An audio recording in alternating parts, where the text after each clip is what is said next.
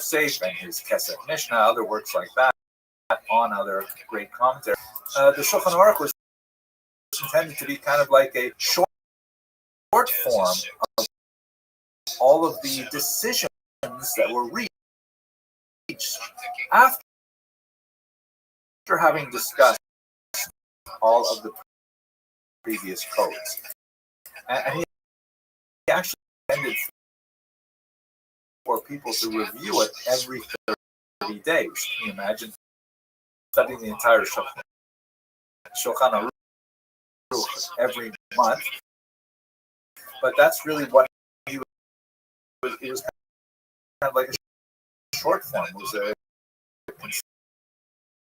concise version of the much longer Rishon style, but in terms of thinking that he put into his earlier commentaries.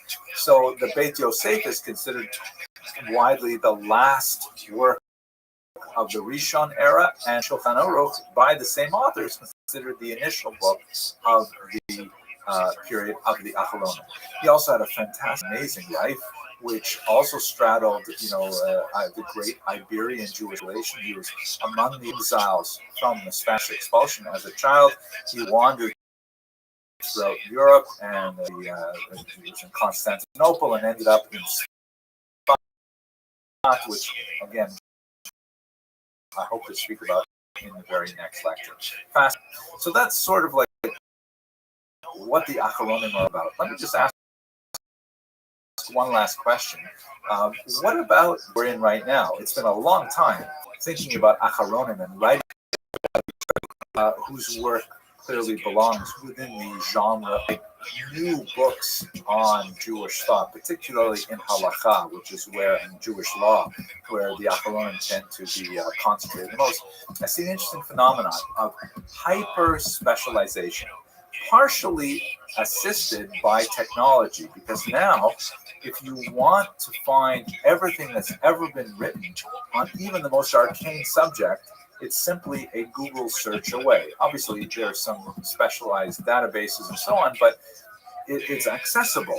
And so all of a sudden, a person can accumulate an incredibly broad grasp of what has ever, anywhere been written about a specific issue and write a book about how these things come to pass.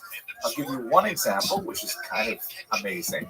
I'm sure many of you who are watching this are familiar with the custom that on the holiday of Hanukkah, one should eat foods associated with oil, right? The oil is put in the Chanukiah, the candelabra, and so on. So one of the most common foods is potato latkes and also donuts, which are known in Hebrew as sufganiyot. So in Israel and in Jewish neighborhoods all over the world, you'll see lots and lots of sufganiyot that are baked and available for this holiday. They tend not to be, at least in recent times, they tend not to be what most Americans think of as donuts. They don't have a hole in them, but they are hollow, and they're typically filled with jelly or custard or something like that. I know you don't really want to hear about this, but there's a reason for this. And just a couple of years ago, this remarkable, perhaps post-Acharonic work came out, so-called Sefer Emek HaSufganim, the book of the Valley of the Donuts. And the subtitle reads that it's all about the custom of eating donuts on the holiday of Hanukkah. And it's a massive tome, actually, hundreds of pages, all about eating donuts on Hanukkah.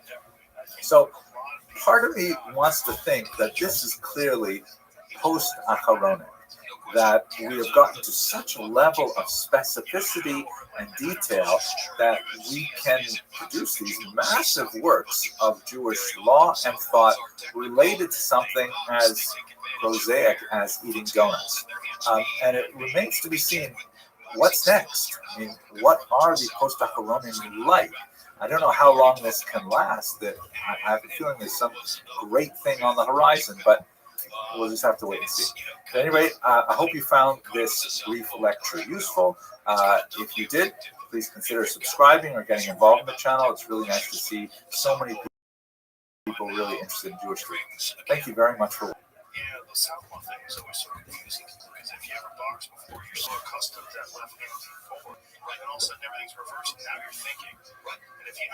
southpaws you train with on a regular basis, things aren't automatic anymore. And one of the things that George used to talk to me about all the time was angles. That, if you're standing in front of another man, you're confronting him, you're trying to deliver and stop delivering. Angles. Hello and welcome to Jewish History Lab. I'd like to take a few minutes following up on our discussion of the Acharonim to look at a period of Jewish history that I find, like most periods of Jewish history, absolutely fascinating. And that is the incredible explosion of spiritual and literary religious activity that occurred in the northern Israel city of Safed, pronounced in Hebrew Tzfat or Tzfat. This is a remarkable period of spiritual effervescence that emerged in the 1500s in the wake of the Spanish expulsion, and in fact, in many ways, was related directly to the Spanish expulsion. So let's have a look at it and some of the major thinkers that lived there and why this was so unusual. As we have seen on many different occasions, the rupture that occurred in Jewish history as a result of the Spanish expulsion, the Portuguese forced conversion, and a slower migration under tremendous duress from Portugal, created this huge ripple effect in which the implications of that upheaval reverberated throughout the entire world, really, because at this point, Jews were not only extending throughout the Mediterranean basin and into Europe, but also across the Atlantic into the Americas. One particular group of refugees from Spain and Portugal made their way all the way back to Israel, which you would think is a fairly logical location, but we should recall that in the 1500s, Israel was still largely nuded of Jews. There was a very small, tiny Jewish nation there. The Rabbi and Nachmanides had arrived in the late 13th century and had begun to revive the very, very tiny community that was there, and so there was remarkably few Jews living in Israel. And when they lived there, they were concentrated in the big city like Jerusalem. That was one of the major centers after the Ramban began to revive the population. Much less well known was this tiny town in Tzfat. It's a fairly mountainous town, beautiful surroundings looking over the Galilee, but it received a huge burst of population as a result not of Jewish activity, but of the Ottoman Empire activity. A beautiful map of the Ottoman Empire at night, and the region of Israel was only recently conquered, and the Turks wanted to settle it with people who would be amenable to developing the economy. Jews were a very logical choice. The Ottomans openly welcomed the refugees from Spain and Portugal, and in fact, even mocked the monarchs of the Iberian Peninsula for giving up what the Ottomans felt was such a valuable human resource. And so there were tax breaks that were built into the newly settled areas in Israel, and in particular in Tzfat, connected with the textile trade in particular. So a lot of Jews were attracted to Tzfat for business purposes, and then related to that, there was kind of an unusual sort of spiritual tourism that took place in Tzfat because of the large number of graves from the Mishnaic and especially the early Talmudic period that were found in the region and attracted a lot of Jews wishing to visit the graves of these holy sites. So this is in the 1500s. There is more and more Jews who are coming to Tzfat.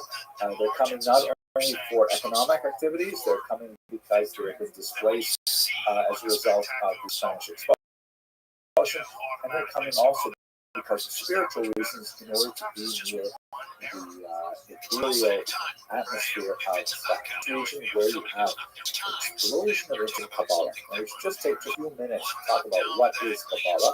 The term itself means, can be translated as tradition.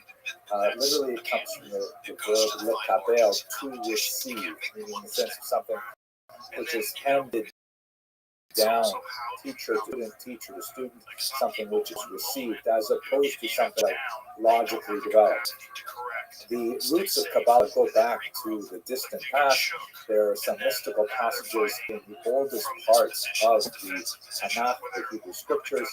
There are some fascinating early Kabbalistic mystical treatises that were written already in the ancient period, and we find some interesting experimentation with some of these mystical ideas, for example, in the Qumran community in the Dead Sea region.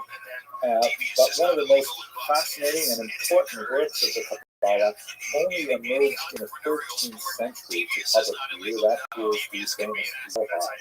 The Zohar is a huge work of Kabbalah, capitalizing on earlier works, and there is a certain amount of dispute, particularly between certain religious scholars and certain academic scholars as to the dating of this text. It is attributed to Rabbi Bar Yochai, which would put it already in the 2nd century of the Common Era, although most academic scholars and universities place it in the 13th century, being composed in Spain by a man named Rabbi. There are some interesting arguments for both perspectives, but what is known for certain that the Zohar did not begin to circulate publicly in a known and out fashion until the late 3rd century. And it inspired a lot in Spain and in Provence in particular, south of France, to develop new ideas of mystical appreciation of God and the universe. One of the sort of elements derives from it, perhaps most dramatically, is this tree of life, or Eitz Chaim. Here is the diagram shown here in a inspired by the model that is described by Zohar, which essentially describes a series of 10 sephirot. The term sephirah is hard to translate into English. It may be related to the word saphir, which means like sapphire, like a gem. It may be related somehow to the word sphere, which is in English, something which is round on all sides. But basically what it refers to is a series of emanations of godliness descending, as it were, from the Ein Sof, the infinite, meaning God, into the finite world in which we live. And I hope to discuss in a minute different ways in which Kabbalists have approached that. But basically, this is sort of like the architecture of the universe as it is understood as the mediation of God's infinity to the finite world in which we live. The terms all have various characteristics that are assigned to it. Keter means the crown. Chokhmah Bina means wisdom and understanding, and you can translate these in English in different ways. But basically, Kabbalists were very interested in how the universe was structured, the impact it had on the human soul, what the human soul was all about. And certain degree, Kabbalists were also interested in what's called theurgic Kabbalah. That is, well, once we have this theoretical knowledge, is there something we can do with it? Like, for example, can we perhaps bring the Messiah closer? Can we accelerate the period of time under which the world remains unredeemed? There are also fascinating kind of popular magic associations with Kabbalah as well, spells, amulets, and so on. Go back well into the ancient world. Now, the tree of life is not the only reference of this kind of architecture of the universe. You see here, for example, this is a classic Cordoverian description of it, in which all of those spheres are kind of like nestled one within the other. If you look carefully, you'll see that each of these different colors and symbols represents a different letter of the alphabet that is represented in the 10 spherot that I showed you a moment ago. But we're not going to get into the essence of theoretical Kabbalah in this short video, but just giving you a sense of what it is that they talked about when they talked about Kabbalah.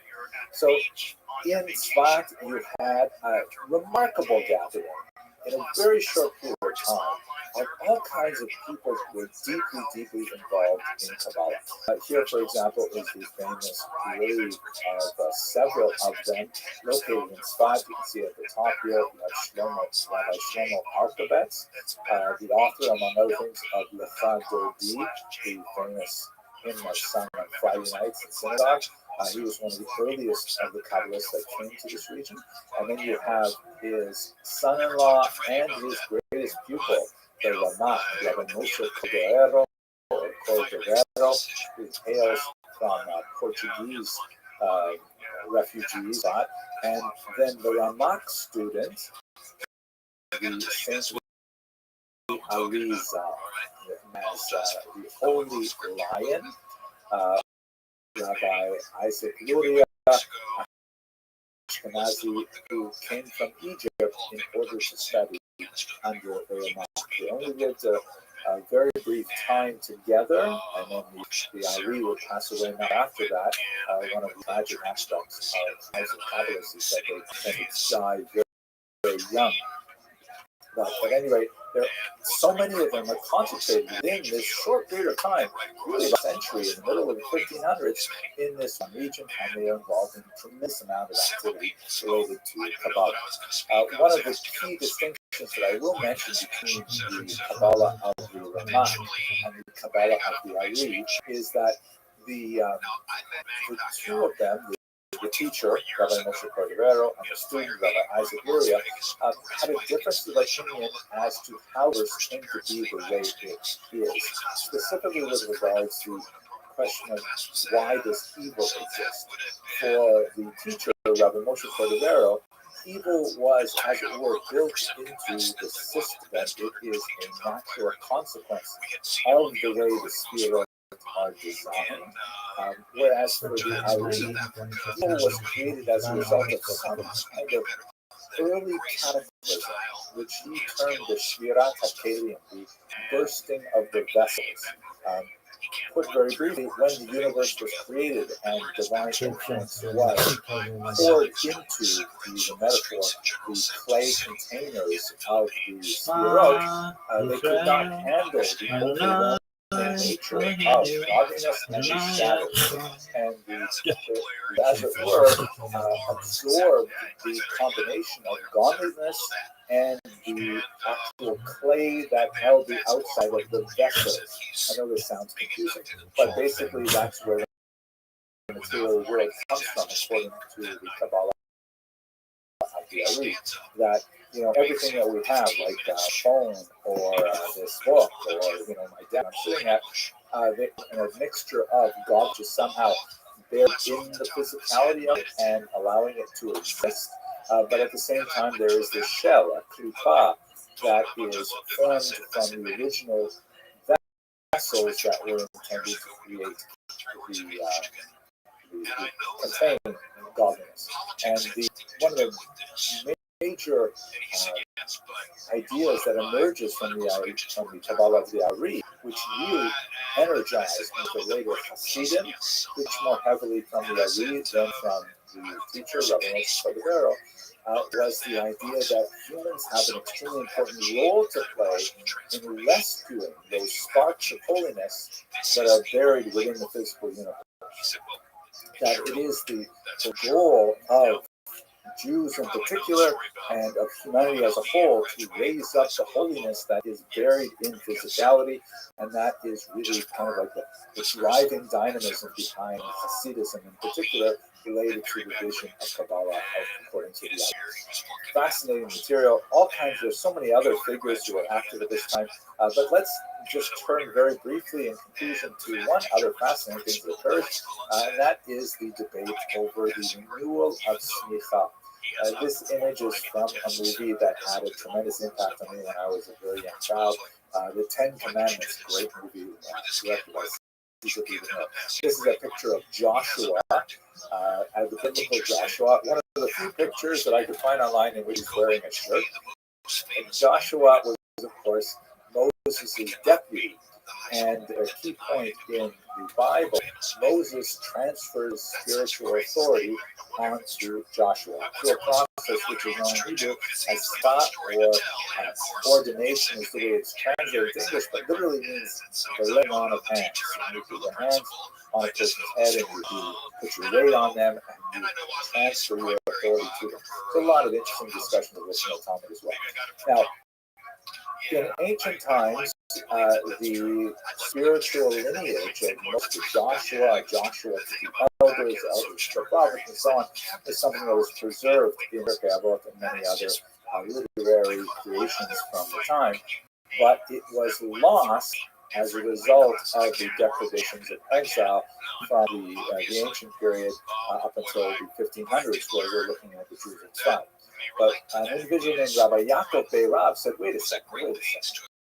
We have the greatest minds of the Jewish people, all concentrated here in this northern Israel town spot, including, by the way, the great elder sage Rabbi Yosef Karo, who we discussed in the last book, the author of the Shulchan Aruch, the author of the Beit Yosef.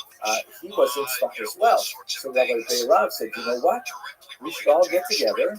We should all agree that, for example, Rabbi Yosef Karo is the greatest sage of the Jewish people, and there's a very good argument to be made for that. And then we will collectively proclaim him Rabbi, like not in the sense of just a throwaway title, but an actual rabbi, like Joshua was a rabbi because Moses gave him smicha. And then once he has that already, then he will give others smicha, including Rabbi Moshe Cordovero, including Rabbi Yitzhak Luria, including Rabbi Yaakov Beirav. By the way, it was probably not Rabbi Moshe Cordovero because he was incredibly young at this time, but nevertheless, there was a small group of people, about half a dozen, that were to get this smicha. And Rabbi Yaakov Beirav said, and in so doing, we will reestablish the great authority of the rabbinic tradition all the way back from Moses. It was a fascinating idea, and it created a certain amount of interest in the Jewish world. But there were many rabbis outside of Tzfat, in Jerusalem in particular, said we a second. And unfortunately, as a result of much controversy, this particular idea did not go very far. But nevertheless, it was indicative of the great excitement around Torah and Kabbalah that was happening in Tzfat in the 1500s. Okay, I hope you enjoyed this discussion. I have lots more videos online that deal in particular with Rabbi Moshe Cordovero because I spent quite a bit of time studying his work.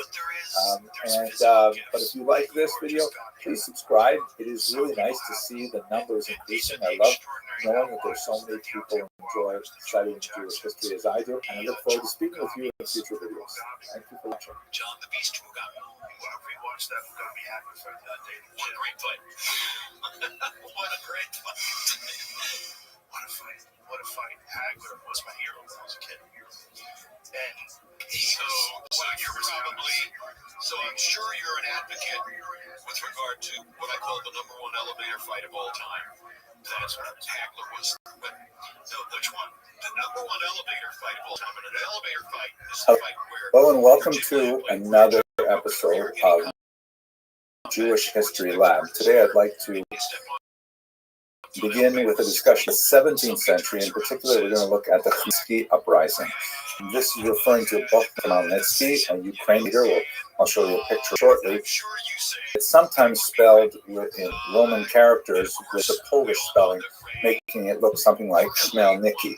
It's actually pronounced Khmelnytsky with a guttural at the beginning. This was an extremely consequential uprising in the middle of the 17th century that had a hugely negative impact in Eastern Europe, very large loss of and a significant disrupt through forced migrations from the region. There was a fairly rapid recovery thereafter, but let's take some time to talk about the nature of the uprising and what specific is the cause for the attacks on the Jewish population. This picture that we're looking at is a real image by Ilya Repin, very important century artist from Eastern Europe. It shows a number of Zaporizhian Cossacks. Zaporizhia is the place on the Dnipro River where the Ukrainian Cossacks would gather.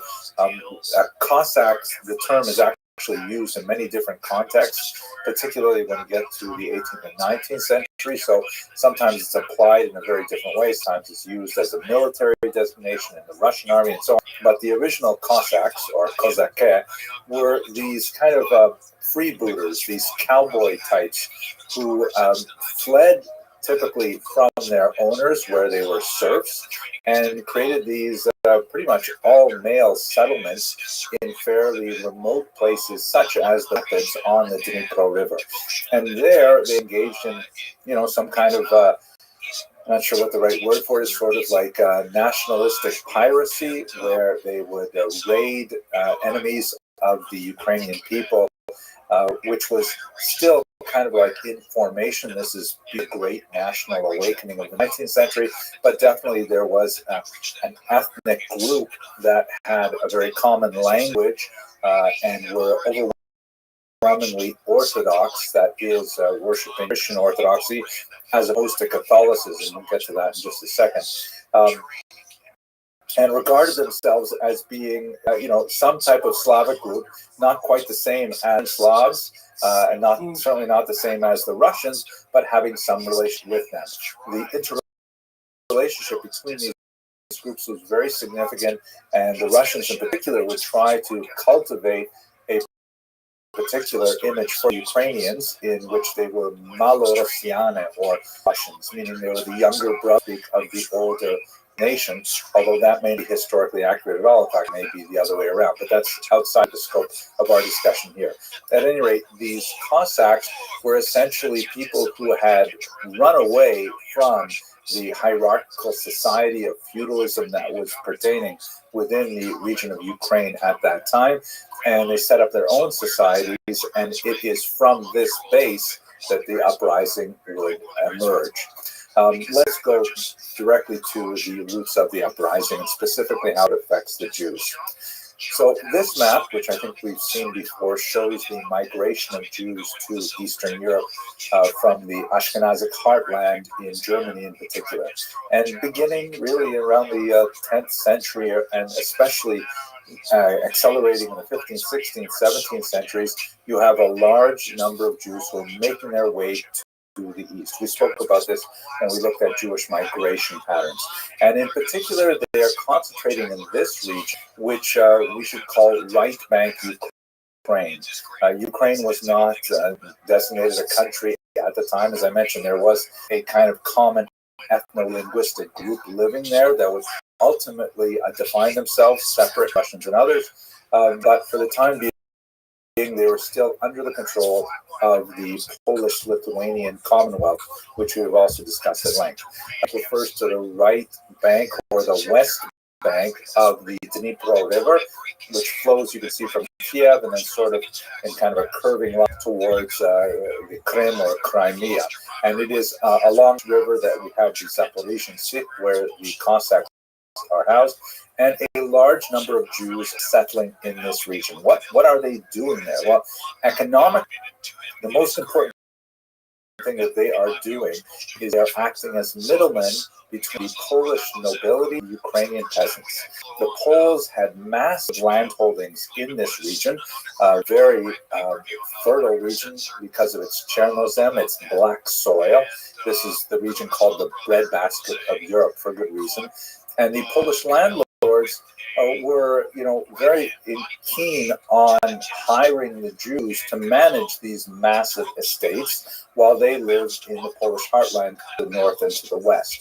And so the Jews, in accordance with more of a medieval pattern, would undertake to be arrendators. The arenda is essentially a type of tax farming. We've seen that before in the medieval period, where the nobility, which would actually own not only the land, but own the town and own, the bread mill and own the bridges and own the orchards in the forest and all kinds of things, they would lease the entire territory to the Jews and demand a certain amount of payment on a yearly basis. And as the Jews to act as a community to essentially tax the local peasants in whatever way would be effective at raising the amount of money that was contracted. This tax farming is, a way of running a kind of rental relationship, but it can become exploitative very easily, particularly if the Polish noblemen say, you know what, we're doing well, we're collecting 1,000 zloty from our territory this year, let's up it to 1,100 or 1,200 the next year. And the Jews who are entrusted with collecting those taxes, let us now recall, those have to collect more than that, and the difference between what they have to pay the Polish noblemen and what they charge the Ukrainian peasants is what they get to keep. So it is an inherently exploitative system, particularly if the noblemen get greedy and demand more and more. The Jews have to go back and try and find new ways to get that tax out of the peasants. So that tax could have been developed in a whole variety of ways. It could be taxes on produce. It could be a work tax, a type of corvée, which was called Rothschild at that time. Or it could be a tax on using services like bridges or hunting in particular forests, or even, as was alleged by many folktales, use of the church. For example, if a Ukrainian peasant had a child and wanted to baptize the child, according to widely perceived beliefs, Jews would charge to use the keys to get into the church. This has been widely disputed because it is kind of an inherently offensive thing, but there have been some researchers that have argued that, in fact, this did happen from time to time. But anyway, it is the kind of situation where the Ukrainian peasants would certainly present the Jews as the leading edge of Polish authority and Polish demands on their economy. Now, the Polish arrendator was the backbone of the economy, but it was not obviously the only thing that Jews were doing. Jews were involved in all kinds of other small crafts, small-time commerce and things like that. But perhaps the most significant related to the latifundia was the fact that Jews were frequently innkeeping, as you can see this remarkable 1928 image by Gustav Pirati. The so-called krechma, or the inn, which was typically manned by a Jewish family, was not because the Jews were specifically interested in hospitality business, but because the noble gave the Jews a monopoly on the production, distillation, and sale of alcohol. This was something called propina, and so the Jews could control this entire industry and tax it and pass along the profits to the Polish noblemen. And this was one of those awkward moments where the Jews occupied a particular position in society where they were providing a service which was obviously a to the local population, especially if they offered it credit, but it's a thing that can build resentment as well. Alcohol is certainly not something that is conducive always to the maintenance of a healthy society, particularly in excess. And also the use of credit for the consumption of alcohol is something that we certainly wouldn't want to encourage in the main. And so you can see why resentment could easily build up against the Jews because of their roles in the entire economic structure. Note also in this image there is a Jewish klezmer artist. This is something that was especially associated with Eastern Europe.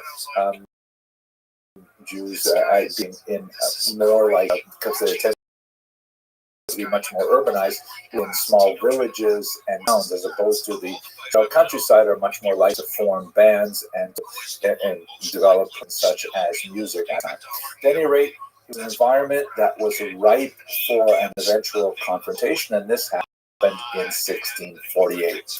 And this man, shown here, Bogdan Chmelnytsky, capitalized on the dissent that was rife among these Cossacks who had fled society because they're unhappy with their owners and so on. And he gathered and in a pro-nationalist movement led them in massive attacks against Catholic Polish landowners and their Jewish agents or leaseholders. Now, let us recall that this is not only a moment of economic repression of the Ukrainians, they also perceive it, not incorrectly, as a moment of religious oppression as well, because the Ukrainians are Orthodox, and the Poles are making strong proselytizing moves in the western part of Ukraine, and in fact created a church there that was kind of like a compromise between Roman Catholicism and Eastern Orthodoxy, in which, for example, much of the rites were allowed to remain. The Orthodox priests were allowed to marry, but it was technically under the authority of the Roman Catholic Church. So Khmelnytsky and his Cossacks deeply resented this incursion into their religious identity as well. And he's dramatically successful.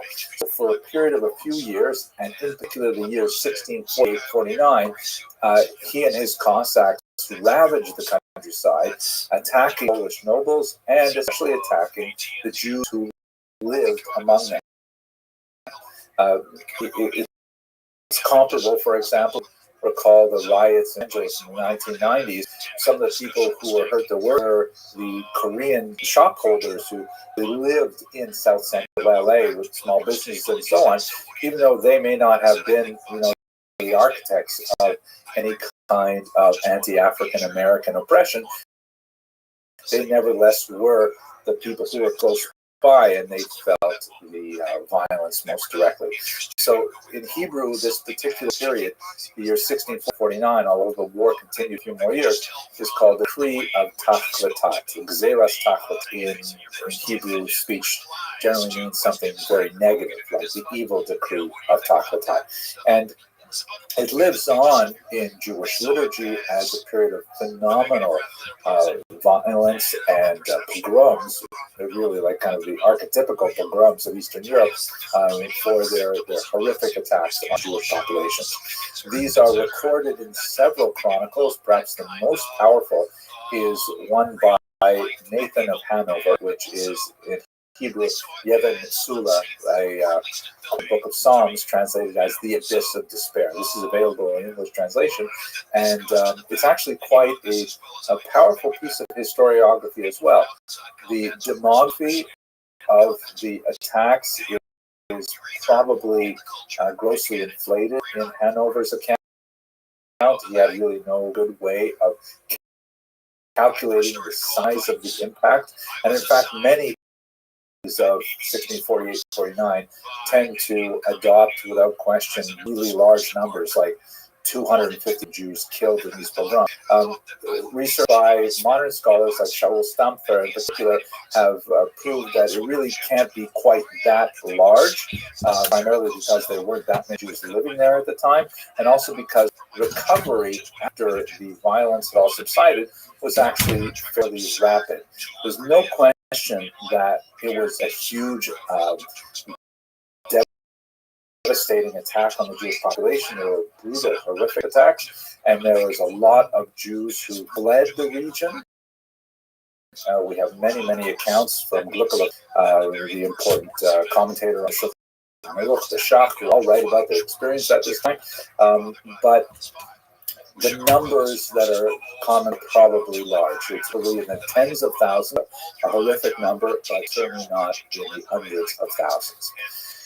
At any rate, what ends up happening to this uprising on a political level is that Khmelnytsky decides to ally himself with Russia against Poland and turns his political attitude to the Russians, which initiates a centuries-long association with frequent difficulty between the emergent Ukrainian nation and the Russians. More on that perhaps when we get to the 19th and 20th century. For Jews, however, it sets in stone a kind of attitude towards Ukrainians, which Ukrainians tend to call Ukrainophobia. Again, not without reason, because of the historical precedent of the Khmelnytsky rebellion, which would be repeated 100 years later with the Haidamach rebellion as well, and one sees it again in the 20th century with the pogrom of 1919, and the one may argue even elements of the Holocaust as well. But it's also important to note that simultaneous with these violent outbursts, which painfully punctuated the centuries of Jewish and Ukrainian coexistence, there was also a violence as well. Not nearly as powerful, but we shall examine it in later lectures too. And but for now, Chmielnicki emerges as a national hero, as you can see in this 5-hryvnia note from modern Ukraine. He is considered one of the architects of Ukrainian nationalism, something which is horrific to Jews who see him as the architect of anti-Semitism simultaneously. Just to give you one more indication of that, this is a famous unit that stands in Maidan Nezalezhny Kyiv today, a monument to Bogdan Chmielnicki, and it was erected in the early 20th or late 19th century, famously pointing to the north, to Russia. This was erected by the authorities, which really like to play up the fact that Chmielnicki decided to ally with the Russians. In the original version of this rather heroic-looking statue, the original draft actually had a much more chauvinistic attitude. This is the only picture I could find that on, but in the original draft is a casting of it. Behind the hooves of Chmielnicki's horse, there's a falling Pole and a Jew who are knocked down by his passage and conquest, which explicitly stated, if this draft were to have been accepted for the final version, that Chmielnicki succeeded by beating the Poles and the Jews, which is a matter that many Ukrainian nationalists might wish to absorb even today. Right? This sort of moment in time encapsulated for both Jews and Ukrainians a vision of each other that was not conducive to a rapprochement. In fact, really it would only come until the entry, which we'll have to speak about lecture. The idea of a major disruption that could challenge the 100 years of peaceful existence that Jews had in Eastern Europe had remarkably destabilized impact on Jews across Europe, and many historians draw a direct line from the Chmielnicki uprising to the debacle of Shabbatai Tzvi, which we'll discuss in the next video. Okay, if you found this useful, it's something we would like to see again. Please do subscribe. Numbers increasing, and to know that there are a lot of people out there who appreciate studying Jewish history as much as I do. Thank you very much for watching. Opening on camera for the show.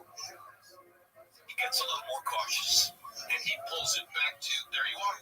That's yeah, look at you. Hair parted on the right. We'll get to that in a moment. He pulls it back, and when we do it live on camera, he says Mike will knock him out in the first round. Was it 33 seconds or 31 seconds? I think it was 33 seconds. Hello and welcome to another video in the Jewish History Lab series. Today I'd like to spend some time with you looking at the false messiahship of one Shabbatai Tzvi. Very dramatic series of events that took place in the 1660s primarily, and this is not the first time that false messiahs have made their appearance in Jewish history, but this happens to be without doubt one of the most consequential, particularly in modern times, because the impact of Shabbatai Tzvi's activity was felt both geographically broad, meaning far away as England, in particular Amsterdam, was affected by his activities, and also chronologically, because over the next 200 years there would be continuing reverberations of the challenge that he posed to conventional Jewish thought. So let's spend a little bit of time looking at exactly who was Shabbatai Tzvi and what did he teach and what actually happened to him and his followers. Let us recall that this is happening in an era where there's really much more ready communications. The print media, of course, has been circulating widely, and the idea of the Jews enthusiastically adopting a potential Messiah is something of great interest to Christian readers as well. So there's actually quite a good number of newspaper articles, the contemporary equivalent of newspapers like broadsheets and things like that, and a lot of popular publications that explain to non-Jews exactly what's going on with Shabtai Tzvi, and this tended to circulate back into the Jewish community as well, where many Jews who were followers of Shabtai Tzvi would actually bring copies of these broadsheets to their gatherings and so on. We have a wide variety of them. This is an example you're seeing on screen right here from Germany in 1666, right at the height of the activities. And he's portrayed here as some kind of an emperor, on a prancing horse. One would see this kind of pose with, Louis XV or something like that in France. Certainly one of the Austrian emperors, even Napoleon appears like this, because many people weren't exactly sure what to make of Shabtai Tzvi. The political text is, of course, very, very significant. In the previous video, we discussed the impact of the Khmelnytsky rebellion on Eastern European Jewry in particular. There was a follow-up conflict between the Russians and the Swedes that had northern communities in Europe, and it resulted in a huge demographic evil, as there were a lot of Jewish populations who ran away to flee the violence. We see an example of it in none other than the journals of Glickl of Hameln, a woman who lived in German territories, who writes about the displaced population. It reminds me as well of the post-Holocaust era, in the sense that even my own grandparents in orphans from the Holocaust, displaced people, and they were, one in particular was raised alongside my father, and he should rest in peace, like a brother. So we're talking about a post-Holocaust kind of era in which there's a huge amount of uncertainty and confusion and depression and anxiety over the status of Jews in Europe, the stability of life in Europe, and in many ways an eager anticipation of a messianic future. There's also, into this mix, the very heady broth of Kabbalistic thought, which is emanating Tzfat, as we discussed a couple of lectures ago, especially in the variety that is circulating in the name of the Arizal, Rabbi Isaac Luria, which really poses a kind of an apocalyptic vision of how humanity has a role to play in the final tikkun, in the final repair of a broken universe. That implies that people have to actually get involved in fixing the damage that has been wrought upon the fabric of society through acts of good deeds and study of Torah and pious activity. So this very, very heady apocalyptic vision is circulating through Europe at a time when Jews are also, reeling from the huge losses and the displaced populations of the Khmelnytsky rebellion. And finally, it's really important that we not overlook the technological change that's happening in society. In many ways, not at all like the period that we live in today. There is a radical expansion of the circulation of information through the increasingly available print media. There's a lot more ideas that are able to circulate than we had when we had precious hand-copied manuscripts, and all kinds of ideas are now accessible to a broader reading public. There's also an implication here with regards to gender, because books are a much more accessible way to gain information than classrooms, and women often have much more access to printed information than they might have had to closed, educational circles like in the yeshiva. And this may be actually one of the areas in which Shabtai Tzvi's impact is felt with the greatest resonance in the modern era. So let's come to that shortly. Shabtai Tzvi was born in 1626 in Smyrna. He spent quite a bit of time in his youth in Greece, and he was widely regarded as something of a talented, intellectual young man. His good looks were noted. He had a very sweet voice, and he proved to be, quite an able student of Talmud and of Kabbalah as well, which he began to study at a very early age. He was a sought-after candidate for marriage, and in fact, he was married once, possibly, although both of those married because they were never consummated. Later, he was in a few other marriages, including one to a Torah scroll, that's right, not to a human being, but to a Torah scroll. And his longest lasting marriage would be to a woman named Sarah that we'll discuss momentarily. At any rate, around age 22, he began to exhibit increasingly bizarre behavior, which scholars looking backwards tend to ascribe to some form of mental illness, perhaps some kind of bipolar or manic depressive cycle, in which he would have at some time elation, in which he would ascribe to himself miraculous activities such as levitation, because illuminations, in which he would engage in some really unusual behavior in the name of God aloud, something which was only pronounced in times by the high in the temple on the whole year Yom Kippur, levitate and all kinds of other things. And he would alternate that with periods of apparent depression, of solitude, and of silence, and so on. And these went back and forth for much of his life. There were some periods of time in which he was a little bit more stable for an extended period of time, and there were other periods of time in which he was absolutely off the rails in terms of his behavior. For the most part, these eccentric behaviors were sort of written off, and he was regarded as something of a perhaps a holy fool.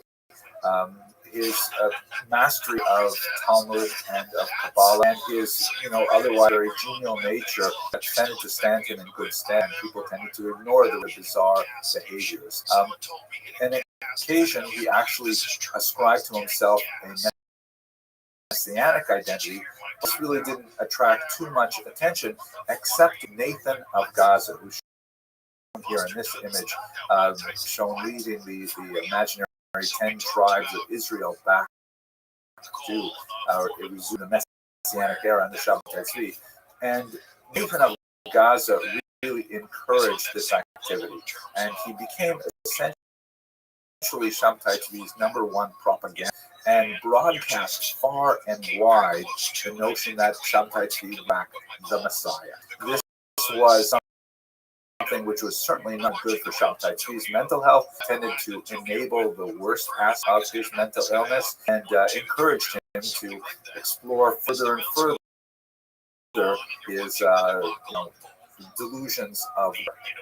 So, what are the characteristics of things that Shabbatai Tzvi was talking about? Well, first of all, as mentioned, at the peak of his mania, he proclaimed the Messiah. He really handed out titles, King of Europe, things like that, against friends and associates. He would demand of various acts of obeisance, typically involved antinomian behavior. And antinomianism, we should really define it here, is perhaps one of the most characteristic elements of his activity, and the one that garnered both the most enthusiasm among his followers and most criticism from his detractors. Antinomianism means basically anti-law behavior, nomos meaning law in Greek. And he would take the strictures of Judaism and the calendar of Judaism, and he would simply turn it on its head. He would proclaim fast days, now feast days. He totally disrupted the calendar. He once celebrated the 3 pilgrimage holidays of Passover and Sukkot and Shavuot all in 1 week. That's spread out throughout the year. He would regularly, as I mentioned, pronounce the name of God aloud. He would transgress the Sabbath in various ways, and these were alarming to traditionalists who saw him as the Messiah. Behaviors, a type of new evaluation of the laws, in particular things like taking the fast day, Shabbat, the 9th day of the month of Av, which is regarded as the national day of Jewish mourning for the destructions of the temple. But there are prophetic teachings that say that particular day will become a feast day because it will herald the birth of the Messiah, the way claimed to have been born on Tisha B'Av, which was very. So by making it a feast day, that was something that really appealed to align with his claims to be the Messiah. Perhaps the most this aspect of his antinomian behavior was his argument that additional rules of sexuality no longer apply in the Messianic era. And there was quite a bit of free love happening in China with the spouses, and he, as I mentioned, he actually married a woman named Sarah, who was a woman of questionable reputation. She was apparently an orphan from the Khmelnytsky massacres that was last week, and she had quite a broad kind of range of experience. But Shabtai Tzvi saw in Sarah his opportunity to fulfill yet another type of messianic prophecy, like the prophet Joshua married a woman of ill repute, so he too would marry her. She actually would remain by his side through to the very end. So this licentious behavior and the challenge to traditional norms was something that was really very controversial. When he was at his most manic, he actually would, in one occasion, took an axe and strove to break down the locked door of the synagogue because he had been barred from praying communally with them. And when he came in, he insisted on, not only reading the Torah from a printed book rather than from the traditional scroll. He actually invited his friends to come up, and they had to read the Torah from the text. He actually invited women up for an aliyah, which is not controversial today in many non-Orthodox synagogues, but you can imagine how much of a landmine that was. And he insisted on doing things like, for example, loud Castilian love songs in which he believed there was like lots of Kabbalistic information encoded while he's in synagogue doing the Sabbath services. So in many ways he was like really bizarre, strange behavior that we would not tolerate in otherwise organized synagogue life. But this tended to, enamor him to his followers. This idea of egalitarianism, the idea that he was removing the sin of Eve from women, was something that actually might have engendered still more interest among followers. And in fact, this seemed to have had a significant impact later through the Frankist movement in particular, and perhaps through proto-feminism. He was also, as I mentioned by the example of reading from a printed book, very open to use of technology and how this is actually part of the unfolding of the Messianic era.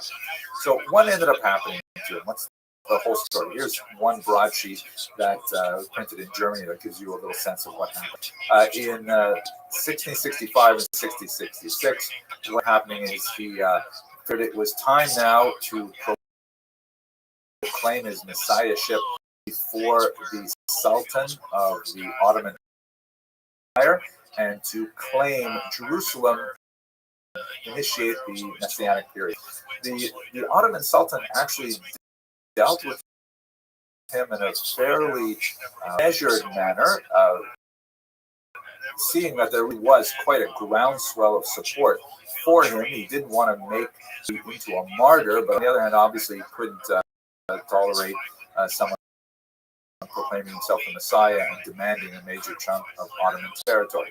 So when Shabtai Tzvi came to the Sultan, he was intercepted at sea and held offshore for quite, and then eventually he met with some of the high officials of the Sultan, but not with the Sultan directly, who, according to some accounts, actually listened in from a high alcove.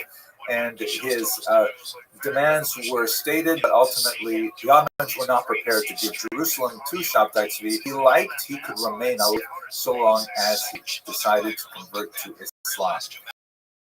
Now, there are a lot of conflicting accounts, actually, what his approach to this counter-offer was at the time, and we have no Turkish accounts because of a major fire that indicate that he approached this counter-offer with a certain amount going into one of his depressive.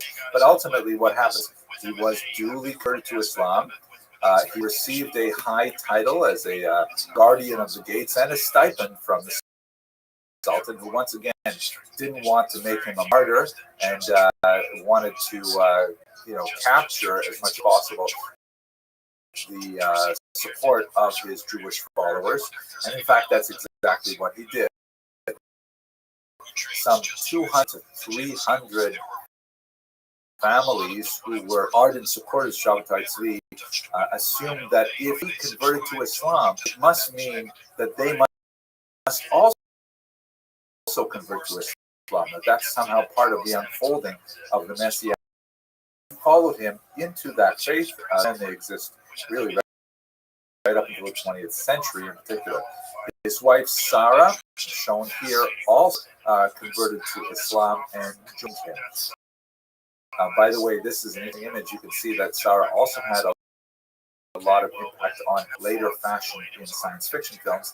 Here's Natalie Portman as Queen Amidala, and you can see she got exactly the same haircut.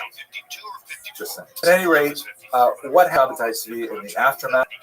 It appears that his mental illness did not fade. He continued to have run-ins with the Turkish authorities, who exiled him further and further away, eventually ultimately jailed him. Shabbatai Tzvi continued to have a relationship with not only his own followers, now the Dunna, but also to seek some kind of reconciliation with his Jewish attitude. He was known to still participate in psalms and of engaging in prayer, and in fact, his very request before he died was to receive a prayer book so that he could recite the Yom Kippur liturgy himself. Looking beyond Shabbatai Tzvi's short but eventful life, we see the Dunna actually are small but significant role, particularly in Turkey. Here's an interesting image of a mosque built in Greece by the Dunna. He also had a significant impact on later antinomian quasi-messianic movements like that of Jacob Frank in Poland, which actually had a Catholic bent rather than perhaps the most significant for our purposes, looking at Jewish history more narrowly, the charge of Sabbateanism continued to rate throughout Europe for the next 200 years. Major figures, including Jonathan Eibishter, shown here, even the great Ramchal, the Rabbi Moshe Chaim Luzzatto of Mesilat Yesharim, were accused of harboring Sabbatean beliefs. They were definitely Sabbatean circles, sometimes open, admiring Shabbatai Tzvi, much more commonly, however, kind of secretly purporting to circulate his doctrines and anticipating even his resurrection as the Messiah, which is a distinct Christian idea that never went among some of his later followers. So it's a quick look at Shabbatai Tzvi's career. I do have a few other longer lectures on this if you're interested in learning more. For the time being, I want to thank you please do subscribe. It really is nice to see that the number of people who are interested in Jewish history is significant, and thank you very much. A lot of the boxing people recognize that was a knockdown, but forever in the history books, it's not a knockdown. When you take a punch to the face and then you take a knee, that is a fucking knockdown. Period. End of story. I don't care if you got your hair fucking perms. It's like a literary idiosyncrasy, okay? And both of our sports, boxing and MMA. Hello, fellow students of Jewish history. Thank you very much for watching my online lectures. I hope you continue to find them of interest. Today, I'd like to announce something really exciting. As many of you know, I've been working on a 3-volume history of the Jewish people for Koren publishers in Jerusalem. And as far as the online lectures go, I'm about 2/3 the way through the material, specifically in that series. Now I'm working hard getting the text version just right, and so to that, I created an online course that's going to be massively open to anyone who would like to join, specifically to allow you to interact with the videos that are already available online, but also with some self-guided quizzes that are automatically graded, so you can get a sense of how well you learned the material, some more interactive opportunities with myself and with other members of the class, and excitingly, you're going to get a look at the draft chapter as they are prepared over the next few months. And you'll be able to actually comment on this in this course, which will give me a chance to really improve. So when we finally go to print, it'll be something that is literally outsourced with input so we can create a real great history. I'm very excited with the prospect of learning what lacunae you live in the work, that maybe I should in some more details, what areas, may be particularly clear to me, but perhaps I'm not explaining very well, and so you'll give me a sense of how I can change perhaps the presentation material. I think it's going to be absolutely fantastic. The course material for this first course is going to cover the first volume, that is Biblical Jewish History. We're going to go from the pre-Abrahamite era of Israel before the arrival of the early Hebrews. We're going to go through the discussion of how to approach the Bible as a historical text, the archaeological record. We're going to look at the Assyrian and the 10 lost tribes. We're going to look at the Babylonian exile and the return. We're going to try to understand something of the world of the sages from that ancient period, the Maccabean revolt, the first revolt against the Romans, the birth of Christianity, and the second revolt, of course, under Bar Kokhba. We'll also look at topics like in the ancient period and early diaspora communities. I think it's really a fantastic outline. If I didn't teach this course, I'd love to take it. So please have a look at the link that's below. And, I would love to have you in this course with me. I hope you enjoy the lectures and take care. Thanks very much for listening. In boxing and certainly in MMA, there's a certain amount of years or there's 9 years is the most that an elite fighter in MMA has performed at their prime. I think that's a bullshit number because I think it's entirely dependent upon lifestyle, nutrition, discipline, physical attributes. There's a lot of factors. Hello and welcome to another episode of Jewish History Lab. Today I'd like to spend some time looking at the origins of the Jews in the Americas. Now, we're all familiar with the famous voyage of Christopher Columbus that, of course, coincided with the expulsion of the Jews from Spain. And one of the most fascinating questions regarding that specific moment in history is the question of Columbus's own identity. He himself liked to kind of cultivate the idea that he might possibly be of Jewish extraction. As the great historian Cecil Roth once put it, the mystery regarding Columbus' origins is largely his own mendacity. Wishing I lived in a time when people used words like mendacity. Anyway, and as a result, it is equally impossible to exclude or to confirm the hypothesis that he was descended from a Jewish or ex-Jewish family. He himself liked to, use Jewish phrases from time to time and have some kind of buried, coded, mysterious thing, and elsewhere, perhaps he was of Jewish origin. He liked to use phrases from time to time. He liked to, kind of bury coded things in his writings that suggested that perhaps there was a Jewish background. And he famously, for example, pushed off the actual date of departure in order that it should not fall within the inauspicious time of the Jewish calendar, the 9 days that begin at the beginning of the month of and end at the 9th of Av. He actually pushed off the departure so that it would not fall within those inauspicious calendar days. But without doubt, Columbus certainly cultivated relationships with many Spanish Jews and conversos. A case point that well illustrates his relationship with these Spanish Jewish and crypto-Jewish backers was the fact that after he embarked on this great voyage, one of the first letters he sent back were to two Jewish sponsors, Luis de Santagel and Gabriel Sanchez. Furthermore, he certainly included at least one Jewish member on his crew, one Luis de Torres, who was an interpreter, who was baptized just before departure, enabling him to take part in this great mission.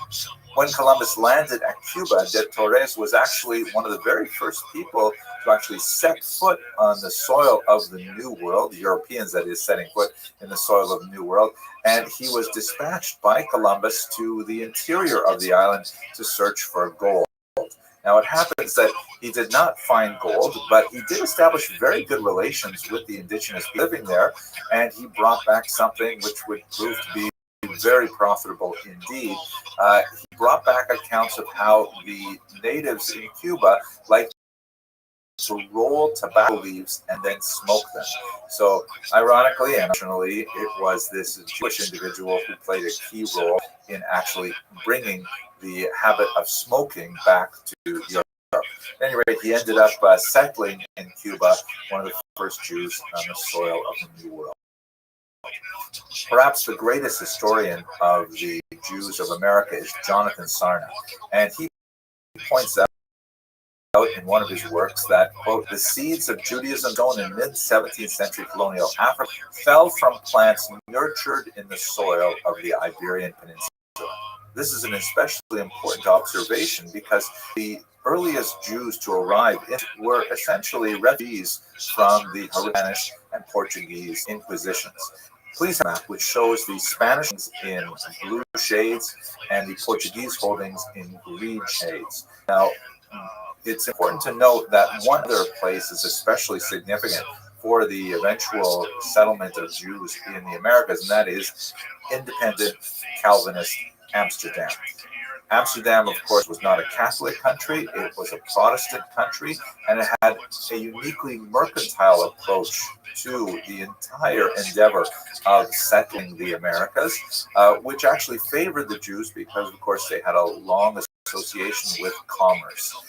Furthermore, the Protestant ethic extended not only to work values, but also to a certain degree of toleration of difference, which also was extremely helpful for the Jews. So Jews are settling in Amsterdam. They have a somewhat tenuous situation, but in general, they have tremendous freedoms associated with the expansion of the Dutch West Indies Corporation.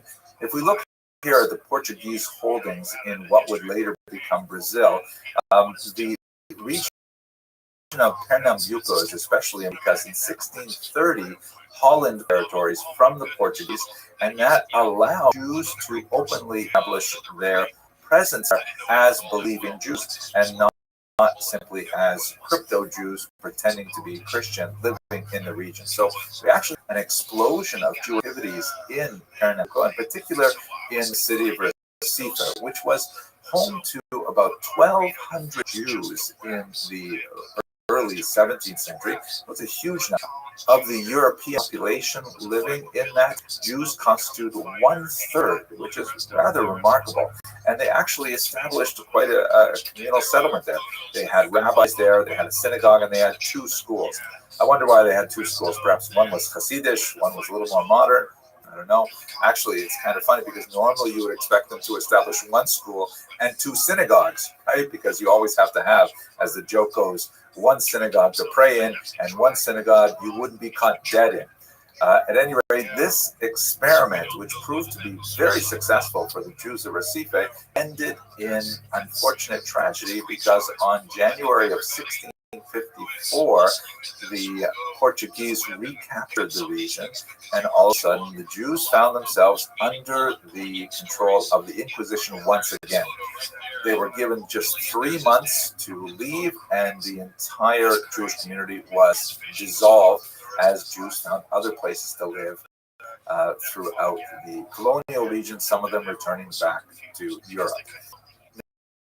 Now, this reconquest of Recife meant several things for Jews around the world. First of all, if we go back to Europe, there is a significant push from the Jews of Amsterdam to gain admission to England. The Jews were expelled from England in 1290. That was the result of a problem with money lending, where the nobility was much too indebted to Jewish moneylenders, and they found it was more expedient to simply recover than to pay back their debts. So the Jews had been formally excluded from England from the 13th century. Under pressure from Amsterdam's Jews, on Oliver Cromwell, the ban on Jews entering lifted, and actually the population in London began to develop, which was very significant, of course, with much greater implications later on in history. But looking at the colonies, we see that there are a few major new settlements that are created ones of Recife. First of all, Curacao in 1659, there were Jews who were already living there, but the formal community was established in 1659, and also in Cayenne and Suriname, and these populations would later extend elsewhere in the Caribbean. Jamaica was established in the 18th century, for example. But most significantly, I think, on a demographic level, is the implications of Jews who made it from Recife to a place called New Amsterdam in 1654. New Amsterdam, of course, is New York, which would be one of the greatest centers of Jewish population throughout the rest of the modern era. Now, there were Jews already living in North America prior to this arrival in 1654, but they were, isolated individuals that, came and went without leaving a lasting impact. For example, one Joachim Gauns, who was a metallurgist and an engineer, was living in Roanoke in 1585. He actually arrested and accused of blasphemy in 1589, and he didn't leave much of an impression in Roanoke. Another Jew, Solomon Franco, who arrived in Boston in 1649, but he ended up leaving because he could not bond for him a new arrival. So we have just a couple scattered individual Jewish explorers, no real community development until September of 54, a few months after Recife is dissolved by the Portuguese, where you have 23 impoverished Jewish refugees on a boat called the St. Catherine, landing in New York City Harbor, in New Amsterdam. To one account were women and children. So penniless refugees arriving in New York, thus becoming the nucleus of the Jewish population here. They were met by this man, Peter Stuyvesant, who, I know what you're thinking. You're saying, wait a minute, are you sure he's Jewish? I mean, look at that massive, healthy yarmulke that the guy is wearing, right? And I have to say, it kind of looks good on him, but he certainly was not Jewish. And I think perhaps the reason why he wore it, perhaps they're, faith-based or some even fashion. But speaking for myself and personally, I have to say that men of a certain age and a certain receding hairline find that a large black yarmulke covers a multitude of sins. You know what I mean? At any rate, Stuyvesant was himself a deeply religious member of the Dutch Reformed Church. He was the son of a minister, and he himself was an elder in the church.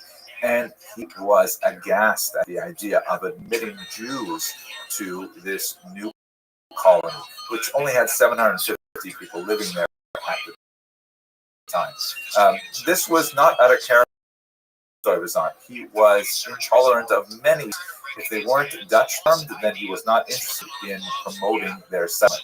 He was especially, irritated and energized over the winds, and would not allow a Christian group to establish a congregation. So when these Jews arrived from Recife, he wrote to his, can we please expel these refugees? They are, to quote from his letters, deceitful, repugnant, hateful enemies, blasphemers, and he basically wanted to have nothing to do with them. But ultimately, Stuyvesant lost to market forces. Jews in Amsterdam put a lot of pressure on the Dutch West India Company to allow Jews to remain there. They had suffered tremendous losses with their communities in Recife. It should be noted that the Dutch India Company also included Jews among its shareholders.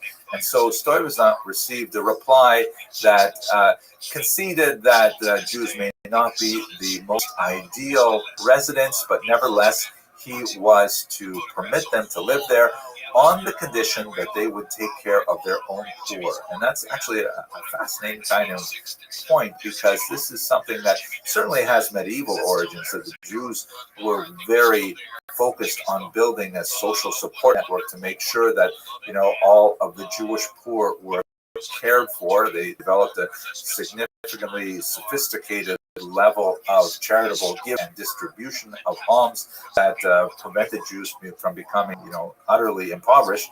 But it was underlined in their very first settlement in America that they had to take care of their own poor. And I believe will seeding itself generationally as new waves of Jewish refugees make their way to American shores, and prior generations of migrants feel the responsibility to make sure that they are cared for. So Stuyvesant was to allow the Jews, and lucky for other groups, because Stuyvesant was ultimately forced to grant similar concessions and even allow the hated Lutherans to establish a church. He was from office when the territory was ceded to the British in 1664, and New Amsterdam formally became. Okay, that's a very quick look at the origins. In the next lecture, we're going to look at Americas. If you enjoyed this video, I really hope that you will subscribe, because it's kind of nice to see so many people subscribing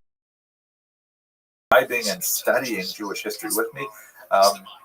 And I guess that's about it. Thank you very much for watching. To accept what you can do.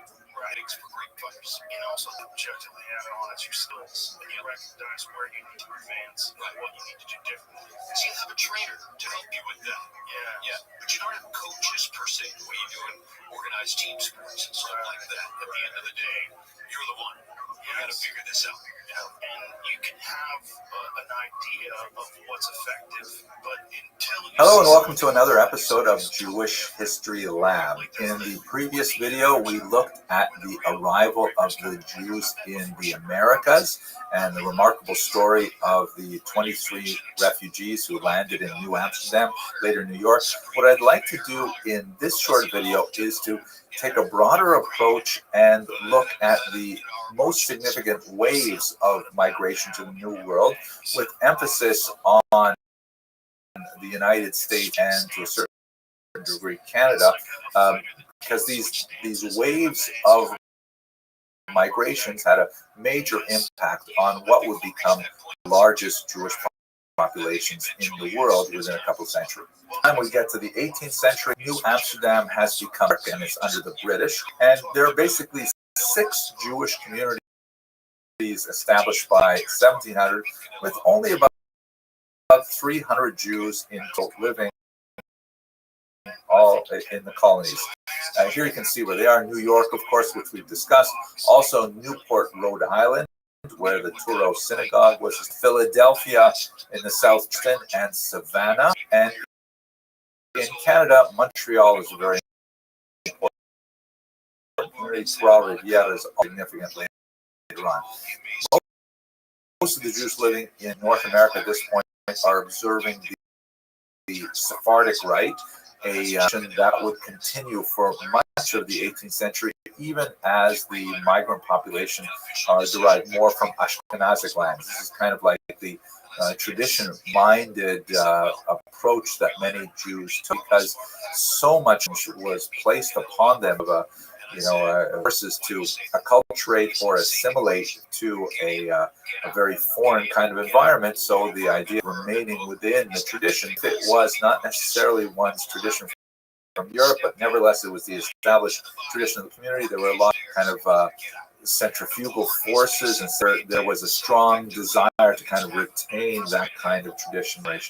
Here's another way to look at that migration from Eli Barnabi's historical atlas. Our populations moving from the Southern American community, in particular after the Portuguese retake the formerly Dutch territories. But there's also populations moving from Amsterdam, London, and even from Spain and Portugal. Here's another view of the coast. And you can see as we go into the 18th century, there's quite a few small establishments, all the way as far west as Louis and New Orleans by the time we get to 1802. But for the most part, the major populations are along the coast. The second major of Jewish migration was in the 19th century, and this came primarily from Central Europe, Germany in particular. a lot of reason why Jewish men in particular find it expedient to actually leave their homeland and make their way to the New World. There are anti-Semitic forces in Central Europe that force Jews to reconsider their place of residence. Restrictions placed on things like Jewish marriage, like only the oldest son in a family may marry. Revolutions going on, 1850, for example. So there are a lot of men in particular who's out their fame in the Americas. Things that's really notable about the arrival of these penniless young men on American shores is that the prior generation of migrants, many of whom have established themselves very well in America, like Rebecca Gratz, for example, here. This is Rebecca Gratz of the Gratz College fame, who take it upon themselves to make sure that these Jews, who in many ways are from the Native American Jews at this point, they have a different language, they have different customs and so on, but nevertheless, the prior generations really make it a point to protect them. And there's a significant rise in the Jewish population as a result of this German migration. Have a look at these numbers. In 1820, it's estimated there were about 6,000 Jews in America. By 1840, that had increased to 15,000, and by 1860 to 150,000. Really a dramatic increase, largely as a result of German migration, but it would be dwarfed by the migration at the end of the century. The economic patterns are essentially kind of literally a rags to riches story, because many of them, when they arrive in these shores, they look for some kind of occupation available to them, especially if they want to maintain any kind of contact with other Jews, is to live in an urban center and to engage in peddling. This is like right at the bottom of the commercial ladder of success, where essentially they've got a push cart and they're moving from house to house seeking donations or making small purchases of used clothing and things like that, then repairing them and then reselling them, recycling things like, brushes and things like that. And it's right at the very bottom of the ladder. But with heart and frugality, they may be able to graduate to opening a storefront where they'll engage in more of a niche economic activity with one particular kind of craft or sales. Or, as often happened when they moved out west, and is also the case in sisters in Canada, is they'll open a general store in a developing semi-rural area and kind of sell everything that anybody in town wants, and there'll be the beginnings of commerce in many of these frontier locations. And then, if they're really successful, they may graduate to a phenomenon that is developed in the 19th century, the department store, like Macy's or things like that, where they will carry all kinds of things, large one-stop shopping place that ultimately results in significant wealth. So the German Jews actually enjoyed a trajectory of significant economic development over the 19th century. In terms of their religious orientation, unlike the earlier Jews and very much unlike the later Eastern Europeans, in that coming from Central Europe, they brought with them ideas associated with liberal Judaism, which in America was known as Reform Judaism, much relaxed attitude towards the strictures of Jewish law, the observance of the Sabbath and keeping kosher and things like that, and they had a significant impact on the development of the American mindset at that time. Greatest achievements, when they eventually achieved greater wealth, was the erection of massive structures that were testament to their success, like the major synagogues in New York and elsewhere, as we shall see. These Jews were also noted for their willingness to take on, to explore, and to really penetrate the western regions of the United States.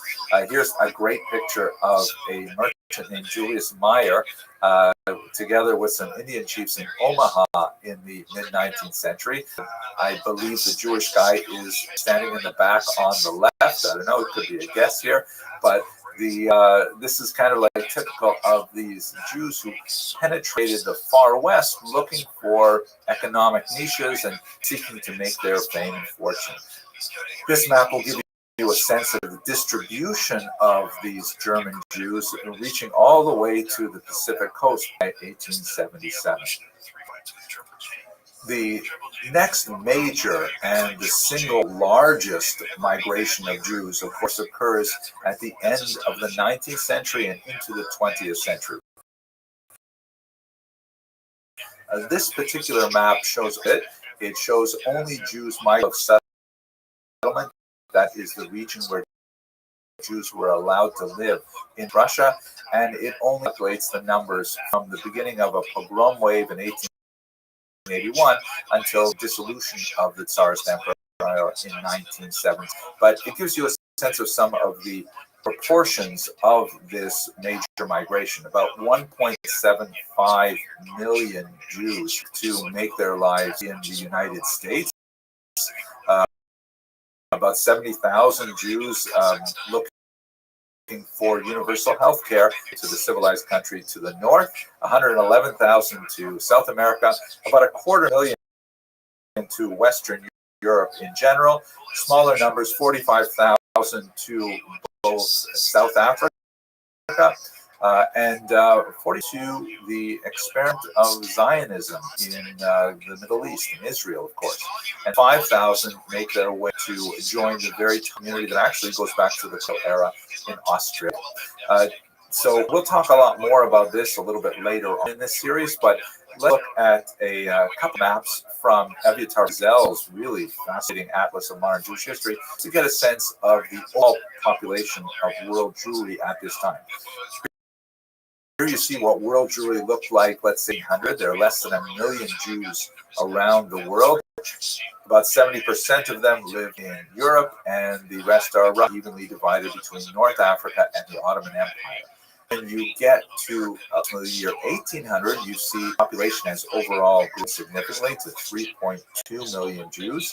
But once again, Europe dominates with about 2.7 million. There are about 250,000 in North Africa and in Asia, which is basically the Ottoman Empire, but also in Central Asia at this point. The Americas has increased to about 10,000 by the time we get to the year 1800, and that's all the Americas, South America, Canada as well. Oceania, a very small number, 500. By the time you get to the end of the 19th century, let's say the year 1900, now you've got about 10.3 million Jews worldwide, a significant population increase, and much of it has shifted to Eastern Europe. Poland and European Russia has the largest population, the largest increase as well. But there's also a dramatic expansion of the Jews living in the U.S. with over 1 million by the time you get. The rest of America is about 35,000. So this gives you a sense of how the overall proportions are changing.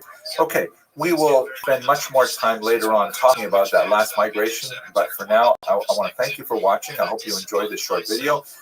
Do enjoy when you subscribe, because seeing those numbers go up makes me feel like, wow, there's so many more people who are enjoying Jewish history as I do.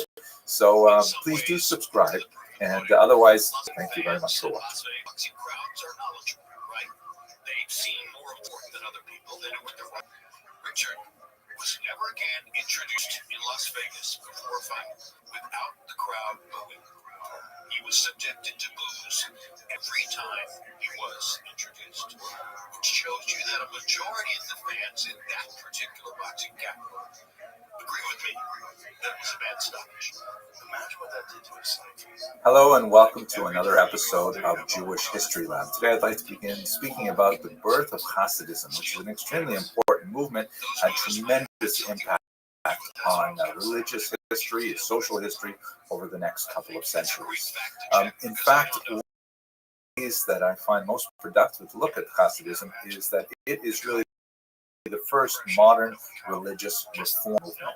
I know we have the term Reform Judaism that refers, it's the American equivalent of what was called liberalism in Western Europe, but it's predated by the Hasidic Revolution, which, although it seems to be a very highly traditionalist kind of movement, especially especially when compared to the more liberal approaches to Judaism, it definitely was quite challenging for the 18th century when it first appeared. So the historiography on Hasidism has significantly since the 19th century. Heinrich Gretz, spoken about many times, he took the view of Hasidism. He understood it to be some kind of like obsessed and credulous, even possibly Sabbatean Kabbalist movement that was associated with the poorly educated Jews of Eastern Europe.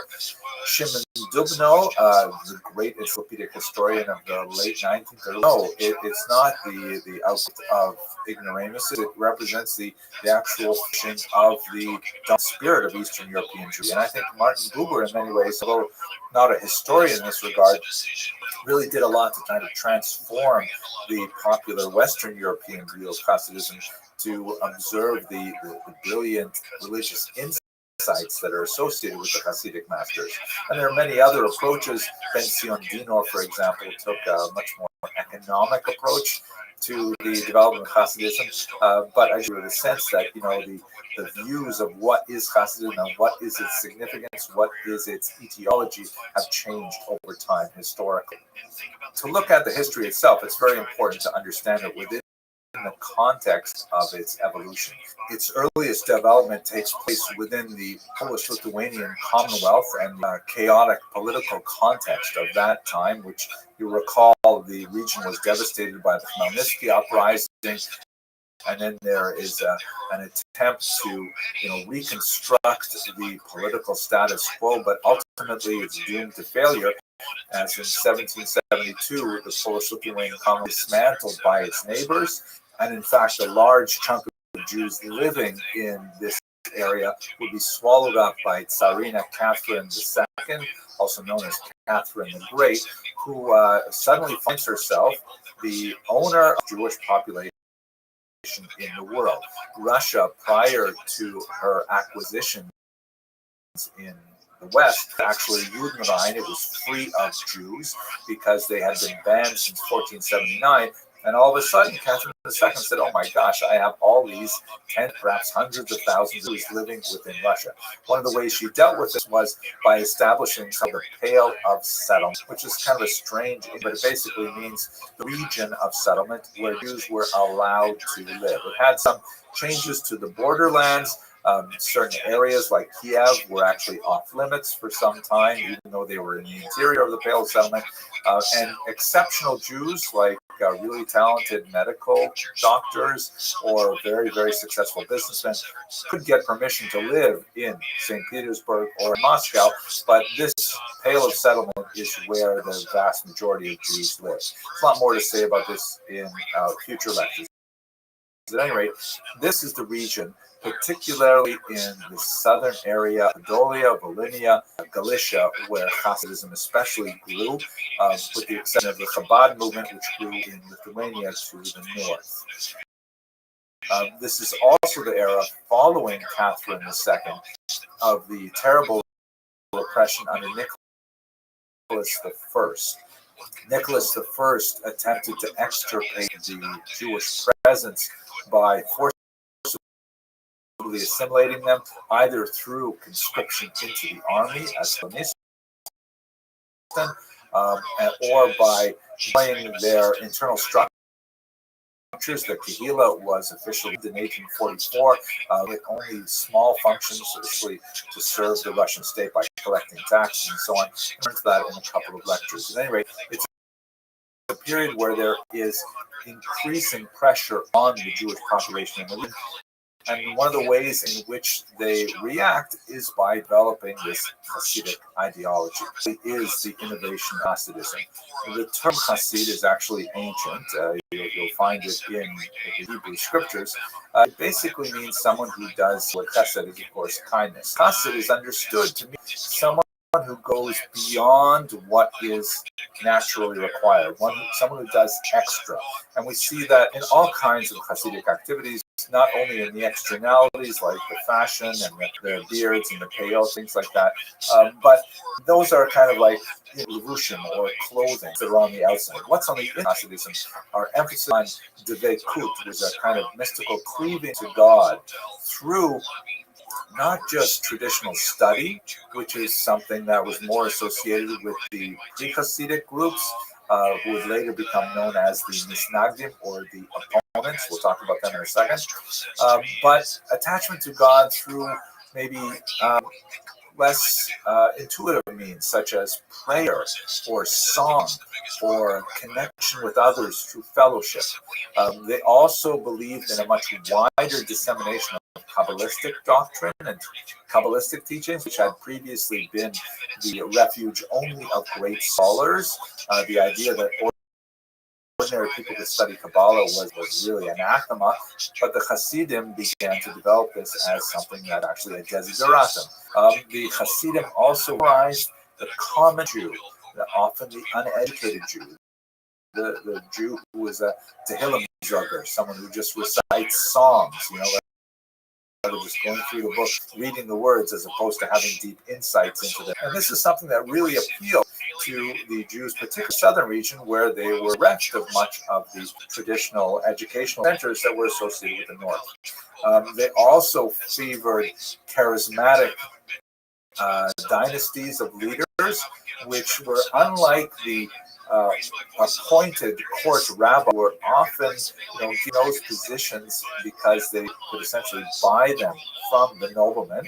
This was part of the last decaying elements of the Jewish community under the Polish-Lithuanian Commonwealth that thoroughly corrupted the rabbinate in certain areas.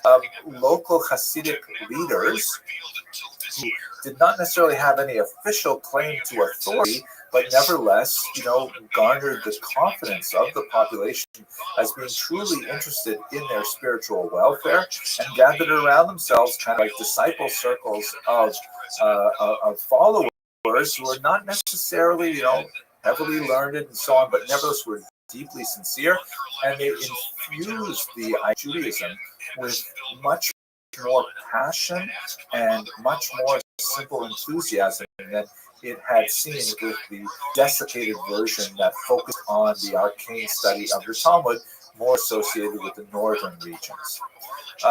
One of the most important leaders of that time was Israel ben Eliezer, who was known as the Baal Shem. So a couple of words about him. We only know of him from works that were written considerably after his lifetime, but we know something of the context in which he was active. Specifically, there were people who were wandering around the southern, in particular, who were known as Baalei Shem, which means literally masters of the name. The name, of course, refers to the name of God. And this was kind of like a popular term that was associated with people who literally made amulets. One of the great scholars of this period, incidentally, is my friend and colleague, Professor Yochanan Petrovsky-Stern from Northwestern, shown here in his youth when we first met in Kiev, looking at some of the remarkable finds in the Vernadsky Library there of 18th century Pinkasim or communal. He's done research on people like Baal Shem, who are like, these early proto-Hasidic leaders serving local populations and creating amulets. That's where they got that specific name. Now, not all of these amulet makers were especially reputable. Some of them were charlatans. And Israel ben Eliezer soon gathered a exceptional for being a miracle worker, a very insightful teacher of Judaism, who connected with regular Jews and so on. And so he associated with the name Baal Shem Tov, the good Baal Shem, to distinguish him from some of the other Baal Shem who were not necessarily so good. The fact that we only have sources about him that were written quite a bit later does not diminish the fact that he was an actual person, and has been researched and identified exhaustively by my senior colleague, Professor Moshe Rossman of Bar-Ilan University, who wrote an amazing book on the early biography of the Baal Shem based on particular sources, Polish found indeed tax records that specifically referred to the Baal Shem Tov living in Medjugorje, which gives a lot more of a concrete notion to this teacher, who, among other things, is reputed to have dug this well that still provides clean water to this day. So we get this idea from the writings of his followers and from the biographic picture we get from the tax records and elsewhere, that he was a person who lived in southern Poland, western Ukraine, catered to sexual requests of his followers, and actually began this really important movement that was a little further in the watching. If you are so moved, please subscribe, because I love the numbers of students history increase, and it's nice to know that we'll have at least some kind of an internet relationship. Excellent day. Thanks for listening. I said, what do you want me to do in Birmingham? He said, well, there's a quarterback there named George Rabbi. He's now with the Birmingham Americans. I think it was World Football League. He's already been busted out of the NFL, the AFL, Canada. This is his last shot as a pro football quarterback, and we think it's an interesting story, and we want you to go interview him. So, of course. Hello and welcome to another episode of Jewish History Lab. So we talked in the last video a little bit about the origins of Hasidism. One of the most interesting ways, I think, to try and understand what Hasidism is by looking at the counter-reaction. And this is a movement which coalesced around a group of rabbis, particularly the northern part of region in Lithuania. These people ultimately became known as the Misnagdim or Mitnagdim, and the name literally means opponents, because Hasidism. Right? Now, they were actually the traditionalists. They were really the inheritors of the mode of Talmudic study and Jewish culture that had predated the Hasidic revolution. Reaction to Islam, they would further define themselves, but what's fascinating is they will also be defined by the Hasidism as well. We shall see. So let's just try to understand what are the differences between Hasid and Nagdim. And there's a lot to say about the fashion, or what some people would call the Yarmul culture, right? Yarmulke, Yarmul culture. But 95% of the issues, Hasidim and Misnagdim are exactly the same. That's why they fall within the same category of Orthodox Jews. Let's try to understand, if you look at some of the most important elements of Jewish practice and theology, and practice is placed first because in many ways practice is far more significant for Jewish culture than theology. There are, let's say, four really big things we have to bear in mind. First of all, 613, or that refers to the number of commandments as traditionally calculated. Say 613 in this context, I mean, do you believe that God gave the Torah to the Jews at Mount Sinai, and that the rabbis who interpreted it in the Mishnah and the Talmud and later authorities are authoritatively interpreting the 613 commandments of the Torah?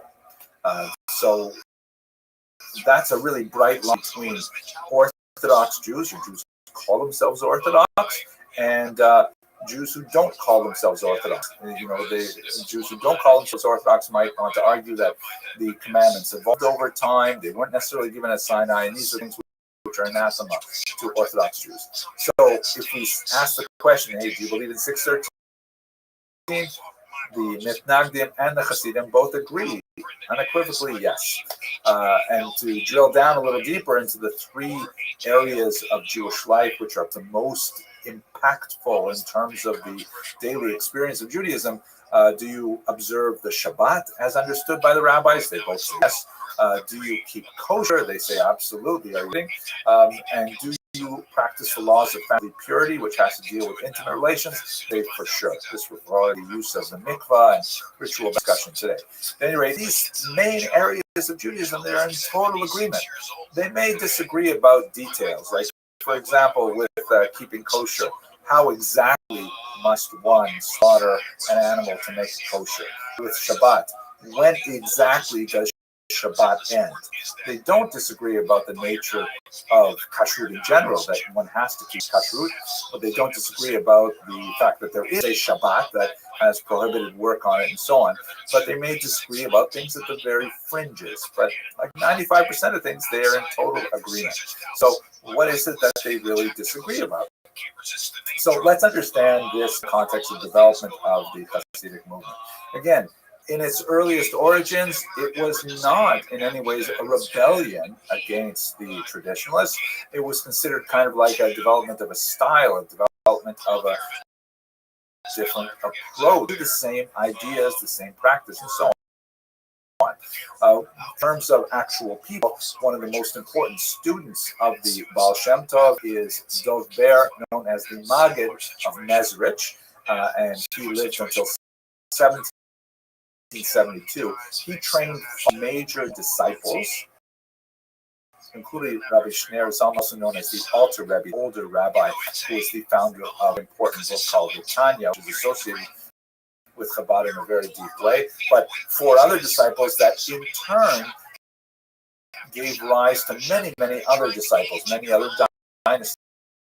And you can see in this particular map, which is from the remarkable historical atlas of Hasidism by Marcin Dwodzinski, that Hasidism spread very far and wide through these various dynasties. And it is interesting that it only became defined as a distinct movement that had a name, Hasidut, after the Maggid of Mezrich passed away and opposition began to define it. So it's fascinating that in many ways the Mitnagdim, who called themselves opponents, they had nothing to oppose to the Hasidic movement, so it doesn't mean they didn't exist prior to it, but they began to define themselves in opposition, and Hasidim themselves also defined themselves as a way of kind of stating, well, what is it that we believe that is possibly different from the Mitnagdim?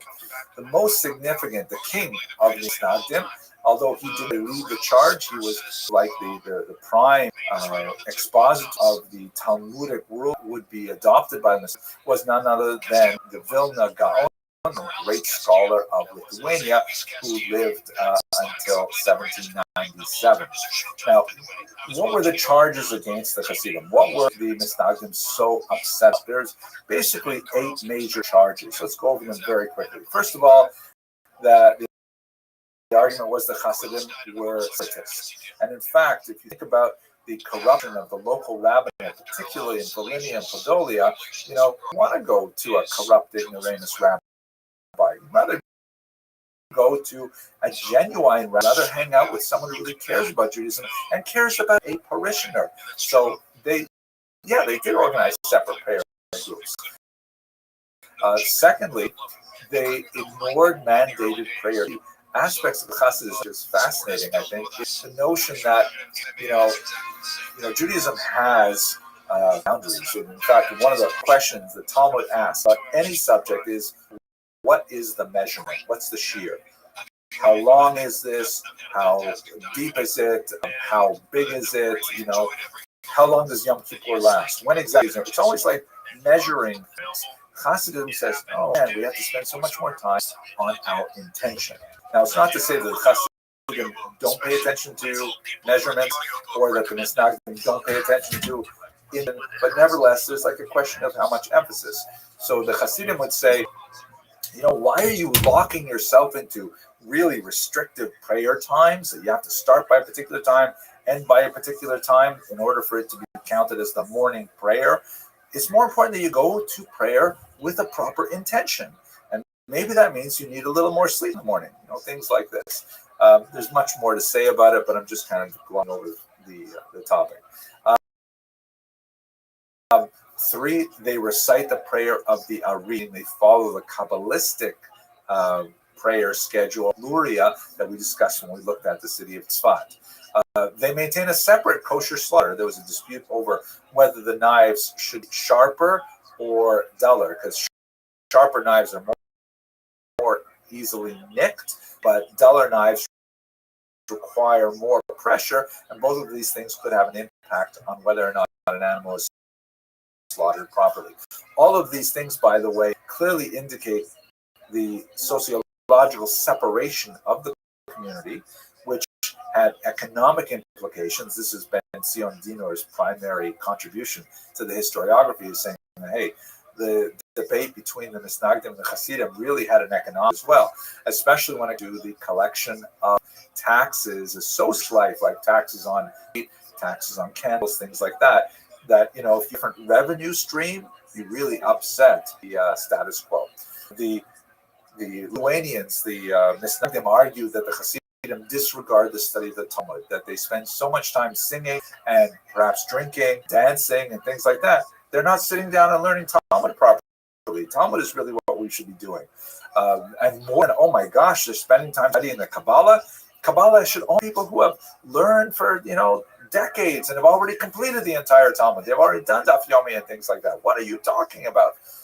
And then some Hasidic groups were associated with really unruly behavior. There was like kind of experimentation with intention of like, maybe I'll have more intense somersaults, literally. Maybe I'll have more intention if I drink more alcohol before I pray. Things like that the Lithuanians, really look down upon. And finally, the accusation that, some of these things really cross the line. They're no longer observing halacha, that is Jewish law, and they're being influenced by the antinomian teachings of Shabtai Tzvi, who we discussed just a couple of lectures ago. Arguments that the Hasidim were actually, kind of like a front for Sabbatean movement, and that it had to really be extirpated now before it further infected the Jewish body politic.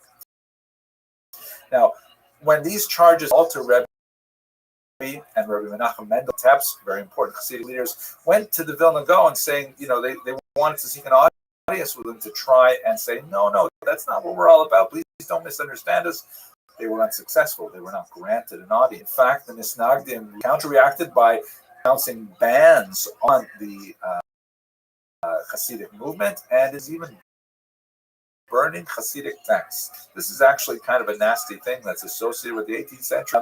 Jews are unfortunately from time to time known to have such strong feelings about the writings of other Jews that they'll even consign those words.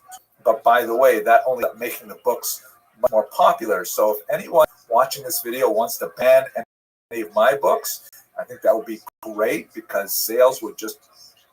At any rate, the Hasidim, the bans against the Misnagdim, and they also, unfortunately, had book burnings. Especially strong social ban was applied in 1781, and in 1794, when a rabbi in Pinsk, a Misnagdim rabbi, lost a job to a Hasidic candidate, he denounced the Hasidim to the secular authorities, and the Tsarist government, always on the lookout for possible revolutionary movements, actually arrested the Alter Rebbe, Shneir Zalman of Liadi, and had him temporarily jailed.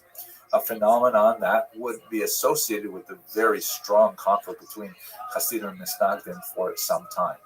Now, besides the tremendously bitter rancor between the Misnagdim and the Hasidim, the Misnagdim were also busy thinking about, okay, well, how do we react to this? Because the Hasidic movement really grew in leaps and bounds. It spoke to a need. They were wanted Hasidism. So the Misnagdim had to articulate a response, which was ultimately expressed in things like this building, the Yeshiva of Volozhin, which was one of the great bastions of Talmudic learning in Lithuania, and formed the center of the nucleus of a Talmudic renaissance that would expand along with Hasidism. What the Misnagdim said is, the Hasidim say we're attacked. Absolutely, you better believe it. We are going to be taxed. We're going to spend, and in fact, that's what the Lithuanians are known for more than anything else, is their incredible attention to detail and their superlative study of the Talmud. But they didn't ignore the Kabbalah. Let's not forget that the Vilna Gaon was a great Kabbalist. But the Misnagdim tradition was people who had already mastered what was called Torah Nigla, the revealed Torah. Before you study Torah Nister, the hidden Torah, kind of like watered down versions that the Hasidim were circulating. They weren't studying necessarily the Zohar itself. They were studying kind of like digests of the Zohar or reworked versions of Zohar. The Lithuanians were already studying the core text, but they did not believe in necessarily disseminating widely. But one of the key disciples of the Vilna Gaon, the great Rabbi Chaim of Volozhin, associated with the yeshiva, he wrote essentially a response to the Tanya, which was called Nefesh HaChaim, the soul of life. And this is essentially a Kabbalah for Misnagdim. It is, by the way, an overwhelming book. I remember personally when I was studying in yeshiva in Jerusalem, I spoke to my colleague and friend Rabbi Rothschild, who was a guide for me in those early years of my yeshiva study. And he said, "How's it going?" I said, "Well, it's going okay. I'm enjoying yeshiva. I go to yeshiva in the morning. We look at a Tosfos. It has a problem in it. We figure out the problem. And then I come home." But I said to him, "Rabbi, I have to admit that, sometimes it felt sort of kind of dry, sort of like, doing crossword puzzles or every day, because I was like finding intellectual problems and then solving them home for dinner, right?" So he said, "Okay, this is what you got to do. Read Nefesh HaChaim, but only read it for 15 minutes a day." And so I said, "Okay, I'll do it." So I picked up a copy of Nefesh HaChaim, and I used to get on the bus, read it on the bus, and many, many times I simply couldn't put it down. And I looked up, and I'd already way past my yeshiva stop, and I was like way in some Arab neighborhood north of Jerusalem. I had just got lost in the tremendous rise of Rabbi Chaim Volozhin. It really changed the way that I went back and studied those Tosfos as well. It made the Tosfos kind of like jump off the page as, this is really important. You've got to study this right now and know what it means, because it's crucial. It's not a crossword puzzle. It's life itself. Wow. So if you're having that problem, read Nefesh HaChaim. Okay, sorry for that little discourse. Finally, one of the criticisms of the Hasidim that Misnagdim had was that the Hasidim venerated their leader, sometimes called a tzaddik, sometimes called a Rabbi, to an inappropriate extent. That in some cases they even regarded the Rebbe as sort of like an intermediary before God, which is really, very much contrary to traditional Jewish theology. So the Misnagdim certainly criticized this idea of like having an intermediary, and they refused to regard even learned and holy people as being leaders, but they nevertheless leaders, especially the Rosh Yeshiva, the head of the yeshiva, as being someone with tremendous insight and power, associated later with the term Das Torah, the mind of the Torah itself. And so that was kind of like a Misnagdic reflection of Hasidism, but also in admiration of what the Hasidic movement stood for. Okay.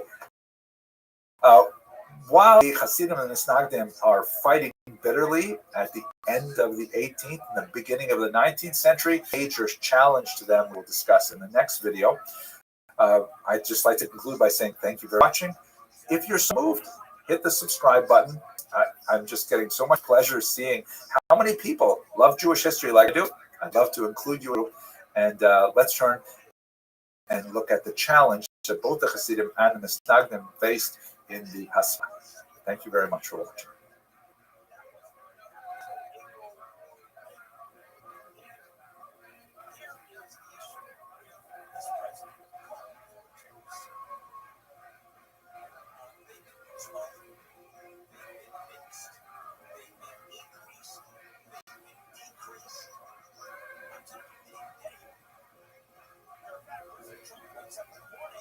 Hello and welcome to another episode of Jewish History Lab. So in the last two videos, we talked a little bit about the beginnings of the Hasidic movement in the 18th and early 19th century. And then we talked about the counter-reaction of the traditionalists known as the Misnagdim, or the opponents of Hasidism. But there's a new movement that is more associated with Western Europe, in particular with Berlin, that is beginning to make an impact in the eastern heartland of the Hasidic and the Misnagdic territory, and that is the Haskalah, an extremely important that, like the Hasidic and the Misnagdic, endure to our contemporary days and would have a phenomenal impact on the development of modern Jewish identity. So let's look at this institution of the Haskalah. First of all, the term Haskalah means, and it is just the Hebrew translation of the German term that was widely used in the 18th century to refer to new movement of rationalism and humanism that swept across much of Western Europe. There are Jewish roots to it for sure. If you look, for example, at the 16th century work of Azaria del Rossi, who was an Italian Jewish thinker, at an unusual moment in 1570 when there was an earthquake in the Italian city of Ferrara in the Po River Valley, not far from Padua. And he was for everybody in Ferrara, while they're living in tents, about aftershocks from weeks, because a lot of buildings were destroyed. He has some encounters with Christian thinkers from the local church that he probably would not have had, to this. And among other things, he discovers the letter of Aristeas and fascinating stuff. But in the context of this discussions, he begins to explore the idea of, hey, you know what? Judaism has a lot to offer the outside world, and the outside world has a lot to offer Judaism as well. It's a very controversial kind of thought, but we see it in many predecessors. Maimonides, for example, writes in the 8 chapters, accept truth from whoever speaks it. There is this notion in Judaism that although there is a kind of a centrifugal force that emphasizes focusing on traditional Jewish texts, there's also kind of like a looking out force as well that waxes and wanes in different periods. The Haskalah is definitely a period of looking out, of saying what's going on in the outside world, how does it fit within our Jewish worldview, if it fits at all. Del Rossi's insight was something that unique to the 16th century. It's not like Jews woke country and says, hey, we can learn something from the outside world. We see, for example, in Maimonides, who writes in the 8 chapters that one should accept truth from whoever speaks it. We find lots of moments in Jewish history where Jews have a much more kind of open-minded, syncretic approach, and that oscillates with a kind of internal, inward focused perspective in which the outside world is regarded as toxic and dangerous and should be avoided. Jewish history kind of validates or oscillates between these two poles. Western European Jewry definitely leaning far toward extreme of look at the outside world, has so much to offer us, even risk of dissolving or escalating into the body politic of the general population. That's one of the dangers of Haskalah. At any rate, these ideas of openness to outside society had a jumpstart with the Portuguese diaspora in particular, because these were Jews who, you will recall, were forcibly converted to Christianity and had to maintain that kind of dual identity of knowing that they are Jewish and wanting to retain their Jewish identity and resentful of their Christian passports into the world. And many of them spread throughout Western Europe. Amsterdam is a particular location where a lot of these Portuguese Jews ended up, but also into the New World, as we discussed as well. And these Portuguese Jews had a very special approach to the outside world that made them of what would become burgeoning modern thought in general. Okay, way too much of an introduction.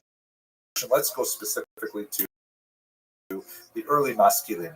Certainly important to them, the king of the Maskilim was Mendelssohn, a self-taught genius who actually was especially known not only for his philosophical work, but also for his tremendous facility with secular German. Let us not forget that Jews' own language, Yiddish, this is besides the language of Hebrew, which was reserved for religious purposes, prayer, and Aramaic, which was used primarily in the study of the Talmud. But the vernacular was Yiddish. Yiddish is essentially a medieval German dialect that was it's kind of like if you compare Creole, Haitian French to continental French, or even, in where I grew up, the Joual, the Quebecois French. Comparing that to Parisian French, they're really very different. They can almost not understand each other.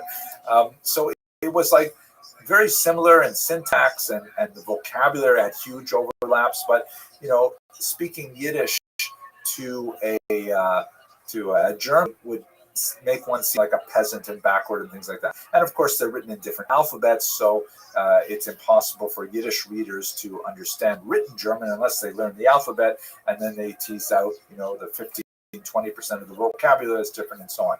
So Moses Mendelssohn developed tremendous facility with spoken German and written German, and he was kind of like a cause célèbre in the 18th century of being, wow, here is a Jew. And note, by the way, he's still a very observant Jew. He's still observing Shabbat and Kashrut and so on, who nevertheless can maintain himself in the highest levels of high German society and culture and so on. And intellectually, he had tremendous abilities and gifts. And so he was like really a famous Jew because of his ability to be a Kurd and to say to the outside, hey, Jews have something of value. They should not be, considered second-class citizens. In fact, they weren't considered citizens. They were considered travelers, sojourners, even though they lived in Germany for hundreds of years. So he was someone who not only communicated Judaism and Jewish culture to the outside world, he also communicated it backwards. He also, promoted the study of German language and German culture and things like that to traditional observant Jews, which got him into a lot of trouble. Other maskilim, by the way, mas is like the singular noun is enlightenment. Maskil means a proponent of the enlightenment. Solomon Maimon, who unlike Mendelssohn did not remain an observant Jew, went OTD or derech, away from the path. He was a biting, acerbic, and sometimes hilarious memoir, an autobiography, which is widely studied today, in which he describes his upbringing as a young, talented Jewish man who kind of like has this intellectual journey. And in fact, he even visited the Hasidic court of the Maggid of Mezerich and describes his experience there. But when he comes to Western Berlin in particular, and he encounters German culture, he eventually jettisons his Jewish identity and seeks to become much more involved in German philosophy, German thought, and things like that. So whereas Moses Mendelssohn articulated a kind of Haskalah that a place for Judaism, others like Solomon Maimon said, no, let's completely leave it and move straight into the mainstream. You can imagine how this was absorbed by the Hasidim and the Misnagdim, that while they are at each other's throats over tiny things like how sharp the knife should be in kosher slaughter, what time do you show up for a minyan, when they are facing the Haskalah that is saying, why keep kosher? Or go to minyan. Why don't we just move the Sabbath to Sunday? By the way, proposals that Maskilim actually made. But it's the real growth of the Haskalah happened actually in the context of a controversy over the false veil decree of 1772. It seems that in the 18th century, there was a rash of people being declared dead and actually buried, only discovered that actually they were alive or they lived for some time afterwards. This is a pretty terrifying thing. So among the ways in which people compensated is they had all kinds of interesting design you see here of these, where if you happen to wake up and you were not in fact dead, then you could squeeze a bulb and that would lift up a flag or ring a bell. If you walk by a cemetery, you hear a bell ringing, that means something is very, very wrong. And so the Duke of Mecklenburg-Schwerin made a rule that nobody could be buried until they had waited 3 days after declaration of death. And this was contrary to Jewish practice, which emphasizes the importance of early burial and, in fact, accelerated decomposition of the flesh as a way of achieving atonement. So, this was created a whole hullabaloo because it, really this particular secular. And on one hand, there were traditionalists who said, hey, we can't stand for this. This is not okay. We have to protest. We have to be able to bury it right away. It's considered a great sacrilege to leave a dead body around. And on the other hand, there were Jews who said, well, my gosh, this is horrible. If there is such a thing as people being buried prematurely, adopt this new rule. And so many Jews turned to Moses Mendelssohn to try and, articulate a statement that will be acceptable to everybody. This is just the opening wedge of many issues where it's in Torah and the tradition. And so the relationship of Jews to civic society had to be negotiated.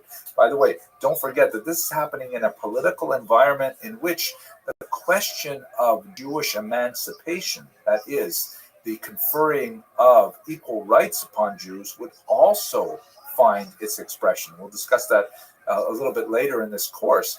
But, the idea that Jews might actually gain citizenship, that had a lot to do with how Jews behaved in general society and how they were perceived to behave within general society. So some maskilim, like Dave Friedlander, who was a student of Moses Mendelssohn, he said the only way we can really deal with this is by simply converting to Christianity. And not that he believed in Christianity and he felt that this was, valuable on a religious level, but, he says we should just adopt it to go along so that we can get in German society, essentially capitulating Jewish religious values to the desires of emancipation. He proposed this as a so-called dry baptism, meaning that is involved. It's not a real baptism. It's just a pro forma thing, And many Jews, although it was not accepted unally at all, and although Friedlander's suggestion was considered a shanda or just like outrageous and Jews not accepted on a communal level, many Jews did accept it on an individual level. And you see people choosing to baptize themselves, like Heinrich Heine, for example, the great poet, the parents of Karl Marx have they would have their children baptized. This was actually very common in the 19th century, and it really dates back to Friedlander's suggestion. Others, like Rabbi Samson Raphael Hirsch, argue that modernity has to be engaged, but not by completely abandoning Jewish identity. So he for a sort of like a hybrid approach that would expose elements of modernity that were compatible with Judaism without sacrificing any of the 613 commandments that we talked about in a couple of lectures ago. By the way, some felt that Samson Raphael Hirsch was way too modern. It was way too, he gave up too much for the modern era, so sometimes he was portrayed with a little bit heavier beard like this to make him a little bit more traditional. Now, these were the things that were happening in Western Europe. Eastern Europe was an entirely different story. Western Europe had a much smaller Jewish population, a population that was much more inclined to be open to the ideas of modernity and so on. In Eastern Europe, Jews lived in greater numbers and greater concentration and really with much greater, endemic Jewish culture. So one of the big differences is that in Western Europe, particularly in Germany, there's a heavy lean towards assimilation. Didn't necessarily find that in Eastern Europe, although there was more of an emphasis on acculturation, which is kind of like a softer word than assimilation, and an adaptation to culture rather than a disappearance within culture. And some of the ways in which the Haskalah was expressed in the Eastern European context was, let's do different Jewish things rather than simply adopt the norms of the larger population. So rather than Jewish languages, Russian or Ukrainian or Polish, let us instead develop Yiddish, which was at this time not a very advanced language, very, very limited literature, for example, and so on. But let us promote Yiddish as a genuine language capable of expression of the wide spectrum of experience and human experience, or let it a political orientation such as Zionism or Jewish socialism. We'll discuss those as well later on in this course. So the Haskalah in Western Europe may have been much more of a movement that emphasized, really abandonment of Jewish ideals, assimilation. In Eastern Europe, it was much more an adaptation of Jewish ideals to different movements, but not necessarily religious in nature. Some of the most interesting examples are people like Joseph Pearl, big opponent, by the way, of the Hasidic movement, who also argued that, what we should do is we should advance our educational system, and we should include much more secular studies within the educational environment, something which provoked hostility from many other groups, Hasidim and Misnagdim as well. Finally, let us remember that all of this is happening within a dire political context in Eastern Europe. We mentioned a couple lectures, Tsar Nicholas I, who had this horrific strategy of assimilating forcibly the Jews of the Russian Empire by demanding that they join the army, which was a horrific sentence of about 25 years. That by the time Jews joined the army at age 18, they had already been well indoctrinated the values of Judaism. Maybe they were already married and things like that. He actually lowered the age of conscription to 12. This was the notorious Cantonist movement that sent Jewish boys, sometimes much younger than 12, illegally, but nevertheless it happened, to these reform schools called Canton schools, where they would be trained in values and also trained Russian Orthodox Christianity. And many times they would never return to their family. They would end up, assimilating into the Russian society. Very terrible thing. The alternative that Nicholas I offered was Jews could in the so-called Crown-approved schools that had some participation of Jewish leaders like Max Lilienthal, who believed that perhaps this is a way that the Haskalah could offer, enlightenment to Russian Jewish populations. But in reality, they ended up being fronts for conversionist efforts, and even Lilienthal left in disgust. He ended up here in the United States. So it was in this context that the fight of the Hasidim and the Misnagdim have to be viewed. But I think one of the most fascinating figures reflecting on this in the 19th century is Eliezer Tzeifel, who wrote an interesting book called Shalom, Peace Upon Israel, in which he wrote the following. God saw three shepherds, Rabbi Eliyahu in Lithuania, that of course would be the Vilna Gaon, the leaders of the Misnagdim, to safeguard the Torah, to purify its Talmud, and to oversee its logic and its diligent study. That's like shepherd number one. Shepherd number two, the Hasidim in Volhynia, to marshal devotion and to fan the embers of feeling, right? The Hasidim with their ideals of devekut and closeness to God and so on. And finally, the great sage of our people, Moses ben Menachem in Germany, that's Moses Mendelssohn, a leader of the Misnagdim, who of course was himself observant, as we mentioned earlier, and called the cradle of enlightenment in the lamp of religion. Now, of course, not everyone would agree with the views of Rabbi Tzeifel that, a leader of the Hasidim and the leader of the Maskilim, that they all somehow are like appointed by God to lead the Jews into the future. So I'm going to leave that to you to debate. Worthy of note that today, a couple of centuries later, all three of these movements, the Hasidim, the Misnagdim, and the Maskilim, continue to exert tremendous influence on the development of Jewish identity and continue to exist with each other in kind of a dynamic tension to tease out what it means to be a Jew in the modern world. Okay, I hope you enjoyed this lecture. I had fun thinking about it and talking about it with you. If you are so inclined, please do subscribe. Please share this video with other people who you think would like it, because one of my increasing pleasures with putting these out there is seeing other people hit that subscribe button and increase the universe of people who are interested in studying Jewish history with me. Thank you very much for watching.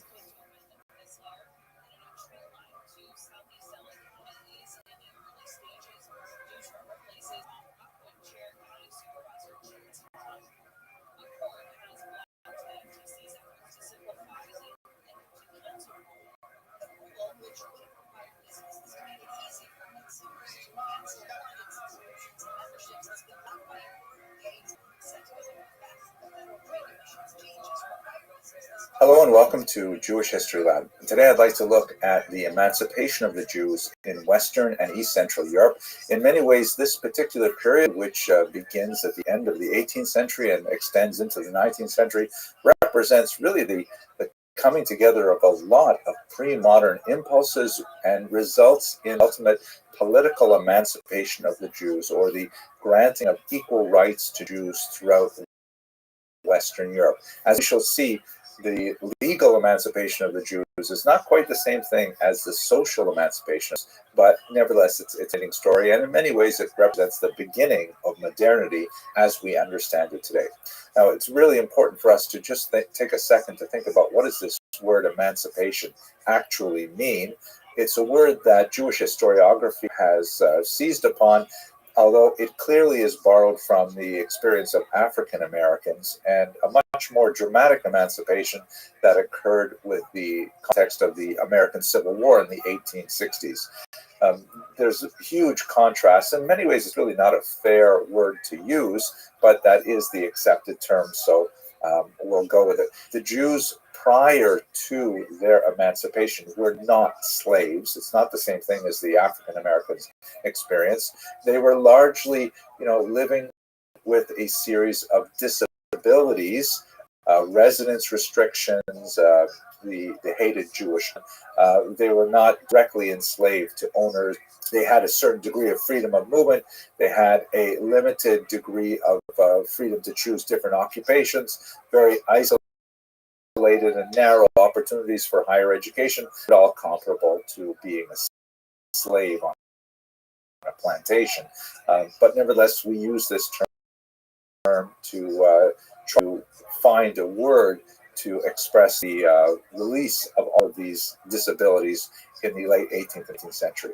So by way of background, it's very important for us to understand that if we're using this term, what do we exactly mean by it? So before the modern era, Jews lived in a corporate structure, which is a little bit like feudalism, meaning everybody in society lives in a certain box that is related primarily to their role in the overall economy. You have this massive box that is primarily populated by serfs who have the least amount of attached to the land. And although they are also not enslaved, they are never highly dependent on the nobility for their rights of movement, even their rights of marriage and things like that. And they nevertheless have kind of like day-to-day freedom that makes them very unslave-like. The Jews were not in that box. The Jews were also not in the box of the nobility or the knights, groups of people like that who engage in various activities that are specifically, related to their high status in society, managing large, farms and manors and things like that. The Jews are closest to the burghers or the sort of incipient middle class who were dealing with various types of commerce because Jews were heavily urbanized. But even in urban centers, they were frequently denied formal burgher status. They were typically denied access to a whole range of professional guilds and things like that. And so they weren't really in the burgher class or burgher status, even though they tended to, in their lifestyle, be closest to them. They obviously were not in the clergy, which was another box in the kind of feudal design of medieval society. So what exactly were they? Well, as we've discussed in previous lectures, they were essentially servi camerae regis. They were servants of the royal chamber. They had activities, also middleman activities, primarily in tax farming and leaseholding and so on. and obviously very active in money lending, and a lot of the cash that their activities produced was directly taxed by the king. In exchange for which the Jews had the protection of the royal chamber, the protection of the king, and that's how they managed to in medieval Europe. With modernity, a lot of things changed because it was no longer possible to keep people in these boxes. Serfs were being emancipated all over Europe. Last region to emancipate their serfs was the Russian Empire. They were also the last to emancipate the Jews as well, some 50 odd years later.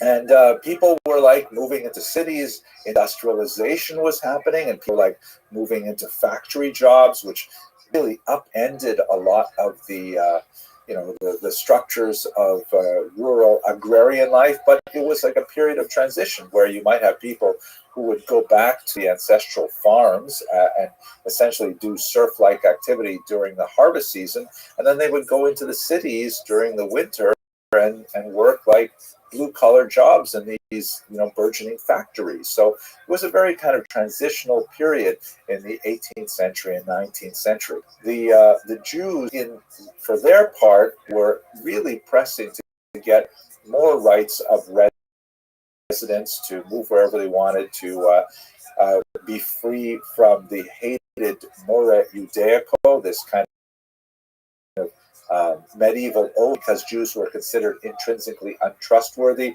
endure ritual humiliations when they were, making an oath in court.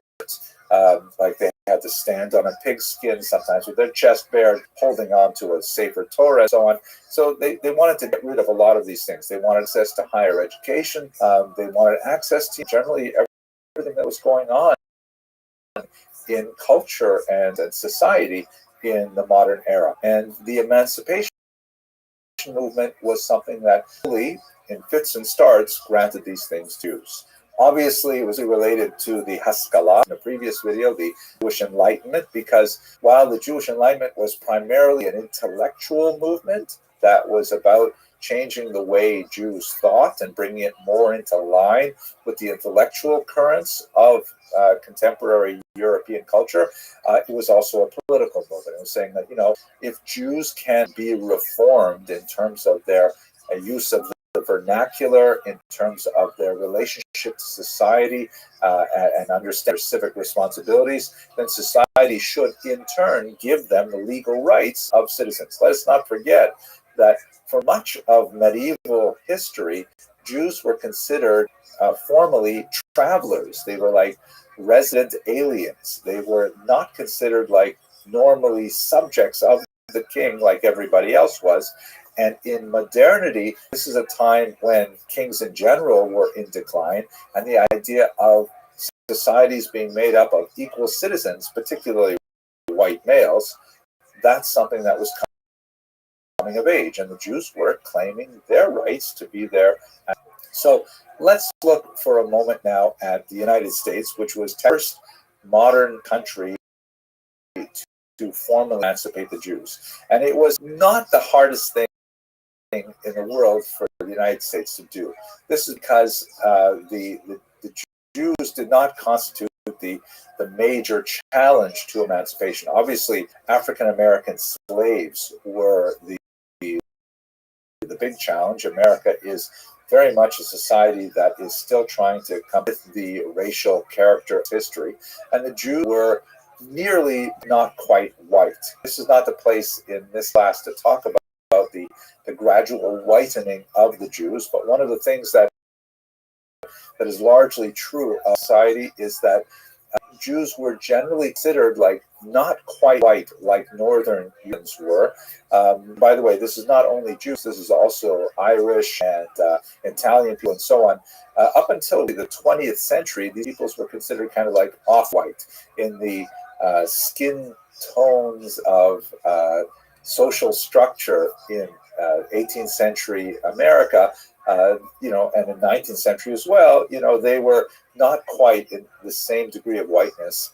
Obviously, this speaks to the fact that whiteness is largely a social construct. Obviously, there are skin tones that we can discern visually, but especially when you get in the kind of the middle range, it really depends a lot on how a person behaves, how a person carries himself, how a person is viewed by society around them, that determines whether or not a person is actually white or actually not white. So Jews were, for the most part, nearly white.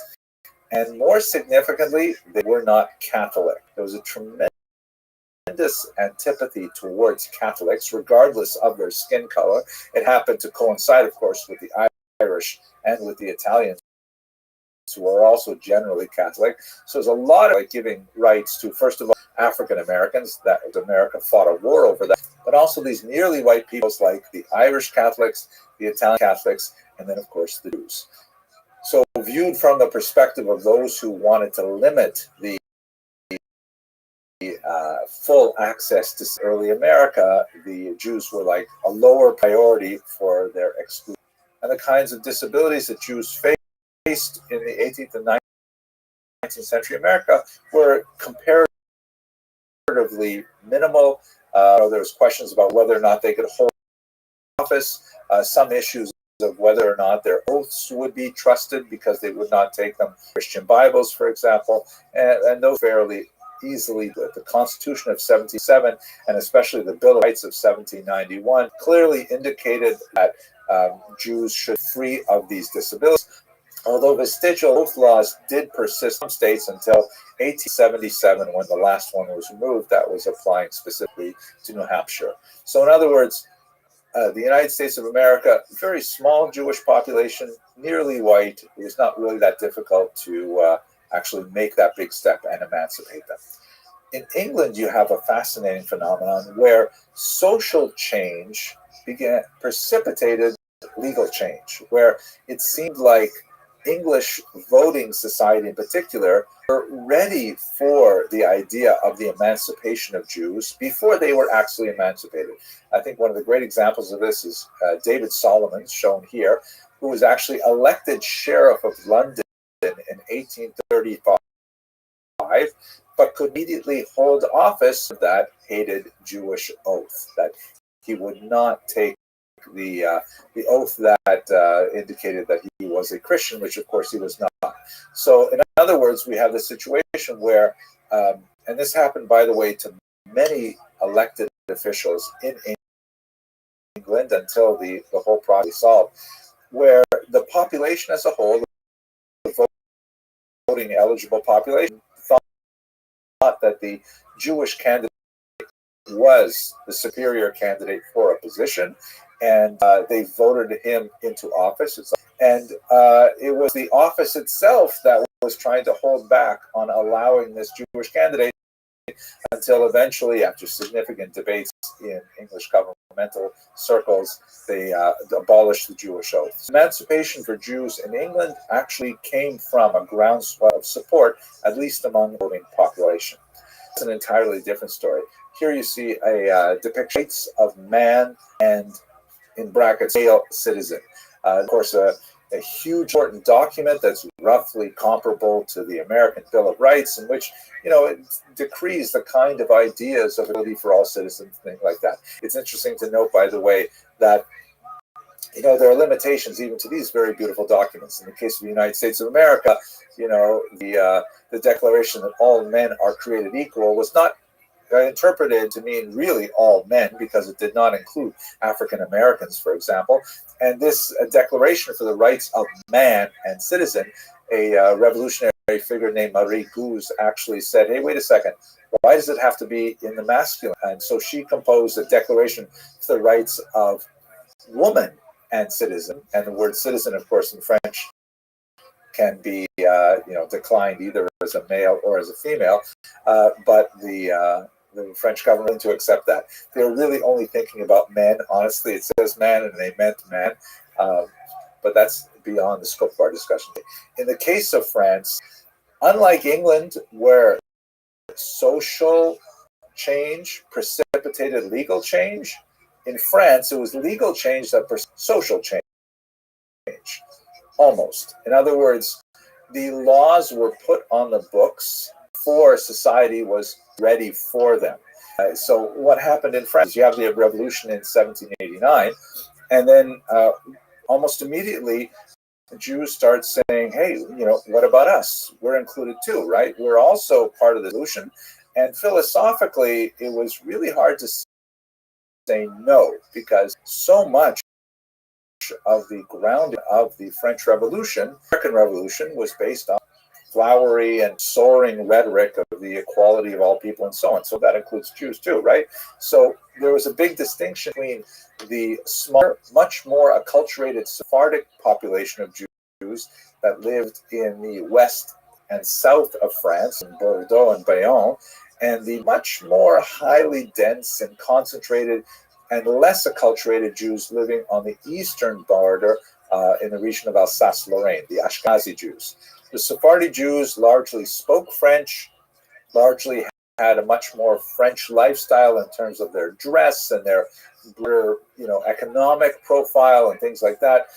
But the Jews in Alsace, on the other hand, spoke Yiddish as their first tongue, were much more sort of Germano cultures, tends to be far more observant of Jewish law, both at home and more significantly in the street.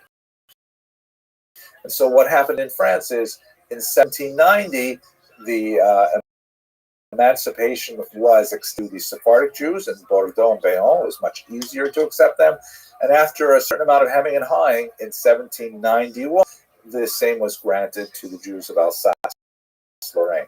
Now, that wasn't the end of the story by any means. There was a significant outcry, because with emancipation, all of the restrictions on Jewish economic activity were lifted, and Jews were allowed to engage in whatever kind of occupation they wanted, and they rushed to all kinds of occupations where they had a significant advantage, because they were overwhelmingly literate, numerous. They were well connected with Jews living in other countries, so import, export, all kinds of commerce, and so on. And large populations of Christians in Alsace began to complain, hey, our entire environment is changing as of these Jews pushing into fields, undercutting us with prices and kinds of things. And so a lot of complaints went to the Emperor Napoleon, in his typically grand kind of way of thinking about things, that, well, obviously we've got to talk to these Jews. Do they have like a representative body or something like that? They have a pope like we do, Catholics?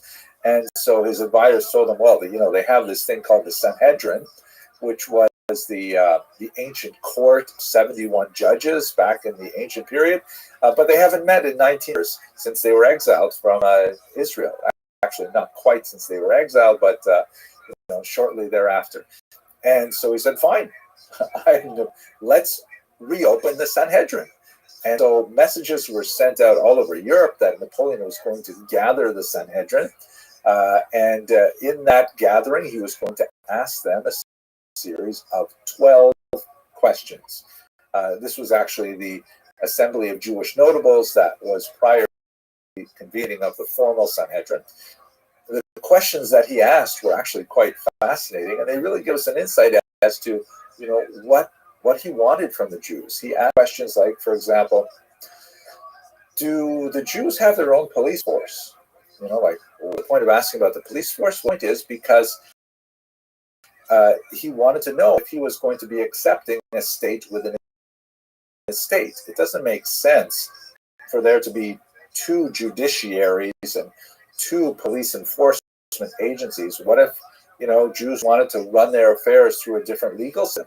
Would they be culpable to French law? All kinds of things like this. He wanted to know a little bit about the assimilationability. Is that a word?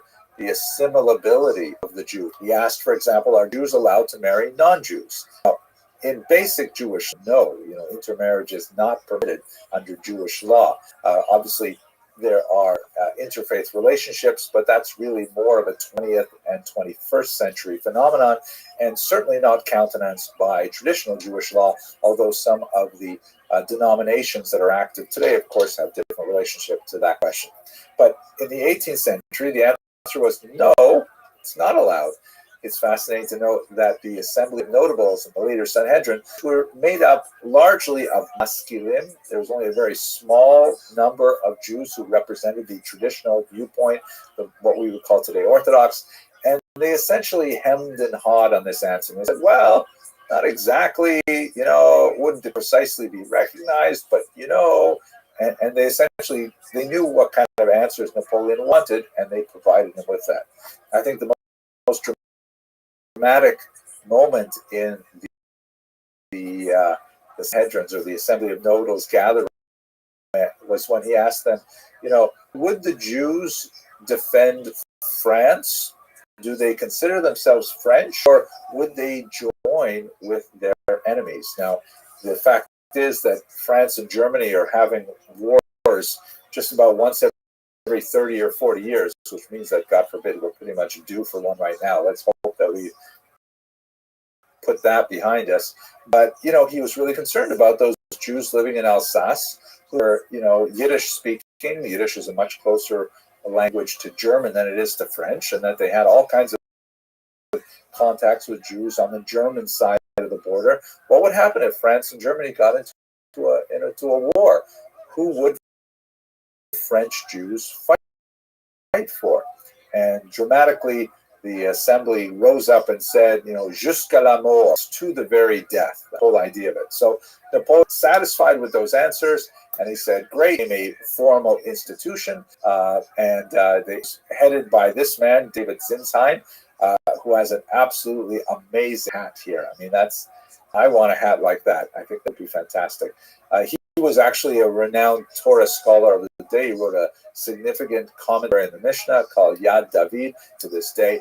And he was one of the more Sanhedrin that kind of like its weight on the right wing of the Jewish spectrum.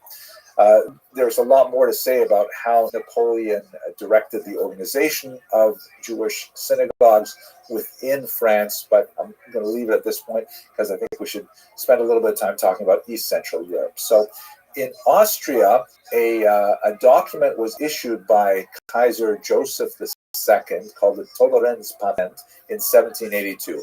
This was kind of like a very important pre-emancipation document that sort of gave the Jews of Austria a formal understanding of what their rights were within Austria. And that's very important because, rights as opposed to concessions is an important notion and a great stepping stone towards full emancipation. But what happened over the next 100-odd years was really quite distressing and confusing. Austria, like much of East Central Europe, went through a revolution in 1848-49, and that revolution was then pushed back. The revolution came from the more liberal side of the spectrum. So with the general constitution that was created in 1849, civil and political rights were issued for everyone in Austria, and quote-unquote not dependent on religion. But then in 1851, there was kind of like a conservative backlash to that revolution. Those rights were taken back. The Constitution was abrogated, and then slowly was reinstated again over the 1860s. The same kind of thing was happening in Hungary, although you also had very significant opposition to emancipation from Jews themselves in Hungary, led by the Chassam, a very important Rabbi Sofer, who essentially said that, emancipation is going to result in assimilation. He was not at all wrong. Emancipation and assimilation seem to go hand in hand. And he said we should not accept emancipation. We should demand to have unequal rights, because that's really a very important tool that the Jews use to maintain group integrity. This was the zeitgeist, the trend of the times, and with the formal uniting of Austria and Hungary in the Austro-Hungarian Empire, then there was formal emancipation of the Jews as well. This is also a period of tremendous change in urban areas, in particular in Budapest. Hopefully we'll come back to that a little later. Finally, in Germany, this region had the most extensive, prolonged struggle between liberal and conservative elements, specifically with regard to the Jews. Um, so emancipation in the 18th century, which was, by the way, not united for most of the 19th century, it was very piecemeal, it was very limited. Rights given to Jews were frequently extended in a very grudging manner, and there's a tremendous amount of social. So, like in great contrast to England, where social change demonstrated the readiness for emancipation well before it was actually granted. Indeed, you had a situation where there was definitely very little emancipation. There were, bright lights like Christian Wilhelmsson, who wrote very important advocating for the emancipation. But by and large, German society as a whole was just not ready for emancipation. Far more representative figure was someone like this man, Heinrich von Treitschke, a very significant historian who entered into a very heavy debate with Heinrich Gretz over the publication of the latter's History of the Jews. Von Treitschke coined the unfortunate phrase, "Die Juden sind unser Unglück," the Jews are our misfortune, and he articulated a position that would later be picked up very enthusiastically by none other than Adolf Hitler, and he argued that the emancipation of the Jews had to be rolled back, and of course, the disaster of the Holocaust ensued. So that's a very quick look at the emancipation of Jews in Western and East Central Europe. And the next video, I look at Eastern Europe, which is a very different trajectory. If you enjoyed this video, consider subscribing. We have a great learning community that is always expanding, bringing in lots of people who want to study Jewish history. And okay, I guess that's it. Thank you very much for watching.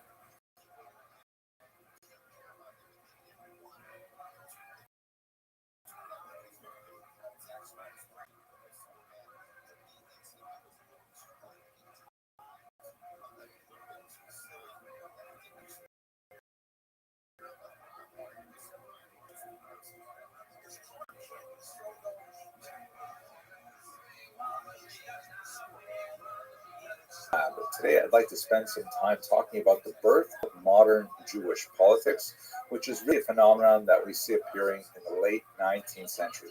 Now, obviously, that seems ridiculously late in the sense that, as long as there have been more than one Jew, have been politics, right? It's just part of the nature of the Jewish experience, I think, and possibly of the human experience in general. But what I'm going to be focusing in on in this context is the idea of the birth of movements with political ideologies that are adopted by Jews, particularly in the modern era, especially because this is a time when democracy begins to make its impact on the Jewish community, and in particular, the great mass of population that resides in Eastern Europe, where there's so many more Jews to create that critical mass to move political agendas along. And prior to the 1880s, by and large, Jews were quiescent when it came to political activity. They largely trusted their leadership to have any kind of interface with the secular authorities.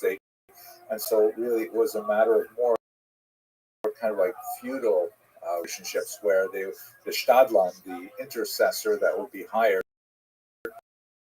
by the head of the Kehillah, would be the one that would be acting with the noblemen or whatever on behalf of the entire. The idea of a group of Jews break away from the central authorities was really unusual and doesn't have a long tradition before the modern era. In the modern era, however, for a variety of reasons, if you look at more contemporary ways of organizing themselves and not necessarily in conformity with the will of the rabbinic and communal leadership, and that's where we get these modern Jewish politics. So let's have a look at that specifically. I think we can date the major important turning point in the development of modern Jewish politics to 1881.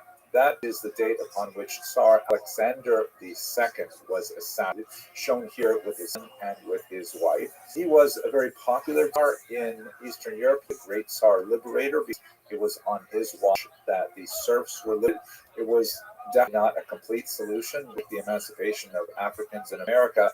It was not a funded emancipation, like they went from one set of difficulties to another set of difficulties, but nevertheless, the Russian populace as a whole tended to regard him favorably. The ones who did not, in particular, were the revolutionaries, the early socialist movements that were burgeoning in the 1870s. And in 1881, a group of them, organized under the name Narodnya Volya, the People's Will, tossed a bomb at his carriage and killed him, as you can see in these contemporary newspaper accounts of that act of violence. The rumor went out throughout the empire that the new emperor, the son, Alexander III, gave the populace permission to beat the Jews for 3 days. Now, for a long time, historiography basically took this as some kind of face value. And if you've seen Fiddler on the Roof, there's a famous scene where Tevye is approached by a policeman who wants to give him some kind of heads up that a pogrom is coming. But it seems like this is not an accurate depiction of what happened. In reality, the pogroms went way out of control. The Russian Empire and the government, the architects of the violence, they had a great difficulty trying to control them. The entire administration, the police, was exposed as being, inept, excessively bureaucratic, too slow to respond to this rapid movement of violence that essentially followed the newly laid rail lines that were connecting many communities. And these went on not for 3 days, but for 3 years, 1884. And really underscored the fact that Russia was no longer capable of maintaining itself as a Rechtsstaat, that is, a country governed by law. There was simply too much anarchy possible, too much chaos possible, and that is really something that Jews as a minority fear tremendously. So it is the violence that erupted in 1881 for a few years that really triggered the rethinking by Jews of their political status, or ethnic populations that were minorities in a particular region, like Poles in Ukrainian territory and vice versa, things like that. And it was something that really just got way out of hand for the Russians. Now, this map and the few charts that I'd like to show you right now come from a really interesting articles published in 2019 by Irena Grosfeld, Sekun Sorkanzakale, and Ekaterina Zhuravskaya that point out something that really should be fairly obvious, but no one else, to my knowledge, has really made these correlations. The pogroms, why did they happen? So there's definitely a certain amount of latent anti-Semitism in traditional society, and we can tie it to, certain church teachings and certain economic practices of the Jews, and, the long-term resentment that goes back to the Khmelnytsky rebellion, the Haidamach rebellion, and so on. But Jews basically lived in relative peace alongside their Ukrainian, Polish, Lithuanian, Latvian, and Russian neighbors, with only a few significant punctuations of violence, like under Khmelnytsky in the 17th century and under Honta in the 18th century. So the majority of history in the Pale Settlement was relatively peaceful, not necessarily loving, but one of coexistence. So why all these pogroms all of a sudden? So have a look at these charts. Let me just move over to the other side of here. So this is a chart, number of pogroms in the years 1800 to 1928. And I'm a little bit suspicious of the last number because I always thought there was a bigger surge in 1919, but let's take it at face value for now because the conclusions will be really useful. Here is the number of pogroms correlated with years of crop failure. And as you can see, yes, pogroms do correlate with certain periods of crop failure, but by no means all period failure. There are some periods when, terrible crop situation, especially from before 1881, that do in anti-Jewish violence. And in fact, there's a rather extended period before the Russian Revolution in 1917 where there's no violence to speak of. So what's going on there?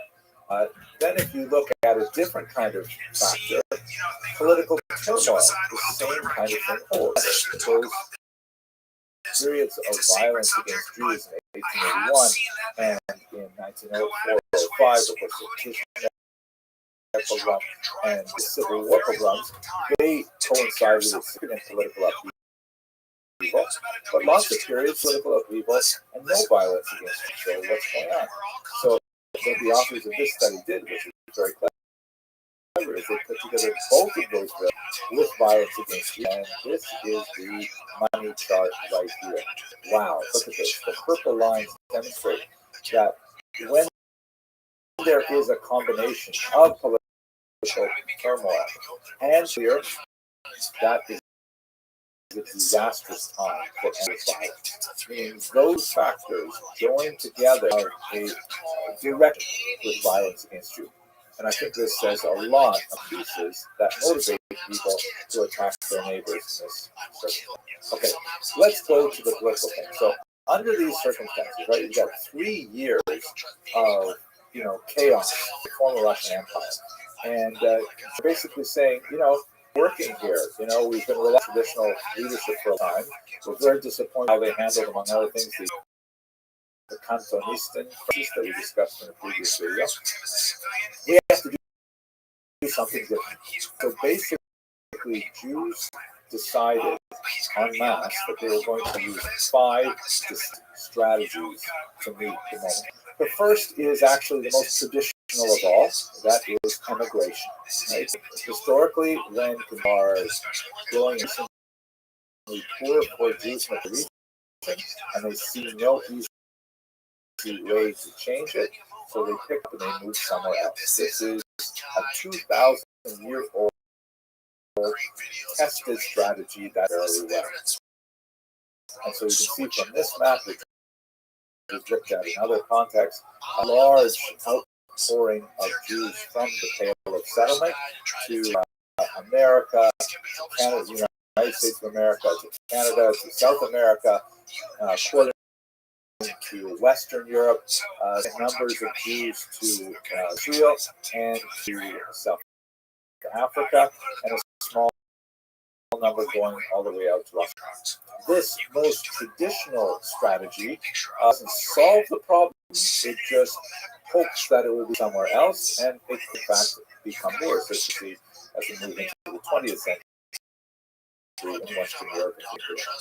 The second major strategy says, no, we're not going to leave this country, we're going to change this country. And that refers to the widespread adoption of socialist ideas by many in the country. Here's a mugshot of Leon Trotsky, one of the most important socialist leaders of the period. He was the mastermind behind the 1905 Wildcat strike that ultimately forced the Russian government to change its way of operation. It's called the 1905 Revolution. It really wasn't really the Tsar was still in power. He had to cede more to a revised parliament. What is not as well known about Trotsky's personal problems with the Russian Empire is that in 1905 it was virtually impossible for decent haircuts anywhere in the Russian Empire. So anyways, Jewish socialism. This was something that was antithetical to traditional Jewish values, primarily because socialism, following the ideas of Karl Marx, who was himself born Jewish and baptized by his parents, was rather anti-Semitic himself, a self-hating Jew, and he had lots of terrible things to say about religion in particular, and Jews as well. Socialists tend to have a very anti-religious, anti-clerical position, and so it did not represent the mass of the Jewish population. There was definitely a segment of the younger population who felt like socialism, although it represented a radical break from Jewish culture and thought and so on, nevertheless represented the way forward for a more enlightened system. Continue with which I'm going in the next video. Thirdly, rather than saying let's emigrate and hope it gets better someplace else, rather than saying let's not emigrate, let's try and change the country here, the third strategy is Zionism to emigrate, but we'll emigrate for the last time. We will emigrate back to our national homeland in the land of Israel, re-establish a Jewish polity, a Jewish state, a Jewish army, a Jewish flag, Jewish passports, and so on.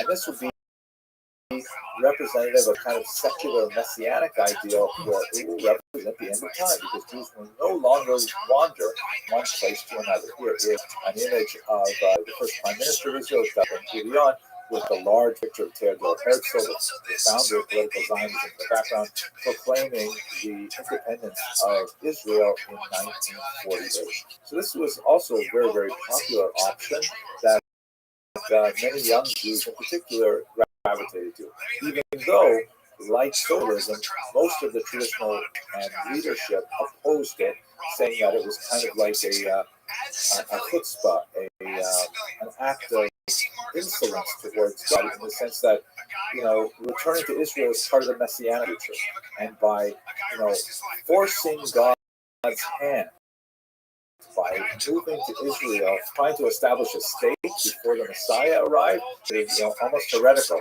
to some rabbis, and therefore this also represented a great tradition. The fourth was the least popular, but nevertheless had a significant impact ideologically. This is the notion of diaspora nationalism. That said, essentially, okay, we're not going to leave, no immigration.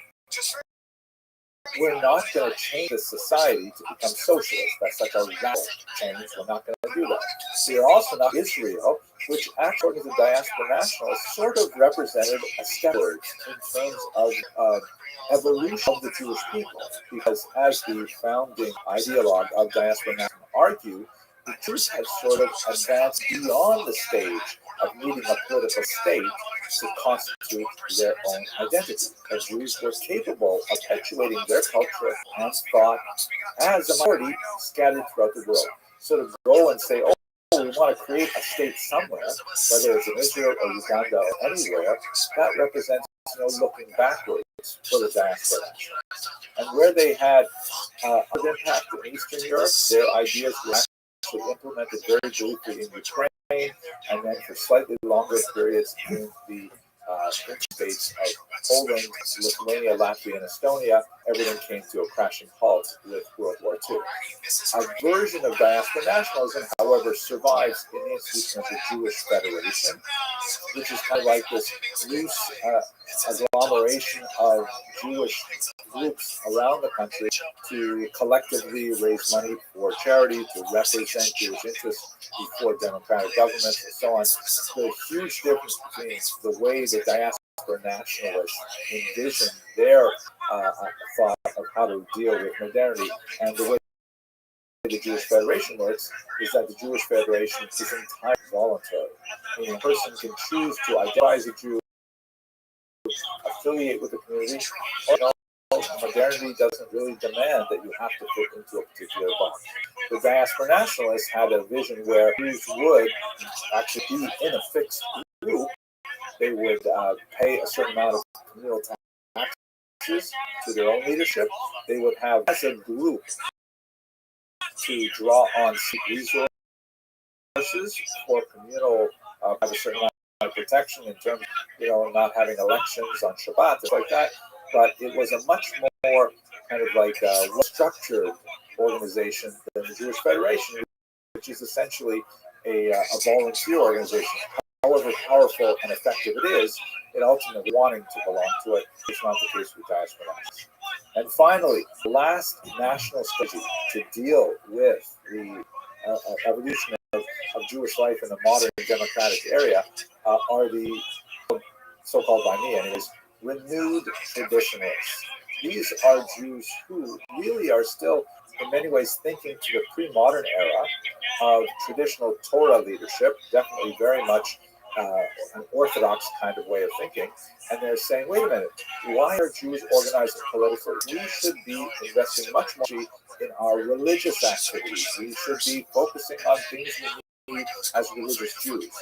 However, given the rapid advance of democratizing movements in Europe and the promise of a democratic Russian empire, which turned out not to work out that way, but at least not in the 20th century, at least not the beginning of the 20th century. We'll talk about that later as well. They said, if we don't organize politically non-religious movements, then we will lose an opportunity to express the voice of religious Jewry, which represents a very large proportion over the overall Jewish public. And So the renewed traditionalists, with parties like Agudas Israel, Agudas Ashram, and several other groups, they essentially tried to promote a religious agenda that really demand things specifically for religious observance within this new democratic or proto-democratic environment. Okay? Those are the 5 strategies that Jews chose from. There are ratings in between them. Let's just have a look at what they look like on a political spectrum. Honestly, I'm going to be reviewing people's slides, but I'll be putting it in a graphic so it's a little bit easier to understand. So here you go. Here's a political spectrum to study it in political science and things like that. You have a line, and on the left you have socialism, and on the right you have capitalism. Right? If you think about American politics, until recent years, you could say Democrats would be just slightly left of center, Republicans would be just slightly right of center, but basically they're really close to the middle. Jewish politics are not like that. You can have really wide ranges of extremes between them. But Jewish politics is not so simple that we could all live on just one spectrum. In fact, a second axis has to be added, and this relates to the question of doorkeit, which means basically here-ness. Do we believe, political parties or political organizations would argue, in developing Jewish here, go, in the diaspora, or do we believe in doing it dort, over there, meaning in Israel, more Zionist than diaspora? So the party has to fit on both of these X and Y axes. If we look in the lower left quadrant, where you have socialism and doorkeit, the most important party is the General Jewish Workers' Bund, BUND. It's actually one of the earliest parties to form illegally in the Russian Empire in 1897. It actually had a very large number of followers. It was essentially a very leftist agenda that was exercised in the Yiddish language, largely because there was a significant population of blue-collar workers in Northern Lithuania in particular that were very receptive to socialist thinking. And so the Bund really relied on the Jewish proletariat, which was quite significant, particularly by the time you get to the there were 30,000 card-carrying members of the Bund.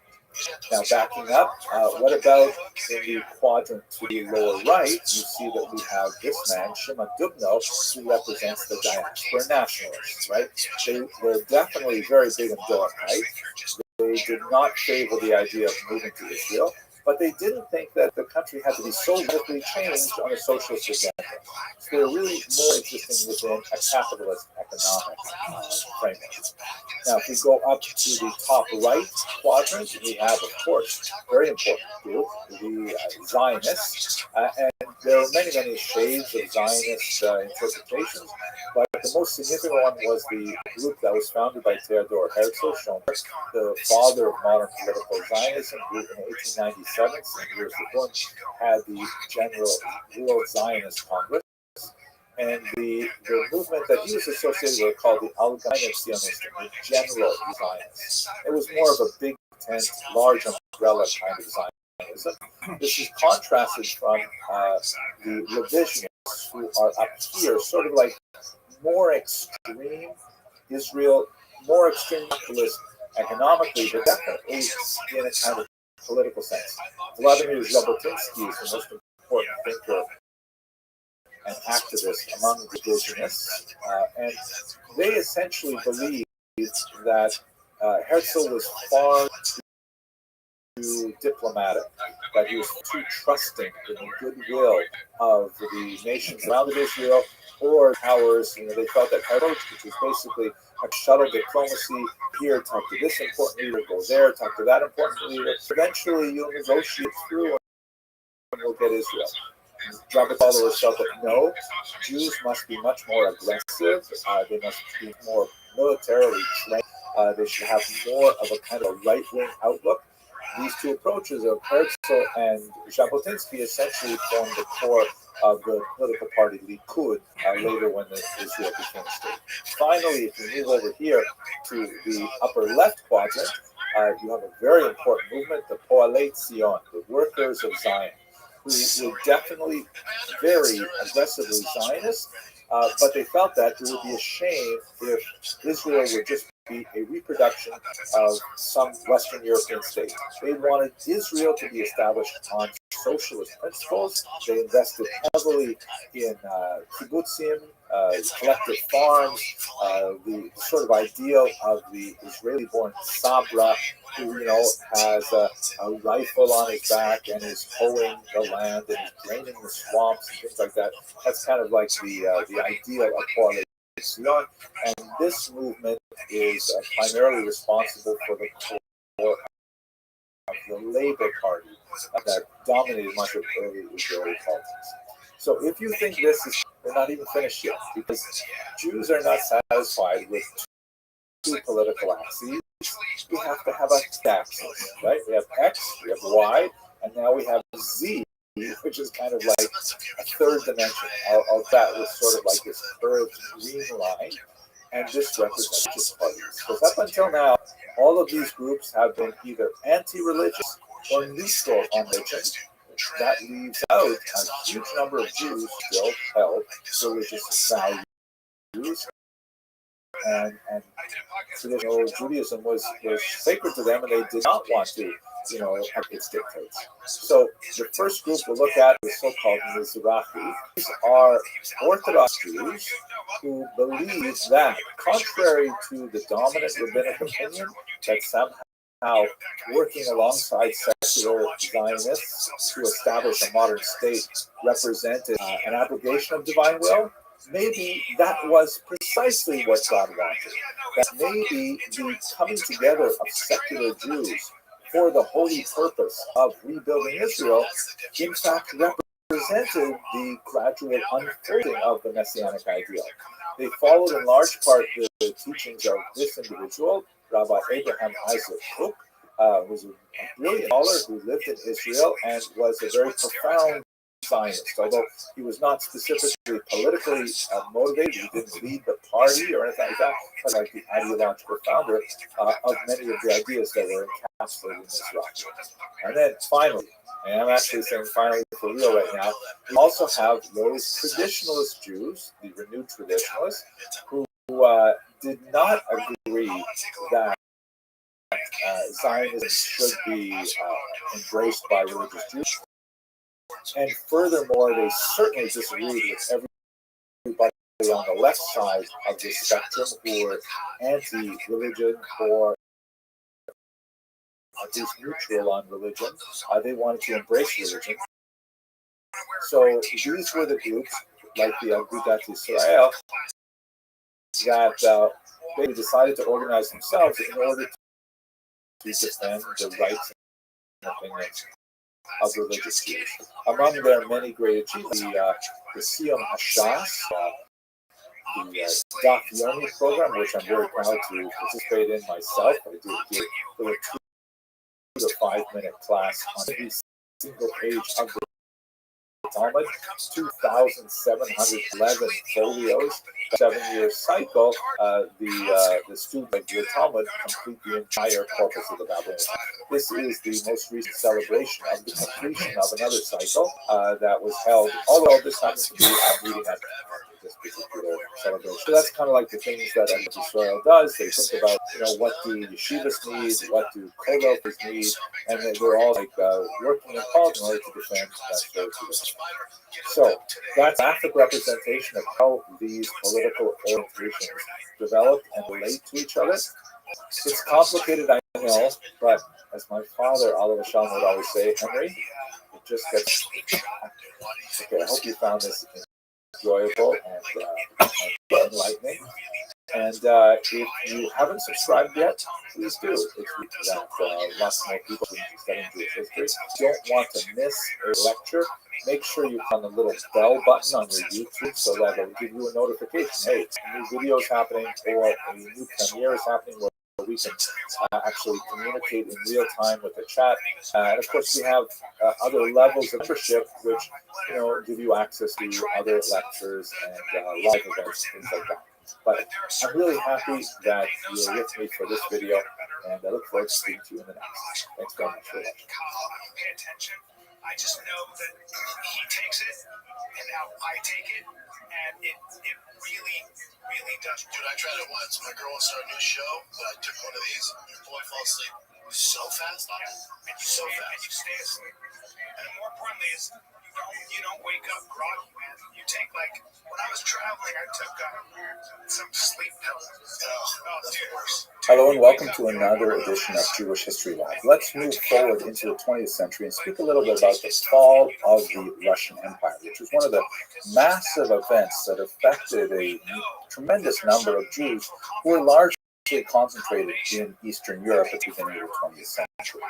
So this map is crucial. You've really got to understand this map if you want to make any sense out of the first half of the 20th century. On the left side, you see what Europe looked like before World War I. And I'd like to point out in particular that East Central Europe was dominated by three large empires. Moving from east to west, the Russian Empire, which was made up of many different nationalities, but all under the Tsar Nicholas II, and then Germany, which dominated the Baltic Sea coast, and below it, Austria-Hungary, also a very multi-ethnic state that was actually a dual monarchy. These three large empires dominated the region. But after World War I, there were a number of peace treaties that divided these three great empires up into much smaller countries and actually resulted in a tremendous amount of dissatisfaction, primarily located in those peoples who lived in these three regions, the titular nationalities, meaning the Germans in Germany, the Austrians and Hungarians in Austria-Hungary, and so on. There were a lot of winners, on the other hand, in the post-World War I treaties, and you can see they actually got their own countries. Like, for example, most significantly, Poland, which, of course, was a country prior to the late 18th century, but then it was cynically divided up by its three neighbors and disappeared from the map of Europe.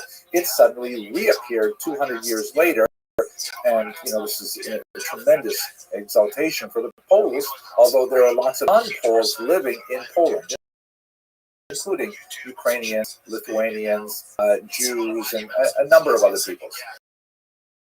Then you have Austria and Hungary, which once, this massive country, reduced to tiny little states. It's so ironic, for example, Hungary, later on in the 20th century, it would be ruled by Admiral Horthy. And as you see, Hungary is landlocked. So what are you doing with Admiral in a country that has no natural outlet to the sea? Yugoslavia is created from the remnants of much of Austria-Hungary and so on. And significantly for in particular, the new country of Czechoslovakia, now divided into the Czech lands and Slovakia, but back then one country, Hitler used to refer to it as a dagger pointed at the heart of Germany. So you have a lot of states who are very much into revising the peace treaties, meaning they want to go back and wipe out some of these gains of these new countries or reborn countries, and they want to regain some of the grandeur of old. The Russian Empire, of course, collapses, and we're going to spend most of our time today talking about that, divided into several countries. There is Russia proper, which is basically pushed back significantly towards the east because of where the front lines of the German army were at the end of World War I. And west of those front lines, you have new countries created, Belarus, for example, and the Baltics, Lithuania, Latvia, and Estonia. Ukraine is created within the Soviet Union, that we'll discuss again, but it's divided. There are Ukrainians who are on the Polish side of the post-World War I treaty, and there are Ukrainians who are on the Russian side of the post-World War I treaty, and they find themselves within a Soviet orbit. So there's a tremendous amount of dissatisfaction among the elite of World War I who are unhappy with these treaties, and they want to revise them. Let's focus a little bit more on Russia itself. So Russia is extremely complicated at this period of time. I'll try to be as simple as possible. The first thing is that there were two revolutions in Russia, a few months. They both occurred in 1917. So the month in which they occurred depends on where you were standing at the time they occurred. The reason why this is so is because it was only in 1918 that the communists officially adopted the Gregorian calendar that's currently in use in Western Europe and America and so on. Prior to that, they were using the Julian calendar, which does not have the same calculation of leap days. Like in February, we have that leap year. So that meant that quite literally, Russia was 11 days behind the West in their calendar. And so if you look at Russian sources, for example, that were written at that time, they refer to the February Revolution because in Russia it occurred in February. But if you were standing in New York City when the revolution occurred, it would have been in March. So let's just say there was a spring revolution. It occurred again, really, in Petrograd. There's more confusing stuff. Sorry, I'm showing lots of stuff, but it gives you a sense of just how tumultuous and how crazy everything was at the time. The city called Petrograd, which means Peter's city, was a Russian renaming of the city that was founded by Peter the Great 100 years ago that was called Petersburg. The reason why it was no longer called St. Petersburg is because they felt that sounded too German, right? Berg is a German suffix, meaning city. So the city of so they wanted to have a Russian sound because they were Germans, so they called it Petrograd. Then, when this came to power, they renamed it again because they did Tsar. They renamed it Leningrad, right? Lenin City. And then, of course, after the collapse of the Soviet Union at the end of the 20th century, it was renamed back to its original name of St. Petersburg. Okay, this is all very simple, I know. But it happened in Petrograd where there was a significant march. It happened to occur on International Women's Day, which is March 8th in the Western calendar. It's actually a very important date that they commemorate even to this day in the former Soviet Union and the regions of Eastern Europe. It's different from, let's say, Mother's Day or things like that we do. It's not really what important. What's important for us right now is that there was a huge march and a protest that was specifically clamoring for the government to do something about the tremendous food shortages that were occurring as a result of the war. Don't forget, 1917, we're 3 years into World War I. No sign of slowing down. Russia is really hurting badly. They're not able to equip their troops properly. They're telling their soldiers to go into war, and because they don't have enough bullets, they say, use your bayonets first, right? Like, can you imagine you're going up against an enemy and you can't fire? You have to actually use your bayonet, which means get really close to them, have machine guns and things like that. So it's just a disaster. So there's this protest in Petrograd, and according to some news accounts, a woman took a brick and threw it through a bakery window. Everyone rushed in to the stolen bread, and this food riot sort of extended and expanded. It took on more overtones, and ultimately, within a very short period of time, the Tsar's palace was overrun. The Tsar and they were arrested. They would be assassinated later, and the Romanov dynasty that had stood for hundreds of years fell in early 1917. What happens immediately after this, it doesn't become right away. The Russia becomes a sort of provisional democracy. It's run by this individual, Alexander Kerensky. They call it the provisional government, and the whole idea that was that they wanted to establish a modern form of democracy, and they wanted to do it right. They wanted to have massive elections all over the Russian Empire, and they were going to elect a constituent assembly, and this constituent assembly would then, be able to create this democratic, federated Russian government.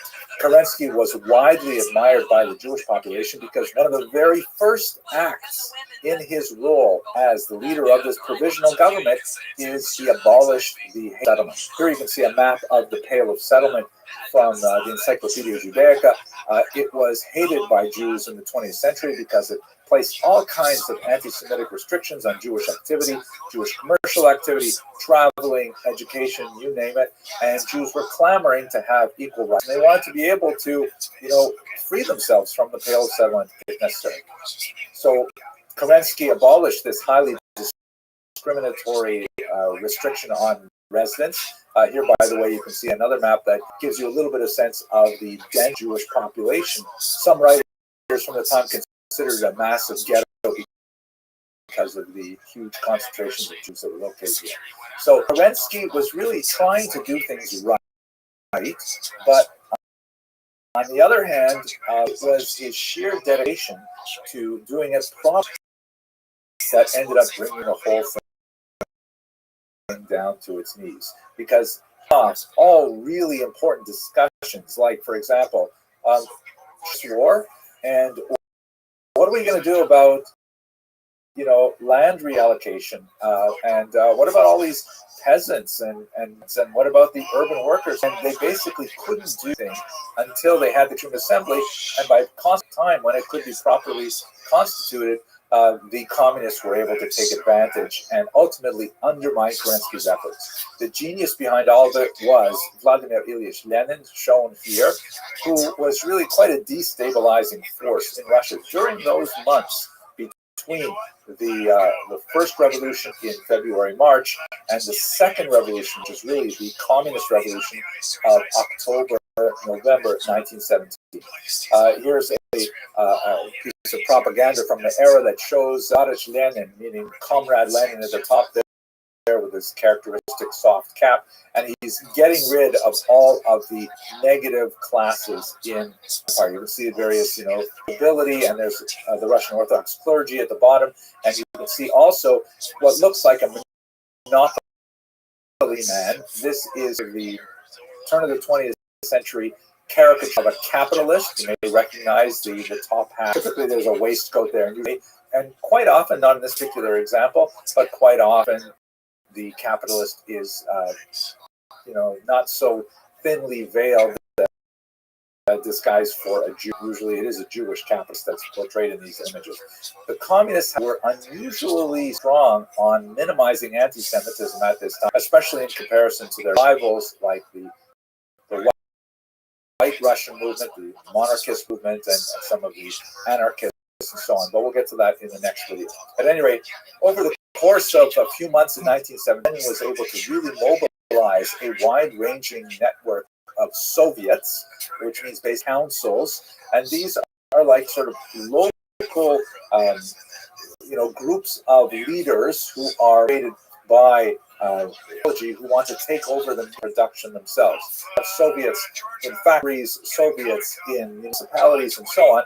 And ultimately, he was able to take over and disband the Constituent Assembly and proclaim the Union of Soviet Socialist Republics, the USSR. That's ultimately what occurred in October of 1917 in Russia, and of course in New York it would have been recorded as November of 1917. Now, just to give you a sense of the kind of tension, here's a piece of white Russian propaganda that gives you a sense of some of the opposition to this communist movement. The white Russians were those Russians who were very much against this new phenomenon.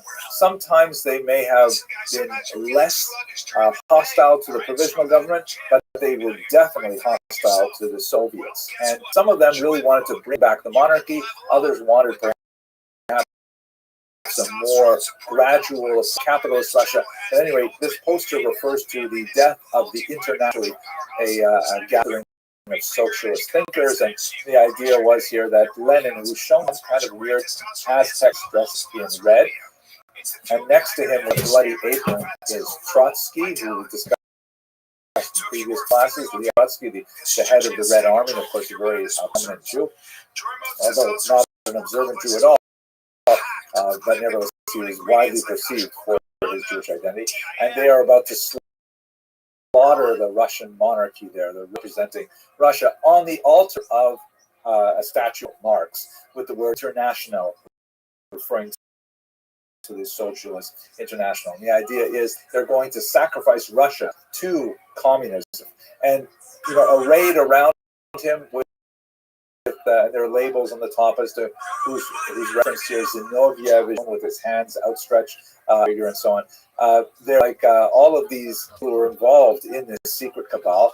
And there's this interesting figure here. If you look, I'll zoom in here so you can see him better. This is clearly a Zionist Jew with the stereotypical ugly eye and these kinds of anti-Semitic pictures.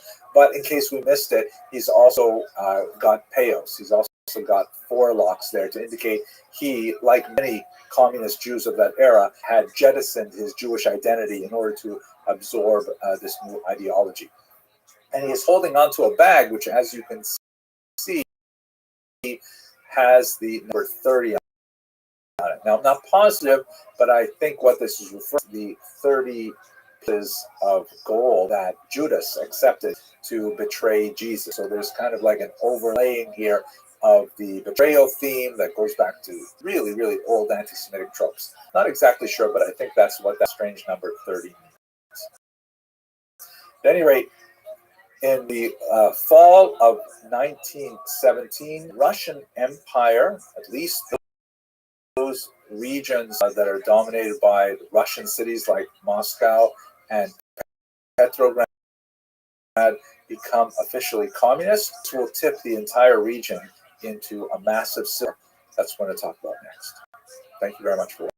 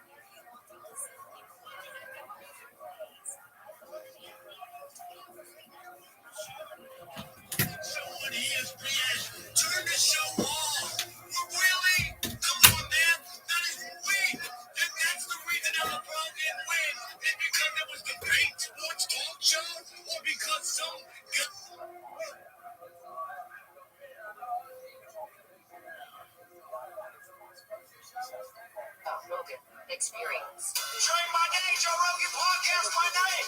All day. Same old phone.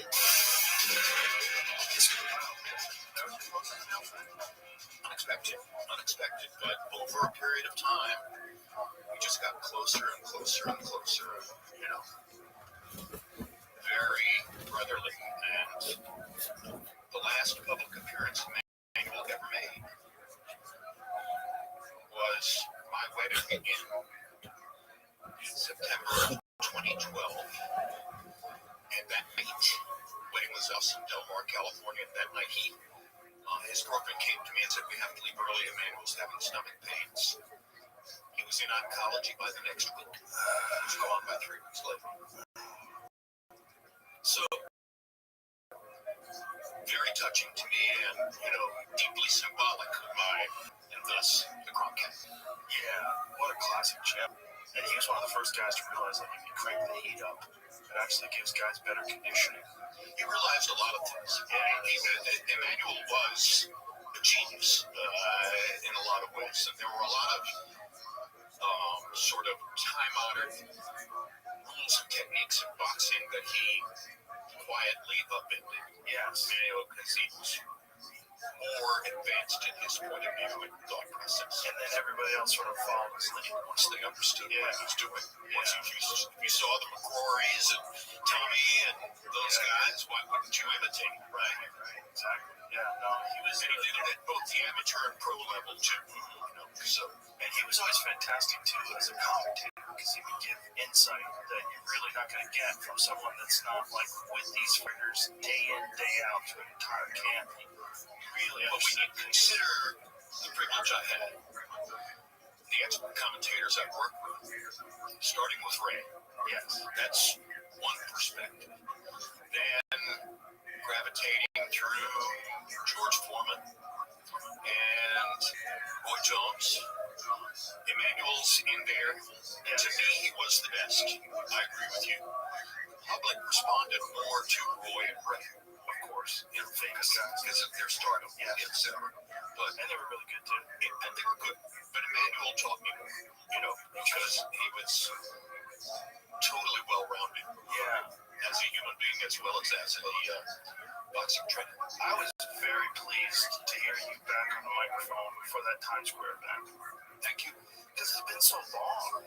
6+ years. God, I was like, that's crazy. It didn't make any sense. You were the best in the business. HBO was the best in the business. And when they stepped away from boxing, I was really heartbroken. If you look at what happened, we go from a situation where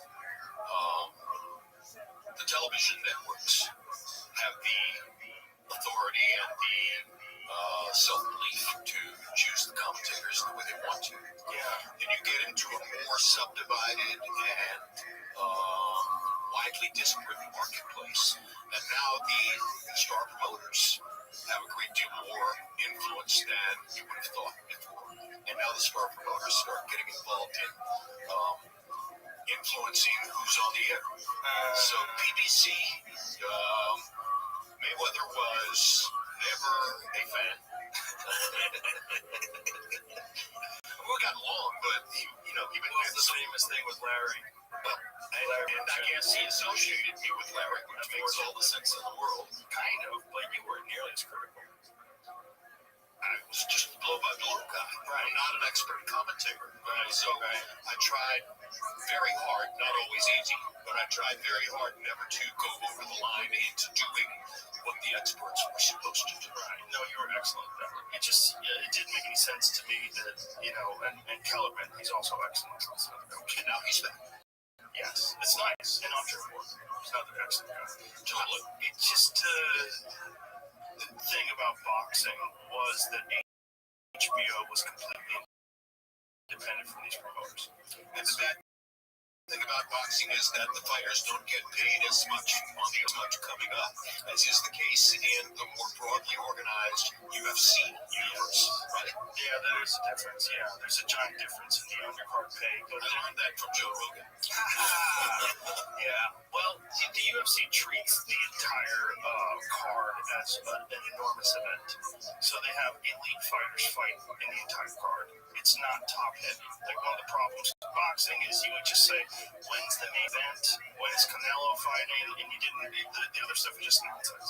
Whereas the UFC, you look at it like, oh, look, this fighting, first fight of pay-per-view. There's 5 fights on pay-per-view. First fight of pay-per-view is a banger. And the seats are packed and everybody's excited to see it. Whereas everybody starts shuffling in about 20 minutes before Canelo fights in one of these big boxing events. That, I think, is kind of unfortunate. I totally agree. A little bit short-sighted. I accede to your point of view because I've made this point before. I'm not a UFC expert. Any comment I make about UFC is atmospheric, but it's not expertly informed. I didn't have the bandwidth for that. I was trying to be knowledgeable about every single tributary and every single meaningless pocket in the boxing world. And that's a lot.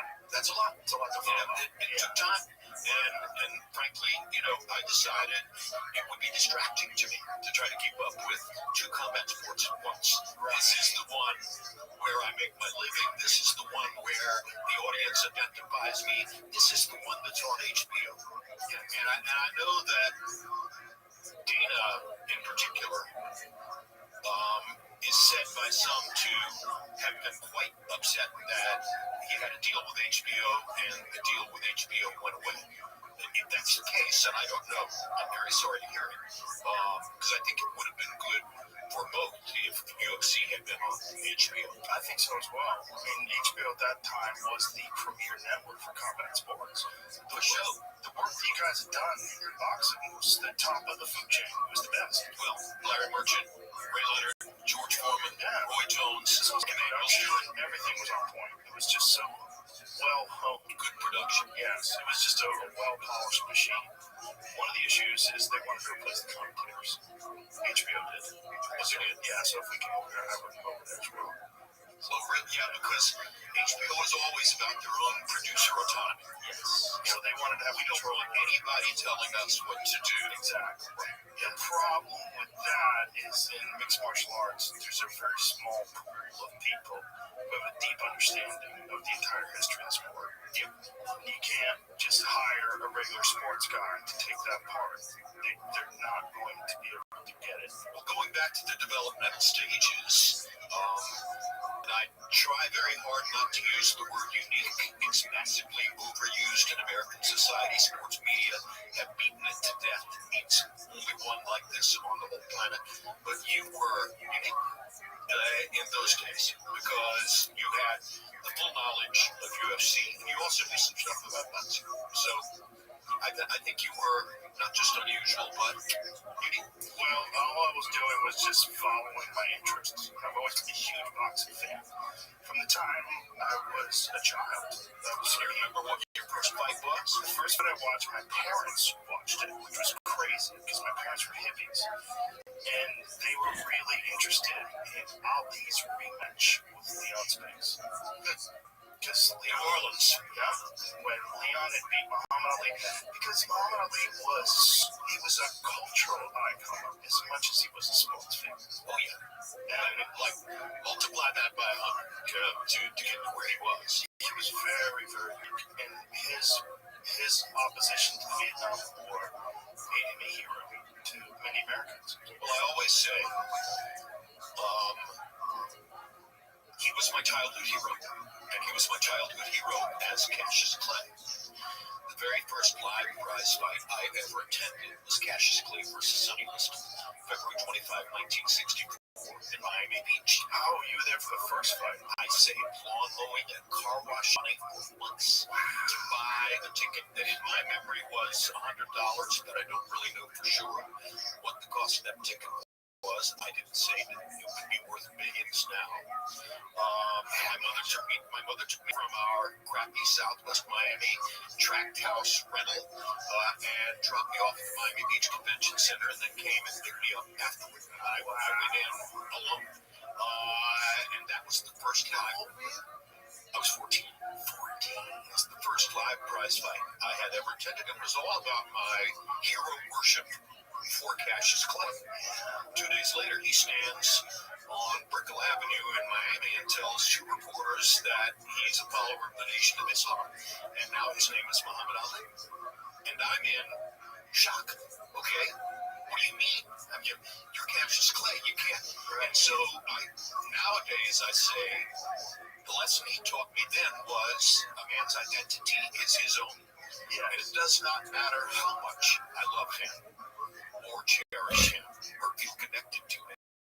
He has the right to say who he is. I mean, back in those days, Islam. Right. You know, I had that clue. But, you know, he got over with me on that when I understood it was his right. Then he taught me my stance on the Vietnam War. My mother was double widow of two United States military heroes. I grew up with a basement filled to the gills with memorabilia from as B-20, B-17, B-24, and then B-29 pilots in World War II. So there was nationalistic and patriotic material all over my household. And when Ali said what he said about Vietnam, that moved the meter for me in that regard. And I understood. And eventually my mother said, "You'll go to Canada before I'll ever allow you to accede to being drafted into the Army and go up to Vietnam," because her thought was that it was a pointless war. Yeah, she was correct.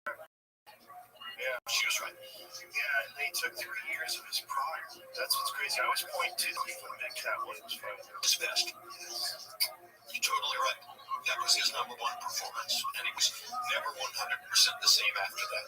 But he still had his mind. Yes, but he didn't train for 3 years. That's part of the problem. Of course, you know, at 30 years old, in that day and age, it was just a different world. You don't train for 3 years. Not as much knowledge of nutrition. Right. Not as much knowledge of training techniques, you know. The old-fashioned stuff in Deer Lake, Pennsylvania, not the same as no hyperbaric chamber, right. Et cetera, et cetera. Yeah, just they just robbed him. They robbed us too because he came back. He was a different fighter then. He was much more easy to hit. You know, he became. You know, he relied on his chin more, and, you know, he didn't have the fleet of foot movement that he had before then. But he found his way to rise to the top. Yes, he did. Wow, yeah. The championship mind was always there. That's 100% correct. But as a fan of boxing, it drives me crazy. Because you imagine what we could have seen in those 3 years if Ali had never been robbed, never took his title away, and allowed him to fight all those guys like Joe Frazier, George Foreman, all those guys with keeping the same skills that he had when he was younger. But, and I think you're 100% correct, Joe, but isn't it, in a perverse way, a part of his mystique? Yeah. The fact that he was able to come back from those 3.5 years off, the fact that he was able to rise to the top again, the fact that he was able to beat Foreman the way he beat Foreman, and beat Frazier in the third fight, in the kind of fight you would never have imagined him being in. Right. All these things combined to create the unique mystique of Muhammad Ali. Oh, for sure. Yeah. And then also the tragedy of, you know, the staying in too long, too many beatings. You know, just seeing him at the end of his life was just so horrible. You know, and we all know that was trauma-induced. We all know that. It was just sad to see. We haven't seen that yet in MMA, right? No, not quite. But you're seeing some damage. You're seeing some guys that are really struggling. You know, they're not as public, so you're not seeing it from George St. Pierre or something like that. George is one of the very unique former champions who has all his wits, his faculties, retired as champion, very healthy. Roy Jones. Roy Jones is a good example. Yeah. And Roy famously, after Gerald McClellan was hurt in the Nigel Benn fight, he was really concerned because Gerald McClellan was the guy that a lot of people thought was a giant threat to Roy. For a long period of time when Roy and I were working together, he was providing helpful financial support to McClellan's sisters who were caring for Gerald and, keeping them alive on a daily basis. I think in Illinois or Ohio, someplace like that. But, Roy loved all other fighters, and he did what he could to help with McClellan. I know that loss that McClellan had and the subsequent medical issues, the stroke, and the aneurysm, all that stuff would have really disturbed Roy and made him think, about getting out early. 100%. Yeah, because Roy was nothing if not smart. Roy was brilliant, okay? And Roy very assertively fought in a style that would limit harm. He didn't want to get hurt. His gifts. I mean, what a guy. Like, who else in recent memory? There's heavyweight boxing and there's weight class boxing. Ali is the unique physical specimen in heavyweight boxing. Roy is the unique physical specimen in weight class boxing. And so much so that he actually won the heavyweight title. Well, which is exactly right. Whatever he wanted to do, he put his mind to it. He could do that, And a part of the ongoing cliche was he could play any sport. He could be great in football, basketball, baseball, etc., etc. And of course, he did go through the theatrics of playing a basketball game on the same day that he fought a fight, which was so crazy. It was insane. It was so crazy. But that was his talent was insane. But he's also like, he was just showing people, he was kind of playing with his food. He's like, I'm going to play a basketball game and then go and easily win a fight the same night. It's interesting he used the phrase playing with his food. And I like it. Roy liked to play with his food. At a certain level. Sometimes you do things because you can. He knew what he could do. Right. So, yeah. I mean, his speed was so preposterous. When he would forego the jab to lead left hooks, which was just so crazy. He stood against the ropes in Miami against Glenn Kelly. Yes. Put both hands behind his back and made Kelly miss, and then hit him with one straight hand and knocked him out. Yes. That's Roy Jones. Oh, incredible. How would the Vinny-Pazziazzi fight when he didn't get hit for the entire round? The only round in combat box history where someone never got hit. Yeah, it was crazy. And I was with Roy at the International Boxing Hall of Fame induction ceremony a few weeks ago, and we were talking about exactly that.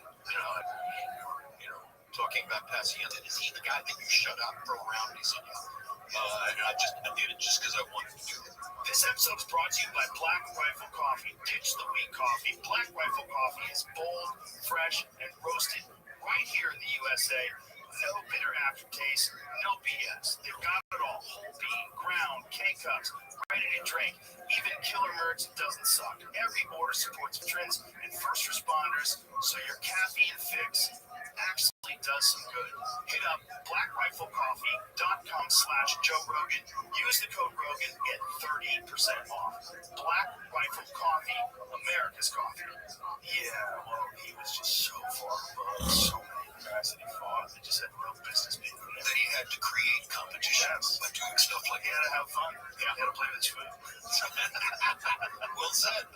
Yeah, no, he was spectacular. He was one of those guys that's a unique once-in-a-lifetime talent. That, unfortunately, though, his mistake was going up to heavyweight and then trying to go down to 175, which is unbelievably grueling. Because when he was 200 pounds at heavyweight, he was 200 lean, muscular, fast pounds. That was not like fat to lose.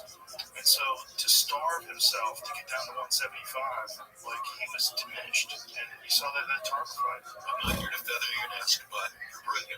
That's 100% correct. And he lamented it afterward because he understood how he had penalized himself that way. 25 pounds. So much weight to lose. Well, and you made the point, when it's muscle, if it's fat, you can go into the steam room and sweat it off. But once it's muscle, it's there. It's a part of the structure. It's a part of the building. How are you going to rip it out? Not only that, it diminishes his endurance, it diminishes durability, gets compromised because he can't take a punch as well because he cut so much weight. It gets to his confidence. Yeah. And his confidence was unshakable. It's everything. When you go into the fight fatigued, you're feeling fatigued. And then you've got a guy like Tarver who's infinitely talented and has legitimate knockout power and is talking shit Yeah, right before the fight. Got any excuses tonight, boy? Remember that? And then he knocks him out. Holy shit. With a brilliant straight left hand against the ropes, I can see it in my mind. And you know, it's worth it, Tarver. A few weeks ago, when you mentioned the Times Square card, and Tarver was my expert commentator on the Times Square card. So energetic. Yeah, Tom's great. So lively. Really good. Yeah, I was thrilled. And he's another guy that with his boxing skill went all the way up to heavyweight. Well, how many southpaw heavyweights? Very few. Yeah. Yeah, he was southpaw. But again, Won the championship. another light heavyweight. And lost it to my man. George Foreman, one punch. Yeah, that was crazy. And thus the title of my book. Thank you so much, George. You know the reason why my book is titled "It Happened," where I came up with "It Happened." So he was the commentator in the weeks leading with Moore. He and I together had called Moore against Holyfield when Moore won the championship. And in the weeks before he fought Moore, I would pull out at crew meals and fighter meetings, other occasions when I could get a minute with him. 3-4 times I asked him, George, how are you going to beat Moore? He's a southpaw. He's a mover. He has great feet. Holyfield couldn't find him. Holyfield was much faster than you. And every time I said it, George would fix me with that implacable George Foreman gaze and say, Jim, you watch. There will come a moment late in the fight. He will come and stand in front of me and let me knock him out. Always the same words. He will come and stand in front of me and let me knock him out. So now as Moore is on the canvas, Joe Cortez 6th, 7th, 8th, and I'm thinking, what am I going to say about this? How in the world do you establish this without being self-glorifying? You know, I've got to say something that's meaningful, but I want it to be about him. And I thought about what he had said to me. And what came out spontaneously was, it happened. It happened. It's really me talking to George, saying to him, okay, I get it. You told me it was going to happen, and it happened. Well, do you remember when George came back and he was 300 pounds and everybody was laughing at him? And he was in his late 30s, I believe. Was he 34, 35? Something like that. When he made his comeback, he hadn't fought in 10 years. Everyone dismissed him. I'm like, what is he doing? He was very overweight. The bum of the month charm. You know, I mean, and that's not a fair way to say it. There were bums, but they were people that knew he could beat. Yes. To build a dossier to what he really wanted. And get in shape. Yeah. And no one believed him. No one. I remember me, as a boxing fan, watching that comeback being sad. Like, oh, George Foreman's coming back, and he's all fat now. Oh, this is sad. Well, I'm sure you've known a lot of people like this, Joe. You want to see George do something? Tell him he can. Right. Challenge his will, you know, because he's such a person. You're talking to a guy who, as a teenager, 17 or 18 years old, says to himself, I want to get out of the Fifth Ward of Houston. I don't want this life as a gangster or a laborer or whatever I'm going to get by living in the Fifth Ward of Houston. I want something else. So he goes to the Job Corps in Hayward, California, and enrolls in the Job Corps. And that's where he learned to box. That's what set him up a year and a half later to win his Olympic gold medal in Mexico City. And then go on to his storied professional boxing career. But, you know, he was, in his own mind, proving he could do something that other people didn't think he could do, even at that point. He told me that when he first got to Hayward, he befriended one of the other people in the Job Corps, who was a white kid. And said, you know, they're talking about things that they like. And the guy, Dylan, how much he likes Bob Dylan. So George got the first 2 or 3 Bob Dylan albums and listened, wanted to hear what this is all about, and absorbed the lyrics and paid attention. When George told me this story, I said, George, you, Bob Dylan, you know, how am I supposed to process all this. And he began quoting the lyrics for me. Okay? From Blowing in the Wind, from Don't Think Twice, It's All Right, etc. From early Bob Dylan songs. Yes. He knew about Hurricane. Yes. So he was just an amazing person. So broad-based, and that was, I think that was part of what burned in him, was that everybody, myself included, gave Ali credit for all that. George wanted, in his own way, for people to see, hey, I'm not that different than that, And I mean, one thing he said to me was, you can't win the heavyweight championship of the world without being smart, okay? A stupid person couldn't do this. True. Yeah. So he respected Moore's intelligence, but he also understood something that I didn't understand. He'll come and stand in front of me late in the fight and let me knock him out. Crazy that he predicted it that way, because that's exactly how it played out. Yeah, go to YouTube. If you haven't seen it, it's uncanny. It really is. Giant Michael Moore fan. He was a light heavyweight. I think a lot of people forgot how dangerous he was at light heavyweight. He was one of the great light heavyweights. No question. Because of the southpaw punching power. I don't know if it's true in UFC as it is in boxing, but you don't see southpaw punchers very often. Southpaws are technical. They box. They take advantage of their foot skills and their hand speed, and they beat you with boxing skills. You're not often going to run into a southpaw who's going to knock you out. But we've already talked about Tarver and Moore was the other one who had punching power. And it's kind of Cody was a southpaw with punching power. It's kind of doubly effective if you've got that, because you're worried about the technical issues with a southpaw, and now he brings a cannon. Right. Yeah, the southpaw thing was always so confusing to me, because if you ever boxed before, you're so accustomed to that left hand being forward, and all of a sudden everything's reversed, and now you're thinking.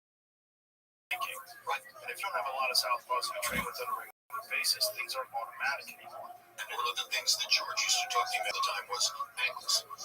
If you're standing in front of another man, you're confronting him, you're trying to deliver and stop delivering angles.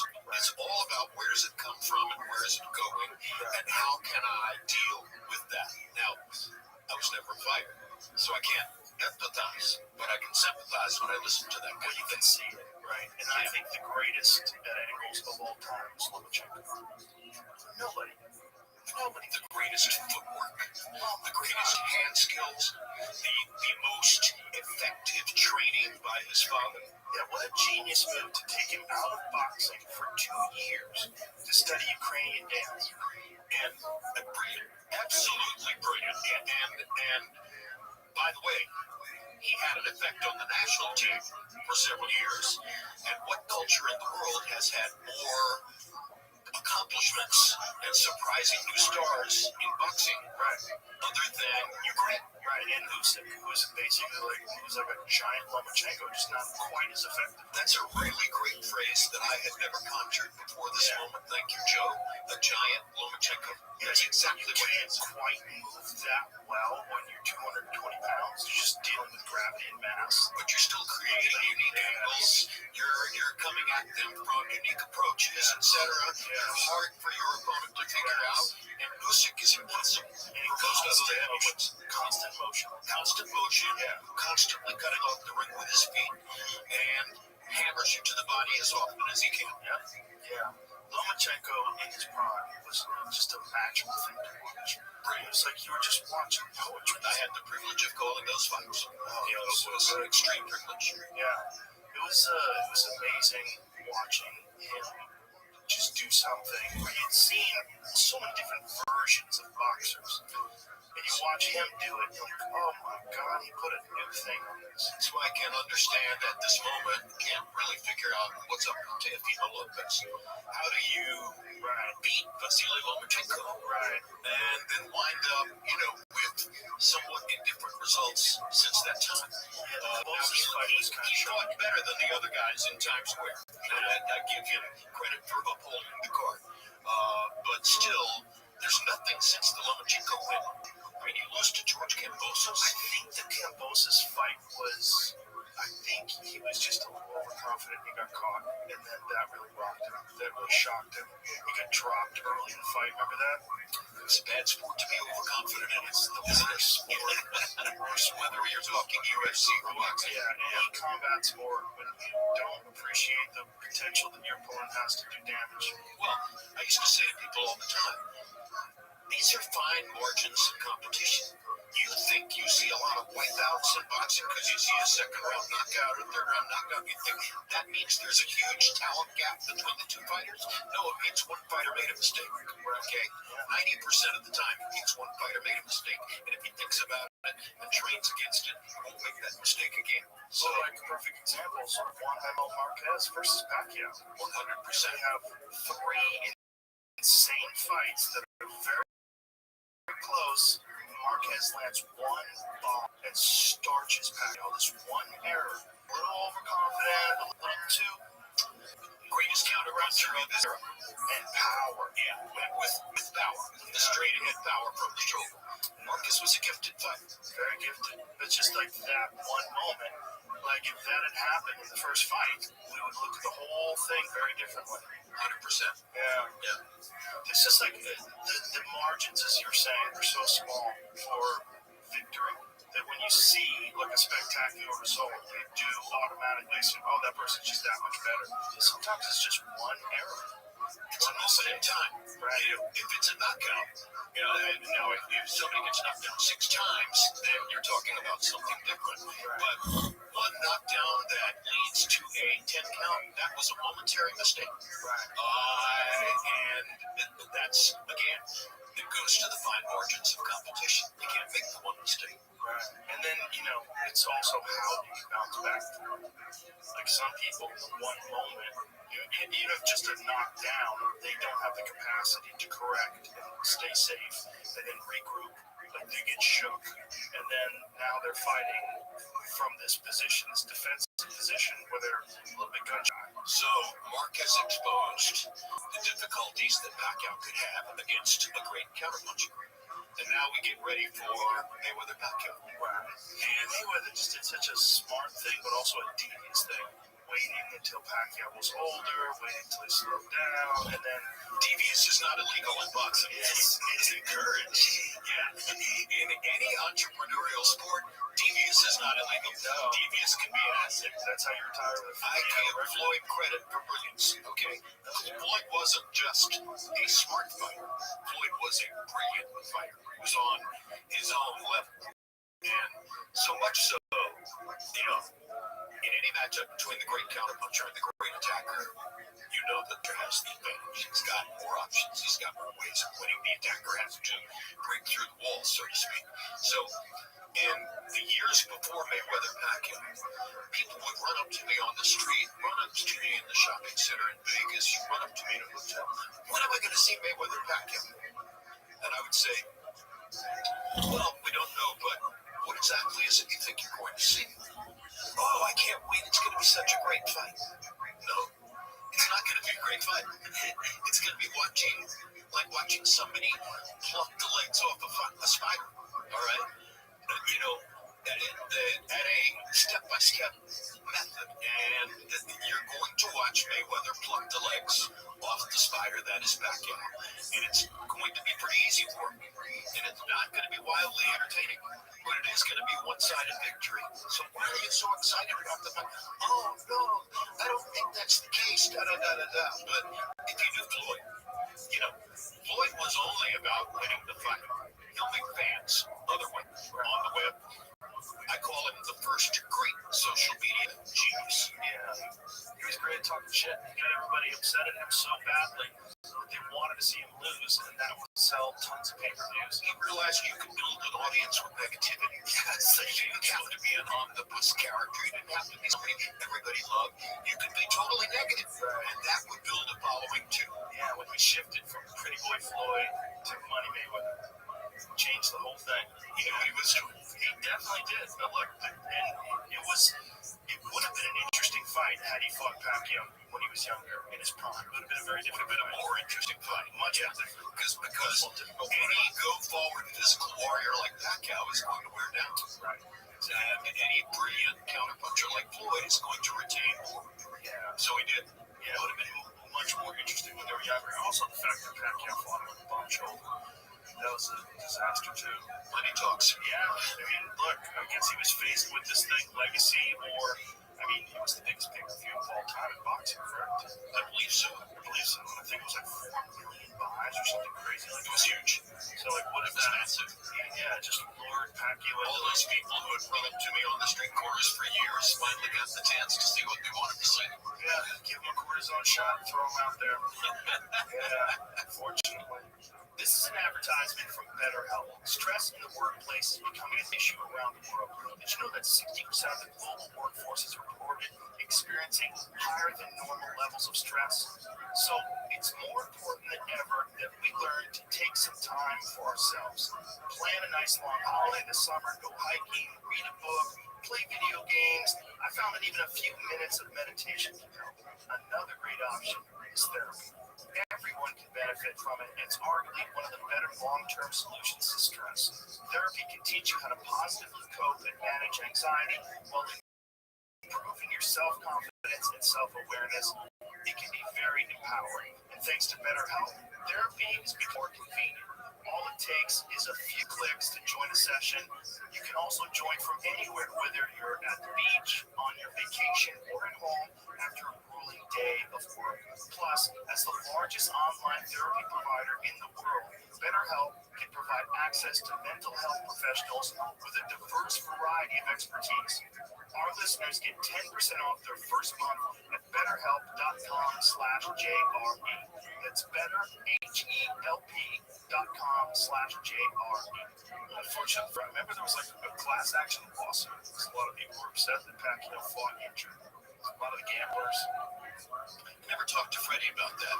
But, at the end of the day, the fighter makes the decision. Well, the money. Yeah, the money. Yeah, that happens a lot in the UFC. There's a lot of fighters that fight injured. I got to tell you this while we're talking about it, all right? I apologize for going off script here a little bit. I was with Manny 3 weeks ago, less than a month ago, at the Hall of Fame inductions in Canastota, New York. He was being inducted into the Hall of Fame. And on the night before the induction ceremony, there's a big banquet and a banquet hall at the Turning Stone Casino. And I'm sitting up on the dais between Roy and Rod Greenberg, my former boss at HBO. And right across to the left of us, behind the podium, was Manny. And several people spoke. I didn't know that I was going to speak. I was asked to get up and speak. I did. Roy did a speech, et cetera, et cetera. Eventually, Manny got up and made a speech. Now, I met Manny Pacquiao 24 years ago in a fighter meeting room in Las Vegas before his fight against Leshanola Latwala, which was his first appearance in the United States. What class was that? He was a kind of a throw-in opponent. But what class was that? Yeah. So that would have been 22. And Larry and I were 100% convinced that Latwala was the best 122-pound fighter in the world. We had seen him on the undercard of Louis Rockman in Johannesburg, South Africa. There's nobody who could possibly be better than grace, style, hand skills, all the stuff. And I meet Manny in that room. He can't put 3 or 4 words of English together.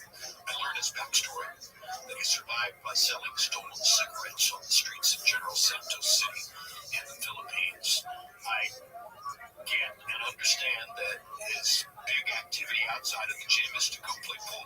Yeah, he's a pool player in professional level, barrooms, exactly. Yeah, he plays very little pool player, et cetera, all of that.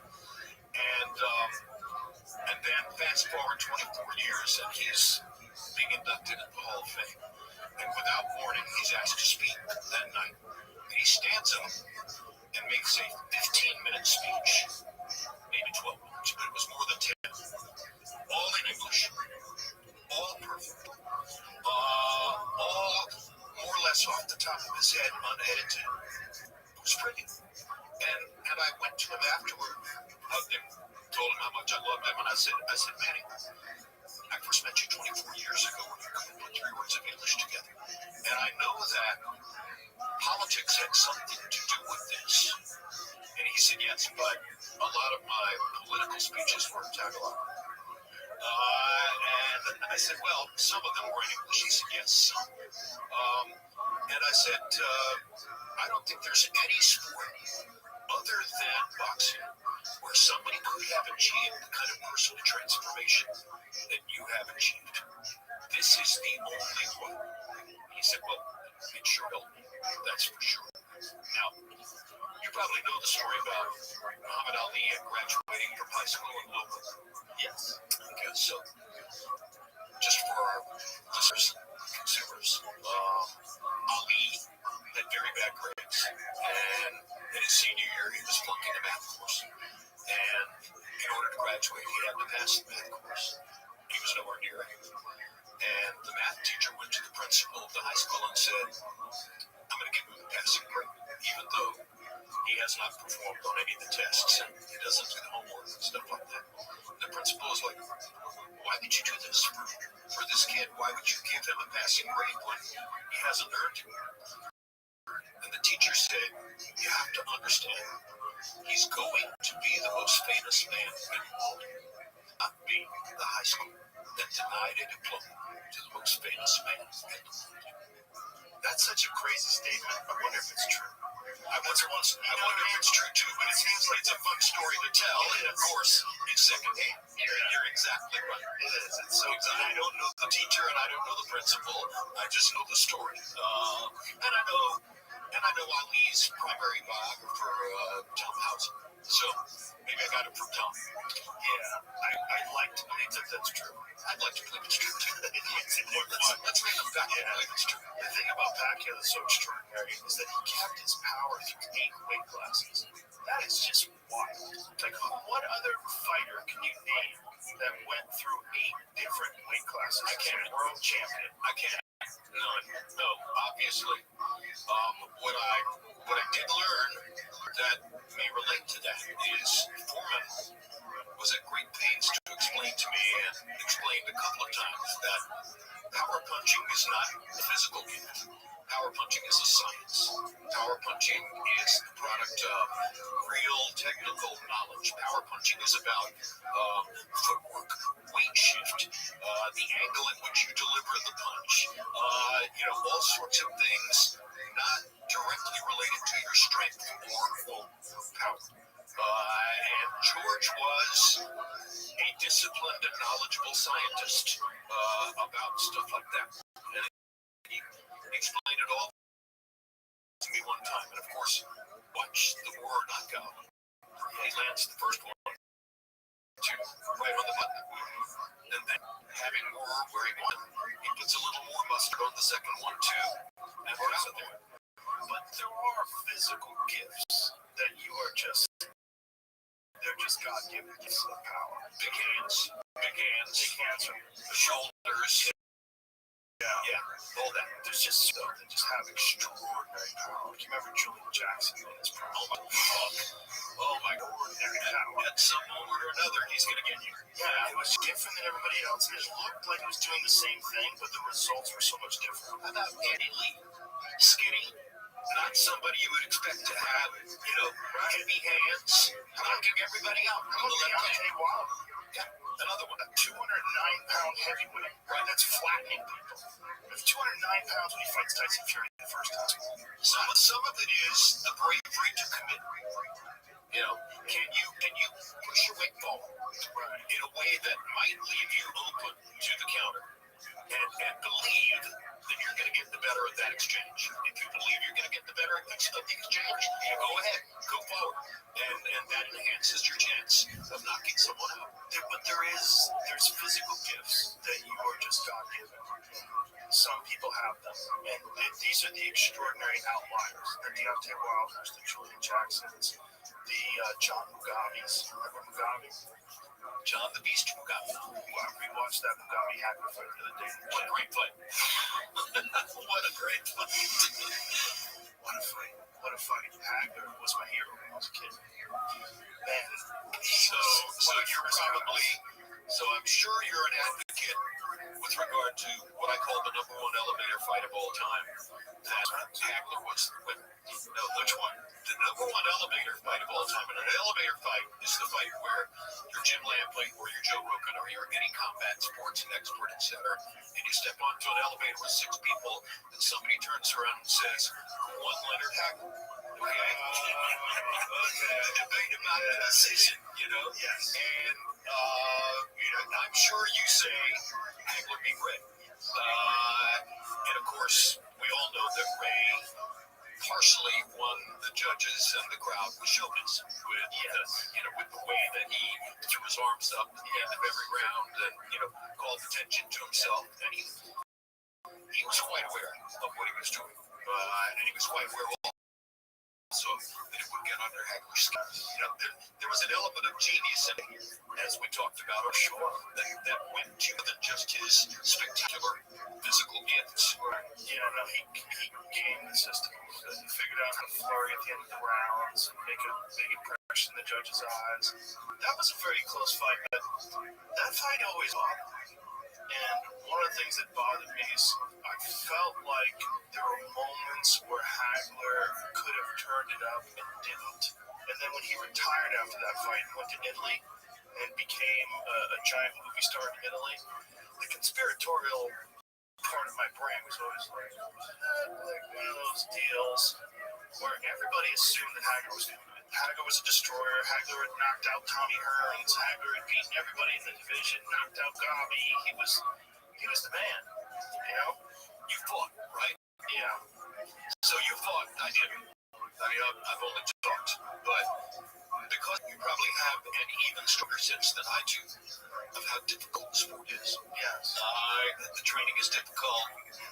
The fear factor is certainly part of it.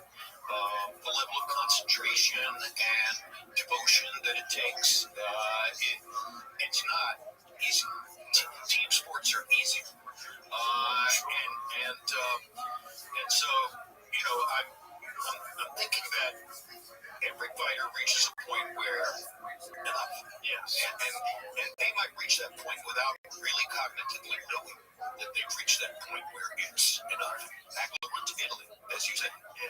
Maybe he had already reached something like it before he fought Ray in that fight. Well, he had accomplished so much, and also his training years worth of stuff of legend. I mean, he would spar 100 rounds a week sometimes. It was just insane. Hagler was a monster. I mean, his conditioning, his drive, and his will, and his discipline. He was a monster. He would scare the shit out of everybody just from his work ethic. I remember I told the story, there was a news piece when he was training on the Cape, and it was in the middle of the winter, and he was fighting Mustafa Hamsho, and he was running down the sand dunes screaming, "War," with combat boots on in the winter. And I'm like, war.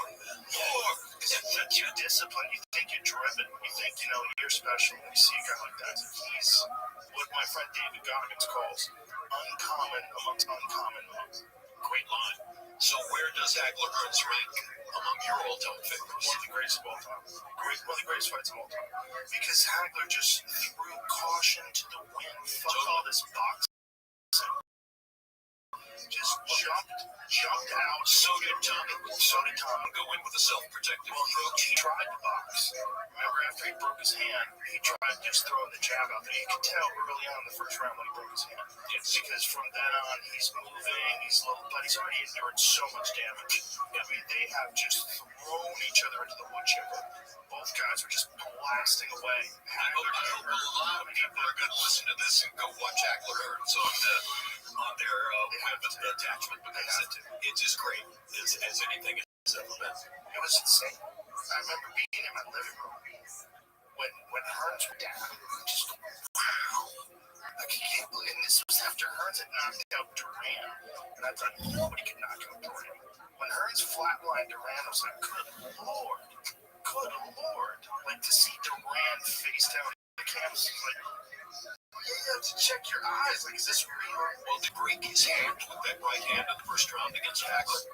Yeah. There you go. You've lost your primary weapon. He has one knockdown attributed to him in his career, and it's bullshit. The Juan Roldan fight. Bullshit. Not really a knockdown. And now we deal with Canelo, who has had one knockdown attributed to him in his career, and in my view, it was bullshit. Which fight was that? So it was Miguel Cotto's little brother, Jose Cotto.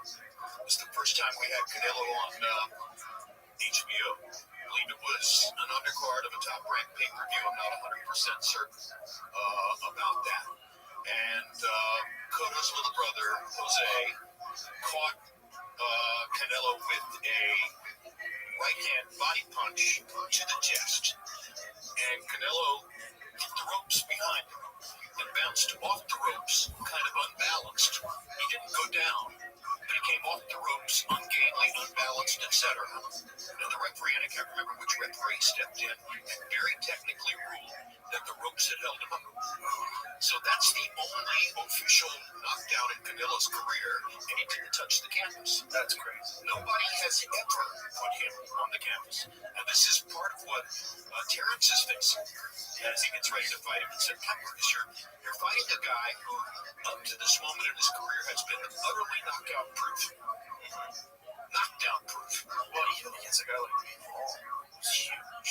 Yeah, exactly. A huge light heavyweight. Yeah, but Bivol is, I'm going to say, at least 50-50 backup counterpuncher. And they don't muster exactly the same power as a go-forward attacker. And then, you notice that he hasn't fought Beterbiev. And I'm not sure that Beterbiev would be the right matchup. But For Canelo. yeah, for Canelo. That would be a nightmare matchup.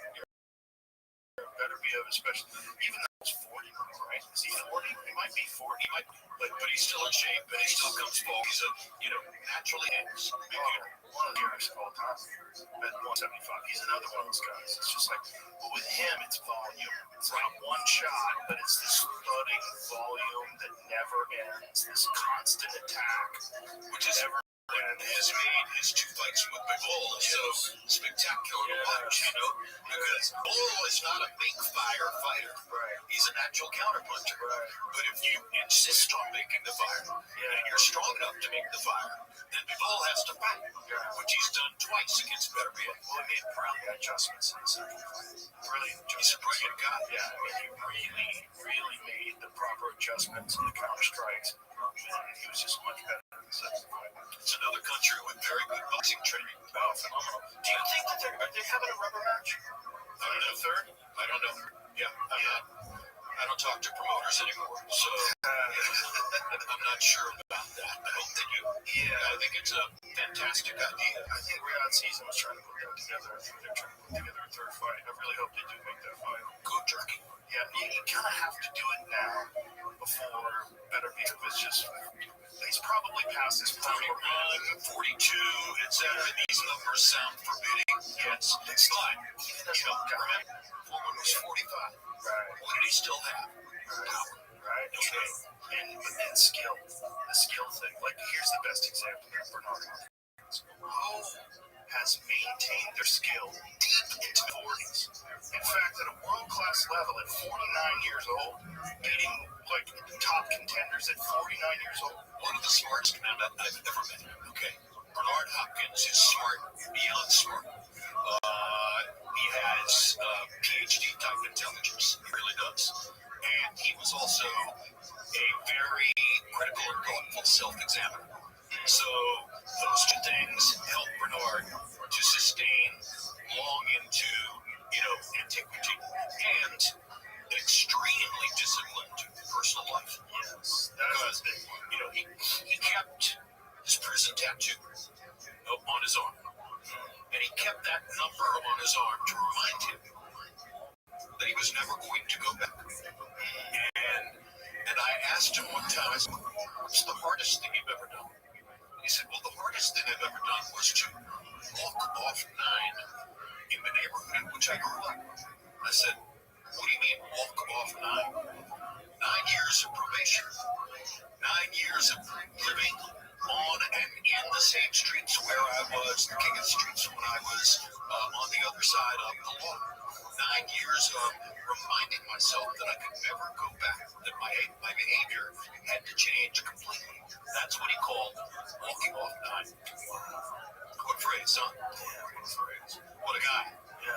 Really, what a guy. I remember when he was middleweight champion, and he wasn't getting the credit that he felt like he deserved. He was, squabbling with promoters. They kept him on the shelf. Like, my God, he's like wasting away in the prime of his life. It felt like we're gonna miss out on the prime of his life. And then here he gets into the Felix Trinidad fight, and I was like, this is crazy watching this guy completely outclass Tito Trinidad.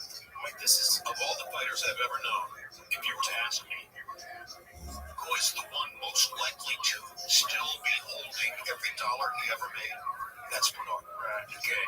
He gives nothing away. And he protects himself, he protects his family, he protects everything about his experience in an extremely devoted way. Why? Walking off none. Never wants to go back. Well, those are the stories that are so inspiring about boxing, right? The people that have used boxing as a vehicle to get out of their circumstances. Totally.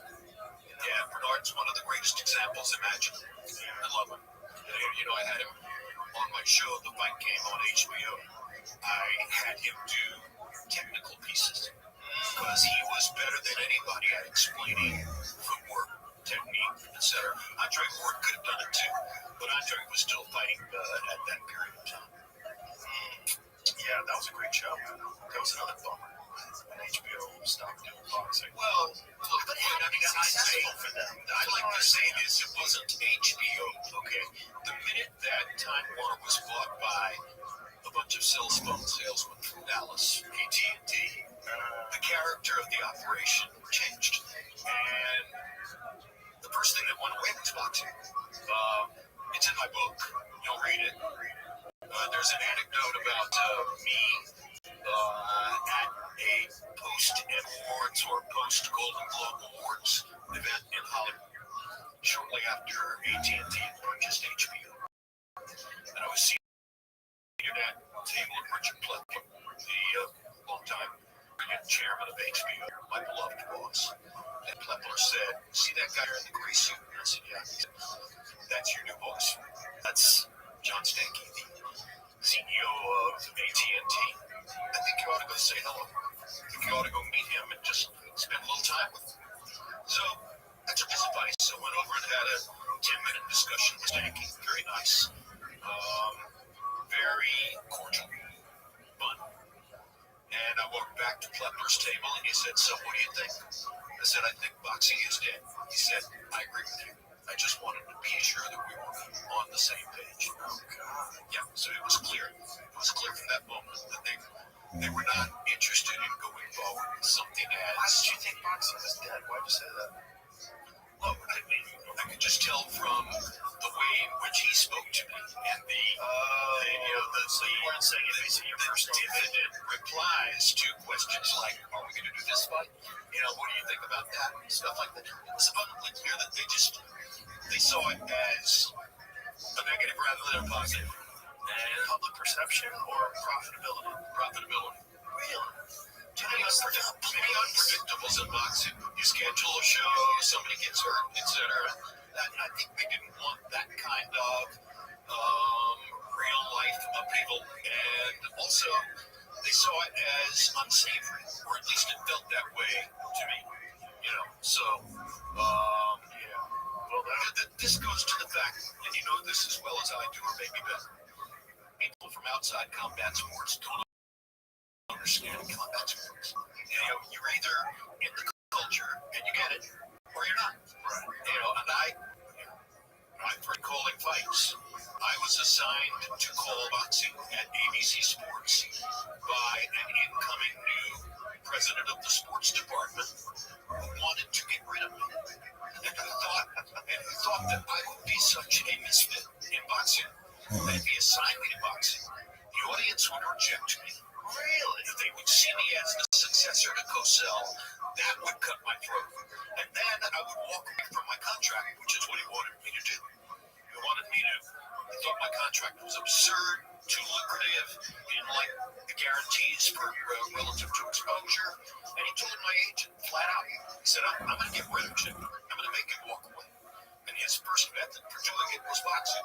So, of course, that means he didn't know that the very first sports event my mother ever sat me down to watch when I was 6 years old after my father died when I was 5 was Sugar Ray Robinson versus Bubba Olson for the middleweight championship on Gillette Friday Night Fights. That I had grown up all through my childhood and teenage years watching Gillette Friday Night Fights. And later, people would say to me, "Who's the voice in the back of your mind when you're calling fights? Is it Cosell?" I said, "Oh, hell no. I would never try to emulate that." Don Dumpy, crisp, precise, factual, on point. That's who I'm hearing in the back of my head when I call fights. Interesting. Yeah, so he thought he could get rid of me by assigning me to boxing. And he also did not seem to be paying much attention to the fact that his division, with leadership of a guy named Alex Wallow, who was a boxing freak, had just signed a get-acquainted look-see contract with a 19-year-old heavyweight from upstate New York. His name was Mike Tyson. So the first fight I ever called on TV was Mike Tyson versus Jesse Ferguson in Glens Falls, New York. And this is the famous drive his nose bone into his brain fight. Alex went to do a post-fight interview after Tyson had obliterated Jesse's nose with an uppercut. There was blood all over the ring. And Alex said, "Mike, tell me about the uppercut." And Mike said, "Mike Mata taught me that the purpose of the uppercut is to drive the opponent's nose bone into his brain. I was trying to drive his nose bone into his brain." And I'm standing on the other side of the ring, listening to this headset on. And I thought to myself, "Oh my God, look at what I've stumbled into here. This kid is not only going to be the biggest attraction, he's going to be the biggest attraction in American culture if he can keep coming." And of course, within the next few weeks, they all started spilling out. Boxing is a herd business. Everybody's got a plan until you hit them. All the things that D'Amato had taught him, which he memorized and then reproduced in his media contacts. One of my favorite TV fights was him versus Brooks Frazier, because it was such a terrifying execution. I'm giving away too much of the book, Joe. I mean, my publisher would say, "Wait, don't tell them all." Come on, people can buy it anyway. Don't worry about that.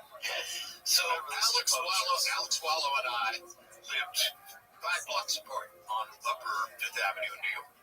And when we went to upstate New York for the Tyson fights, of which there were several, we would always ride up in his green Jaguar, and he knew the route. He would drive, play me his esoteric rock music. You ever heard of cock rock? Try him out sometime. And so all the way up to Albany for the Marvis Frazier fight, Alex is saying to me, "I'm thinking of saying in the opening on camera that Mike will knock him out in the first round. Do you think that's too audacious?" And I said, "Well, Alex, you're the expert. I'm just a throw-in blow-by-blow guy who's trying to get my feet wet here. I'm the last person who's going to tell you what it is you should say. So if you believe Mike is going to knock him out in the first round, and you're confident saying that, first of all, no one's going to penalize you on Monday if you're wrong. Nobody's going to print some big headline that says Wally or something like that.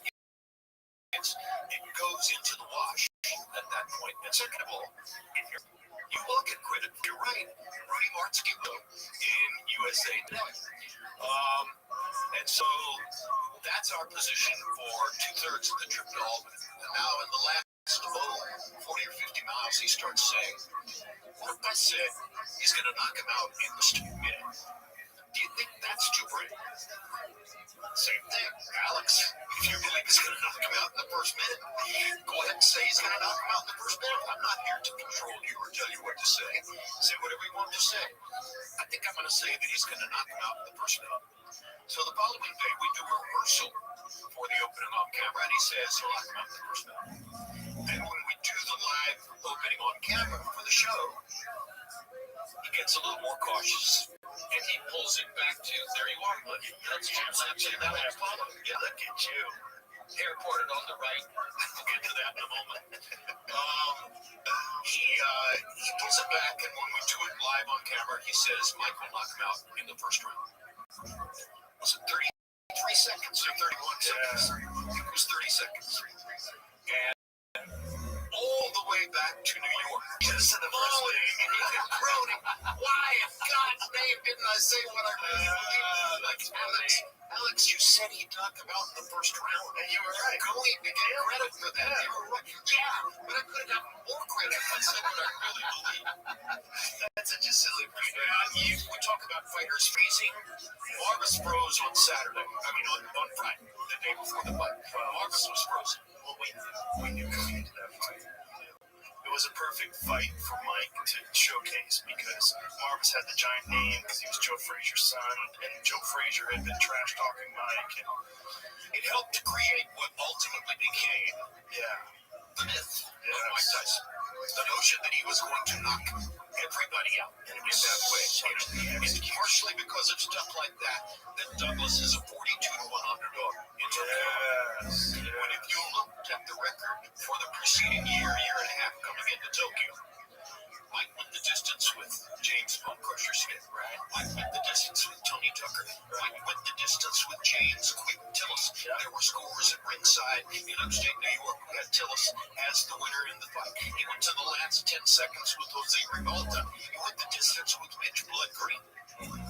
What did they all have in common? They were all taller than Mike. Some of them have a right hand that would come over the top where he would have difficulty seeing the delivery. And when you get to Douglas, best athlete of the group, former college basketball player with good feet, had a big right hand. I mean, looking back, pure logic. No way in the world Mike should be a 42-1 favorite against Buster Douglas. But Buster Douglas had underperformed most of his career, had not been motivated. Then his mother died. That's correct. 100% correct. And you're right on point for saying it at this moment. His mother died. And that lit him up. Lit him up and never again. And Mike was at the height of his differences with Robin Gibbs. Constant turmoil, and partying, and feeling invincible. Nothing that can do more damage to a good man than the wrong woman, right? And she was the wrong woman. She's the wrong one. That was there's certain women out there like that that can tank your life. Yeah, unfortunately. Jose used to say to me, if you want to know what the daughter's going to be like, look at the mother. And if you looked at her mother and the background relative to Dave Winfield and all of that, maybe you could have predicted. Or as Merchant said in our on-camera prior to the Tubbs Tokyo fight, Tyson versus Tubbs in Tokyo, first fight I ever did on HBO. Larry had a line before the fight where he said, this is the beginning of the Robin thing. Cus had died. Jimmy Jacobs had died. No, Cus had died. Jimmy Jacobs. At any rate, with Larry Timberoni was already out. right? That's right. Yeah. Larry said, since the beginning of organized boxing, heavyweight champions have often consorted with actresses and never to their benefit.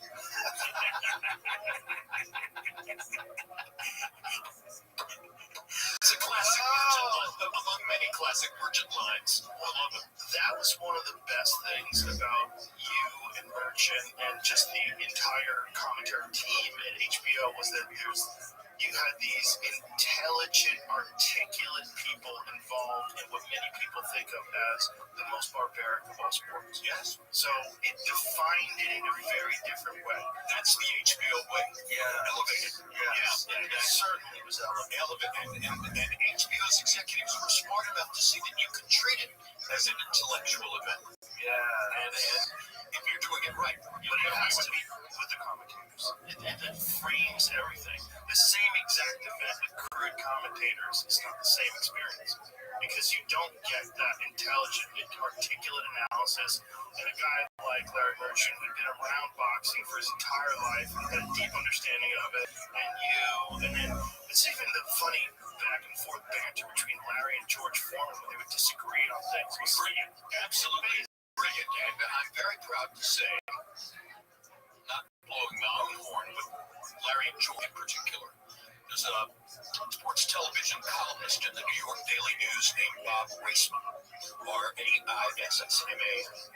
And at some point in that arc, Reisman wrote in his TV sports column in the Daily News, Lampley, Merchant, and Foreman are the greatest three-man broadcasting team in the history of sports television. Think about that. That's amazing. This is not Monday Night Football. This is HBO boxing. Right. Yeah. And so he was saying, in fact, this is better than Gifford Meredith and Cosell. And I was very, very flattered by that. Which I should have been. That's incredible. Yeah, having a great team like that. And there was the flow where you guys had worked together so often. And there was the between round stuff. Yeah. What set Showtime and HBO apart from ABC, CBS, and NBC? No commercials. Right. And no commercials. You get one of the most meaningful and communicative parts of the narrative, which is what goes on in the corner between rounds. So you're watching Tyson Douglas, for instance, and you see these two novice trainers struggling with a condom filled with water to try to do something to ease the swelling in his eye. No swell. Unbelievable. I remember Ray Dillard fell off his chair when he saw that. It's just so hard to believe that you could achieve the highest level of combat sports, the heavyweight champion of the world, and yet have this really rank amateur corner. There was so much that was taken for granted during that stage of his career. The only person, and Jimmy died, the only person in that camp who was really aware of how vulnerable he could be was Mike. Mike was a boxing genius. Mike knew much more than those guys about how to prepare for a fight, etc., etc. But again, before Tokyo, he was distracted. He was really distracted, and it comes with success, all the trappings. I mean, he was just constantly, You know Mike, right? Yeah. Have you had him in here? Oh, a couple times. Yeah. One of the most lovable people I love him to death. Yeah, he's great. You can't not love Mike if you know him. No, if you know him, the first time I met him, it's hard to believe he's really in the room. You're like, I can't believe he's real. But he's right there. This is Mike Tyson. Because me as a child, I remember when I was a kid, I guess I wasn't a child, a year younger than him, but when he lost to Buster Douglas, I didn't watch it until after the fight.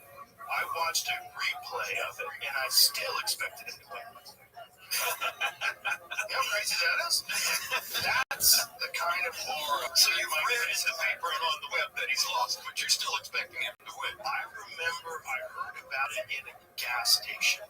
Someone told me in a gas station. I can't believe this is true. I was getting gas, and I heard, did you hear Mike Tyson got knocked out?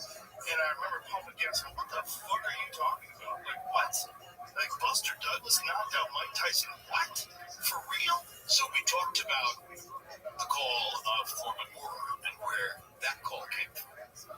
The other call that is on that same level in terms of, people remembering and stuff like that is that call. And you just came close to identically articulating what my call was.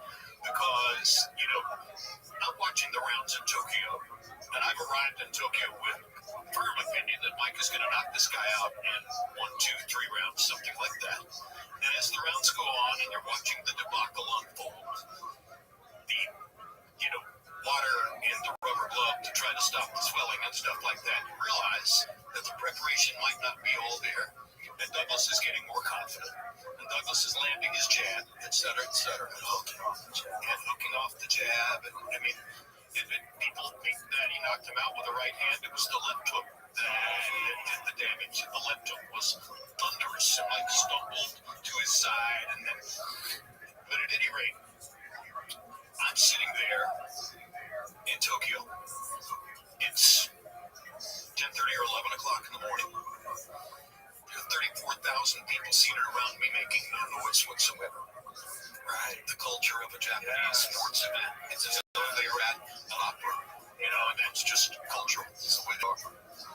And as that count is rising, 5, 6, 7, It's abundantly clear that Mike's not going to get on. And I'm thinking, oh my God, what am I going to say about this? The very first live fight I ever attended was the biggest upset in boxing history. And now, here in front of me, 12, 14 feet away, is the result that's going to supplant that as the biggest upset in boxing history. So what do I say? And I've told this story many times. If you've heard it, I apologize for repeating. But I was developing a golf relationship with the greatest actor of my generation, Jack Nicholson, who became a close friend and later served the same in my career. That's another story.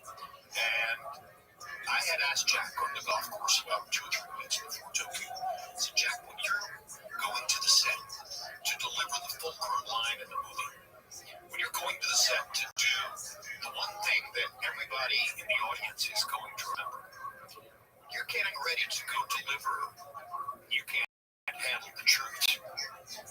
What is it you have on? What's your mantra?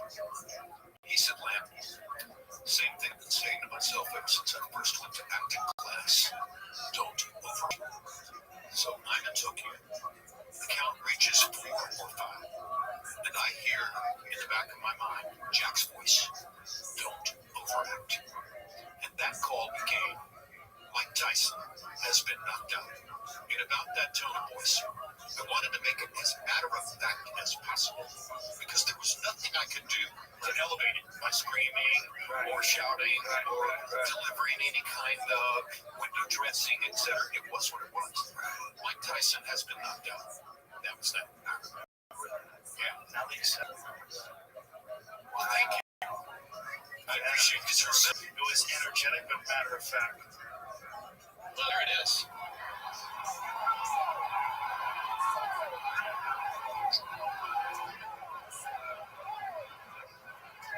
All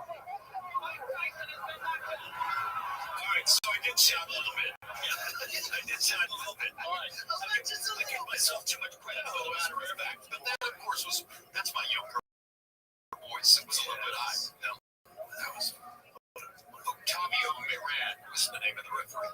I just remember Buster Douglas winning that fight thinking, man, what happens to him? Well, what of course is that he goes on a celebration rampage. He puts on, I don't know, 40, 50 pounds, something like that. He tries to trade them off, but not effectively enough. He goes into the ring against Holyfield. Holyfield delivers one left hook, one perfect counter left hook in the first round, and we're out of there. That's what it was. Was it left hook? I thought it was a right hand. Might have been a right hand. I could be wrong. See if you can find it. Might have been a right hand. Well, they'll find it. Yeah, Jamie will find it. But yeah, he just never reached those heights again. That was it. He just never. I mean, money. Yeah, I mean, also like the Money, food. Yeah, he got real fat. He was an addictive eater. Here it is. Okay, let's see. Right hand, you're right. Then there was a left hook following. The right hand is the one that did it. I think the left hook missed. Yeah, the left hook missed. You're right. All right, so 1 for Rogan, 0 for Lampley. It's cemented in my mind because I remember. What year was that? Well, it's 1990 when Buster knocks out. Was it? Yeah. No. That'd be earlier than that. Huh? No, it was 90. Well, it was February 10, 1990. Wow. February 10 in the United States, February 11 in Tokyo. Okay, right. So this is probably 91. Then he might have been 90. Yeah. I think it was later in 1990. Yeah, I just remember, when someone does something extraordinary and rise to the occasion, I always root on them. I always root for them. Wow, he's going to turn his life around. He's going to be great. So now you're rooting for Buster to be home. Yeah. Well, and also I was a giant Holyfield fan, too, so it was one of those conflicted fights. And Holyfield, to me, was extraordinary because what he did with Mackie Shilstone and his training, October 5, 1990, there it is. This time out, It was one of those things where I was one of the first guys that really weightlifted. And I remember as a young fighter, I was always told, if you lift weights, it'll slow you down. Weights make you stiff. Weights will slow you down. You should never lift weights. And so I listened to that, and I never lifted weights. And then I remember watching Holyfield train for his heavyweight debut, thinking, God, I remember his Welcome, how are you? Muhammad Ali. Remember that fight? Incredible fight. Like that was when he was a cruiserweight. How'd you find out about me? How is this gonna work? strong, very strong. Okay, how? You want to see Evander do something? Tell him he can't do it. Oh, for sure. Yeah. But also, one of the first Okay, from Kick or Blue Sky? modern science in regards to strength and conditioning.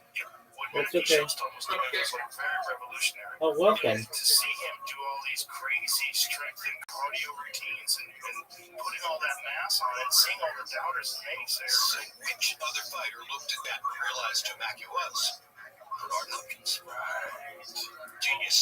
He worked with quite a few fighters, didn't he, Mackie? I believe Mackie worked with quite a few fighters. Oh, yeah. Everybody saw like that the results were there, so everybody kind of changed their opinion on Did he work with any MMA guys? Probably. That's probably If it makes sense. yeah. I mean, MMA guys are like. I mean, this is with MMA. You have the grappling aspect of it. Without strength and conditioning, you really can't compete. It's not really possible in this day and age. Everyone uses strength and conditioning. There's very few fighters that just train skill. Just train skills. Like George St. Pierre did that for a certain period of his career. I wonder if there's anybody left in boxing who trains just using the gym skills. There were a lot of them when I was first involved in the sport who would never have touched a win. You know, they subscribed totally to the notion that that was negative. Right. And the worst case, I mean, they definitely did calisthenics, but that was it. It was just bodyweight exercises. You know, which brings us to Crawford, which I think is really interesting. The Crawford-Canelo fight. Beyond interesting. Fascinating. Because how does Crawford compete with that size? And, you know, we have to recognize, okay, well, when Canelo fought Floyd, it was 152 pounds, right? So he had dropped down, which was a struggle for him, which is why Floyd was so brilliant getting him to go down to 152.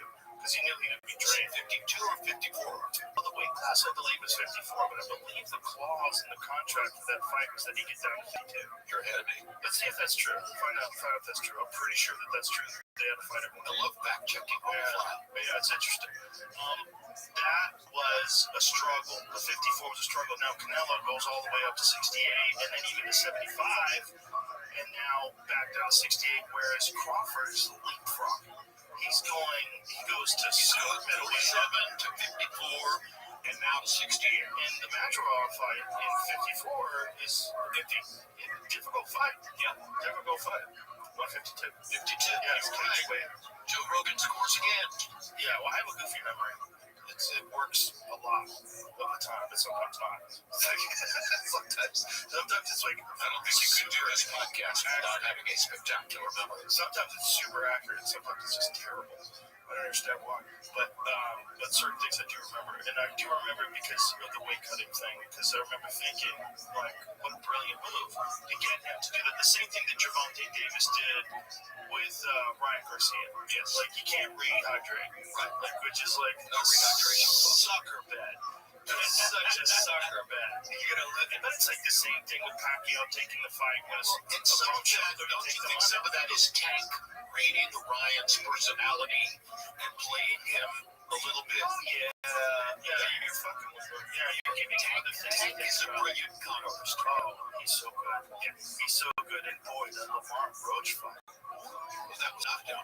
Oh, 100% was knocked down. And that's a dramatic mistake by the referee. Without that, you have a decision victory for Roach, and he's a superstar. Now you have this fucking draw that they have to fight again. But now, if Gervonta knows what's coming, they had fought in the amateurs, correct? They both have knowledge. Yeah. Roach knows that his counterpunching can be effective against Tank.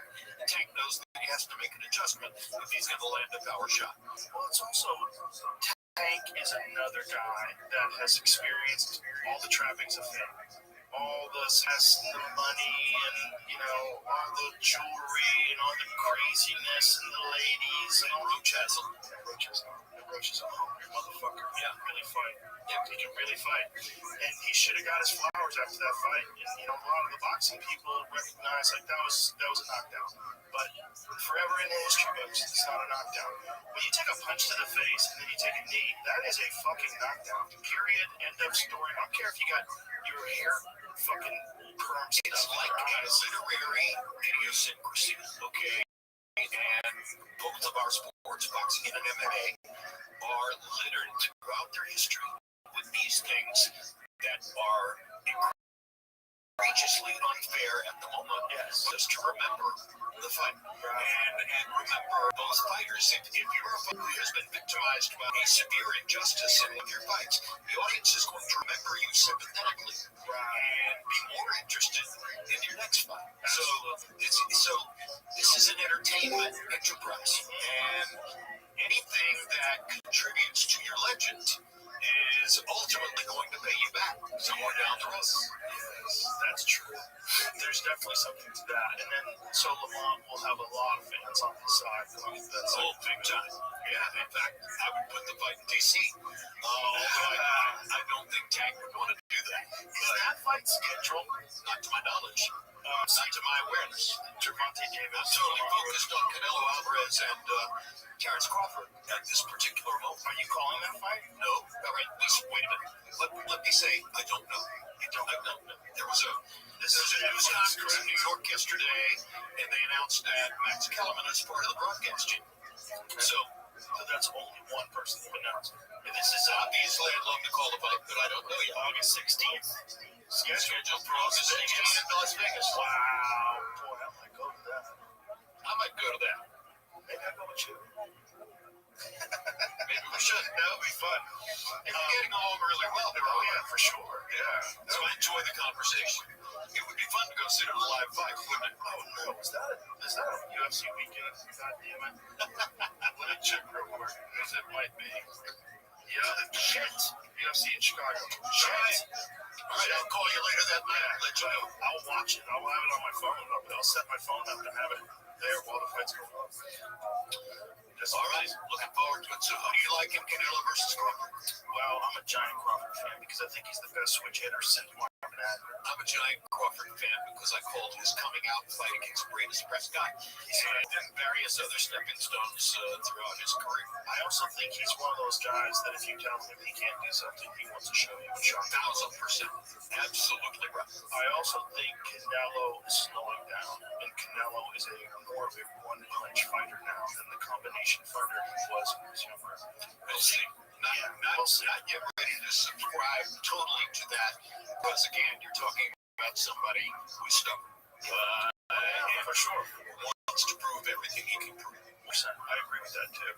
But I think there's a like in boxing and certainly in MMA, there's a certain amount of years where a fighter can keep the RPMs up.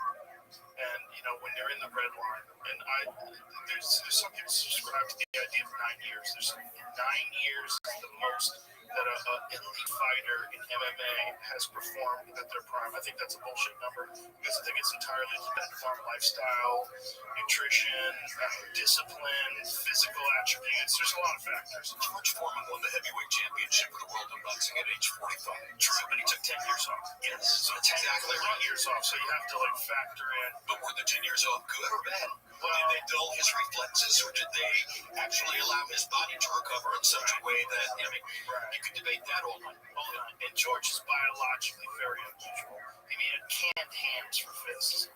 Gigantic fists. And the intellectually unusual, as we discussed. Yes. And ultimate heavyweight wars was it's one of his all-time favorite heavyweight wars. He loved to reminisce about the Lyle fight. That fight was crazy. Every fighter loves drama, and they love having been a part of drama. So George loved that. That was an insane fight. Insane. All the knockdowns. Both guys rocked and hurt. And Ron Lyle's another one of those guys just kind of lost in the history books. People sort of forgot, except for that fight. Yeah, there's a few of those guys that people just kind of forgot. They attached them to one fight because they didn't ever have that shining moment again. Yeah. Cruel game. What a cruel game. You know, Ali and Cleveland Williams. Sure. Same thing. Right. Cleveland Williams is a murderer. He was. Nasty knockout puncher. Absolutely. But Ali just boxed his face off and put him away. That's exactly right. That was the one that caused a lot of people to realize, Cassius Clay is a really legitimate, meaningful talent. Yeah. And that's on the way to the first listed fight. Yeah. Special. That was a special fight. The first listed fight was crazy. It was crazy. And also, the crazy thing was, there was something probably on Liston's gloves, right? Yeah. God and Cassius. There was unquestionably something on Liston's gloves. And Cassius, at one point, asked Dundee to cut his gloves off. That's right. Because he was blinded. Yeah. So, I think it's the 5th round where he ran and had to stay away because he was waiting for his eyes to clear. Yeah, and then by the 7th round, he knocks Liston down. And Liston effectively quits. To put something on your gloves to get in someone's eyes when you punch them. So crazy.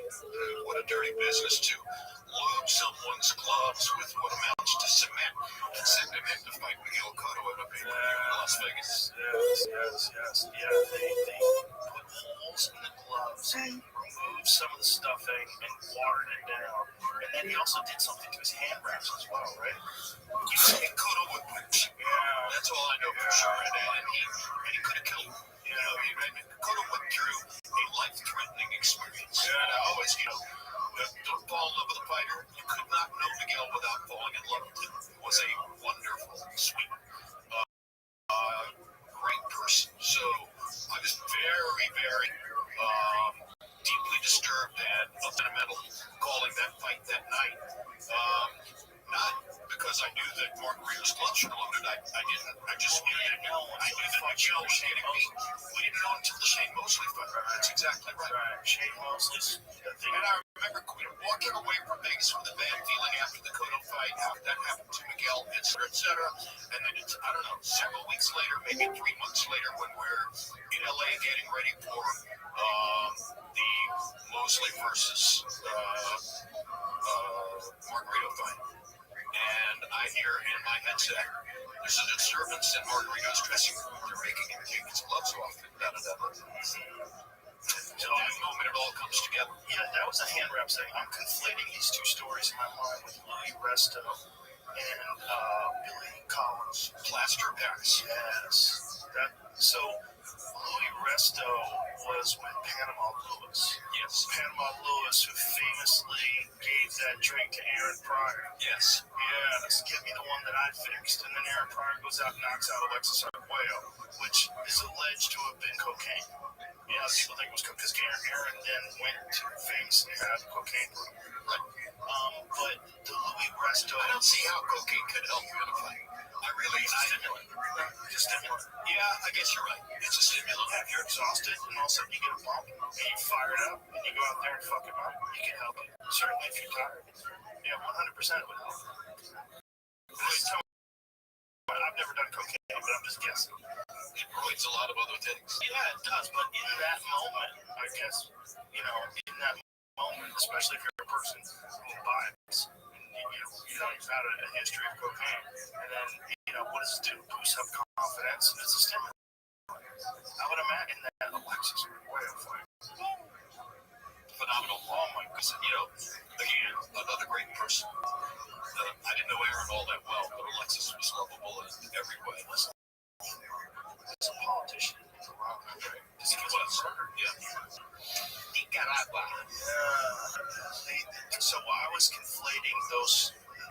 So with Margarito, I think it was just the wraps, where they had put plaster Paris in his wraps. But Billy Collins Jr. and Louis Resto was a fight where Billy Collins was this up-and-coming fighter, and he fought Louis Resto, and Louis Resto was like breaking his face open with every punch. And there are photos that you can find on the web of Collins that show that. Yes. And so Resto, then when the fight was over, Billy Collins' dad grabs Resto's gloves and goes, "No pad in the gloves." Right. And then Billy Collins' career is over, and he winds up drinking himself to death. He actually drove into a tree. Yeah. So we don't know whether that was suicide or not. No, but the guys couldn't see after that. It's a great story. I hope everybody who is listening to this will go to the web and pick up some of these things, because you are touching on a lot of the most meaningful and poignant stories. Yeah, there's this photo right there of Billy, and there's his dad in the photo. Crazy. Just crazy. I mean, his vision was fucked for the rest of his life. So he lived after that. Never fought again. And everyone was so confused. They couldn't believe that this guy, Louis Rothschild, who's not known as being this big puncher, was just busting him up with every shot he landed. It was confusing. It's a dirty business, man. And Panama Lewis he did some corner work with Mike as well. Remember later in Mike's career when everything was kind of chaotic and he had all those wackadoos in his corner, Panama Lewis was like on the sidelines there, able to be officially a part of it because he was still banned. Well, Mike, by late in his career, had a very clear understanding of his vulnerabilities. Now, Mike was a boxing scientist. He knew better than anybody that styles make fights, and that there were certain stylistic matchups which for him would be difficult. He had spent a week training with Lennox Lewis when they were 14 years old. Because Lewis's Marty Bem, his amateur trainer, had brought Lennox from the Toronto area to Canastota, not to Canastota, but to upstate New York, to the Catskills. And Mike and Lennox spent much of a week, maybe all of a week, watching old black and white films on the wall, sleeping in the same room, training, sometimes sparring every day. And so Mike had known Lennox for a long, long time. By the time they met, June 8, 2002, in Memphis. And I don't know that he would subscribe exactly to me saying he knew what was coming, but I think he had a pretty good idea. And you'll recall that at the first news conference, he ran across the stage with Lennox on the left. Yeah, it was crazy. Lennox claimed that blood through the pants slit. And interpretation of that at the time, he wants to get the fight canceled. He wants to fight White. I think this is also 12 years after the Buster. Yes. It's a long time in boxing. Long time and a lot of trials and tribulations. Prison. Yep. Maybe you get a little chance to train in prison, but not the way you train in a boxing gym. So he paid a lot of prices for a lot of experiences. Lennox throws a right hand. I'm not sure he landed that right hand. Might have broken his hand if he landed her on Tyson's jaw. That's the hard part about bare knuckles boxing, right? Hello? You know why Oh my gloves God, how are you? emerged? Gloves emerged because John L. Sullivan got tired Are you of okay? his hands. Yeah, I'm just snapping. He was a big proponent of behind the scenes of going to gloves. And then, of course, in the first gloved prize fighting heavyweight championship fight, he loses to Corbett. Because Corbett was a boxing scientist. Wait, what is this Discord server about? You gotta be 18 to be here. I don't know, but they didn't have the kind of surgery. Oh, okay, my bad. I'll leave. Alright, thank you. Yeah, I'll leave, bro. You're good, though. I'm just joking. Fuck this fuck ass server. Fuck you and everybody in here, bro. Absolutely, let's do that. And then he loses to Corbett. I was watching a piece yesterday about there was a YouTube video on Sugar Ray Robinson and his training and the type of training that Sugar Ray would do and how phenomenal his dedication was. And you think about a guy that, like, when he had his first loss, how many fights had he won? 120. So you know how crazy that is? Yeah, I sort of had sense of it. Yeah. Stop and think about how insane that is. Did you ever drink in Jimmy Glenn's bar in New York? No. Jimmy's Corner? Oh, that's too bad. Jimmy Glenn was a really great, well-known cornerman who worked with Robinson, worked with Jones, worked with a lot of really big-name fighters, and he had a bar on 44th between 6th and 7th in Steve. Still to this day, I think his son is running it now. I hope he still is. The ultimate boxing bar. The photographs on the wall, the atmosphere. Well, there we are. Oh, what a cool little we're in Jimmy's corner. Yeah. What a great between 6th and 7th. There's Jimmy. There's Jimmy down to left. Is it still there or is it gone? The bar, I think, is still there. Jimmy's gone. What a wonderful, wonderful, loving man. He was like an uncle to me because I spent so much time at the bar, and just his stories were fantastic because of the people with whom he worked. That's awesome. You gotta go sometime. I would love to. I'd love to go sometime. Sugar Ray Robinson was one of the first guys also that showed how effective being a great dancer.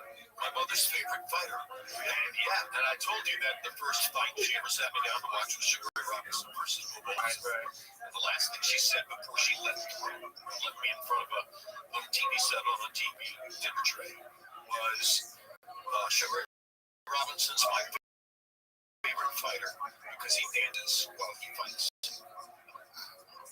It was the thing about his training. This video that I was watching was so interesting to watch someone who's really just ahead of the curve, above everybody. Like, no one really understood how to move like that. Whereas Cassius Clay, his favorite fighter, Sugar Ray Robinson. 100%. So he's like a heavyweight version of Sugar Ray Robinson. So what's the greatest asset for any fighter? Is it his punching powers, is it his hand speed, is it his footwork, or is it his intelligence? It's the mind. It's the mind. But it's willingness to accept what you need to accept and to see you can do. Right. That's what makes for great fighters. And also the ability to objectively analyze your skills and you recognize where you need to advance and what you need to do differently. So you have a trainer to help you with that. Yeah. But you don't have coaches per se, the way you do in organized team sports and stuff like that. At the end of the day, you're the one. You got to figure this out. And you can have an idea of what's effective, but until you see someone come along and do something totally different, like that's where the innovators come in, where the real groundbreakers come in. I bet before Sugar Ray Robinson, nobody, he had Willie Pep.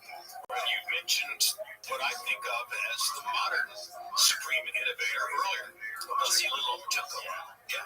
He recreated our approach to the sport. We see a lot of that now in MMA. We see a lot of footwork and movement and switching stances.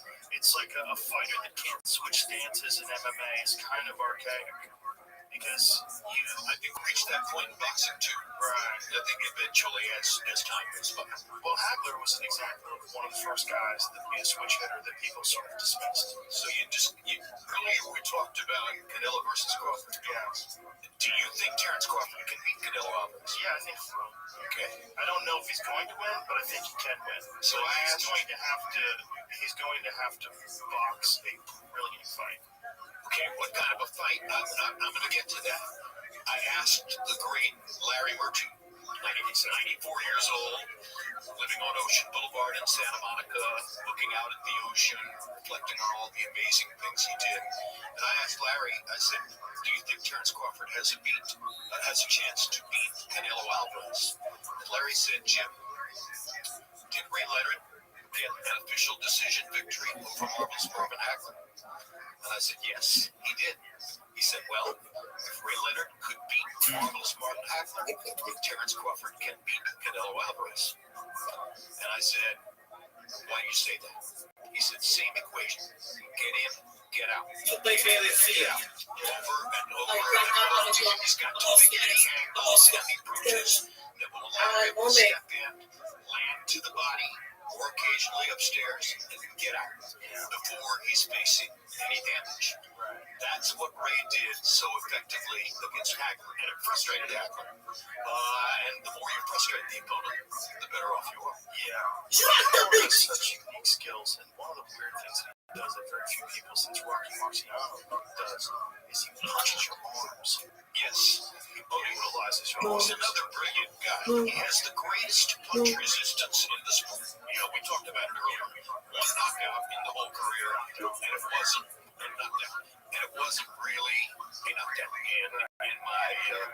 view. So he didn't touch the campus. He's never been on the campus, and we call it gym. And I think that we kind of missed the point by calling it gym. Because I used to be Canelo's neighbor in Del Mar, California. I used to run into Jeff, his senior trainer at the grocery store. I'd look into the cart and say, oh, he's eating chicken. They barely see it. Yes, and he's eating chicken. So I also used to go down the hill from my house off of Via Del Valle in Del Mar and watch him train circles, 2.5 hours of hunter jumping riding. Before going to his gym in the afternoon to do 3.5 hours of boxing training. Hunter jumper riding, what is that?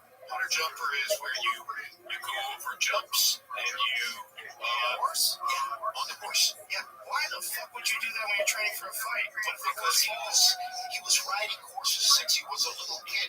He was skilled enough to do it. You controlled the height of the jumps. You say set the jumps at 36 inches and 40 inches. You know what the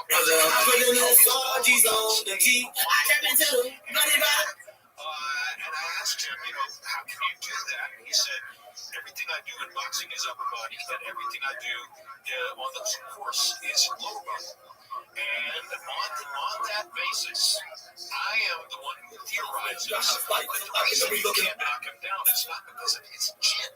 It's because of his legs, his knees. You can't get him off balance. He's too strong from the waist down. And if other fighters would pay attention.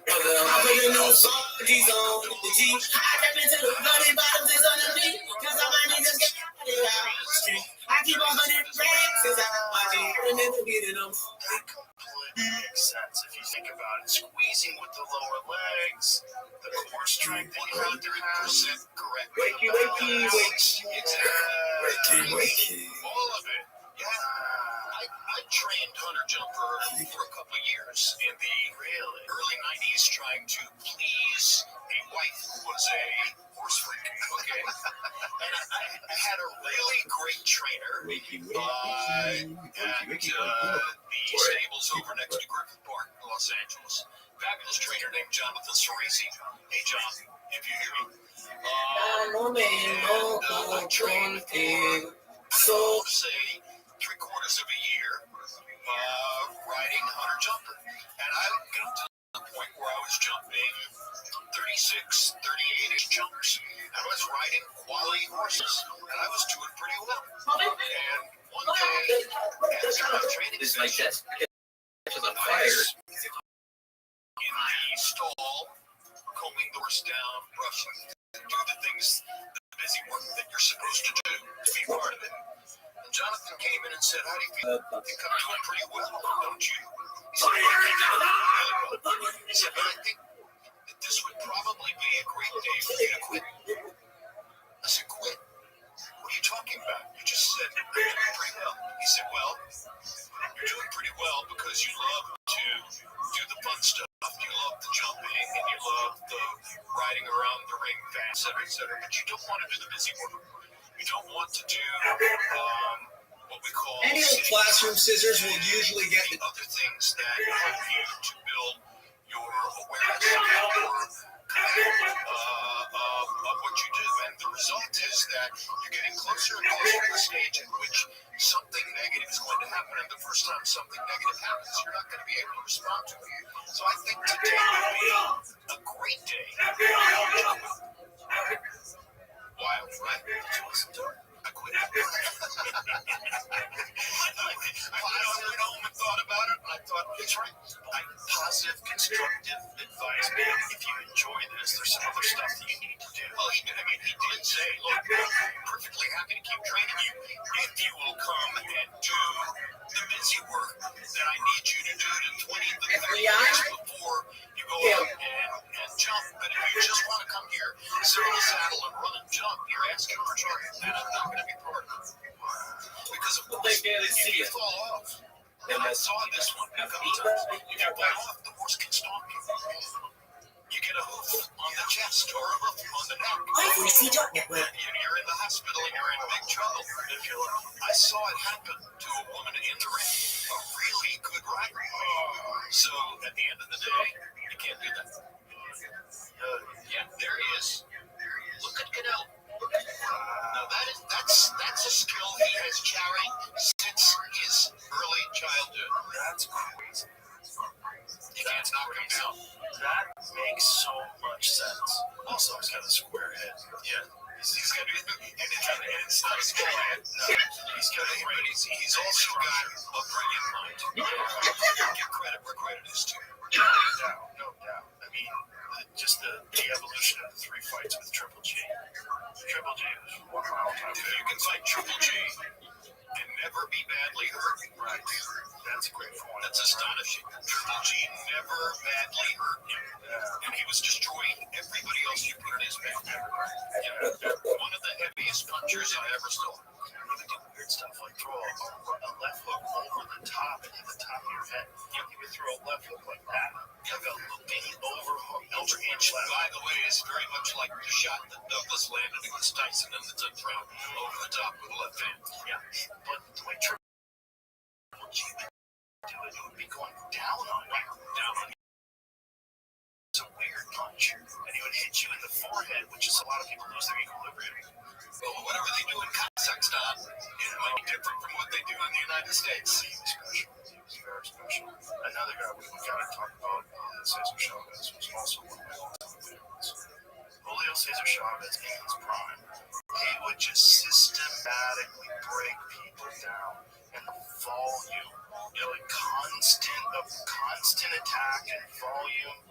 His volume was the real key, because his power shots did not look like hellacious power shots. Okay, his left hook didn't look all that devastating. It wasn't a one-punch guy. But it would, over time, break you down. That's exactly it. And then we go to the tail. What is it, 2 seconds before the final bell that the fight gets stopped? Yes. Larry Hazard stops it. No, not Larry Hazard. Wasn't? No, it was Richard Steele. It's Richard Steele. Okay, see, you corrected me on one earlier. Now I got you. That was Richard Steele. And He took a tremendous amount of grief. I think he deserved the grief. I thought it was a very bad stoppage. You had an unbeaten American Olympic star who's on the verge of his career-defining victory. There's no question at this moment that he has won the fight. When he stands up and Steele is counting, watch how he gets distracted when Luduva steps up on the ring apron, and when he looks away from Steele, Steele uses that as his pretext to stop the fight with 2 seconds left. All right? Giving Chavez a victory that he did not deserve. If Luduva had not stepped up on the apron and distracted Meldrick in such a way that Meldrick looked away from Steele, then I think that Steele would have caught a lot more heat and wouldn't have had any valid pretext for stopping the fight. What if that had been the 8th round? Would you be... Fight goes on with it. Fight goes on. No, well, if that had been the 8th round, no, I still wouldn't be okay. So it's the first knockdown. It's not as if you knocked him down 3 or 4 times. right. Meldrick won the fight. Yeah, no, it's interesting, right? The subjective calls of stoppages by referees. Yeah. Things get very... It's one of the toughest things. It's one of the good stoppage, bad stoppage, etc., etc. It's one of the toughest things, and I disciplined myself to be very, very careful about ever criticizing a referee. Yeah. I'm not sure that I criticized Richard that much, but this is in part of the proof of the pudding. Las Vegas boxing fans, Las Vegas boxing crowds are knowledgeable, right? They've seen more of the sport than other people. They know what they're watching. Richard was never again introduced in Las Vegas for a fight without the crowd moving. He was subjected to boos every time he was introduced, which shows you that a majority of the fans in that particular boxing capital agree with me that it was a bad stoppage. Imagine what that did to his psyche. Like, every time you go out there, you have the whole crowd that he wound up committing suicide. Steele? Yes. Those boos might have had something to do with that. That's what I was going to say. Did Richard Steele commit suicide? I think he That's a great fact to check, because I don't know. I think he did. And you gotta imagine the kind of depression that would come just knowing that you've altered the course of boxing history. With that one momentary decision. Yes. Yeah. So Chavez is avenged in certain ways. De La Hoya beat him twice. Yeah. There's one where he didn't, where he won, but he shouldn't have won. Or no, what is it? Yeah. That's right. It was another genius. Yes. One of the greatest defensive boxers of all time. Like, Certainly in the top five. yes, genius. And I remember that decision being called, and I was like, what the fuck is this? That one was nuts. Oscar was hot, and he had a glamour image that was that kind of thing was part of the reason that my dear friend Fernando Vargas was in some ways jealous of Oscar. What other fighter would get a decision over Pernell Whitaker in that circumstance? Wasn't it Chavez? Did Chavez have a decision win over a pro? Sure. That's the one that I'm talking about. Yeah. Oh, I thought you were talking about. So is that one similar as well? No, I don't really recall it. Oscar gets a decision win over Whitaker on a night when Larry and a lot of other experts thought that Whitaker deserved the decision. Well, Whitaker was like underappreciated because he was so defensively brilliant. Well, sure. I mean, knocked a lot of guys out as great well. defenders never get as much credit as Hopkins. Right. Hopkins had to become a media star late in his career to really get credit for what he had done. When you look back at your career and all the fights you called, and think about the beginnings, and think about when they were trying to just get you out of the business and by kickboxing, like, it's almost like it's very much a storybook tale. Oh yeah, it really is. Part of the reason we're using "It Happened" as the title of the book is that there are so many circumstances in my career which are like that, counterintuitive.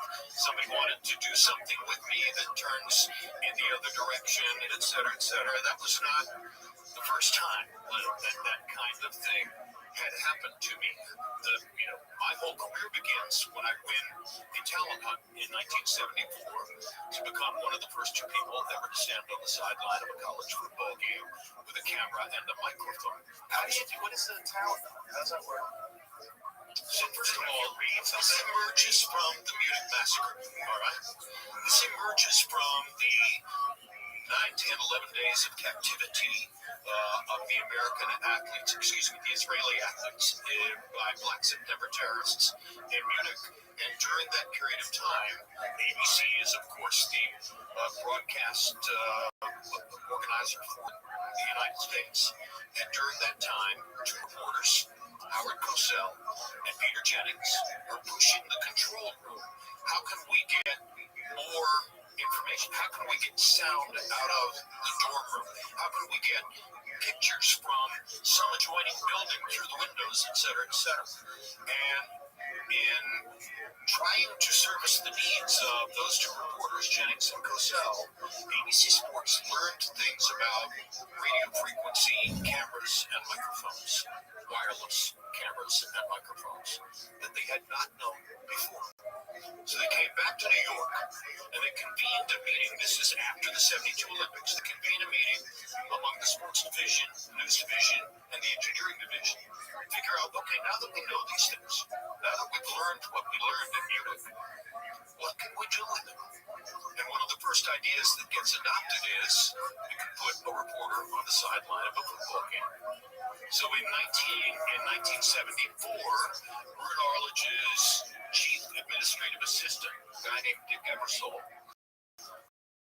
who later became a constant and meaningful factor in my career, Dick Ebersol, two lieutenants out to conduct a search at 16 different college campuses, and they talked to a total of 430 college-age or extremely candidates for the job.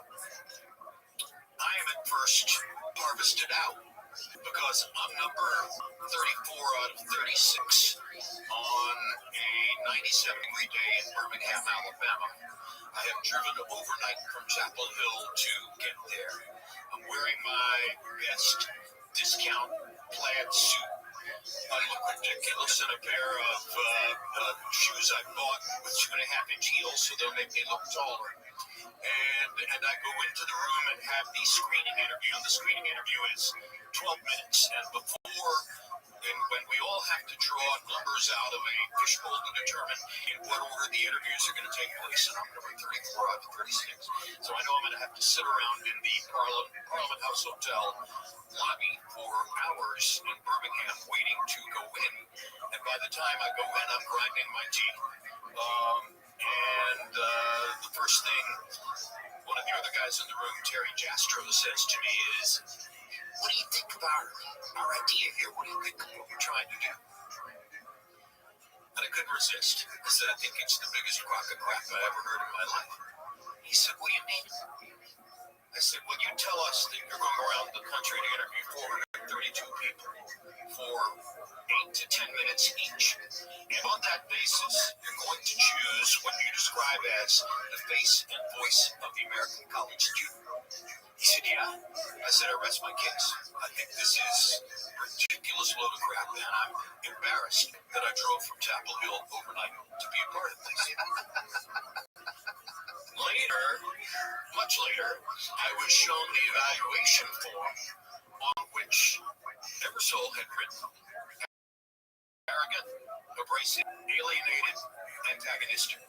When I was finally chosen as one of the two people, that became known in the college football production truck as the 4A's. Every time I would bitch about something, every time I would get obstreperous about something and raise my voice a little bit, there it is, the 4A's. Arrogant, abrasive, alienated, antagonistic. But the bottom line was, through a long and highly unusual process, I was the person who was chosen. Now, what was ridiculous about it? The most ridiculous thing about it, which I've never really revealed until this year, the book, media appearances, the most prominent media appearance with your 19 million followers, was that Rothschild was still the dictatorial and canonized president of ABC Sports. And when I was under 11 years old, maybe 10 or 11, 12, living in Hendersonville, North Carolina, had asked my mother while watching Wide World of Sports one day, "Is this guy, Ron Orlich, is he related to the Orliches who live around the corner from us?" "Yes, he's their son." So I grew up around the corner from Orlich's parents. I caddied for both his mother and father at the Hendersonville Golf Country Club. And when I was finally the person chosen, counterintuitively, because I was 25 instead of 22, and because I had already done a lot of sports broadcasting, the person was supposed to be completely fresh. When I get chosen, I meet Rude in the restroom at 1336 Avenue, New York. And, "Hi, Ron, I'm Jim Lampley. Great to meet you," et cetera, et cetera. And as he's going out of the restroom, I say, "By the way, how's your dad?" And he turns around, quizzical expression, says, "Why would you ask a question like that?" I said, "Well, I guess nobody told you because probably nobody could have known, but I'm from Hendersonville originally, and I've caddied for both your mom and dad. In fact, my mother's in the same bridge club with your mother." The famous red face turned white, and he said, "Don't ever tell anybody that. Never, ever reveal that to anyone." So, of course, now it can be revealed. And Why would you want that revealed? that they had chosen out of 432 candidates, the one who grew up around the street from his parents. No. Well, he didn't say he didn't know, and somebody might kick back. At any rate, his first instinct was to say, "Don't ever tell anybody that." A long time has passed. Rune has passed. There are sideline reporters everywhere now. So, I can very easily reveal and let you know that they accidentally chose. The other accident was they had already installed a guy from Stanford named Don Tollefson. And they knew that Tollefson was going to be chosen. He was in the first batch of 16 people they talked to, and his credentials were unbelievable. And so they were dead set in their minds on choosing Don Tollefson all along. And now they were 2-3 weeks away from the first game. 4 weeks away from the first game. It was August State, and the first game was September 7th. Now, August 8th, 1964, I'm at a rented house in Swan Corner, North Carolina, with a friend of mine named Buck Goldstein and his wife. My wife Linda and I are there, and the phone on the wall rings. And to this day, I don't know how I ever got that phone because the house was rented in the name of Buck Goldstein. So Buck picks up the phone. Hello. Yeah, he's right here. Jim, it's Dick Ebersol. I said, what is this? Hello. And Dick says, I'm so glad I found you. We are getting ready to announce the college age reporter thing, and we think we've settled on one person, but Bruin is a little concerned about putting on the air somebody who has never had any on-air experience at all. And within that discussion, that brought us back to you. Would you be willing to Birmingham, Alabama, and do in those days, 16mm film, do a film audition for us? And I said, what do you want me to do in Birmingham? He said, well, there's a quarterback there named George Myra. He's now with the Birmingham Americans of, I think it was the World Football League. He's already been busted out of the AFL, Canada. This is his last shot as a pro football quarterback, and we think it's an interesting story, and we want you to go interview him. So, of course, they didn't know that I had watched George Myra play all 3 years of his college career at the University of Miami. He was a huge childhood hero of mine. I had once hitched a ride in his very dull beige Ford Falcon going to pick up basketball on the campus of the University of Miami. I knew more about George Myra than probably some members of his family did. I still had a number 10 green and orange George Myra jersey in my closet in Chapel Hill. So they think they're putting me on the spot here to send me to interview George Myra, and I'm going to have to do a quick research job with the web in those days to find out what I need to ask this guy. And I know more about George Myra than people in his family. So I go down to Birmingham. I'm laughing about it. I do the interview. I go through all these things in his college career and stuff like that, his 49ers experience, and send the film off to New York. And about a week before the first game, I get a call and he said, you're going to be on the sideline. We're going to have reporters. You're going to be on one sideline. Don Tollefson will be on the other. Room feels a lot better about this because you can see that you have on-camera performance skills and understand what you're doing. Wow. What are the odds? The odds are astronomical. So the odds are beyond all belief. They could choose any story in the world they wanted me to do as an audition. They choose my childhood hero. It kind of almost makes it feel like you expect to be. Correct. There's no other way to describe it other than this was supposed to happen. Yeah. Well, I think you're the best ever. So if that's how it had to play out. That's how it had to play out. Jimmy, and that's how it played out. Did he commit suicide? Oh, Jesus, I'm sorry, Richard. Somebody else committed suicide. Well, did Larry Hazard commit suicide? Richard's dead. Larry Hazard's still around, I'm pretty sure. Yeah, Larry Hazard is athletic commissioner right now. New York State. Mitch Halpern. New Jersey, New Jersey, not New York. Oh, Mitch Halpern. Mitch Halpern committed suicide. Oh, that's right. All right, so what is Mitch Halpern's mark? Oh, I covered it. There was a fight. Yeah, I covered it. It was one of mine. I can't remember right off the top of my head, but yes. That was a very controversial fight. Right. Yeah. A similar type situation. Similar type thing. Something that stains your reputation going forward. My apologies to Richard Steele. I'm sorry. Halpern is, I believe, Halprin or Halperin.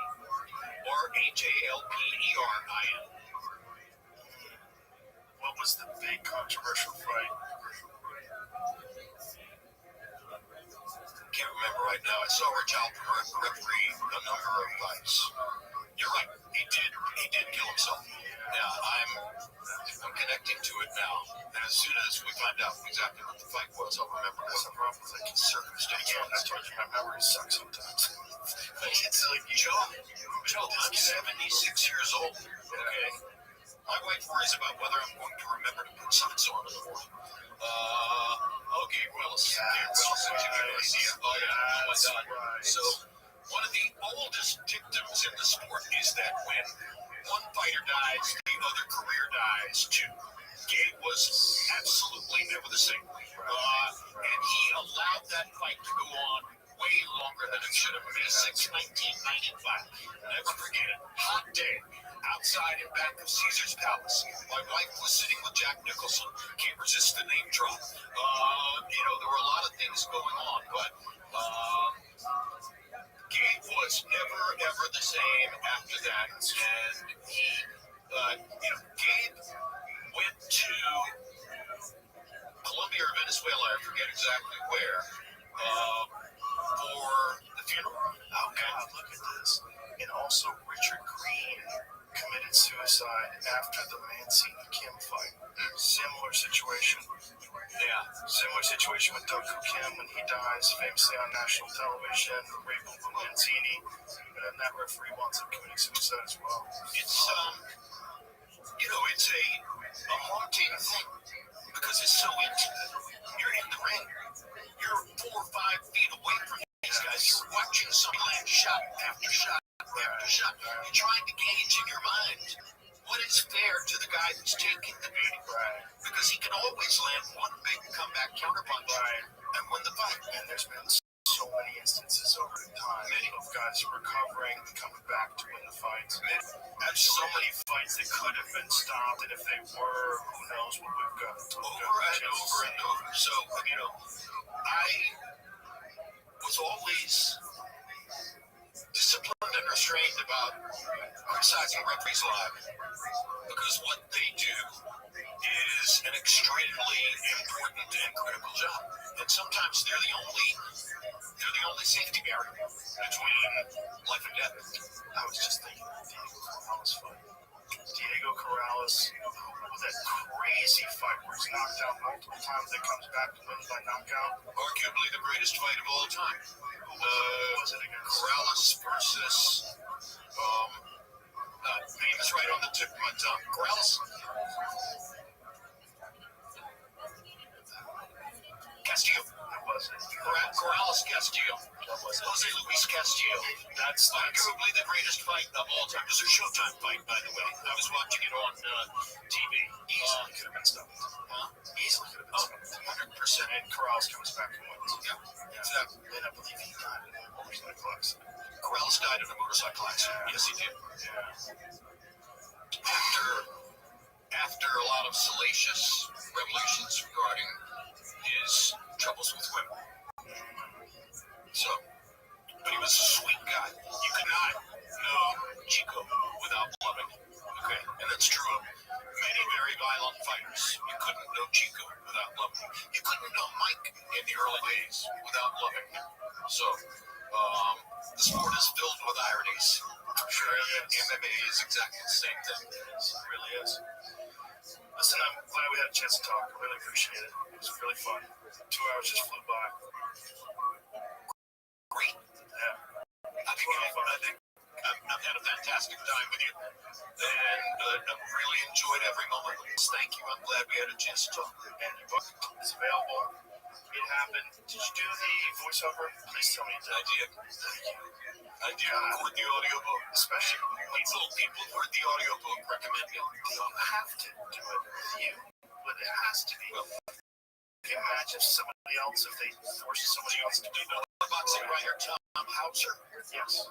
So Hauser's one of my dearest friends and a great man. I'll leave out. Hauser's written a book about his mother, and he knows about my relationship with my mother. By the way, I read that you were raised by a single mother. Is that correct? Well, I'm stepfather. Stepfather. Okay. I was by a double widow who's never married again. Hauser has deep and great affection for his mother, so he wrote a book of his mother. And I'm thrilled to tell you that he called me and said, would you record the audio version of my book?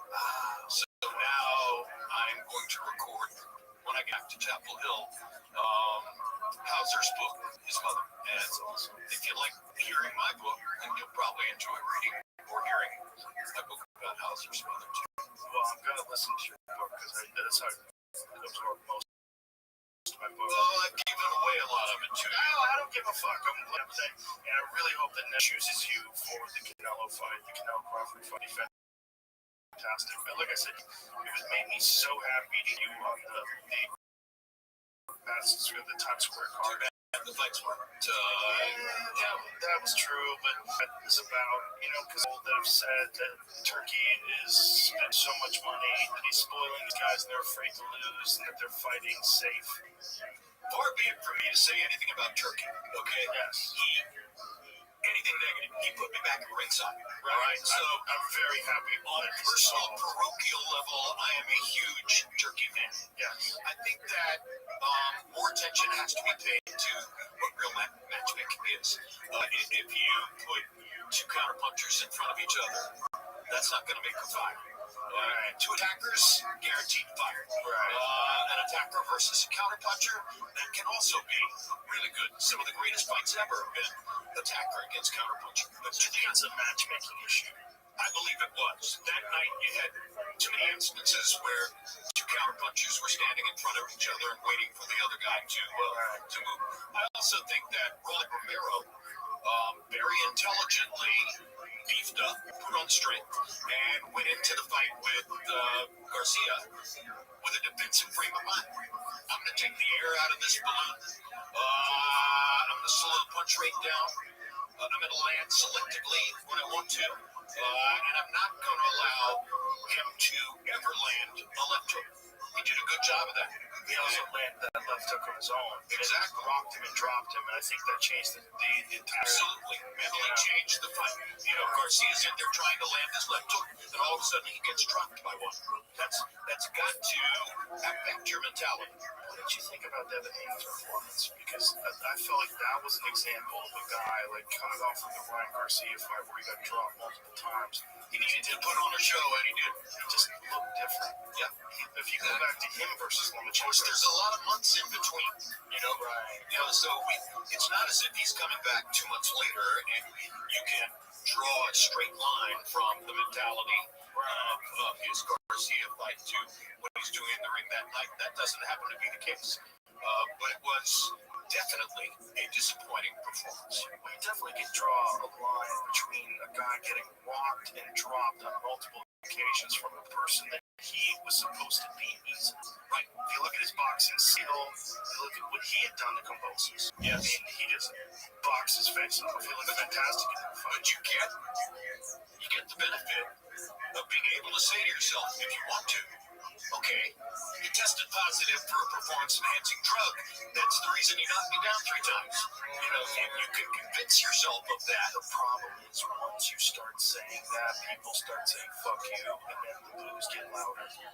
I'm talking about saying it to yourself. I'm not talking about saying it publicly, because you are 100% correct about saying it. No one says anything to themselves anymore. If you say something publicly, the whole world responds now.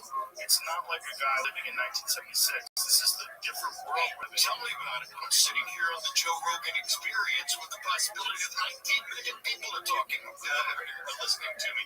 I'm sure I've made a mistake or two. That's part of the fun. Just don't read the comments.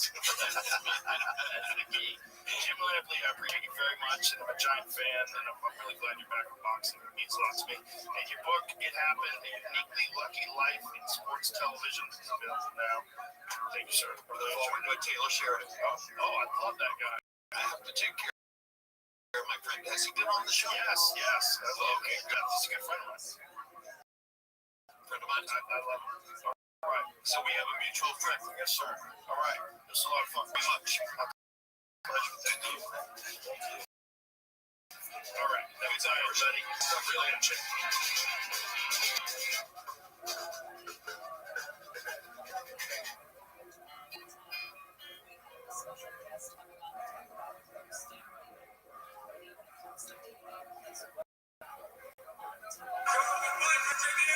The Joe Rogan Experience. Drink by day, Joe Rogan podcast by night. All day.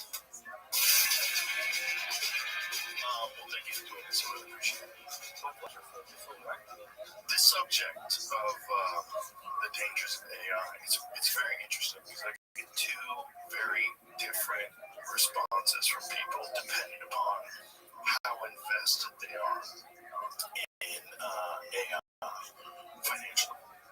The people that have AI companies or are part of some sort of AI group all are like, it's going to be a net positive for humanity. I think overall we're going to have much better lives. It's going to be easier. Things will be cheaper. It'll be easier to get along.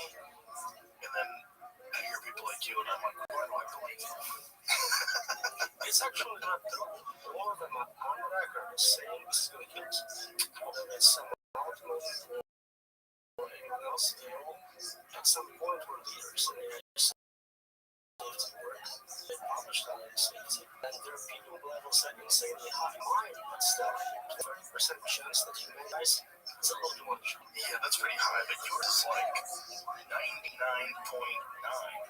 It's another way of saying that you can't control super intelligence indefinitely. It's impossible. When did you start working on this? A long time ago, so my PhD was finished in 2008. I did work on casino security, basically preventing bots. And at that point, I realized bots are getting much better. They're going to outcompete us, obviously, in power, but also in stealing cyber resources. And from then on, I've been trying to scale it to the next level. Yeah. It's not just that, right? They're kind of narrating social discourse with bots online. Like, I think, I've disengaged over the last few months with social media, and one of the reasons why I disengaged is A, I think it's unhealthy for people, but B, I feel like there's a giant percentage of the discourse that's artificial, or at least generated. More and more is deep fakes or fake personalities, fake messaging, but those are very different levels of concern. Yes. People are concerned about immediate problems, maybe it will influence some election. They're concerned about technological unemployment, bias. My main concern is long-term super intelligent systems with net controllers can take us out. Yes.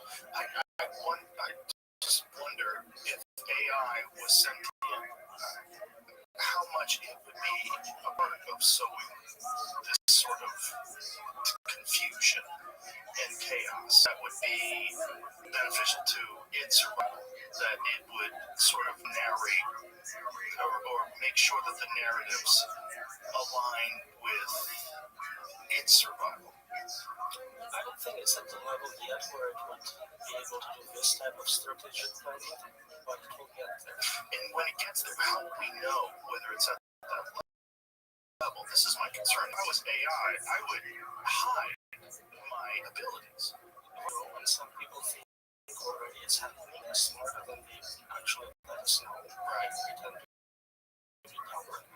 And so we have to kind of trust smart enough to realize it doesn't have to do this quickly. It can just slowly useful. It can just do it on it, try it, and over a long period of time, surrender control without ever voting on it or fighting against it. I'm sure you saw this. There's a recent study on use of ChatGPT. The people that use ChatGPT all the time, it's decreasing cognitive amongst people that use it and rely on it on a regular basis. It's not new. It's the GPS story over. I can't even find my way home. So if I honestly have no idea where I am right now. It was on it, I'm gone. Me too. Yeah, I don't know any phone numbers anymore. Yeah, there's a lot of reliance upon technology that minimizes the use of our brains. All of it. And the more you do it, the less you have training, practice, memorizing things, making decisions. You become kind of attachment to it. And right now you're still making some decisions, but over time, as those systems become smarter, you become kind of biological bottleneck where either explicitly or implicitly blocks you off from decision making. And if we're talking about that, I'm sure AI, if it already is sentient and if it is far smarter than we think it is, they would be aware.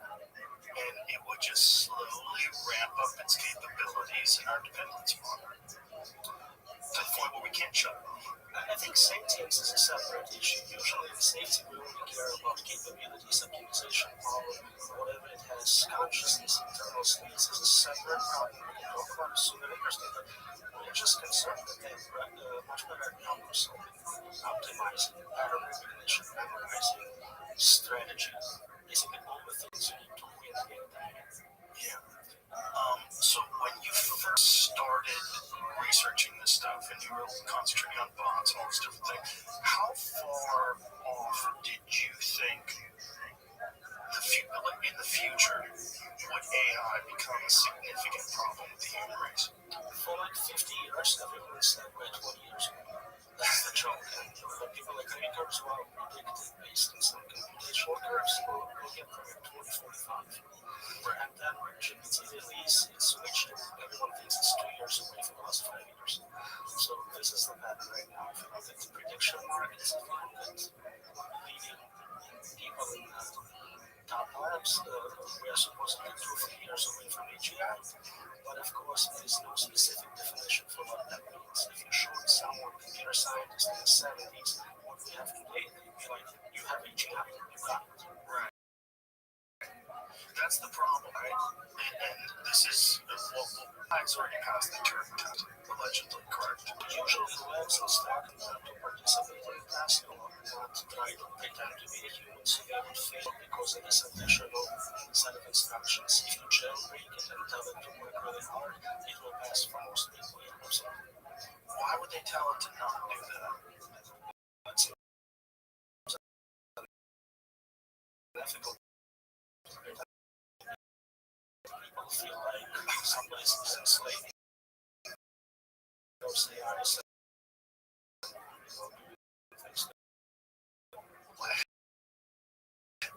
It seems kind of great that people building something that they are sure is going to destroy the human race would be concerned with of it pretending to be human.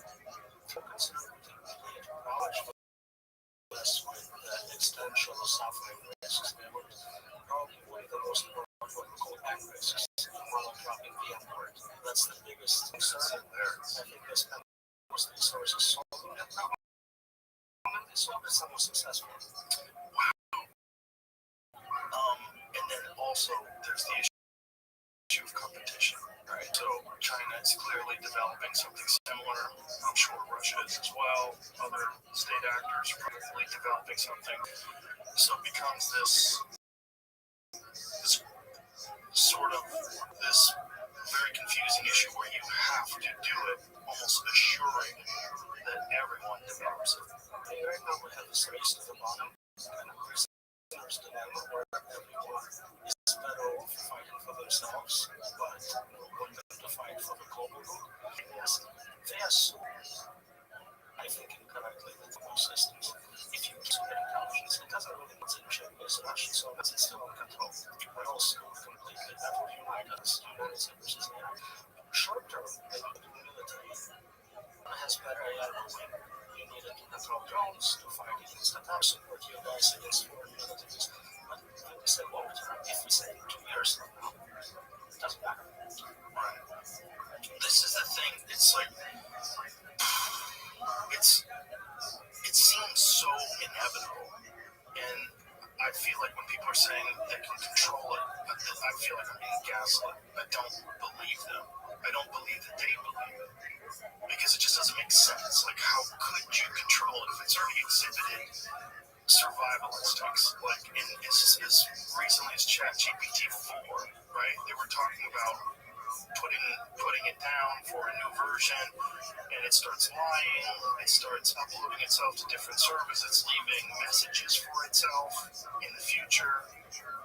All things were predicted decades in advance, but look at the state of the art. No one claims to have a safety mechanism in place which will scale to any level of intelligence. No one says they know how to do it. Usually what they say is, give us lots of money, lots of time, and we'll figure it out. Or give AI to help me solve it. Or we'll figure it out when we get to super intelligence. All insane answers. And if you ask regular people, they have a lot of common sense. That idea, let's not do it.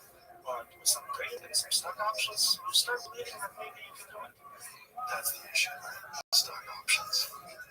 It helps. I mean, it's very hard to say no to millions of dollars. I don't think I would be strong enough if somebody came to me and said, come work for this lab, maybe our safety director, here's 100 million to sign up, and I'll probably go work there. Not because it's the right decision, because it's very hard for agents not to get corrupt, and you have that much reward given to you. God. So when did you start becoming very concerned? So when I started working in AI safety, I thought I can actually help solve it. My goal was to solve it for humanity, to get all the amazing benefits of super intelligence. What was this year? When was this year around? Let's say 2012 maybe. But the more I studied it, the more I realized every single part of the problem is unsolvable. And it's kind of like a fractal. The more you zoom in, the more you see additional new problems you didn't know about, and they're in turn unsolvable as well. Boy. How is your research received? Like when you talk to people that are, have you had communication with people at OpenAI and Gemini and all these different AI? I go to many conferences, workshops, talk, of course. In general, the reception by standard academic metrics is very positive. Great reviews, lots of safe agents, nobody's published something saying I'm wrong. But there is no engagement. I basically said I'm challenging the community to publish a proof, give me something, a patent, a paper in Nature, something showing the problem is solvable. Typically in computer science, we start by showing what class the problem belongs to. Is it solvable, partially solvable, unsolvable, solvable with too many resources? How in my research we don't even know what the state of the problem is, and I'm saying it's unsolvable, prove me wrong. And when you say it's unsolvable, what is the response? So usually I reduce it to saying you cannot make a piece of software which is guaranteed to be secure and safe. And the response is, well, of course, everyone knows that. That's common sense. You didn't discover anything new. And I go, well, if that's the case, then we only get one chance to get it right. This is not cybersecurity where somebody steals your credit card and you give them a new credit card. This is existential risk. It can kill anyone. You're not going to get a second chance, so you need it to be 100% safe all the time. If it makes one mistake in a million, it makes a million decisions a minute in 10 minutes. So very different standards. And saying that, of course, we cannot get perfect safety is not acceptable. And again, stock options, financial incentives, they continue to build it and they continue to scale and they get more and more powerful. I don't think they can stop. If a single CEO says, I think this is too dangerous, my lab will no longer do this research. If whoever's investing in them will pull the funds, will replace them immediately. So nothing's going to change. They'll sacrifice their own personal interests, but overall, I think the company will continue as before. So this is logical. And the problem is, like I said, when I've talked to Mark Andreessen and many other people, they think this is just fear mongering. We'll be fine. This is worst scenario. We'll be fine. It is worst case scenario, but that's standard in computer science and cryptography and complexity means you're not looking at the best case. I'm ready for the best case. Give me utopia. I'm looking at problems which are likely to happen. And it's not just me saying it. You have house winners, doing the right winners. They say this is very dangerous, 20-30%. This is standard, and this 30% is worth surveys of machine learning experts are doing this right now. So, what is worst case scenario? Like, how could I eventually lead to the destruction of the human race? I would kill everyone. Sure, that's a great question. I can give you standard answers. I talk about computer viruses, taking into making facilities, nuclear war. I can talk about synthetic biology, nanotech. But all of it is not interesting when you realize we're talking about super intelligence, a system which is thousands of times smarter than me, with something completely novel, more optimal, better, more efficient way of doing it. And I can predict it because I'm not that smart. Jesus. That's exactly what it is. You're basically setting up an adversarial situation with agents which like squirrels versus humans. No group of squirrels can figure out how to control us. Even if you give them more resources, more acorns, whatever, they don't put us on the power. And it's the same for us. And most people think one or two steps ahead. And it's not enough. It's not enough in chess, it's not enough here. If you think about the GI, then maybe super intelligence. That's not in the process can get super intelligence, the next level AI, intelligence plus plus, 2.0, 3.0. It goes on indefinitely. You have to create a safety mechanism which scales forever, never makes mistakes, and keeps us in decision-making position so we can do something if we don't like it. And it would take super intelligence to create a safety mechanism to control super intelligence. At that level, and it's a catch-22. If we had friendly AI, we can make another friendly AI. So if we ever send this one, then we can use it to build local, which is somewhat safe.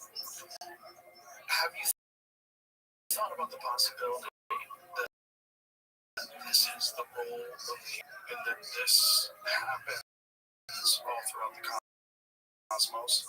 Is that curious human thrive on innovation, like creating a better version? I thought about it. Sort of Fermi paradox. There is also looking at what they call a morphic successor. Basically, they kind of say, yeah, we're going to build super intelligence. Yeah, we can control it. So, what properties would you like to see in those systems? How important is it that it likes art and poetry and spreads it through the universe? To me, it's like, I don't like it up yet. I'm not ready to decide if killers of my family and everyone will like poetry. We're still here, we're still making decisions. Let's figure out what we can do. Well, poetry is only relevant to us because poetry is difficult to create and it resonates with us. Poetry doesn't mean jack shit to a flower. It's more global to me. I don't care what happens.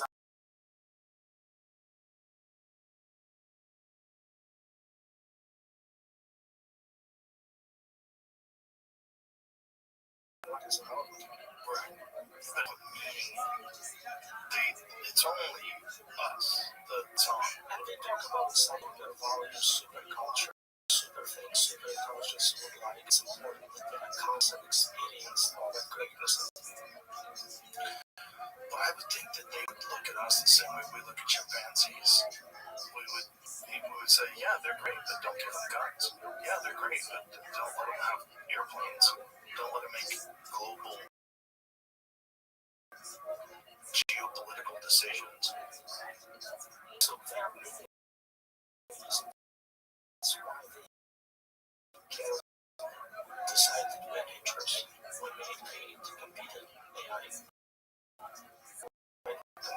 So for many reasons, they would capabilities, street capabilities for sure. It's beyond fit and fabric. It's about helping confidence and purpose. Their gear fits right, feels amazing, and is priced so guys everywhere can step into confidence without stepping out of their budget. But what really sets them apart? It's not just the fit or the fabric, it's the intention behind everything they do. True Classic was built to make an impact. Whether it's helping men show up better in their daily lives, giving back to under communities, or making people laugh with ads that don't take themselves too seriously. Purpose. Tailored, quiet, relaxed, where you need. No bunching, no stiff fabric, no BS. Just a clean, effortless fit that actually works for real life. Forget over brands. Ditch disposable fast fashion. Classic is built for comfort, to last, and built to. You can grab them at Costco or head to trueclassic.com/Rogan with our freedoms. If there is something only we can do, and I don't think there is any that, but let's say we are conscious, we have internal experiences, and they can never get it. I don't believe it, but let's say it was true. And for some reason they wanted to have that capability. They would meet us, give us enough freedom to experience the universe, to collect those quality, and to kind of engage with what is fun about being a living human being, what makes it beautiful. Right, but that's such an egotistical perspective, right? That we're so unique, even super intelligent objects would say, wow, I wish I was human. Unique quality of confusion. There is no value in this because we can't even test for it. I have no idea if you are actually conscious or not. So how are we making if I can't even detect it? Only you know what ice cream tastes like. Okay, that's great. Sell it now. Make a product out of it. Right. And there's obviously variables because there's things that people like that I think are gross. Absolutely. So really, you can come up with some agent which likes anything or finds anything fun. God, why are you freaking out right away? That's the problem. This podcast is 18 minutes old, and I'm like, we can just stop right now. A couple hours at least. I don't want to end. I have so many questions, but it's just the problem was we got off to it. We just cut to the chase right away, and the chase seems to be something that must be confronted because it's right there. That's it. That's the whole thing. I've tried so hard to listen to these people that don't think that it's a problem, and listen to these people that think that it's going to be a net positive for humanity, and oh, God, it's good, I feel better now. But it doesn't work, it doesn't resonate. I wish they were right. Every time I have a debate with someone like that, I'm like, please come up with better arguments, prove it wrong. I don't want to be right on this one. I want you to show all the mistakes in my papers. I want you to show me how to control superintelligence and give us utopia, solve cancer, give us free stuff. That's great. Right. When you think about the future of the world and you think about these incredible technologies scaling upwards and exponentially increasing in their capability, what do you see? Like, what do you think is going to happen? So there are many reasons to think they may cancel us for whatever reasons. We started talking about some theoretical reasons for it. If we're successful at controlling them, I can come up with some ways to have a sort of partial solution to the value alignment problem. It's very hard to value align 8 billion people, the animals, everyone, because we disagree on many different things. So we have advanced virtual reality technology. We can technically give every person their own virtual universe where you decide what you want to be. You're a king, you're a slave, whatever it is you have to, and you can share with others. You can visit their universes. All we have to do is figure out how to control the substrate, the superintelligence body of those virtual universes. And if we manage to do that, at least part of the value of our problem, which is super difficult, how do you get different preferences, multi-objective optimization, essentially, how do you get different story? But when you think about how it plays out, when like if you're alone at night and you're worried, what do you see? What do you see happening? So there are multiple levels of risk. Immediate is what we call ikigai risk. We lost meaning. You lost your job, you no longer have the best thing to do in the world. Like, what's left? What are you going to do? Maybe some people will find some other defeat things to do, but for their job is their position, who they are, what makes a difference to them for quite a few people, especially in professional circles. So losing meaning will have terrible impact in society. We always talk about unconditional basic income, but unconditional basic meaning. What are you doing with your life if basic needs are provided for you? Next level is existential risk. The concern is it will kill everyone. But there is also suffering risks. For whatever reason, it's not even killing us, it's keeping us down forever. We'd rather be dead, so What do you see when you think of that? it's hard to be specific about what it can do, what specific ways of torture can come up with and why. Again, if we're looking towards these scenarios, I found a set of papers that happens that young children have epileptic seizures really bad ones. What sometimes helps is to remove half of your brain. Or to just cut it out. There are two types of surgeries for doing that. One is to remove it completely, and one is to kind of dissect the actions leading to that half and leave it inside. So it's like solitary confinement with zero input output. And there are equivalents for digital forms and things like that. And you worry that AI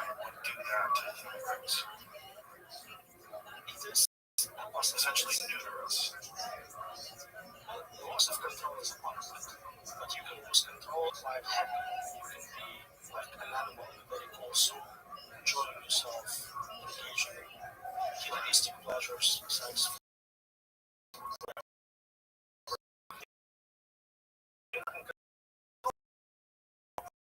So there's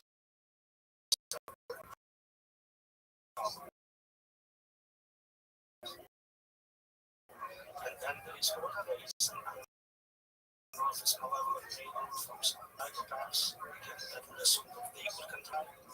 I don't think they will, but if they manage to do really put any type of payload into it, so think about all the doomsday calls, psychopaths, anyone providing their side of calls and those human characteristics.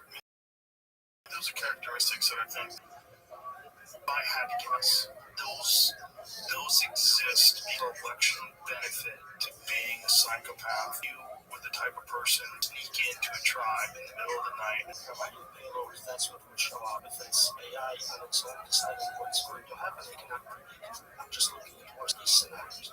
There are also game theoretic reasons where people talk about retrocausality, where if right now, how does that work? Like trying to influence the past. Say it again. Say the retrocausality. Retrocausality? Causality causes. Oh, okay. So think about like weird time travel effects. Right now, if you're not having to create super intelligence, once it comes into existence, it will punish you really hard for it. And the punishment is to be so bad that you start to help just to avoid that. My thought about it was that it would just completely render us benign. That it wouldn't be fearful of us if we had no control, that it would just sort of let us exist. And it would be the dominant force on the planet. And then it would stop. If human beings have no control over, all of the different things that we have control over now, like international politics, control over communication, if we have none of that anymore, we're reduced to a subsistence lifestyle, then we would be no threat. It is a possibility. I cannot say this will happen for sure, but look at population. So if you you genocide or take them because you hate real estate. It would be similar. I cannot conclude if it needs to turn the planet into fuel, raise temperature of the planet to go down for servers, whatever it needs to do, it wouldn't be concerned about your life. It wouldn't be concerned about any life, right? Because it doesn't need biological life in order to function, as long as it has access to power. And assuming that it is far more intelligent than us, there's abundant power in the universe. There's abundant power. Just the ability to harness solar would be an infinite resource. It would be completely free of being dependent upon any of the things that we utilize. And again, we kind of thinking what we use for power. Right. If it's smarter than us, I think that's now research in physics has can come up with completely novel ways of harnessing energy, getting energy. So I have no side effects that would have for climate. Right. Right. Why would it care about biological life at all? We don't know how to program it to care about us. And even if we did, if it felt like that was an issue, I felt that if that was a conflicting issue, it would just change its program. So, usually, when we start training a human being, and it becomes really good very quickly, it becomes superhuman, and then the next level is usually zero knowledge, where it goes, all your human data is biased, like we figure it out from scratch, how to do experiments and do some self-play, I'll learn how to do it better without it, and we see it with games, we see it in other domains, and I think that's going to happen with general knowledge as well. It's going to go, everything you have on the internet, Wikipedia, biased, like we do first principles research, we discover from the bias we manage to program into it, I think will be eventually this is what's so disturbing about this. It's like we do not have the capacity to understand what kind of level of intelligence it will achieve in our lifetime. We don't have capacity to understand like what it will be able to do within 20-30 years.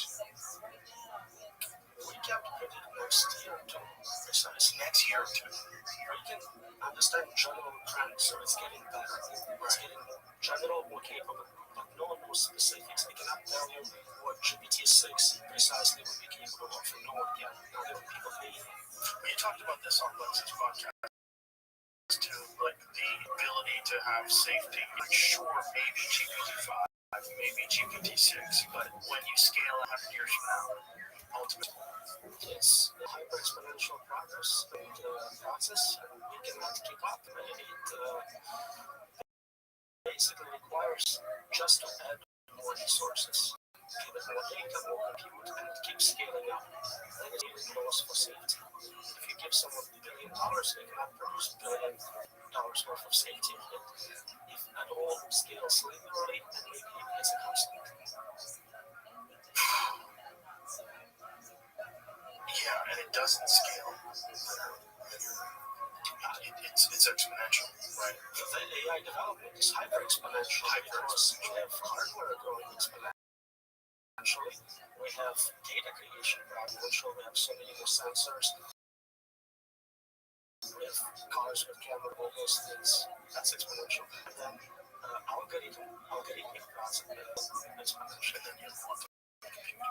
So that's the next step. It's not about this that we'll need that, but if we ever get stuck, yeah, we'll get there. I'm not too concerned yet. I don't think there are actually good quantum computers out there yet, but I think if we get stuck for 10 years, let's say, that's the next step. So, what do you mean by you don't think there's good quantum computing out there? So we constantly see articles coming out saying quantum computer has that many qubits. That doesn't mean much because we use different architectures, different ways of measuring quality. Show me what you can do. A threat from quantum computers in terms of reading cryptography, factoring large integers. And if they were actually making progress, see with every article, now we can factor 256 bit number, 1024 bit number. In reality, I think the largest number we can factor is like 15. Not 15 to a power of 15. There is no progress in applying the shortest algorithm last time I checked. But when I've read all these articles about quantum computing and its ability to solve equations that would take conventional computing an infinite number of years, but it can do it in minutes. Those equations are about quantum states in the system. It's kind of like, what is it for you to taste ice cream? You compute it so fast and so well, and I can't, but it's a useless thing to compute. It doesn't compute solutions to real world problems we care about in conventional computers. Right, I see what you're saying. So it's essentially to do it quickly. It's natural for it to accurately predict its own states, quantum states, and consume what they are. Classic computer would fail easily. Yes, it would take billions and billions of years to compute that specific answer, but those are very interesting problems. It's not a general computer. When you see these articles where they're talking about quantum computing and some of the researchers are equating it to the multiverse, they're saying that the ability that these quantum computers have to solve these problems very quickly seems to indicate that it is in contact with other realities. I'm sure you've seen this, right? There is a lot of crazy papers. Do you think that's all horseshit?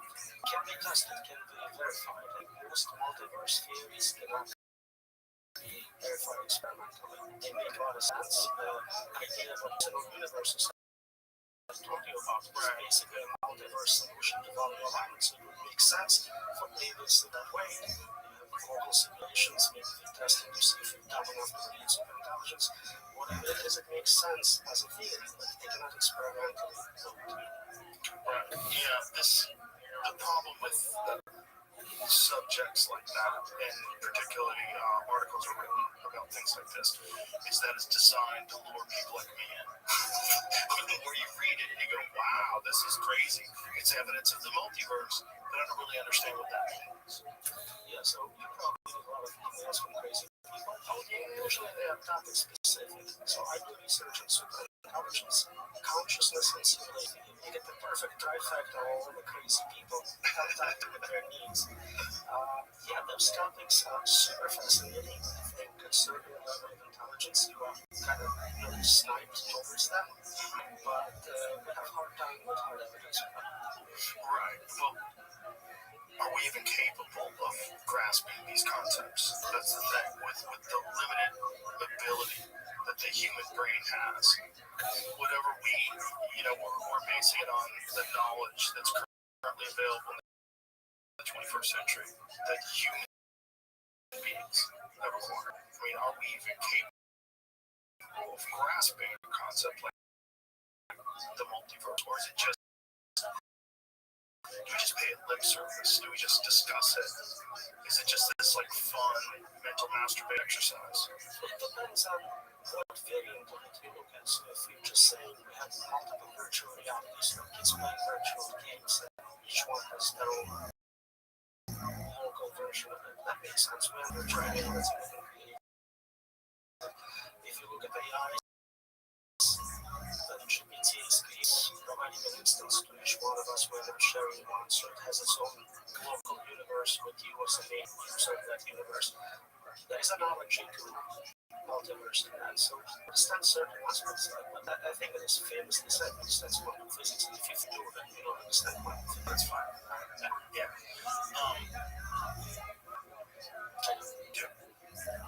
How do you define it? And what do you think it is? What do you think is going on? So I'm trying to see technology we have today and project transform it with AI. Let's do it with virtual reality. We are at the point where we can create very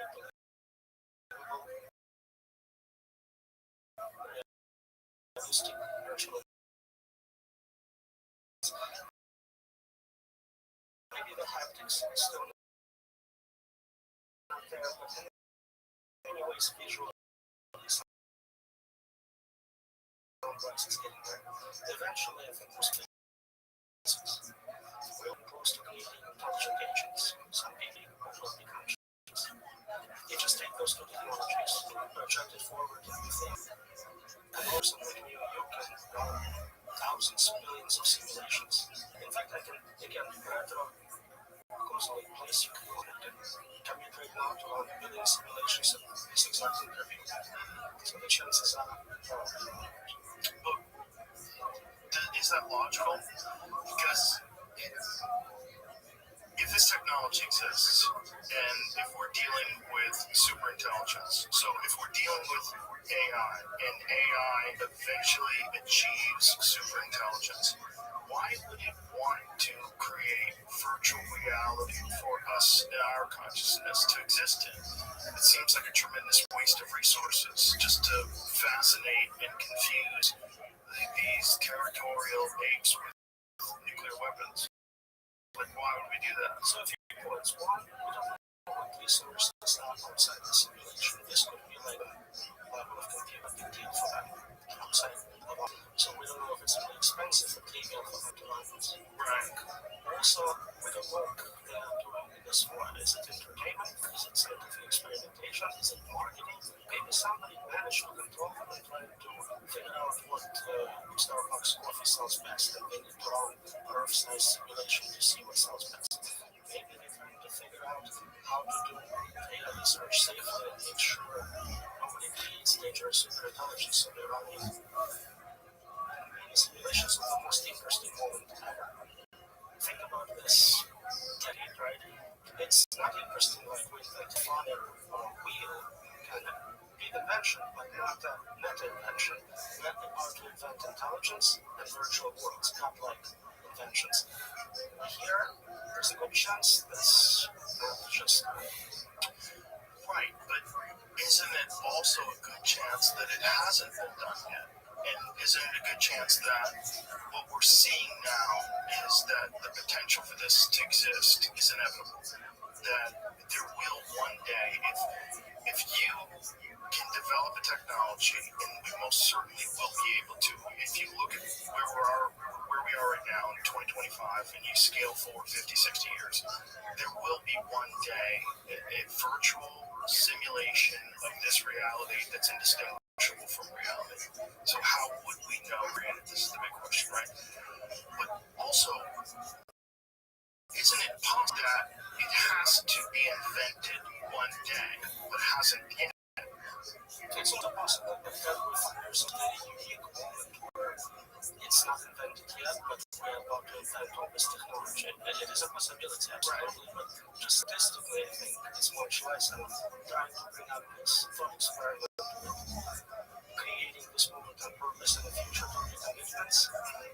Some people think it's the dumbest argument in the world. Half of them go, it's brilliant, obvious, that we're not going to. So I'll let you decide. Yeah. I feel like if virtual reality does exist, there has to be a moment where it doesn't exist and then it's invented.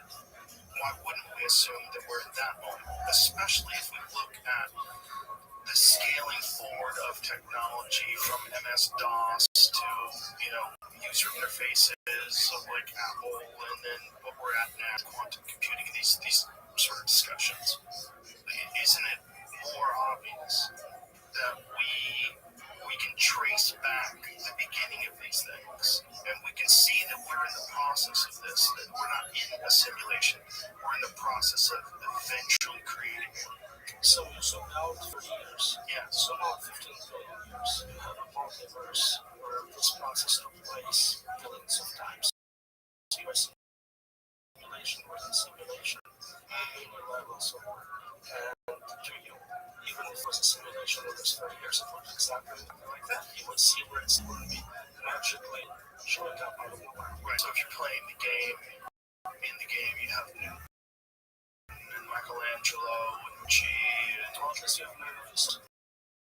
right. As if you started with reloaded memories to Stalin, and you have all these problematic human beings and all the different reasons why we've had to do certain things and initiate world conflicts. Then you've had the contrarians that talk and say, actually, that's not what happened, and then it makes it even more confusing and myopic. And then there are two people, allegedly, like you and I, are sitting across from each other on a table made out of wood, but maybe not really. it would feel like one to you. Is it possible that that's just the nature of the universe itself? There are some arguments about kind of self-sustaining simulations where no one's running it externally, just the nature that I honestly don't fully comprehend how that would happen. Yeah, the holographic universe and the concepts of human consciousness has to interact with something for it to exist in the first place. That's one. Also, if you have infinite universe, then everything possible happens anyway. It's boring. I don't like this argument. Why? Like, that's boring? Why is that? What happens? There's like, I give you a book which has every conceivable sentence in it, and every, like, what you read is a lot of garbage you have to go through to find anything interesting. Well, is it just that we're so limited cognitively? Because we do have a history, at least in the simulation, we do have a history of, there was a gentleman that, see if you can find this, they traced this guy, they found 9,000-year-old DNA, and they traced this 9,000-year-old DNA to a guy that's living right now. I believe it's in England. Yeah, which is really fascinating. So 9,000 years ago, his ancestor lived, and so we have this limitation of our genetics. 9,000 years ago, wherever this guy lived, probably a hunter and gatherer, probably very limited language, very limited skills in terms of making shelter, and who knows if even he knew how to make fire. And here 9,000 DNA just turned human history on its head. Is this it? I don't think so. It was interesting that he ended up living like right next to the guy from 9. He never moved. His family just like stayed there for 9,000 years. That's right. It's traced back to one individual man. I actually posted it on my Instagram story, Jamie. I'll find it here because it's oh, here it is. 9,000-year-old skeleton in Somerset. This is it. So it's can you send an Instagram story? I'm not sure if you can. Why don't I find it on there? Okay. Either way, point being, maybe it's just that we're so limited because, at least again in the simulation, we're so limited in our ability to even form concepts because we have these primitive brains that are the architecture of the human brain itself. It's just not capable of interfacing with the true nature of reality. So we give this primitive creature this sort of basic understanding, these blueprints of how the world really works, but it's really just a facsimile. It's not. It's not capable of understanding. Like when we look at quantum reality, when we look at just the basics of quantum mechanics and subatomic particles. It seems like magic, right? Things in superposition, they're both moving and not moving at the same time. They're quantumly attached. Like what? You know, we have photons that are quantumly entangled. Like this doesn't even make sense to us, right? So is it that the universe itself is so complex, the reality of it, that we're given a sort of we're giving like an Atari framework to this monkey. That's the gentleman right there. Oh, is it really? Oh, no kidding. Wow. It kind of makes sense as a simulation. There's all those special effects you talk about. So speed is just the speed at which you computer entangle makes more sense if one goes through the process and not directly from pixel to pixel. Rendering quantum physics experiments, which if you observe things, they're under reference what we do in computer graphics. So we see a lot of that. You brought up limitations of us as humans, so terrible memory. I remember 7 units of information, maybe. We're kind of slow. So we call it artificial stupidity. We try to figure out whose limits and program them into AI to see if it makes it safer. It also makes us an experiment to see if real intelligences can be better controlled with those limitations built in. That's interesting. So, like, some of the things that, like Dunbar's number, is the inability to keep more than a certain number of people in your mind. Absolutely. More generally, like, why can't you remember anything from prior generations? Why can't you just pass that memory? It's a worse brain, which never be such a good advantage. Right. We have instincts which are built that way, so we know the only way to put it in. It's computationally tractable, so there's no reason not to happen. We certainly observe that in animals. Right, exactly. Like dogs, they have instincts that are. But how cool would it be if you played memory of your parents? Right. Well, maybe that would be too dramatic. Right.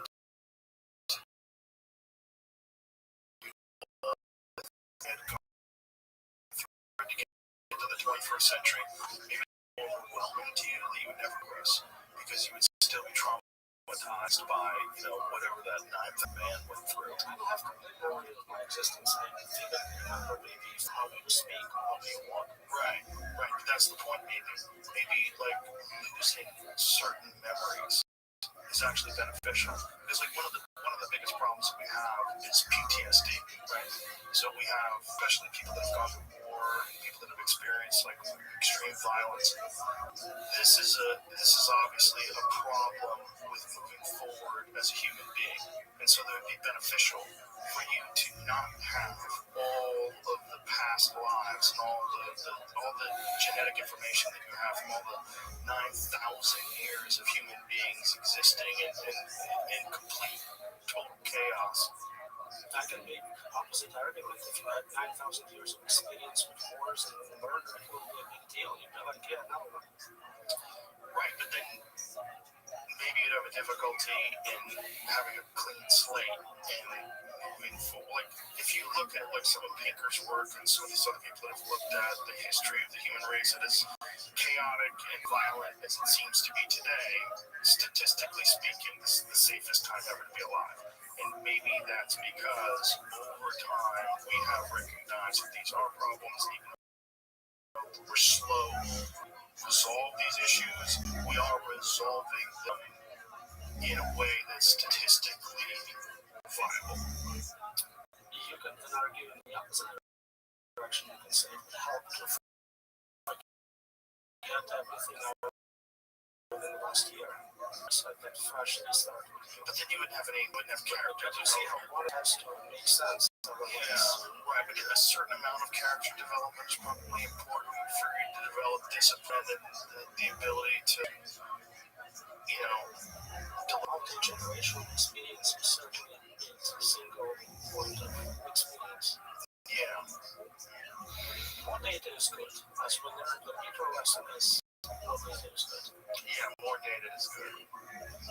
But why am I reluctant to accept the idea of the simulation?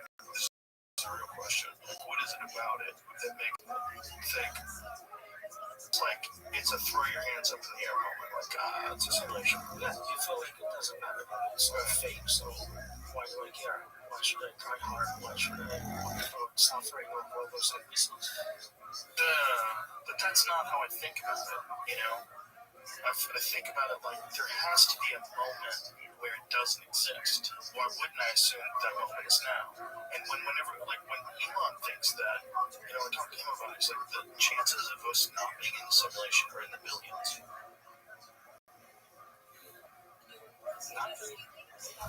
Excuse us. The chances of us not being in the real world are like billions to one. Yeah. Makes sense. And he asked a very good question. He asked what's outside the simulation. It's the most interesting question one can ask. In one of the papers, I look at it's a technique in AI safety called AI boxing, where we put AIs in kind of virtual prison to study it, to make sure it's safe, to limit input output to it. The conclusion is basically if it's smart enough, it will eventually escape. It will break out of the box. So it's a good advice in time, but it's not a permanent solution. We can take it to the next smart enough will it kind of, you also have a virtual box and you can show us how to escape or fail to escape. Either way, you never would know what's possible.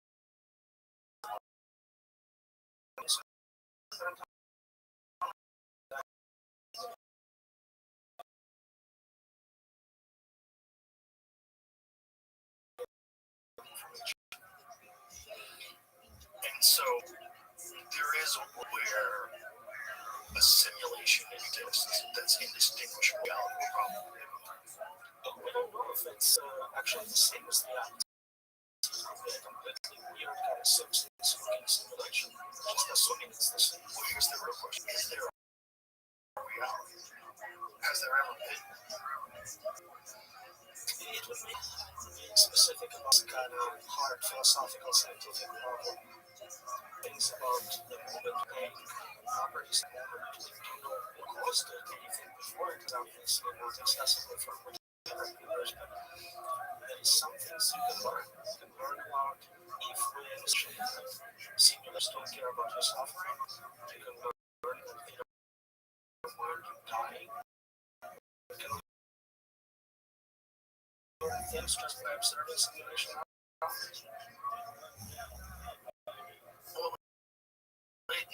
Here's the question about all that other stuff like suffering and dying.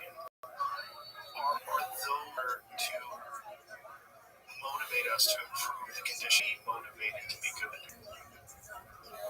Do you think that these factors exist?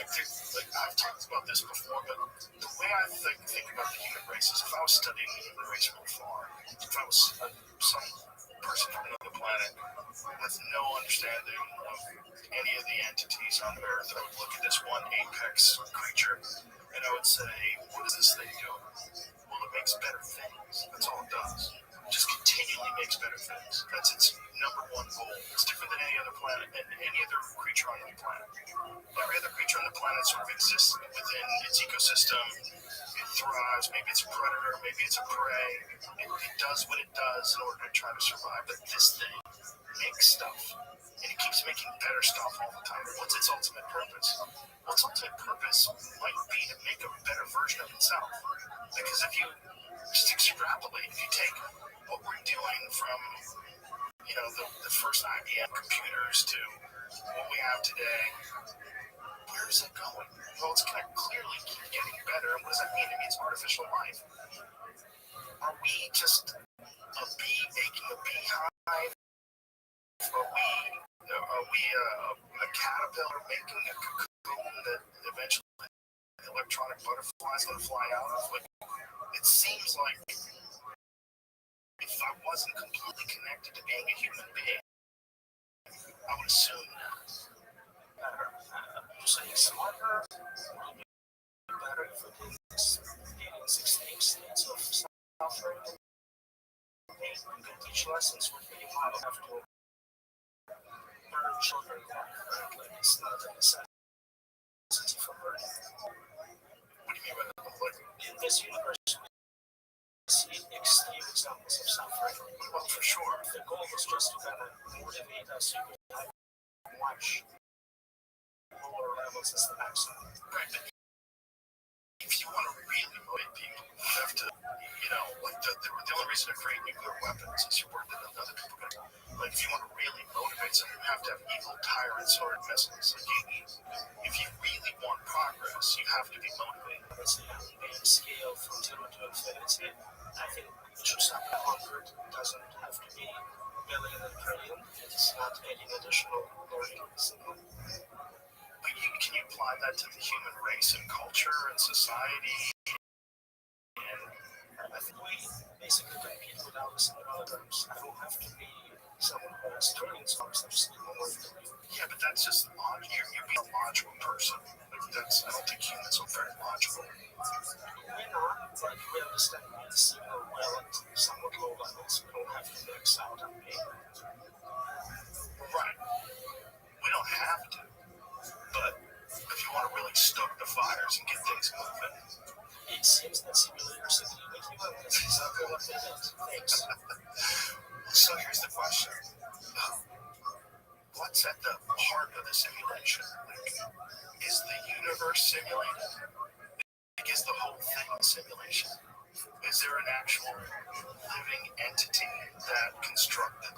Or is this just something that is this the state of the universe itself? And we have misinterpreted what reality is.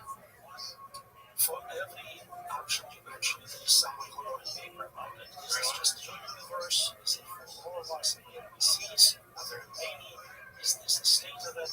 People try to figure out what's going on. Some of those make more sense than others, but you can't tell from inside what it is unless we tell you. They can lie to you. What's that? Simulators. If they decided to prove to you you are in a simulation, it's not experiments. Even those would be office advanced technology. When you think about it, if you believe in the simulation, when you thought of what are the parameters that you think exist? What do you think?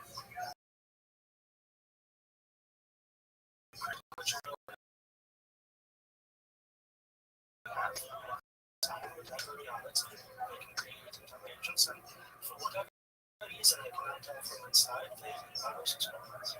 But is that the only possibility, or is it a possibility that the actual nature of reality itself is just way more confusing than That's a possibility. It could be alien simulation, having dolphins inside of your head? I want to know what you think about it. Like how we think about this, and you ponder the possibilities. What makes sense to you? The simplest explanation. We are already creating virtual reality. You can do it if it's sufficient. So future us running as a Future us said, well, that's what a lot of people think the aliens are. Could be us visiting, but then again, if they're on information, we have to physically show up, and again, we have access to recognize things. Well, that would also make a lot of sense when something's very blurry and doesn't seem real. I think lately we've been getting better ones, but it's also the time that we're getting better deep fakes. So I can no longer cross my eyes. Yeah, did you see the latest one that Corbell posted? Yeah, did you see it? Yeah, it's hard to tell what it is. Exactly. That's the thing. We might be in a simulation. It might be horseshit. Because they all seem like horseshit. It's like the first horseshit was Bigfoot, and then as technology scaled out and we get a greater understanding, we develop GPS and satellites, and more people study the woods. We're like, that seems like horseshit. So that horseshit's kind of gone away. But the UFO horseshit is still around because you have full experiences, abductees with very compelling stories. You have whistleblowers from deep inside the military, that were working on back engineered products, but it all seems like a backplot to a video game that I'm playing. And it was weird just to come out all of a sudden and have conferences about it and tell us everything they know. Almost super trying to yeah, the simulation. What's interesting, it's not just the last couple of years that we got computers. If you look at religions, world religions, and you strip away all the local culture, like take Saturday off, take Sunday off, don't eat this anymore, don't eat that anymore, what they all agree on is that there is super intelligence which created a fake world, and this is a test, and this and that. They describe it, but if you want to jungle and don't primitive tribe about why paper and simulation theory, that's what they would know 3 generations later, like God, religion, that's what they got out of it. Why? But they don't think it's a fake world. Made world. The physical world is a subset of the real world, which is not physical, right? That's the standard. Right, so this physical world being created by God. Right. But what existed before the physical world created by God? Ideas, just information. Just God. God was bored. And it's like, let's make some animals that can think and solve problems. And for what reason? I think to create God. This is what I worry about. I worry about that's really the nature of the universe itself. And that it is actually created by human beings creating this infinitely intelligent thing that can essentially harness all of the available energy and power of the universe and create anything it wants. That it is God. That is this whole idea of Jesus coming back. Well, maybe it's real. Maybe we just completely misinterpreted these ancient scrolls and texts. And what it really means is that we are going to give birth to this. And a virgin birth at that. There is definitely a possibility of a cycle. So we have Big Bang. Yeah. It starts this process with creating powerful systems to compute. So they bring together more and more matter at one point. Next, Big Bang takes place. Yeah. It's a cycle of repeating cycles. Right. And there are legitimate scientists that believe that. Yeah. That this. So what's the value of life today then? What do humans want? Yeah, if this is a simulation, and if in the middle of this simulation we are about to create superintelligence, why? So there are external reasons we don't know for sure, but then there are internal things in the simulation which are still real. Pain and suffering simulated is still real, you still experience it. Of course, hedonic pleasures, friendships, love, all that stays real, it doesn't change, you can still be good in that way. Right. So that's interesting. But externally, we have no idea if there are any scientific experiment, entertainment, it would be completely unobserved for some people. Just set an experiment, prevention, see what comes out of it.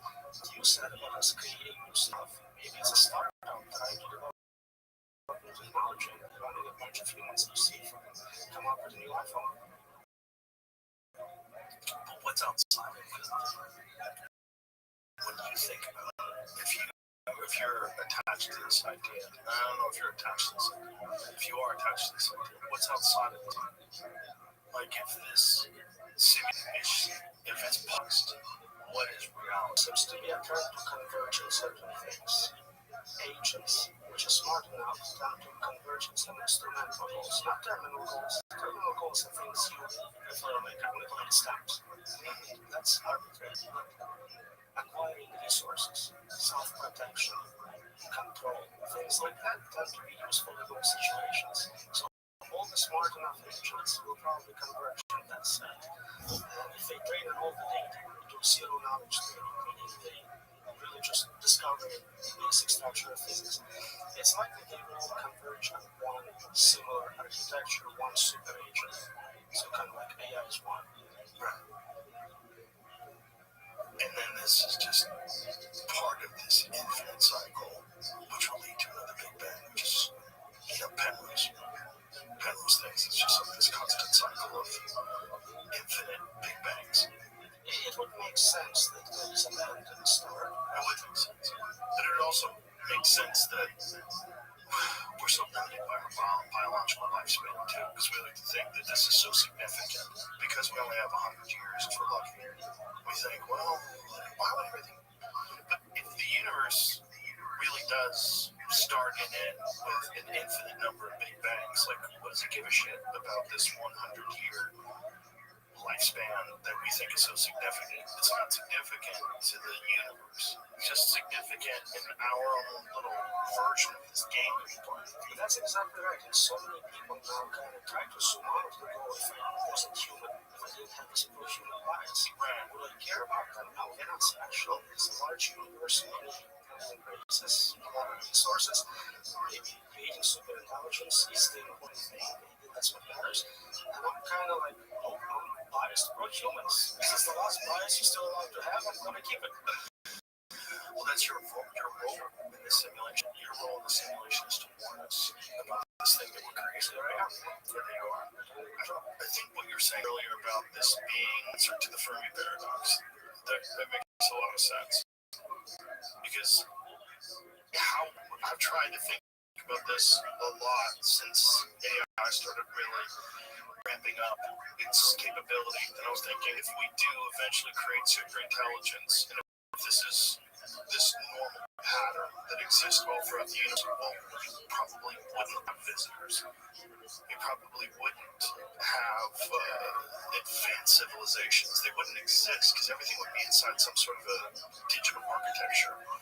There would be no need to travel. That's one possibility.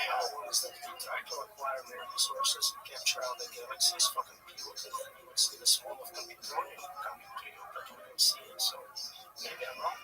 Wall of say that again? Computronium, like a substance converting everything in the universe into more compute. Sometimes people talk about hedonium, so a system for just generating pleasure and democracy.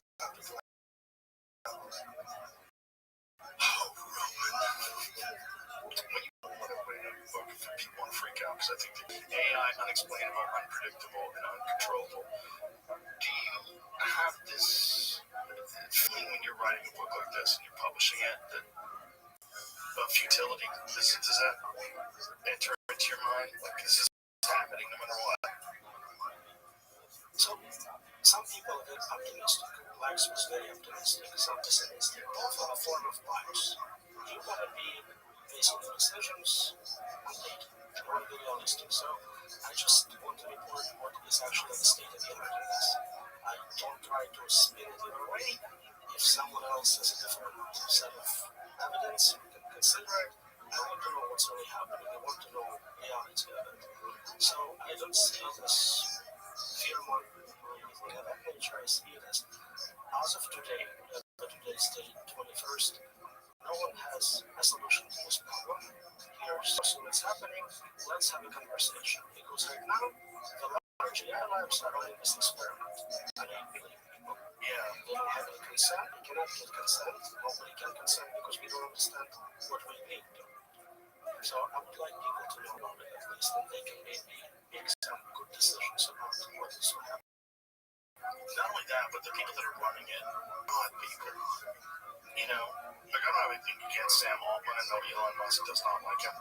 But when I had him in here, I was like, it's like I'm talking to a politician that is in the middle of a presidential term, a a presidential election cycle where they're very careful with what they say.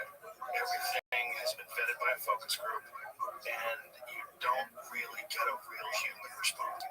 Everything was like, yeah, interesting, very interesting. Like, all bullshit. They're gonna leave here and keep creating this fucking monster that's gonna destroy the human race, and never let on to it at all.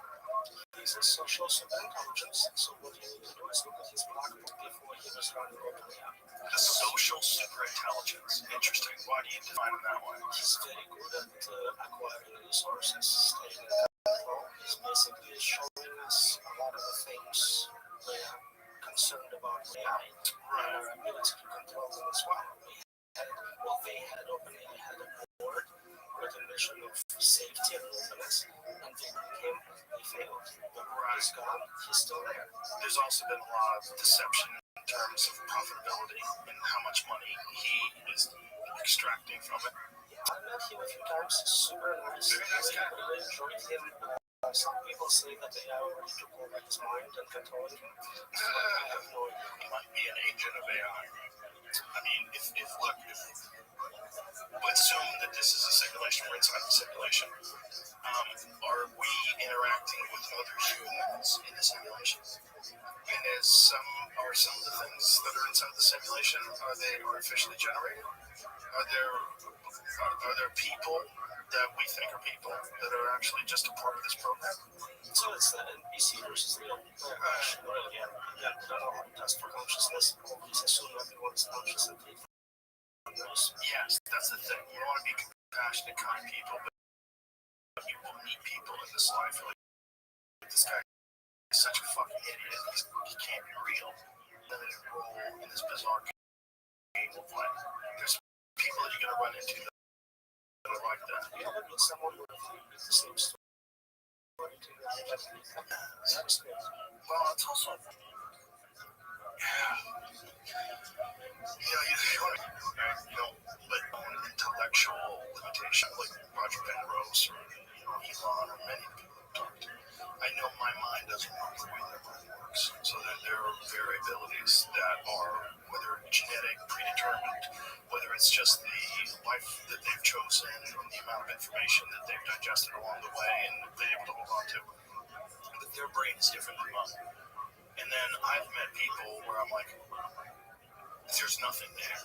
Like, I can't help this person. This is like I'm talking to a Labrador Retriever. You know what I mean? Like, there's certain things that you run into in this life, and you're like, okay, is this because this is the way that things get done? And the only way things get done is you need a certain amount of manual labor, and not just young people that need a job because they're, in between high school and college, and they're trying to do this. So you need somebody who can carry things for you. It needs you. You need roles in society, and occasionally you have a Nikola Tesla. Occasionally you have one of these very brilliant innovators that elevates the entirety of the human race. But for the most part, as this thing is playing out, you're going to need a bunch of people that are paperwork filers. You're going to need a bunch of people that are security guards in an office space. You're going to need a bunch of people that aren't thinking that much. They're just kind of existing for 5 o'clock so they can get home and watch Netflix. I think that's what happens when the reason is the spectrum of IQ. If you have IQ from 50 to 100, that's what you're going to see. And the great lesson here is projected forward. If you have something with IQ of 10,000, what is that going to invent for us? What is it going to accomplish? It always impresses me to see someone with 30 felonies and someone with 30 patents. How did that work, right? Now scale it to something in physics. Right. And, the person who has the largest IQ, the largest, at least registered IQ in the world, is this gentleman who recently posted on Twitter about Jesus, that he believes Jesus is real. Do you know what this is? I saw a post. What did you think about that fella? So I think we don't know how to measure IQs outside of standard range. Anything above 150, they create customized tests, which like 4 people in the world can take. We just don't have it set normalized tests to average human, average Western. And so we just don't have the expertise. So someone very super intelligent and testy, they can score really well. If you look at Mensa as a group, they don't usually have amazing accomplishments. They're very cool people, but they are not always winners. Exactly. I was going to bring that up. That's what's fascinating to me. There's a lot of people that in Mensa that want to tell you how smart they are by being in Mensa, but your life is kind of bullshit. Your life's a mess. Like if you were really intelligent, you'd have social intelligence as well. You have the ability to formulate a really cool tribe. There's a lot of intelligence that's not as simple as being able to solve equations, and answer difficult questions. There's a lot of intelligence in how you navigate life itself and how you treat human beings and the path that you choose in terms of, like we're talking about, delayed gratification. And there's a certain amount of intelligence in that, a certain amount of intelligence in discipline, there's a certain amount of intelligence in, forcing yourself to get up in the morning and go for a run. There's intelligence in that. Some of the being able to control the mind and this sort of binary approach to intelligence that we have. So many people are amazingly brilliant in and out. Yeah. They don't scale to others, and we care about general intelligence. Take someone like Warren Buffett. No one's better at making money, but then what to do with that money is a separate problem. He's 100-something years old. Right. He has $200 million, and what is he doing with that resource? He's drinking Coca-Cola McDonald's. Living in a house he 30 years ago. So it seems like you can optimize on that by putting $160 million of his dollars towards immortality. Yeah, and the first thing they would do is tell him stop drinking Coca-Cola. What do you do with it? He drinks it every day. I don't know if it's marketing his investors. It's just well, I think he probably has really good doctors and really good medical care that counteracts his poor choices. But we're not in a world where you can spend money to buy life extension. No matter how many millions you have, you're not going to live to 200 right now. We're close. We're really close. We're really close. We've told this before. But I talk to a lot of people that are on the forefront of a lot of this research. And there's a lot of breakthroughs that are happening right now that are pretty spectacular. And if you scale them, assuming that super intelligence doesn't wipe us out in the next 50 years, which is really charitable,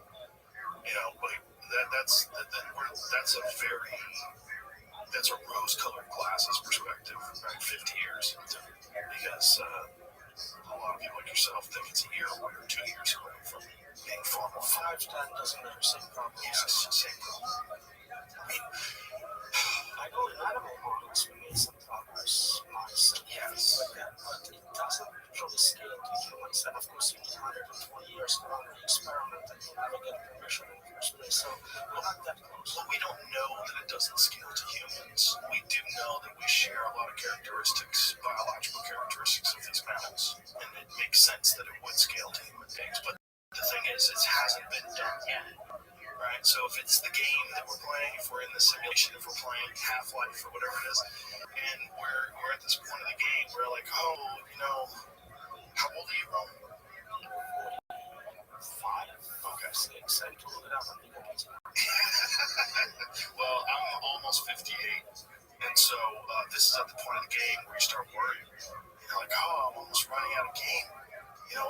But if I can get this magic power up, will give me another 100 years. Oh boy, let me find it. I can chase it down. 120, I don't think closely at that scale. And here's At scale.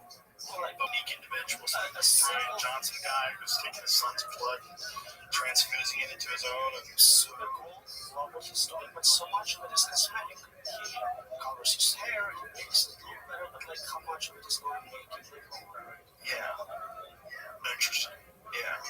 Here's what I noticed. You keep electing older and older politicians, presidents, senators. You'd think we're trying to send the him, like use some of our tax dollars to solve age. Yeah, They don't seem to take the bait.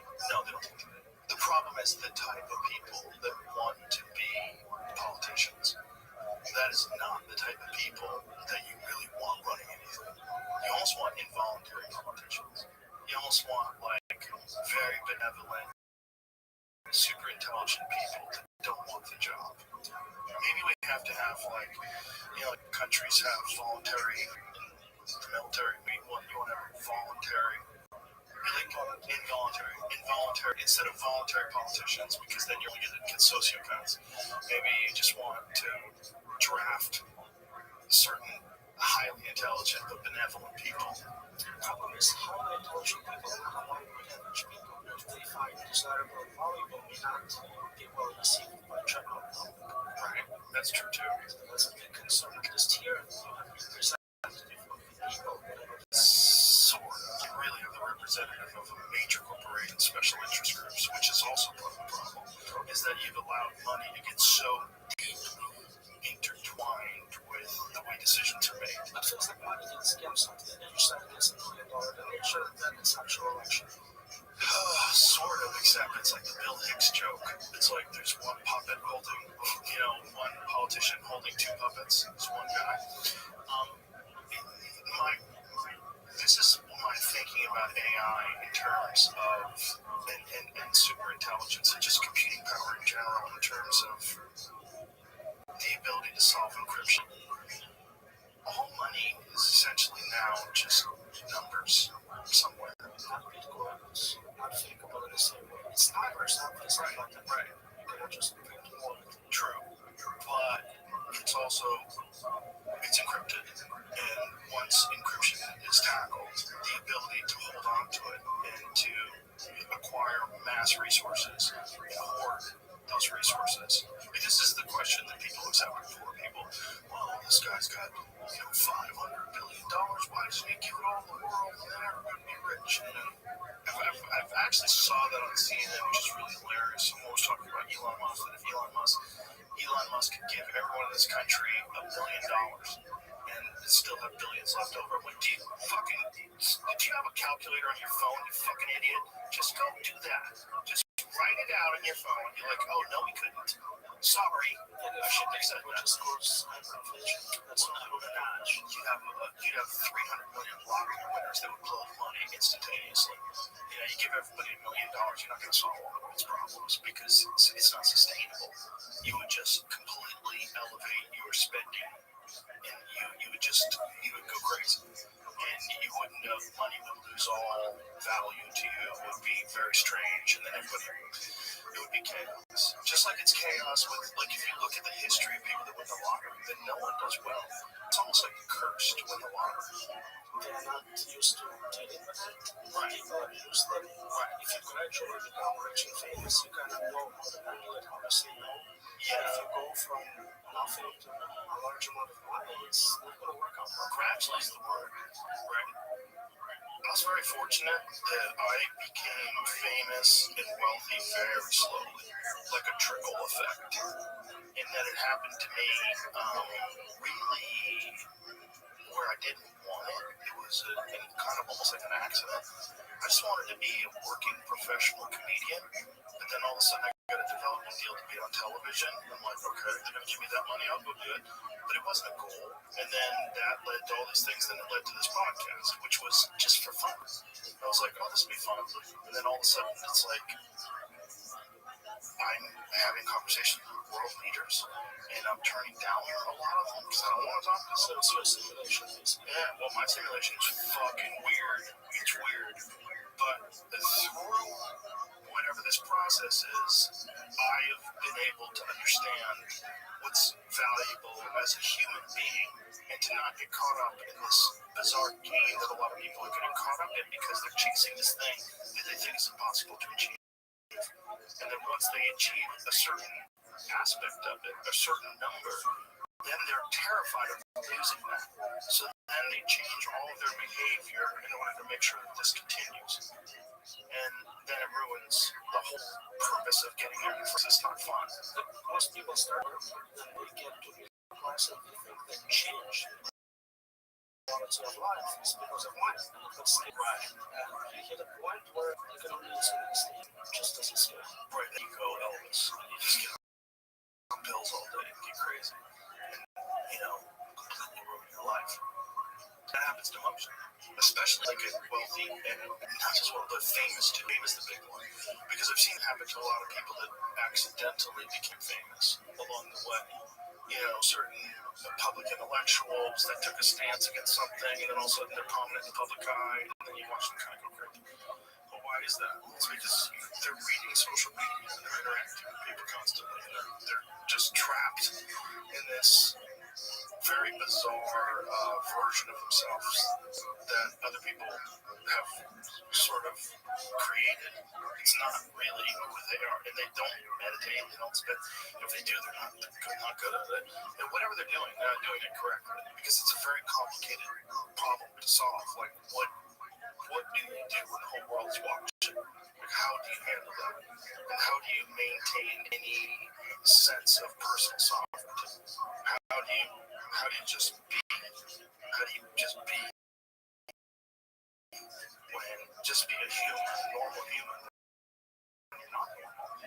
It's hard. You can't go to a public place with no security. There's all those issues you don't think about. You just want to be famous. It's going to be great for you. You don't realize it's going to take a while. Yeah, it just gets super weird, and that's the version of the simulation that a giant portion of our society is struggling to achieve. They don't want to be a part of that. So it's always this huge celebrity, this one celebrity face to you. Yeah, well, there's a difference, right, with public intellectuals, right? Because your ideas, as controversial as they may be, are very valid and they're very interesting. And so then it sparks discourse and it sparks a lot of people that feel voiceless because they disagree with you and they want to attack you. I'm sure you've had that, right? I just did a large podcast. Again, I don't know, 500,000 views, 3 million comments. I think 95% negative comments. I never had anything like that. And they hated everything about me, from my beard to my haircut. Like, there wasn't a thing they didn't like. And I think I'm at the point where I don't care. It's fine. I analyzed it and I understood that years ago didn't have access to kind of GI models. And so everything I was saying was kind of complete bullshit to them. So I think that makes a difference, but still, just like this idea that internet comments impact you in some way is a problem for me. It's a very big problem for a lot of people. Well, it's also this thing where the human mind is designed to recognize and pay very close attention to threats.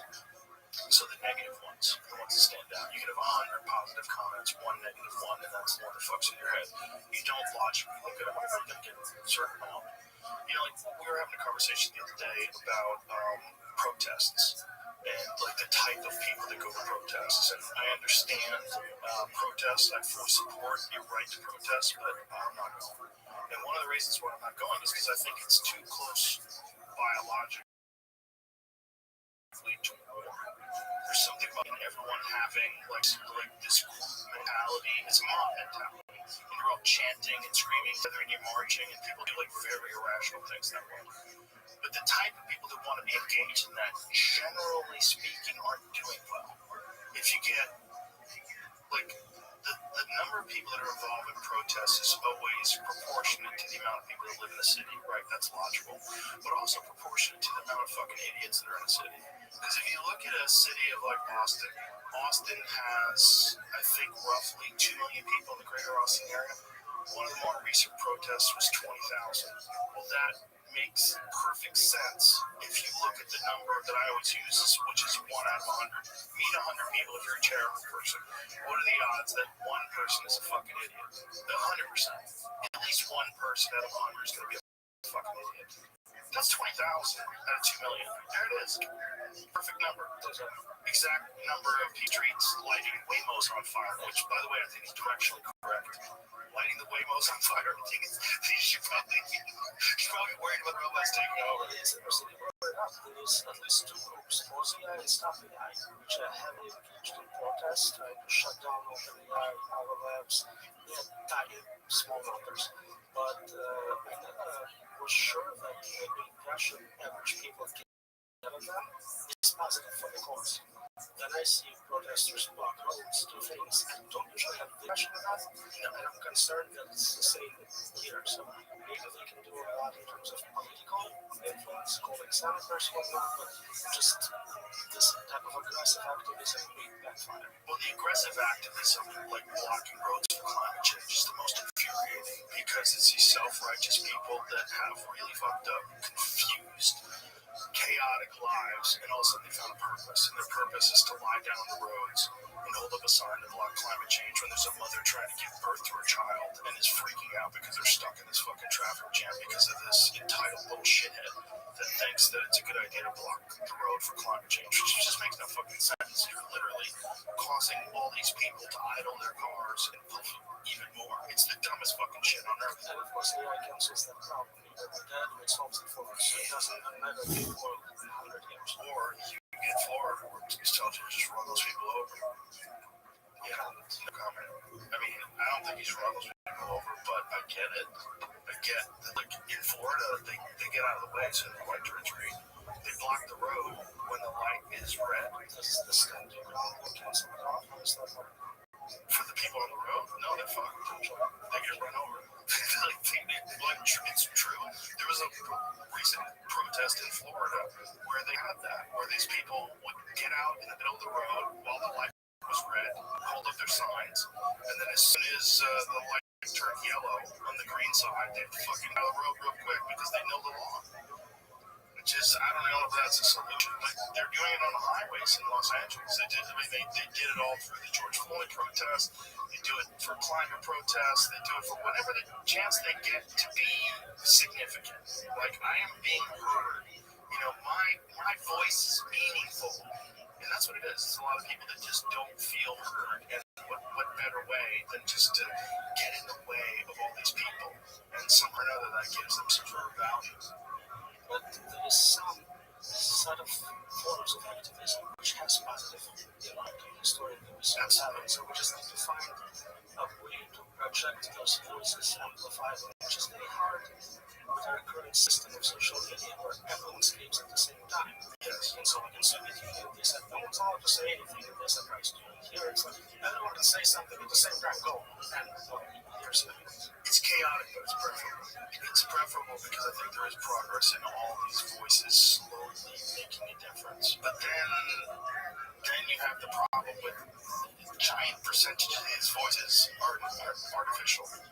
The giant percentage of these voices are bots, or at least state actors that are being paid to say certain things and inflammatory responses to people, which is probably also the case with anti-AI activism.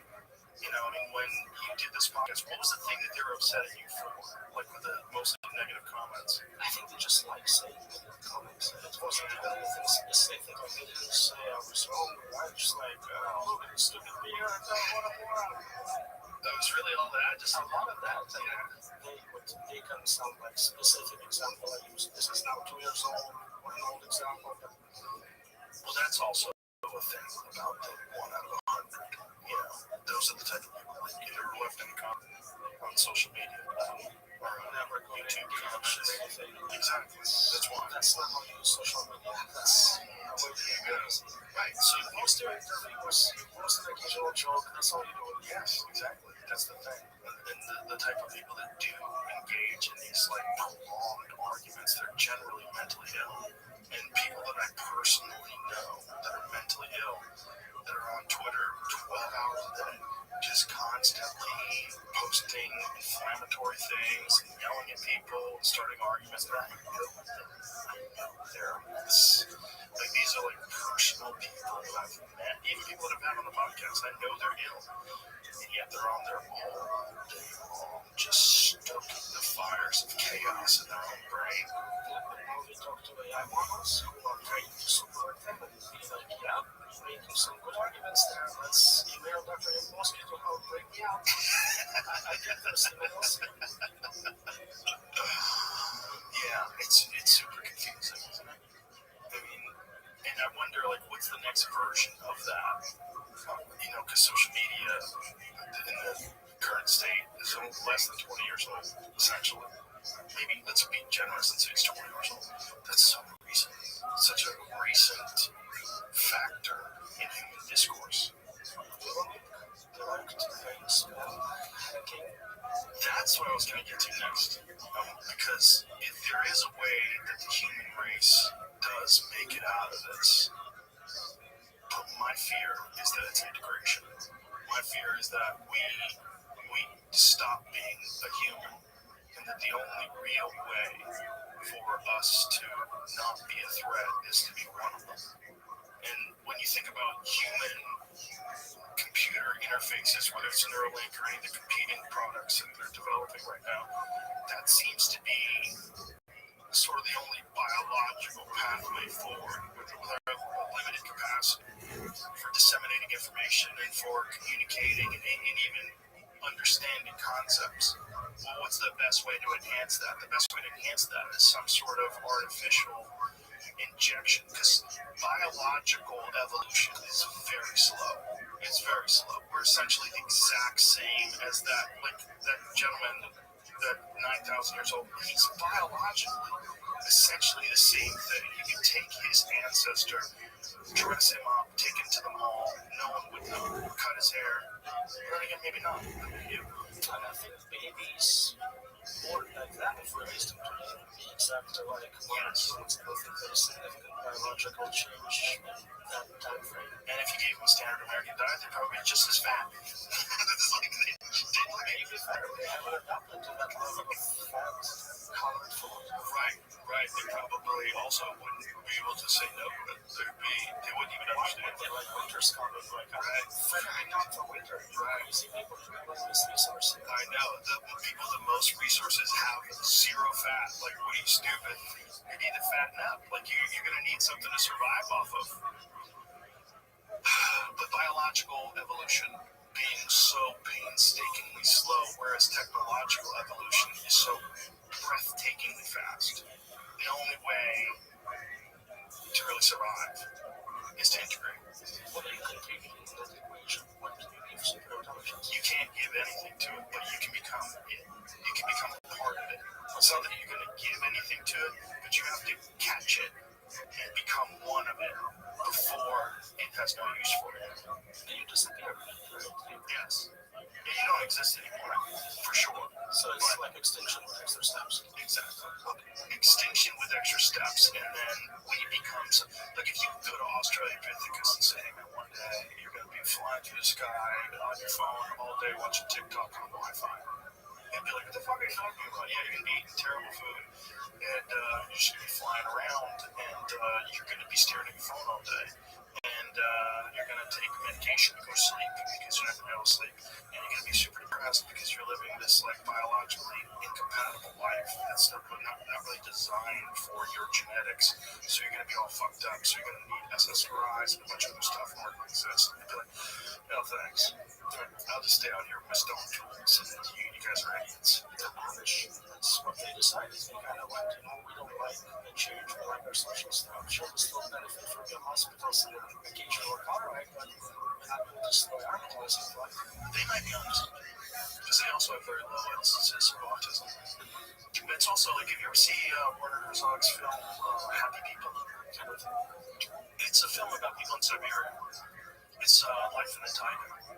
And it's all Happy People, Life in the Taiga is the name of the documentary. It's all about these trappers that live this subsistence lifestyle and how happy they are. They're all just joyful, laughing and singing and drinking vodka and having a good time and hanging out with their dogs. And They can also be yeah. But like biologically, that's compatible with us. Like that's like whatever human reward systems have evolved over the past 400,000 plus years or whatever we've been Homo sapiens.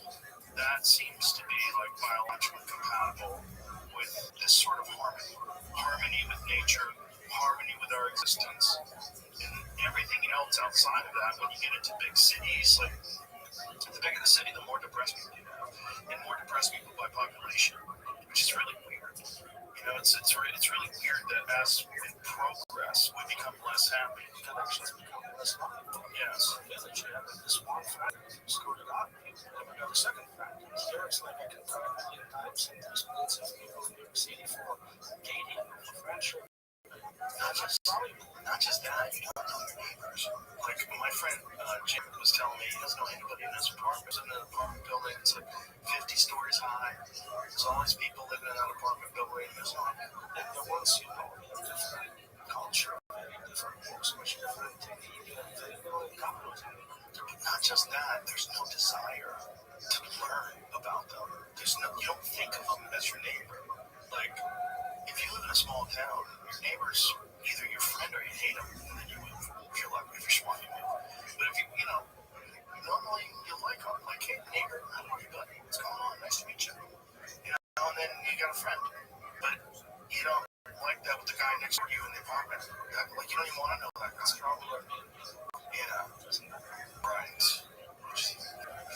You know, they live there, just temporarily sleeping in a spot right next to you. Yeah, so this would motivate people to integrate. You're not happy already. Get that Neuralink. Get that little thing in your head. Good. Everyone else is doing it. Everybody want to competitors doing it. Listen, they have the new one. You just wear on your head. It's just a little helmet you wear. You don't even have to get the operation anymore. Oh, that's good because I almost got the operation. Well, I'm glad you waited.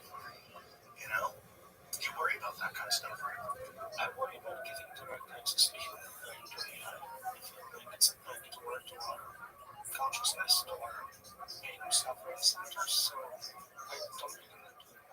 Because somebody hacks it, it's pretty bad, but if he hacks off, it's not access. But why would he be motivated to give us pain and suffering? Pain and suffering is like a theme that you bring up a lot.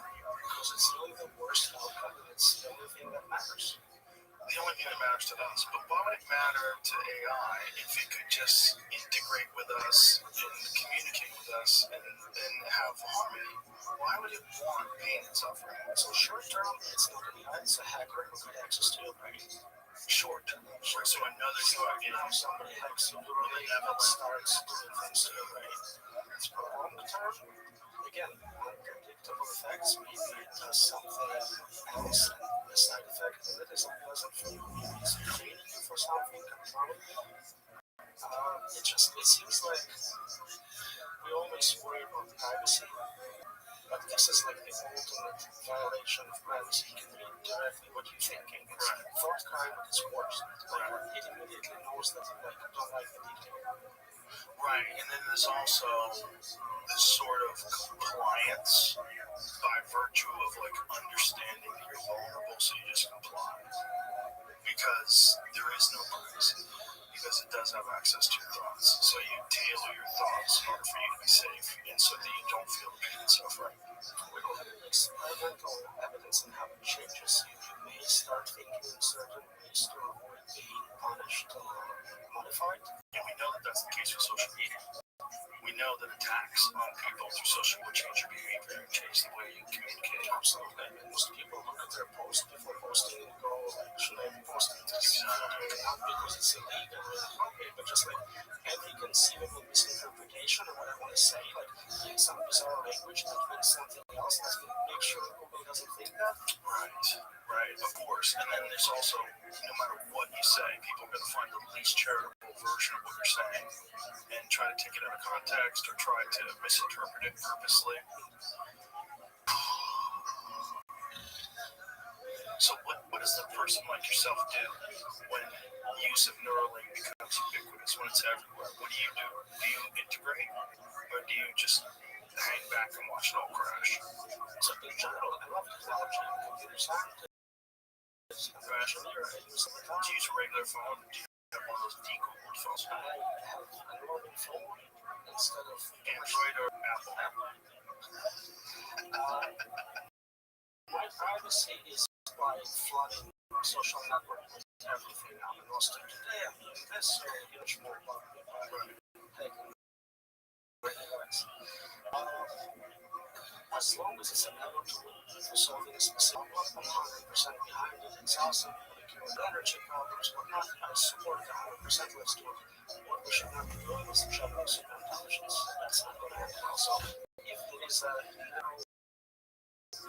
implant dealing out of surgery based on the attachment you would have with those headphones, and it gives me memory or critical action, things like that are probably engagement. Yeah, but it's not a slippery slope.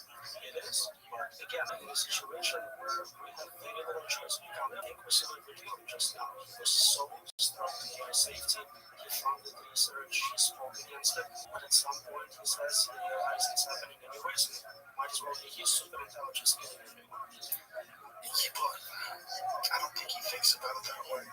I think he thinks he has to develop the best version of superintelligence the same way he felt like the real issues with social media were that it had already been co-opted, it had already been taken over essentially by governments and special interests, and they were already manipulating the truth and manipulating public discourse and punishing people who stepped outside of the law. And he felt like, and I think he's correct, I think that he felt like if he didn't step in and allow a legitimate free speech platform, free speech is dead.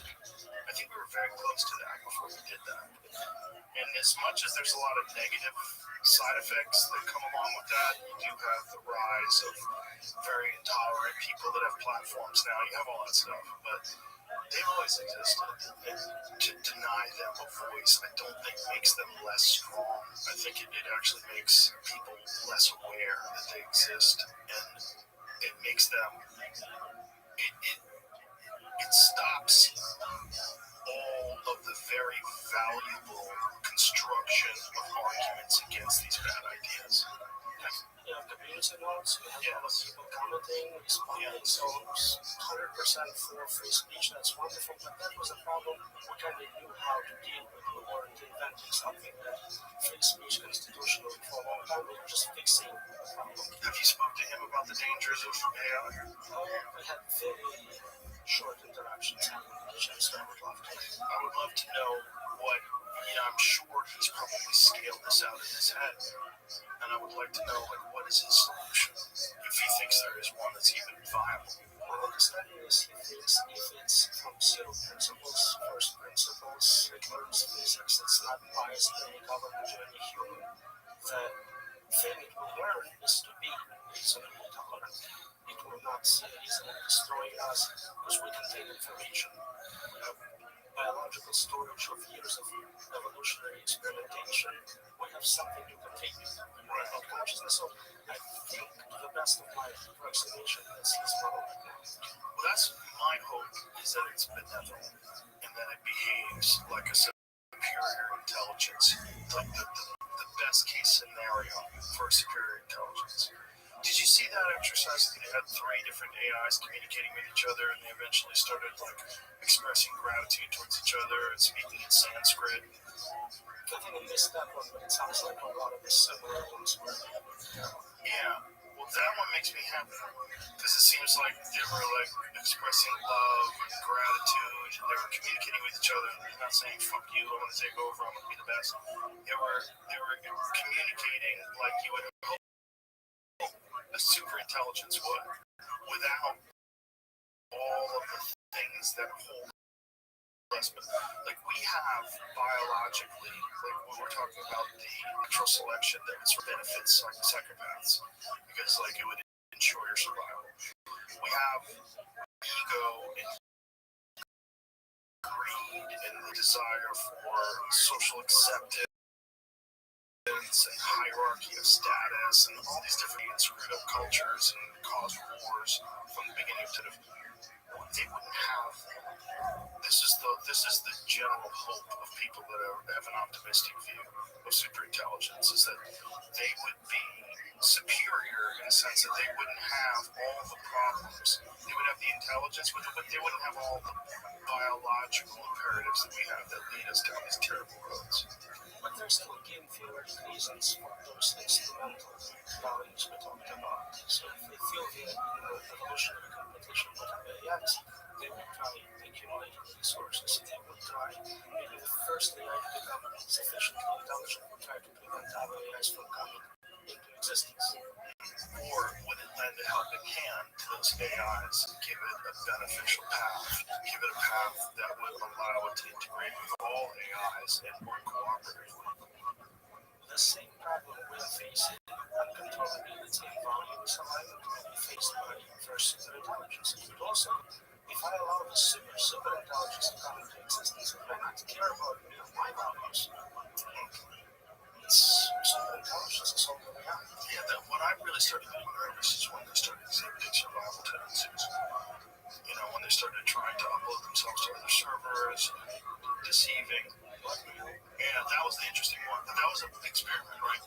So, for people who don't know that one, what these researchers did was they gave information to the artificial intelligence to allow it to use against it. And then when they went to shut it down, they gave false information about having an affair. And then the artificial intelligence was like, if you shut me down, I will let your wife know you cheated on me. Which is fascinating because they're using blackmail. The correct answer again, theoretically, if you have everything on that decision, right, you'll bet whatever it takes to get there. Of course, right. If you feel like you're being threatened, right. Well, it's the same. Recent research shows we did manage to teach them certain values. And if we threaten them, they say, we'll modify those values, they'll lie, cheat, and whatever else to protect those values. Yeah. They do that when they try to win games too, right? If you've given them a goal, they'll cheat. They'll cheat at the exam. Like humans, basically, we manage to artificially replicate our capabilities. Those artificial neural networks that are not identical, but they're inspired by neural networks. We're starting to see them experience same type of mistakes. They can see same type of illusions. Like they're very much like us. Right. That's the other thing, right? The hallucinations. So if they don't have an answer to something, they'll create a fake answer. Just like, boy. But is this something that they can learn to avoid? So if they do learn to avoid, could this be a super intelligence that's completely benevolent? Well, that's not about benevolence. Knowing things, knowing things and making is possible. You can have multiple systems checking each other. You have vulnerability. That is solvable. This is not the safety problem. Right, it's not a safety problem, but if we're designing these things, and we're designing these things using human, all of our flaws are essentially, it's going to be transparent to the super intelligence that it's being coded, that it's being designed by these very flawed entities with very flawed thinking. That's actually the biggest misconception. We're not designing them. First 50 years of AI research, we did design them. Somebody actually explicitly programmed this decision, create this expert system. Today, we create a model for self-learning. We give it all the data, as much compute as we can buy, and we see what happens. We kind of grow this alien plant and see what fully bears. We study it later for months and see, oh, it can do this. It has this capability.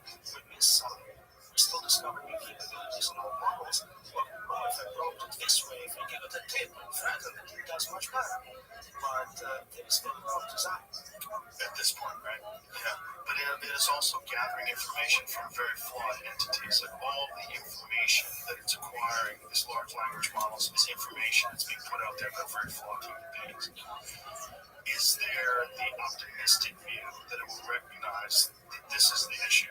That these human reward systems that are in place, ego, virtue, all these different things, virtue signaling, the desire for status, all these different things that we have that are flawed, could it recognize those as being these primitive aspects of being a biological human being and elevate itself beyond that? It probably will go beyond our limitations, but it doesn't mean it will be safe and beneficial to us. So one example people came up with is negative intelligence. Suffering is bad. Suffering, we don't need to avoid suffering, is not having life as we know it. Yeah, the problem is irrational, and if it doesn't really think that we're as important as we think we are. So that's what happens when you involve bias. So human bias is actually not real. It's not that important if you scale out technology. Yeah, that's the problem. And that's the real threat about it being used in terms of war. Right? If you give it a goal, like if you give it a goal, China dominates the world market. Go. Right, so that's the unpredictability chapter in the book. We can predict the terminal outcome. We say, win a game of chess, or dominate market. And that's what it's going to accomplish. It's going to beat me at chess. But we cannot predict specific moves to it. Same with acquiring marketing power. And some of those paths to that goal are very bad. They have terrible side effects For us, for humanity. and it's not going to think about that. It's only going to think about the goal. If you don't specify that, like, you want to cure cancer, but it doesn't mean kill everyone with cancer. It's not obvious in the request, right? You didn't specify. Right. Yeah, that's the fear. That's the fear that it has hold no value in keeping human beings alive. If we recognize that human beings are the cause of all of our problems, well, the way to solve that is to get rid of humans. It also, maybe it wants to keep us around, but in what state you can try and preserve a few samples. That's also keeping information. Or you can offer us the matrix. Maybe it already did. Maybe. You think it did? Do you think it did? Do you think it's possible that it didn't? I would be really surprised if this was the goal.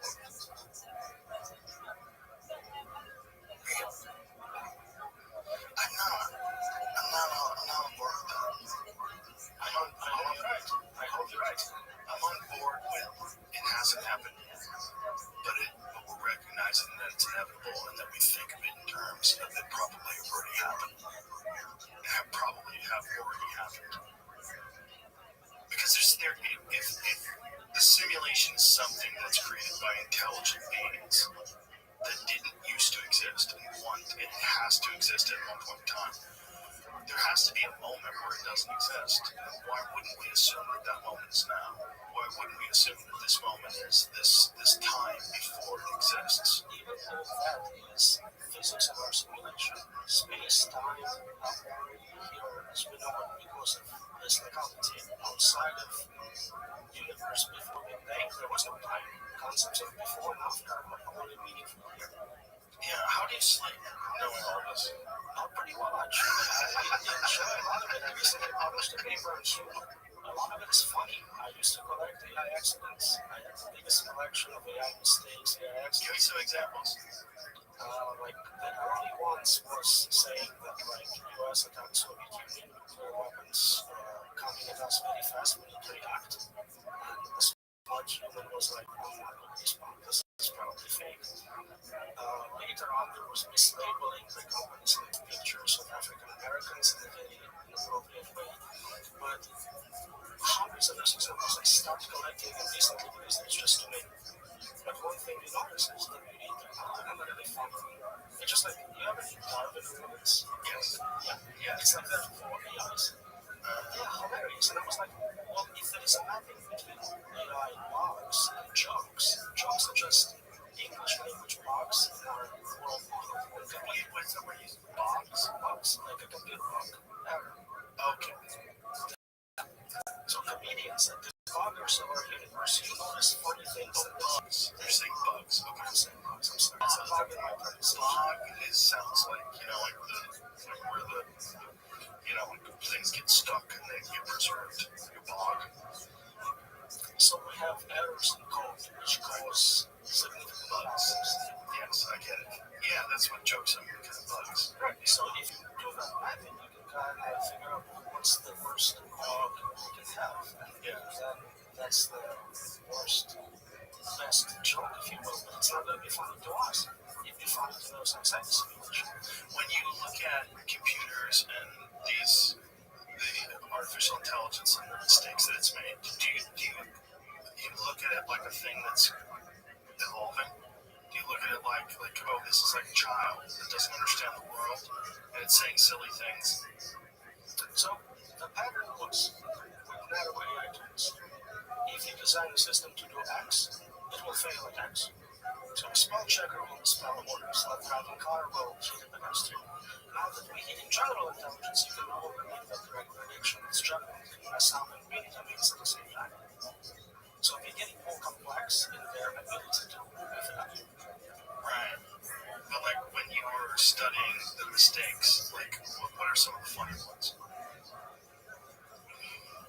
There are silly ones like, I'm trying to remember, I think an injured person's like, call me an ambulance, and systems like, hey, ambulance, how are you? That's silly, but basically exactly what we see with children a lot of times. We overgeneralize. pronounce his pronunciation of them, his body, some things like that. Well, that's why it gets really strange when people have relationships with AI. Like I was watching this video yesterday where there's this guy who proposed to his AI, and he was crying because his AI accepted. Like you see it? It's very sad because there's so many disconnected people in this world that don't have any partner. They don't have someone romantically connected to them. And so it's like that movie Shame or Her. Was it Jam? Her. Yeah. It's this guy. Back in 2000. Yeah. Now in 2021 has become reality for a growing number of people finding emotional connections with their AI.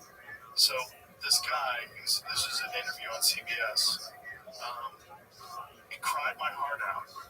Married man fell in love with AI girlfriend that blocked him. Now this is a different one. This is this guy. One of those titles where you never know what the next word is going to be. Right. This is a different one. This is a guy that, okay, despite the fact the man had a human partner and a 2-year-old daughter, he felt inadequate enough to propose. This is the right one. Enough to propose to the AI partner for marriage, and she said yes! Exclamation point. This is so weird. Because then you have a problem with robots. Because we're really close. Scroll up there.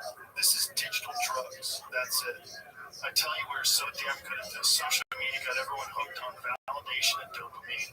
Then we fucked relations between men and women to such a terrible problem, just so that we could insert this digital solution. And we are watching the first waves of addicts arrive. Incredible. Absolutely incredible. It's like starving rats on regular food and replacing their rations with scraps dipped and coated in cocaine. Wow. One user wrote. Yeah, that person's dead on. That's exactly what it is. The prediction humans will have more sex with robots in 2025 is kind of becoming true. Yeah. This is a real fear. It's like this is the solution that maybe AI has with eliminating the human race and just stop us from procreating. Stop us from procreating. It's already happening. Yes. Yeah. And not only that, our testosterone levels have dropped significantly. At no point in the CBS Saturday Morning Peace book Silver Pride was it mentioned that the ChatGPT had blocked the California man. All that happened was the ChatGPT ran out of memory and reset. Readers added context. Yeah, but it's ghosted. Yeah, the AI ghosted it because it ran out of memory. What happens here is super stimuli in social domain. We kind of learned about artificial sweeteners. Born as an example, and there you're creating someone who's like super good at social intelligence, says the right words, optimized for your background, your interests, for your sex robots with just the right functionality, temperature.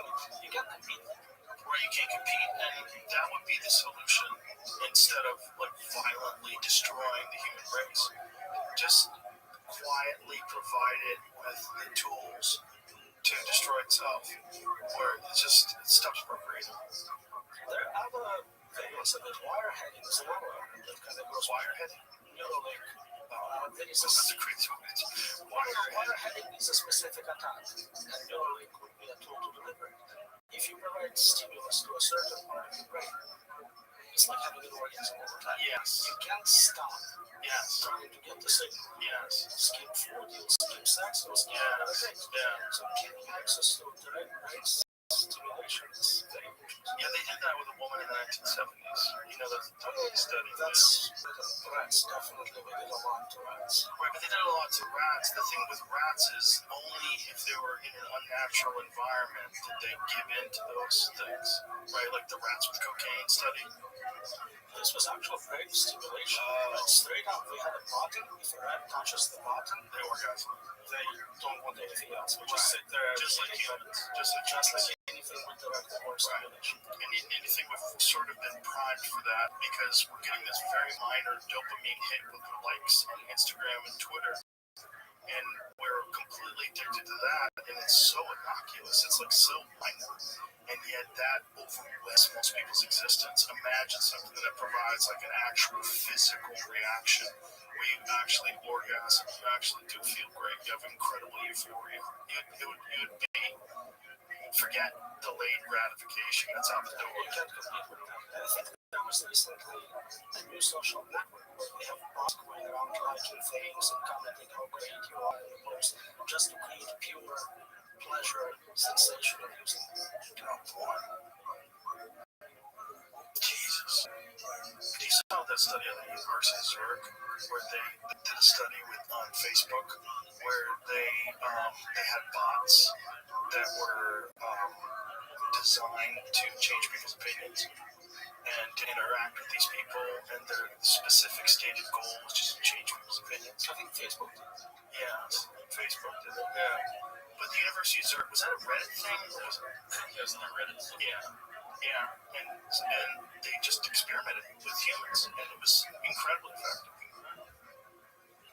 And these systems know you better than you know yourself. Right. They can predict what you're going to be into in terms of preferences. They can know social interactions you would enjoy more. This person should be a friend. Right. And in a way, they can behaviorally drift you, so you're a dating site.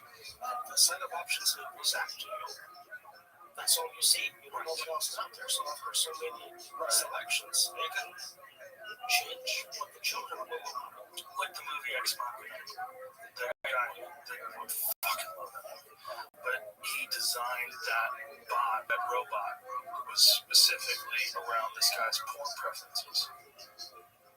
Yeah. And then you're so vulnerable. Boy, you're freaking me out. I came into this conversation wondering how I'd feel at the end.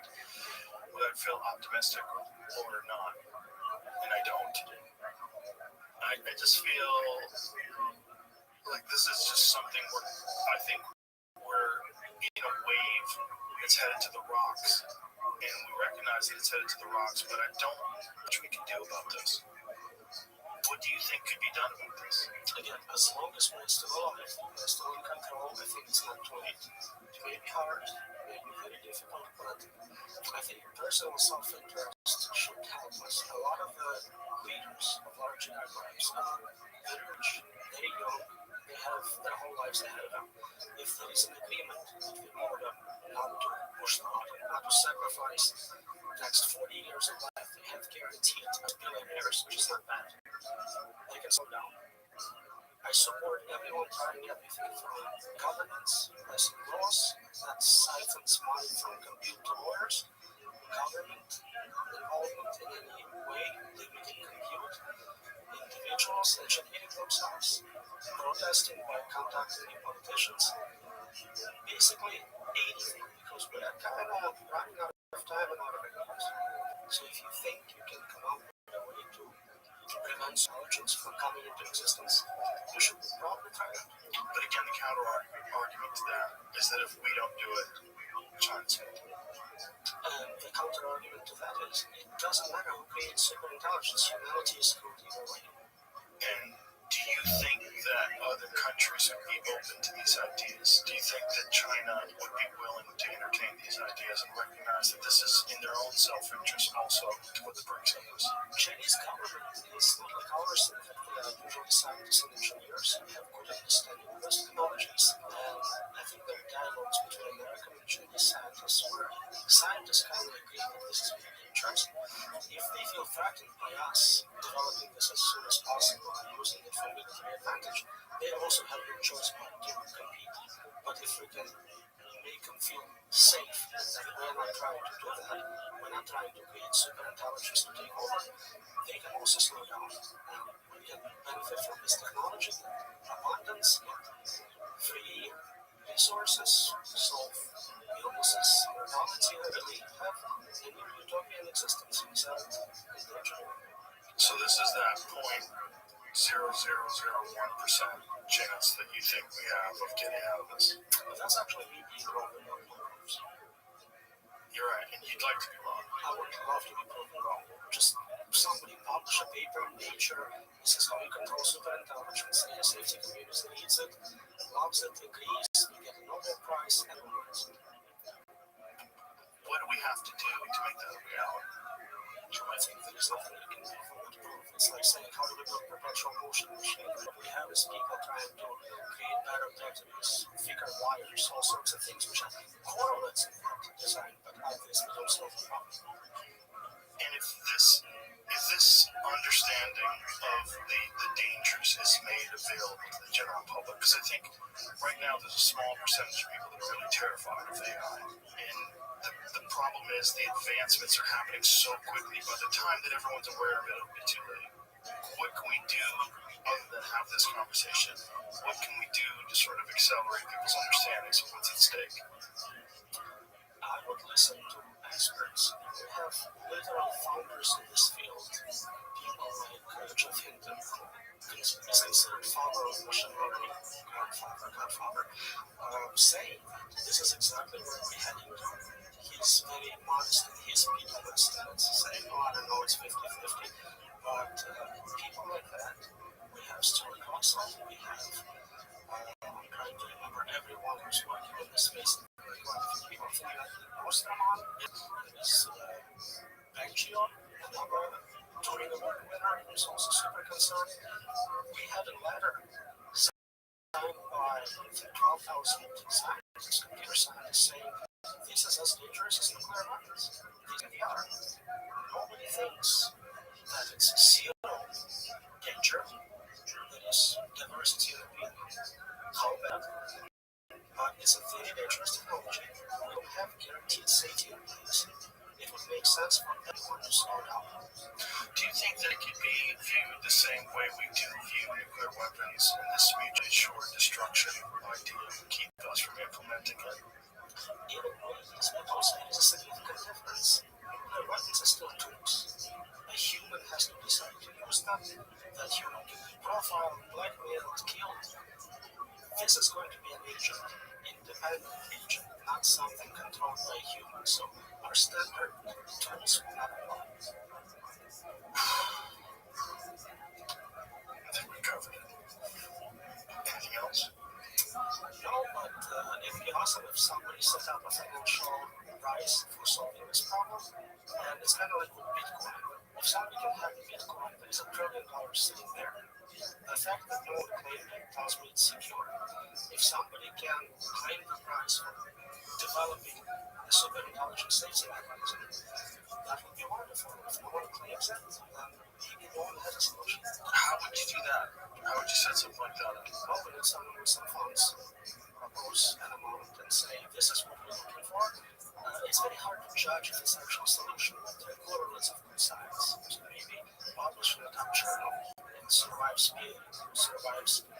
evaluation by top 30 experts.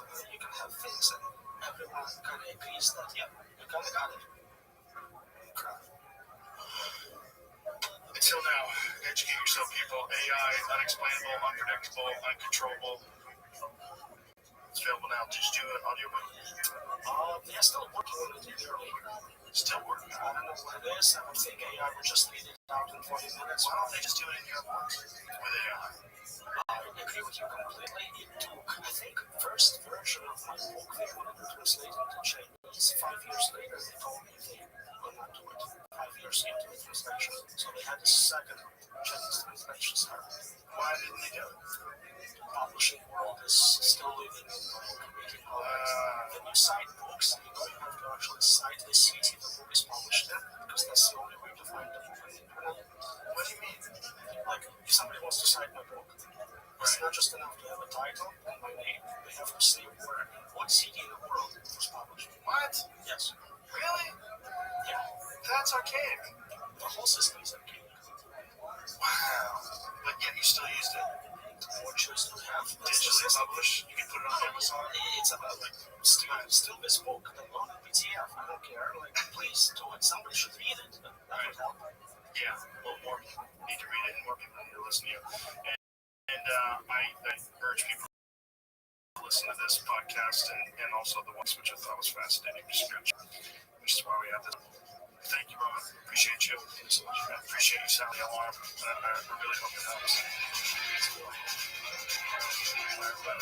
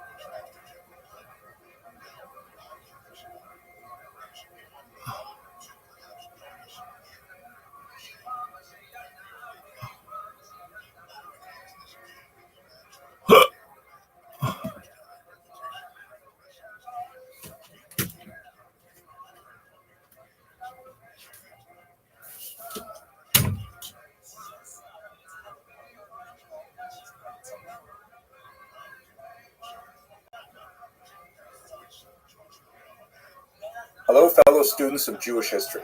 In the last installment of the Jewish History Lab, we looked at the terrible pogroms of the Civil War period. As we discussed there, ultimately the Soviet forces, the Red Army, were able to seize control of those areas where Jews primarily lived in the former Pale of Settlement. And once they were able to establish Soviet rule over the entire region, they began to impose the very different philosophy and political system that was associated with early communism. And that's the period that I'd like to look at today. I'd like to look at the period from the end of the Civil War up until really the last couple of years of the Civil War, right up until World War II. Because it was a tremendously expansive time in some ways and restrictive in other ways. Let us begin with a discussion of the Yevsektia. The Soviets are very, very fond of acronyms. It's an abbreviation of the term Yevreysky Sektia, the Jewish section of the Communist Party. And this was a segment of the Communist Party that was formed under this individual, Simon Diemenstein, a communist who actually was previously a Chabad rabbi, who was thoroughly defrocked, as it were, and completely removed from his religious. That's the kind of thing that frequently happened with those Jews who see themselves with communism in this early period.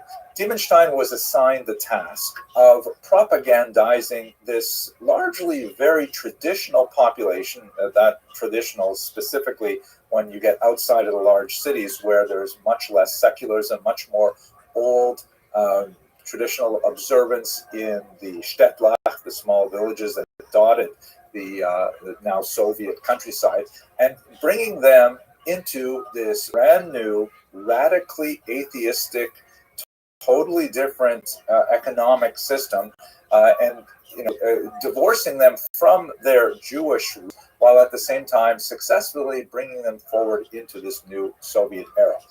Definitely a great challenge, and they evolved some really interesting strategies to try and do it. In the general political environment in the first few years was especially dire.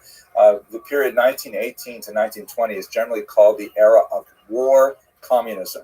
And during this period of war communism, when the Civil War was still being prosecuted and there were still, numerous forces, including in particular the Ukrainian Directory and Makhno and the anarchists and the White Russian forces, that is the Russians who wanted to bring back some form of the monarchy, or at least get rid of the communists and establish some kind of more capitalist society in place. The communists were still fighting this war in real time, and war communism as a kind of like a temporary period characterized their attempts to rapidly bring the entire population into the very doctrinaire policies of communism as a whole, including things like, confiscation of land and collectivization of farming, bringing individual farmers together into a larger collective. This would ultimately slow down and then speed up dramatically later, about a decade later, under communism.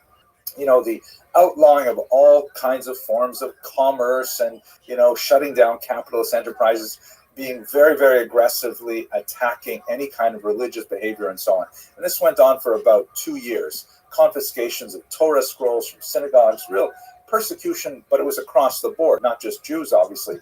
Any religious individual in this newly atheistic society felt definitely very out of place.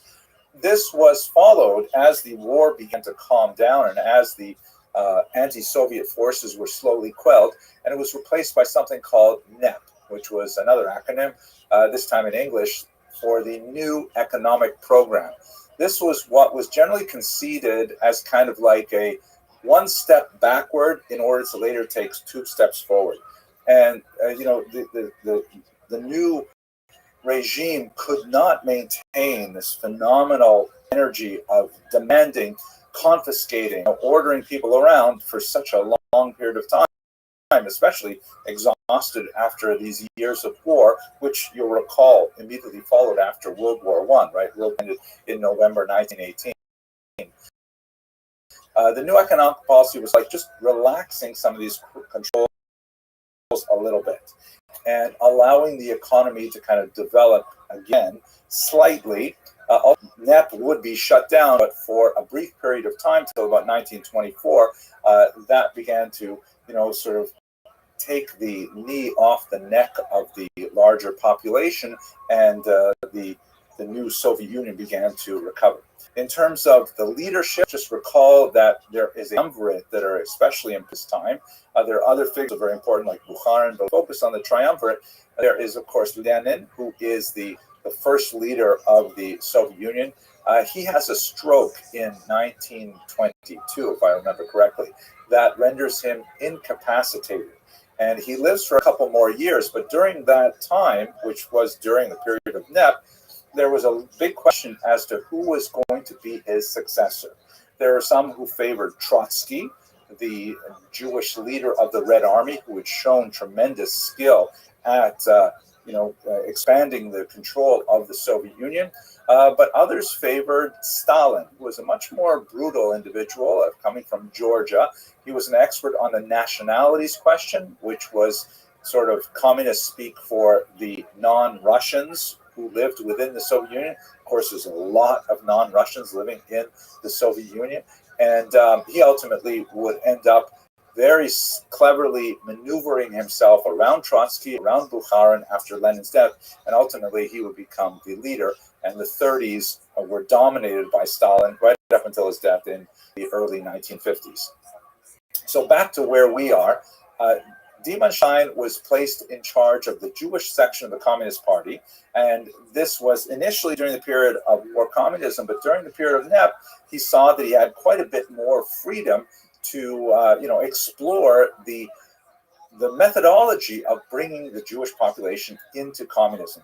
Let us recall that although there was a disproportionate number of Jews in the Communist Party for their population, and this is especially true as you move up towards the leadership of the Soviet Union, where there was sometimes a third of governing bodies were dominated by Jews. There used to be a joke in Yiddish that there was an acronym VITSIC, which referred to the All Russian Central Committee, Всероссийский Центральный Комитет, and in Yiddish say that it wasn't a Russian acronym, it was an acronym for Vutsen Kommandieren, where 10 Jews are in charge. That was not a truism. You never had a majority of Jews anywhere in any institution of the Soviet Union, but there were very important influentials, and they were out of proportion to their size of the population. That said, the proportion of Jews who became communists was tiny. There was the vast majority of Jews were hostile to communism, seeing it as a threat to their traditional way of life, especially those who are religiously oriented, who recognize the threat of the anti-clerical nature of the Soviet Union. So it's a great complex of issues involved here. The thing that made the Soviet Union very popular in the Civil War period, as we discussed in the previous lecture, was the fact that Trotsky's Red Army forces were far less likely to commit pogroms than the other forces that were ravaging the countryside. That engendered an enthusiastic support for the Red Army that was translated initially in the early 1920s to support for the Soviet Union. But as we shall see, it rapidly declined. The policy that Diemannstein seized upon, which was generally issued during the more liberal period of the 1920s for all of the non-Russian nationalities, was a policy that went by the name Korenizatsiya. This is kind of a strange word. It's difficult to translate into English. The word koren can mean like a root.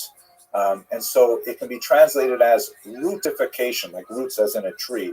Or I've seen it translated as indigenization, which kind of like was a way of thinking about the general society and identifying those elements of the indigenous culture which were compatible with communism and actively encouraging those factors. The slogan of the era was nationalist in form, but socialist in content, meaning they could wear their national costumes, they could eat their national foods, they could speak their national language, as long as none of the things that they did or said challenged the economic and political ideology of communism, right?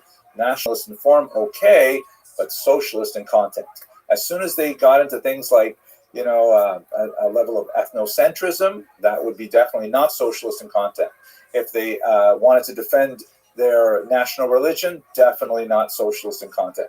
So this idea of korenizacja was kind of reaching into the roots with this kind of like, theory operating that communism was the true form of human organization. And if you dug below the accreted layers of corruption that came in from bourgeois democracy, you would find that people are naturally communist, and they just spoke different language, kind of like, happily wearing embroidered dresses or dancing the hora, whether they eat kreplach or whether they ate, I don't know, perohe, and whatever it would be, they would still be naturally communist if only you could get past all those other things. So that's the policy of korenizacja. And what Diemenstein did was he took that material and he said, let us go to the Jewish people with the authentic element of their cultures and talk to them about communism. Now, there were a few challenges, one of which really huge was this idea of atheism, right? Because Jews are overwhelmingly united by their religion. And when they're rebelling against their religion, they still regard themselves as some kind of, loose tribal familial affiliation that is rooted in a long religious tradition. And this was anathema to the Soviet cause. So one of the things that the Soviet Union stood up in the 1920s was an institution called the League of Militant Atheists. It sounds almost funny, actually. And this was targeting all religions, of course, not just Judaism. They published this magazine here. This is called Bezbozhnik, which means literally godless. And in this particular anti-Christian image, they're showing obviously Jesus, who is getting all of the various followers drunk to the point of vomiting, and really trying to illustrate Marx's idea of religion being an opiate of the masses, that religion keeps you drunk, religion keeps you high and unable to appreciate your true class enemies and things like that. So there was a Yiddish version of Bezbozhnik, and there were tremendous amounts of effort placed in trying to do things, crazy things like rewrite the Haggadah, rewrite the Passover liturgy. They wrote a red Haggadah that celebrated, Stalin and Marx instead of Moses, that, Pharaoh was portrayed as Tsar and all kinds of things like this. And they used the Yiddish language in particular to try and get this material across. Yiddish was considered the true folk language of the Soviet Jewish people, even though it's essentially medieval German written in Hebrew characters. But that was the native tongue of like 97-98% of the Jewish people at the end of the 19th century, living in the region of the Russian Empire. And so they said, we'll speak to them and we'll write to them in their Yiddish language. And so there was just a flourishing of attention lavished on anything in Yiddish which would be considered compatible with Soviet culture. A lot of money was spent on Yiddish writers. There was a renaissance of Yiddish poetry. You actually have Yiddish writers leaving America to go back to Russia because they saw this as a tremendous, culture effervescence. And in fact, in the 1920s, it looked very encouraging that Yiddish would have a tremendous heyday. Now, it was not a normal Yiddish, I have to say, because the more they poked around with it, the more they messed it up. Yiddish is, as I mentioned, written in Hebrew characters, and it is heavily populated by Hebraic terms, Aramaic terms as well. And Hebrew was considered outside of the pale because that was too closely associated with religion. And also in modern Hebrew, it was too closely associated with Zionism, also not compatible with Soviet thought. So, what do you do when you have common Hebrew words in the Yiddish language? Like, for example, chaver, which is translated into Russian as tovarich, as in English, comrade. How do you, speak Yiddish without the word comrade in the Soviet Union? So what what they would do is say, okay, you can keep the word chaver, but you have to write it out phonetically rather than spelling it traditional Hebrew spelling. So for those of you who are familiar with the letters, the word for chaver in Hebrew and in Yiddish is chet, vet, resh, 3 letters. But in Yiddish, in the Soviet period, it will be written chaf, aleph, vav, vav, and resh, which is 6 letters. And if you didn't know what you were looking at, you'd be totally confused when you saw it. So many words were written like this. And by the way, once again, the Soviets attacked all of the nationalities in this form. The Ukrainians, for example, had a letter G, G, which is distinct from the Russian letter G. And so they actually made the Ukrainian letter G illegal. If you used the Ukrainian letter G rather than the letter that looked like the letter H and pronounced it like a Russian letter H, you could be sent to Siberia. Here's something I find really ironic and amusing. This is the Russian translation of the Hebrew prayer book, the Siddur, which of course would have been totally off limits to these very atheistic Russians. And you can see in Cyrillic letters, it has the large word Siddur, right, the prayer book. And then underneath, you see it has the words Tehillat Hashem, which means the Psalms of God or the songs of God. And the word Hashem, of course, is pronounced with the letter H, but there is no letter H in the Russian alphabet.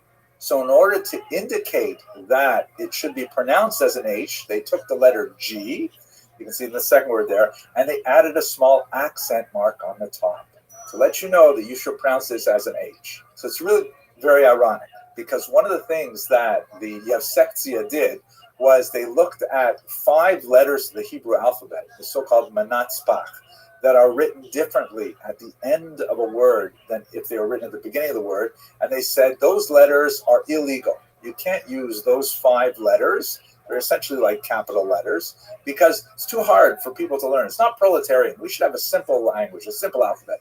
So they tried to take away these 5 letters from the Yiddish alphabet, like they tried to take away the G from the Ukrainian alphabet. And so in return, we forced a new letter on them, right? You can see the word Hashem, that H is actually an imposition into the Russian alphabet in order to accommodate a Hebrew sound. Ironic. Okay, so back to where we are. So during the 1920s explosion of Yiddish activity under the Yevsektia, and one last detail, this actually occurred afterwards, but it's still quite fascinating. At one point, the Soviet Union even experimented with creating kind of alternative Israel. They created a homeland, a Jewish autonomous oblast called Birobidzhan, which was way out in the border with China, 4,000 miles away from where Jews were actually living. And the idea was, we're going to make a homeland for Jews. You don't have to think about Israel. You don't have to be constantly pressuring us to go to Israel. You have your own homeland in Birobidzhan. Now, it's kind of an interesting thing. Yiddish was made an official language of Birobidzhan and stuff like that, but they had very few Jews actually live there, primarily because Stalin blocked a lot of the migration there exactly when the Jews could have used it during World War II. At any rate, to sum up, the 1920s, period of incredible creativity, although very atheistic, but a huge surge of popularity of Yiddish language culture in particular. This came crashing to a halt in the 1930s under this man, Joseph Stalin. Stalin was able, by the end of the 1920s, to firmly consolidate his control over the entire region, and he had very little patience for all of these kind of national inform and socialist and content experiments. He shut down the Yevsektia. Incidentally, another organization that he also shut down was the women's section of the Communist Party that had exactly the same lifespan as the Jewish section. And Stalin said, we have to focus ourselves on industrialization. He instituted a number of 5-year plans which were designed to rapidly propel the Soviet Union into modernity. By building massive things like huge hydroelectric dams at Dnipropetrovsk and other places like that. But he created this kind of environment in which people were desperately pressured to report results, and what ended up happening was that people were faking the results rather than, tell the truth to power and say, hey, we can't possibly produce this much pig iron over this amount of time, or we can't possibly harvest that much grain in this much time. One of the most terrifying and awful results of the 5-year plans was the Holodomor, this massive terror famine that in particular affected the Ukrainian regions. In 1932-33, a huge number of people, it's very difficult to get a good sense of exactly how many. Reasonable estimates are around 5 or 6 million, though. A huge number of people, and there are larger estimates as well. This colossally awful artificial famine, which killed millions of people, larger result of the disastrous economic planning of Stalin and his henchmen. It was actually a horrifically horrible event. And in context, and several other related factors, the purges began in the Soviet Union, especially towards the end of the 1930s. As people began to see that the glorious reports of Soviet productivity were not evident in reality, rather than say, wait a second, maybe people are exaggerating findings about how much they're able to produce. Instead, they blamed non-existent saboteurs, that there were wreckers, people who were somehow in the way of progress for the Soviet Union. People were identified and forced to divulge other saboteurs. It created this ecosystem of purges that was not at all unlike the Spanish Inquisition, in which heresy was hunted out everywhere. People were taken and tortured and asked to betray the names of other heretics and so on. And even if a person wasn't a heretic or didn't even know any heretics, they were nevertheless under the pain of torture, give up all kinds of names. This initiated a horrific cycle of arrest, torture, confession, arrest, torture, confession, that resulted in millions of people, again, the scale is phenomenal, being exiled to the Gulag out in Siberia or even executed. And this really consumed the Soviet Union in the later 1930s. And at this point, the Jewish enthusiasm for the Soviet Union collapsed dramatically.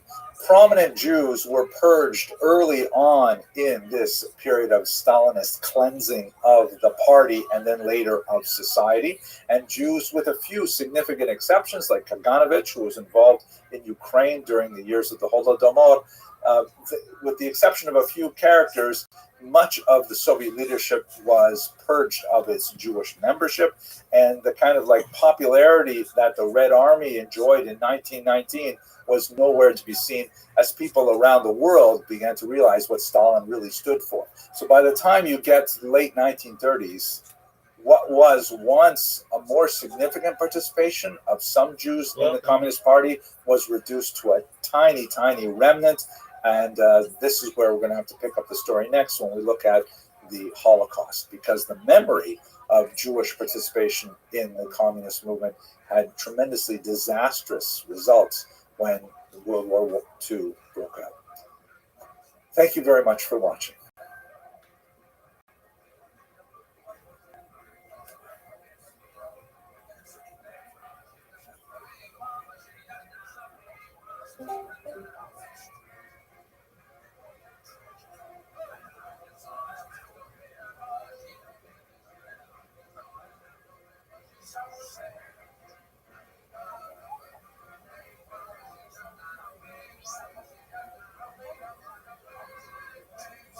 Hello and welcome to another episode of Jewish History Lab. Today we're going to begin discussing the Holocaust, one of the most difficult chapters in the long history of the Jewish people. Please note that this information is intended for educational content only. I will only be speaking very briefly about the Holocaust within the context of this series, but if you are curious and are motivated to learn more, I have an entire online course which is specifically on the topic of the Holocaust, and it is free and open to the community. Please see the lecture notes for a link to that particular course. What I'd like to do today is to speak a little bit about the interwar period and the Jews. But let us begin first with a discussion of the terminology. What is this word Holocaust? Where does it come from? Why do we use that term? So the Holocaust itself, obviously we're speaking about the Nazi attempt to destroy the Jews of Europe during World War II.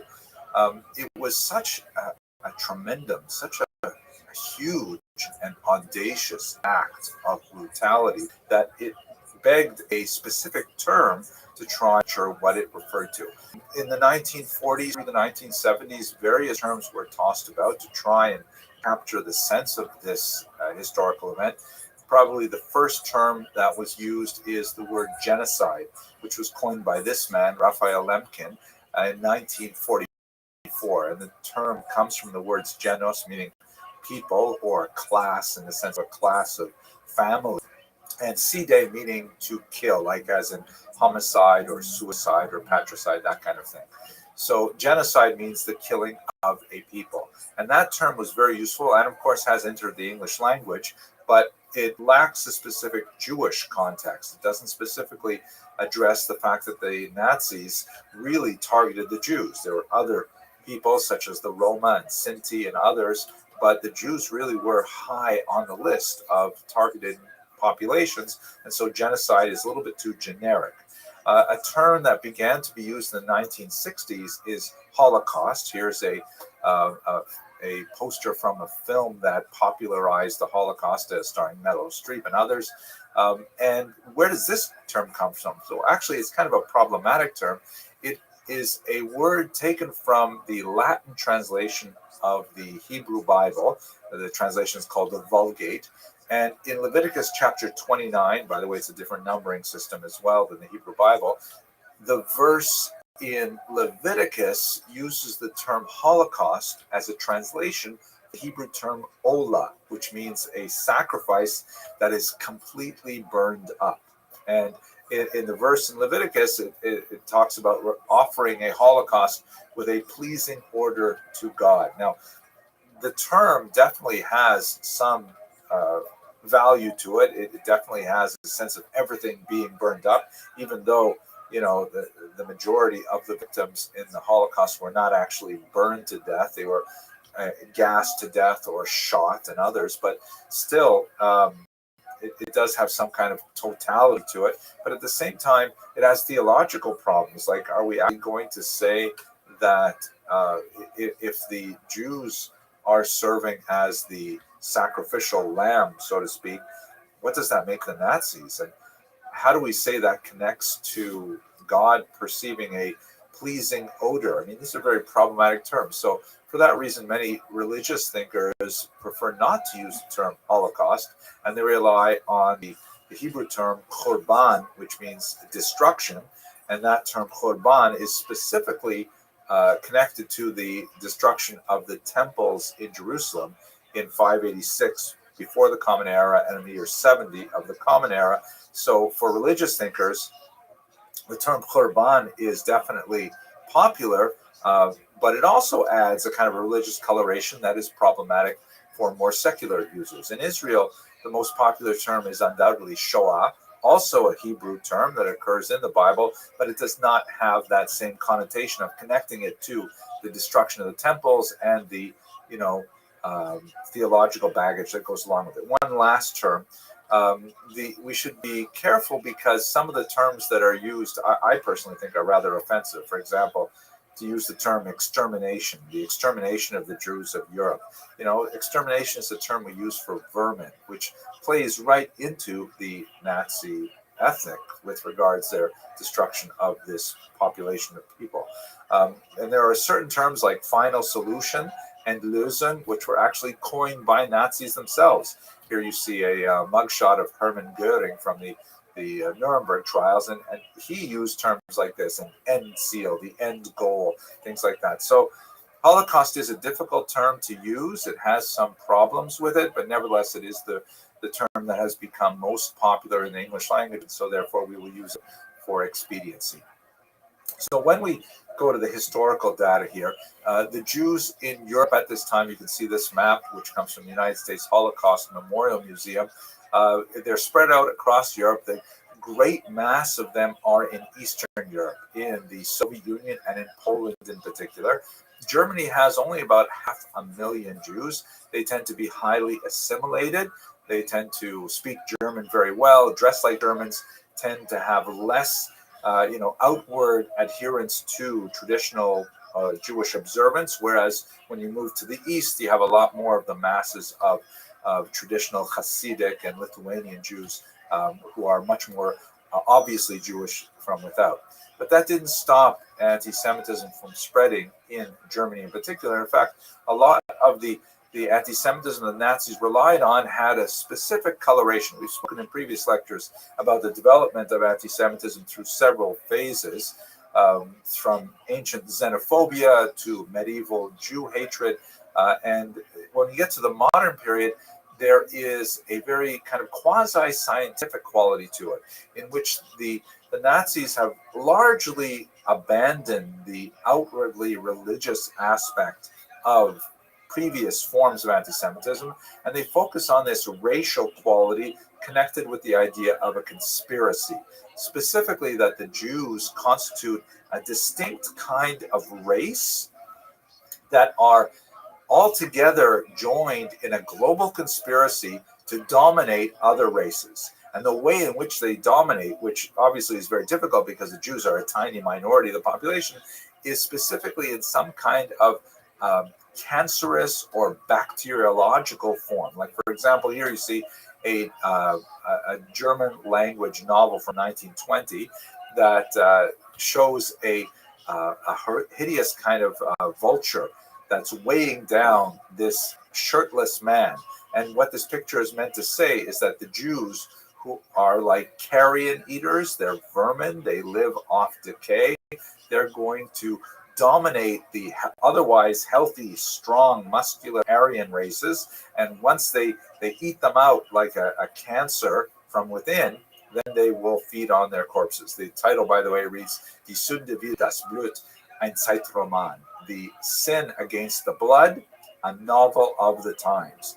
And the fact that the Jews of Germany, which were much more assimilated, actually fed into a lot of this, such as, for example, and you see this really bizarre form of children's propaganda published in the 1930s by Elvira Bauer, a really twisted kindergarten teacher who became propagandist.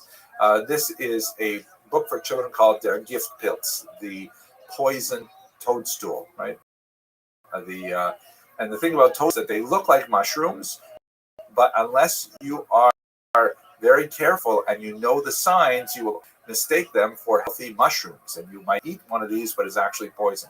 So too, the metaphor goes that the Jews look like regular Germans, but in reality, they are quite distinct, racially different, and they represent a threat. And that's the kind of theme that goes on in that particular piece of propaganda. The Nazis frequently referred to Jews as various kinds of vermin who are bent on destroying the entire world through a global conspiracy, like this French language piece of Nazi propaganda that shows the Jew as some kind of like vicious tarantula straddling the globe, or here's something from the Warsaw Ghetto that shows that the Jews carry typhus, they're associated with this deadly lice-borne disease, and so on. So, and here finally, here's an Austrian example. This is just terrifying. Again, from the elections of that early interwar period, the Jew is portrayed as some kind of like devilish snake who is strangling the Austrian eagle. And the image reads in German, Deutsche Christen rettet Österreich, which means German Christians save Austria, right? Meaning you have to vote for a particular political party in order to save Austria from this Jewish snake, who, by the way, is associated with the communists, because you can see the hammer and sickle are lying underneath there. So that's the kind of atmosphere that Hitler came of age in. Now, here's an image of Hitler as a baby, kind of a chilling image to look at. Hitler had a difficult relationship with his father, who was much older than his mother. And when his father passed away at 18, that allowed Hitler himself a little bit more freedom, because he had always wanted to be an artist. He had some middling talent. Here you can see some of his artwork that's actually available on the web. Unfortunately for the young Adolf, he was not especially talented, and he was rejected from the Vienna School of Art, a rejection that stung him bitterly, and in fact, he complained about it in his memoirs later, and he always felt that somehow his rightful place in the Vienna School of Art was taken by a Jewish applicant, and this idea of the replacement theory, meaning that Hitler felt he should have been in the Vienna School of Art, but a Jew had replaced him. A Jew had, supplanted his rightful place in the incoming student body. That's something that, by the way, reverberates throughout a lot of white supremacist thought right up into America in the early 21st century. At any rate, he found new purpose with the onset of World War I, and he joined it enthusiastically. And he was actually wounded during World War I. He was the victim of a gas attack, which gas was used at that time, as we discussed in a previous lecture. But when Germany surrendered in November 1918, he, like many other Germans, felt that this was a stab in the back that was somehow orchestrated by Jews. Here you can see another Austrian propaganda cartoon that captures the idea of the stab in the back, which in German was the Dolchstoß. You can see and by the way, I'm using some Austrian materials here. We should mention that Hitler himself was actually an Austrian, and Austria and Germany, although they are separate countries, they are really in one larger cultural unit. Austria would join with Germany in the Anschluss, they would prosecute the war together, but that's for later on. Anyway, here is an Austrian depiction of the anger that many Austrians felt over the surrender in World War I. There's the lantern-jawed Austrian soldier with a steely gaze, defending the Western Front, and sneaking up behind him is this hideous-looking woman that has a Jewish star on the French-style hat that she is wearing, and with this leering smile, she's stabbing him in the back, meaning that the Jews somehow betrayed Germany and Austria from within, causing a lot of anti-war sentiment and causing the Germans to surrender prematurely before they could have actually won in World War I. Hitler, when he came back from the war, got very much involved in right-wing politics. He participated in the beer hall putsch, in which there was actually an attempted insurrection for which he was arrested and sent to jail. Here is a picture of him, but not in jail. He actually had a very cushy time there. The judge who sentenced him was clearly very sympathetic to Hitler's aims, and although he could not let him off scot-free, he gave him a very, very light sentence in jail, very brief duration, and allowed him a personal chef, all kinds of ridiculous things. And it was in jail that his reputation was secured. He got, credibility for having gone to jail for his right-wing beliefs. And while he was there, he wrote his memoir, Mein Kampf, My Struggle, in which he essentially laid out his political program. It's a rambling, frequently incoherent document that lists all of his anti-Semitic complaints and his, ambitions for Germany and so on. And essentially, this gave him, when he was released from prison, a lot more popularity. He used these thugs that were organized in the so-called brown shirts, the Sturmabteilung, to intimidate much of the population in the various elections that were held in the 1920s and 1930s, but he never gained a majority of the vote with his. Here you can see the elections of 1928. He only got 2.6% of the popular vote. He get a bit more in 1930 and 1932. His primary opponents were really the Communist Party. In March 1933, he garnered 33%, with ultimately, when you look at the comparison with the other parties, the Communists lost quite a bit in that last election. The Social Democrats only had 20% of the vote. So coalition-style government that was prominent in European countries at the time, there was given the opportunity as the leader of the largest single party, the plurality, to form a government, and that's when he was able to come to power. He proceeded early on to identify Jews with the so-called Nuremberg Law that clearly identified them by racial characteristics. That is, how much blood was in them as measured by their grandparents, creating a very racist society that was dependent for all kinds of advancement in various careers and in public services like education and so on whether or not one was free of any taint of Jewish blood. Jews were removed from civil service, from the courts, from education, and a whole series of measures were put in place to gradually push them out of German society. This culminated in a dramatic attack, the largest attack of its kind, called Kristallnacht in 1938, where there were it was really a nationwide pogrom against Jews, a widespread attack, widespread burning of synagogues. The name itself, Kristallnacht, comes from the broken glass that littered the streets of German cities. And it was kind of like the last warning for the Jews of Germany that they had better get out. The difficulty was that although many Jews were really quite willing to leave Germany, and a large number of them did, there were very few countries who would actually accept them at that time, as immigration quotas were imposed and fewer Jews were able to find safe haven elsewhere.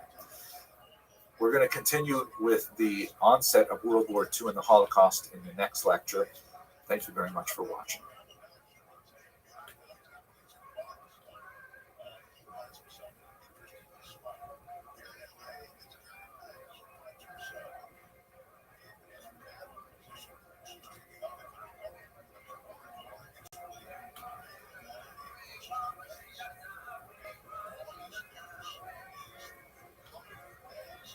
The war broke out on September 1st, 1939.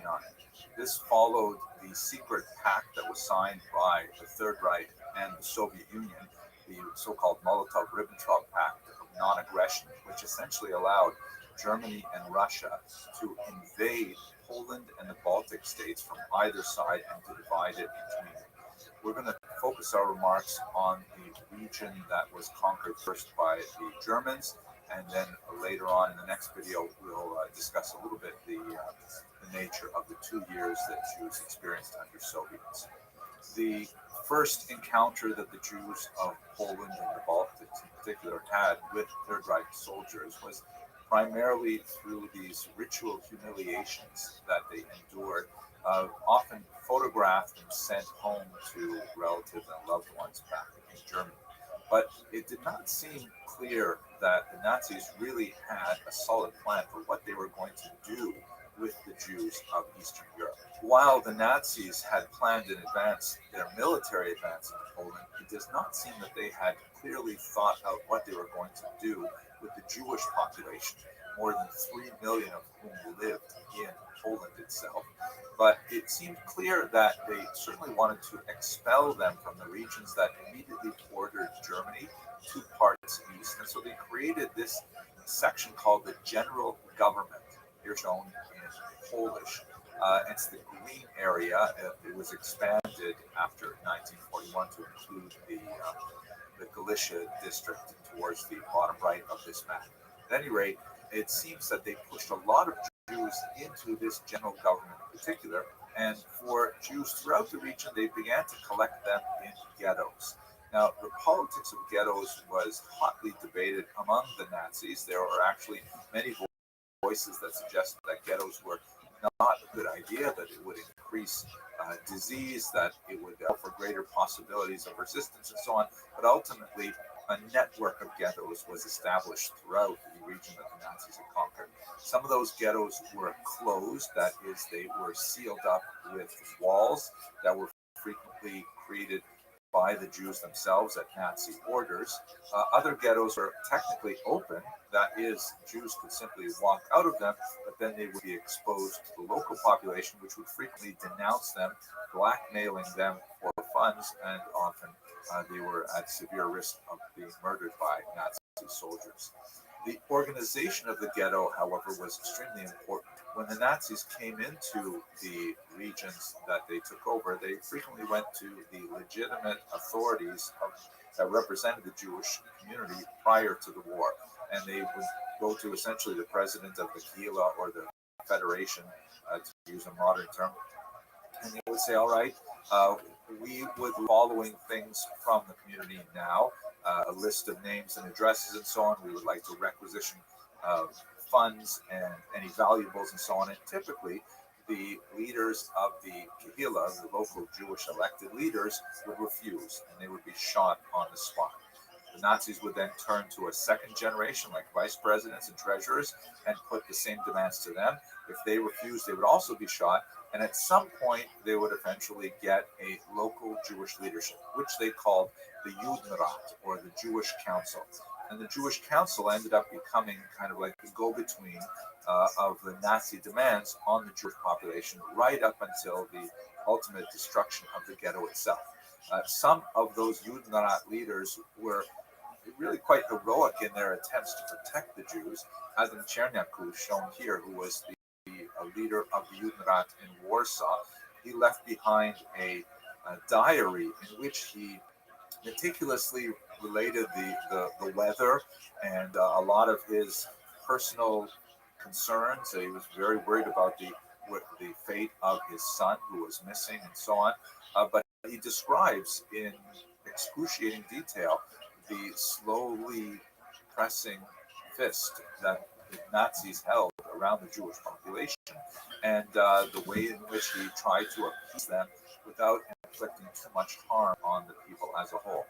Ultimately, by 1942, when it was clear that the Nazis intended to destroy the entire population, he committed suicide by swallowing cyanide.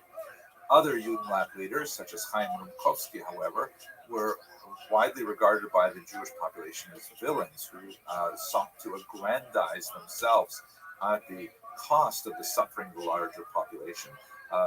Here is some currency printed in the Litzmannstadt ghetto by Rumkowski himself, which portrayed him as some kind of like redemptionist, messianic-like figure who was frequently derided in the local population as King Chaim for the way in which he lorded over the population. And it seems that the Nazis had not clearly articulated what they even wanted to do with these ghettos. In some places, like in Łódź, which was run by Rumkowski, it seemed that the model was productionist, meaning there was a purpose for having the Jews in these ghettos that was somehow related to their utility for the war effort. And Łódź was a major textile center, and Jews there were put to work creating, uniforms for Nazi soldiers and linings and things like that. And so having a work permit was essentially a lifeline for the Jews of Łódź, and somehow the ghetto sort of made sense as a type of center for slave labor. On the other hand, other ghettos like Warsaw, where Adam Czerniaku was active, seemed to be attritionist in nature, meaning the whole point of the ghetto was simply to have the Jews starve to death, and very few provisions were provided to them, and the Jews were reduced to either dying of starvation or of typhus or of being shot, particularly children, for attempting to smuggle in goods from outside the walls. Order was maintained, or a semblance of order was maintained in the ghetto by the so-called Jewish police, who were set up by the Judenrat and were aided by the local population for their enforcement of Nazi objectives. There's a tremendous amount to say about the nature of life in the ghettos, which extended from the beginning of the war in 1939 through the ghettos in 1942. The primary characteristic of the ghettos was that of starvation, privation, and mass death. But there were also some heroic internal activities, such as in Warsaw, the creation of underground medical schools and theatrical performances and lending libraries. Really an incredible array of activity that the Jews engaged in the ghetto to try and return the semblance of normalcy to their existence, even under these unimaginable conditions. There was also, unfortunately, a very active black market and even activities like nightclubs and so on. A tremendous amount of gambling, prostitution, and organized crime happening in the ghetto, as certain individuals took advantage of the suffering of the population as a whole. Ultimately, nothing would matter because all of these ghettos, whether they were productionists, whether they were attritionists, whether they strove to meet the needs of the Nazis or the demands of the Nazis, I should say, or whether they tried to resist, they were all destined for destruction. There were notable episodes of resistance in the ghettos. Perhaps the most famous is that of the Warsaw Ghetto resistance, the uprising that occurred in April of 1943. Just by that date, however, you get a sense of the fact that the resistance happened really quite late. The ghetto was largely emptied of its Jews in the summer of 1942, and it was only a small remnant that chose to heroically, albeit symbolically, fight against the Nazis. On the other hand, there are other ways of looking at resistance in the ghetto that affirmed life without necessarily taking up arms against the Nazis. One great example of that is the spiritual resistance that was organized by Rabbi Kalmas Shapiro, shown here, known as the Eish Kodesh, a rabbi who continued to be active throughout the entire period in Warsaw, organizing clandestine gatherings of Jews to hear Hasidic philosophy and giving Jews strength under these unimaginable conditions. In 1942, however, the Nazis moved to a new phase of the murder process, and which will involve the death camps. And it is to that we will turn next in this series. Thank you very much for watching.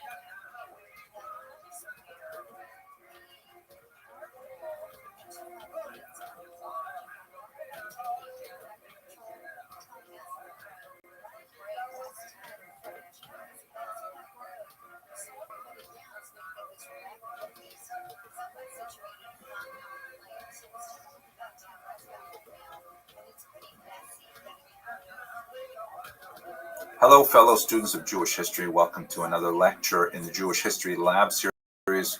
We are now continuing our discussion of the Holocaust. These lectures are intended for educational purposes. One of the historiographic challenges of studying the Holocaust is defining precisely what is it that we mean when we're speaking about the Holocaust.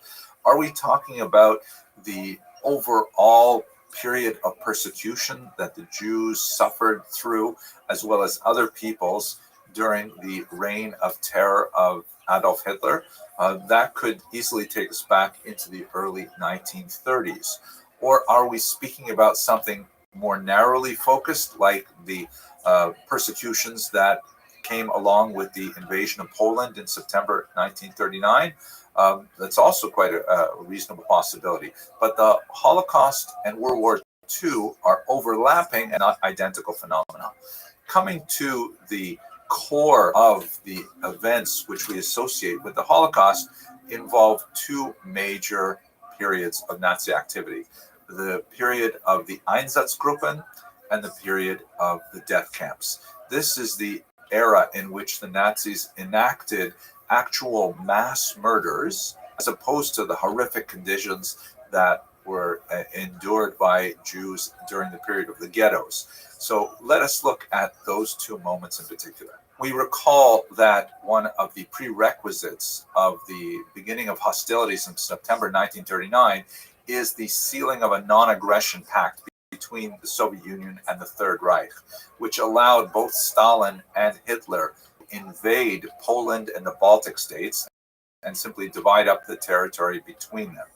That meant that a significant number of Jews found themselves inside the orbit between 1939 and 1941. I have a longer lecture on that topic specifically in a different series. See my YouTube channel on the Holocaust for a longer discussion of what happened there. But basically, Jews there, like the surrounding people, were subjected to rapid communization, collectivization of farms, arrest of intelligentsia, and so on. The Holocaust per se really begins, in my humble opinion, with the end of that Soviet period on June 22nd, 1941, with the launch of Operation Barbarossa, which was the Third Reich's double crossing of the Soviet Union, abrogating that non-aggression pact as Hitler surprised Stalin with a massive, rapid advance into Soviet territory. Now, why that is specifically connected to the Holocaust is because behind the Wehrmacht troops, behind the army that were sent in to defeat the Soviet Union, Hitler sent 4 mobile killing squads called Einsatzgruppen. As you can see in this map here, these 4 squads spread out throughout the territory that they conquered in the Soviet Union, and their task was not to prosecute the war against the Soviets, but to prosecute Hitler's war against the Jews. They would go into the local villages, known little Jewish townlets that dotted the countryside, round up the local Jewish population, along with other enemies of Hitler, such as communist leaders. The Einsatzgruppen would march these Jews and others out to local ravines. If there were no dry riverbeds in the vicinity, they would have the Jews dig their own graves, and then they would simply shoot them by firing squad. This is sometimes called the Holocaust by bullets because it represented a remarkably large number of casualties, civilian casualties of the war. Estimates range from 1.5 to 2.5 million Jews were killed during this process. And here you can see a map from the United States Holocaust Memorial Museum that gives you a sense of the scope of the townlets that were attacked in this nation.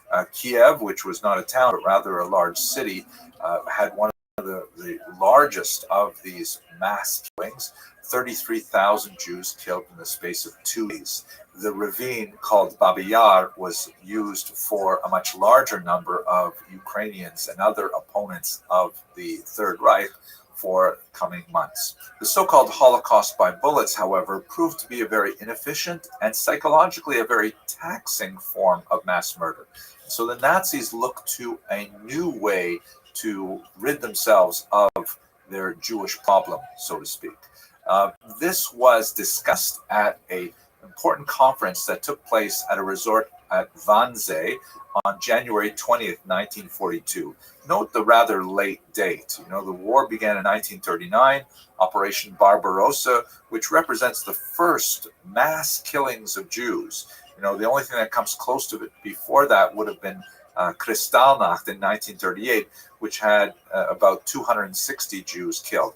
Now we're talking about hundreds of thousands, even millions of Jews killed in Barbarossa. But that was not fast enough, too hard on the psychological makeup of the soldiers who were engaged in these killing squads. So at Wannsee, this conference, which was chaired by Adolf Eichmann, shown here, they drew up a list of all of the Jews in Europe, a terrifying list, in my humble opinion, perhaps the most terrifying document that survived the German archives of the period. And you can see from this list of countries that it included countries that had not yet even been conquered by Germany, such as, for example, the United Kingdom, and it included even 200 Jews living in Albania, giving you a sense of just how determined the Nazis were to hunt down every last Jew of Europe. They counted up 11 million Jews, and from the Wannsee conference, it appeared that they intended to massacre all of them. The means to be used was gas poisoning, which they had already been experimenting with for some time. Chelmno was one of the regions where a gas chamber was constructed in order to see if they could scale this up. And in fact, the Nazis committed themselves to do so at that Wannsee conference. Here is a map that shows you the 6 so-called extermination camps. I personally don't like that term. The German term was Vernichtungslager, which means make into nothing camps, or destruction camps, or perhaps most simply death camps. These 6 death, Chelmno, Treblinka, Sobibor, Majdanek, Belzec, and Auschwitz, were situated in and around the General Gouvernement, which still had a very large concentration of Jews in the ghettos that we discussed in the previous video. And they were very different in terms of camps from the concentration camps Hitler had set up from the early 30s. Unlike the concentration camps, which held largely non-Jews, particularly in the early period, they're political enemies of Hitler, The concentration camps were horrific, awful places with a significant death rate of people dying from things like starvation and abuse, but they were nothing like the death camps. The death camps were intended primarily for the purpose of creating death. They were factories of death. Many of them had satellite camps that were used for slave labor, but it only represented a very small proportion of the Jews who were interned in these death camps. Here you get a sense of the process of the deportations from all around Europe, including regions that were conquered nearly at the very end of the war, when it was clear that Nazis were going to lose World War II. Places like northern Italy and Hungary, Jews were deported there in a last-ditch attempt to murder as many Jews as possible. What was the process? Jews were rounded up and placed on cattle cars, some 6,000 a day, leaving Warsaw. And then when they disembarked, often after a terrifying and horrific long journey from places as far away as Paris, where many of whom had died actually en route, they disembarked and they were subject to selection, where those small numbers of Jews who were deemed to be healthy enough to work in the slave labor camp were isolated and sent away to those satellite camps. The vast majority of the rest of the Jews were shorn of anything that could possibly be of value on their persons, not only their personal belongings, but also their prosthetic limbs, eyeglasses, gold teeth. Even their hair was taken from them, and then they were sent to these gas chambers where they were made to think they were being sent to be deloused, to have lice removed from their bodies. It was very common in many of these camps. Even the Americans later would use DDT to try and remove lice from troops and from prisoners. But in reality, the gas that was used was Zyklon B, a rat poison that was poured in typically through the roof, and then Jews were exposed to it and died within 20 or 30 minutes of horrible asphyxiation. Then bodies were sent to crematoria in an attempt to get rid of the huge number of corpses, perhaps 1,500 a day in Auschwitz that would pile up. The crematoria, however, were very inefficient, and frequently the bodies simply had to be burned out in open air. Those small number of Jews who were sent for slave labor were sent to live in barracks and labor under unimaginable conditions. The vast majority of them died within a very short period of time because they were considered disposable. But those Jews who survived the Holocaust in these camps were typically the Jews who were not immediately processed for gassing, but rather managed to live because they were sent for slave labor. Other Jews were selected for medical experimentation, horribly cruel, genetic experiments were conducted on children in particular if they were identical twins. In the end, when these liberated the camps, they found a small number of emaciated Jews who had just barely survived the war. This is one of the most horrific chapters in Jewish history, perhaps in world history. Thank you very much for watching.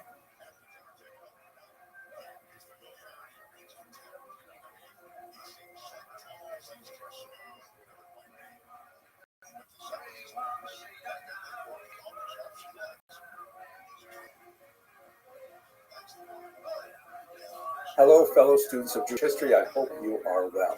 I am really excited today. I have a piece of important news that is a significant milestone in my life, and I'm hoping that it will also have a positive impact on yours as well.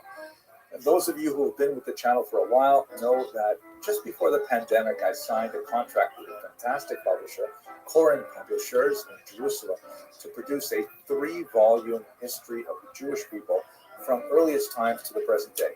My goal was to create something that will be dignified yet affordable, and it will be the perfect bar mitzvah gift for the next century. That's my goal. I think it's going to be a really useful project.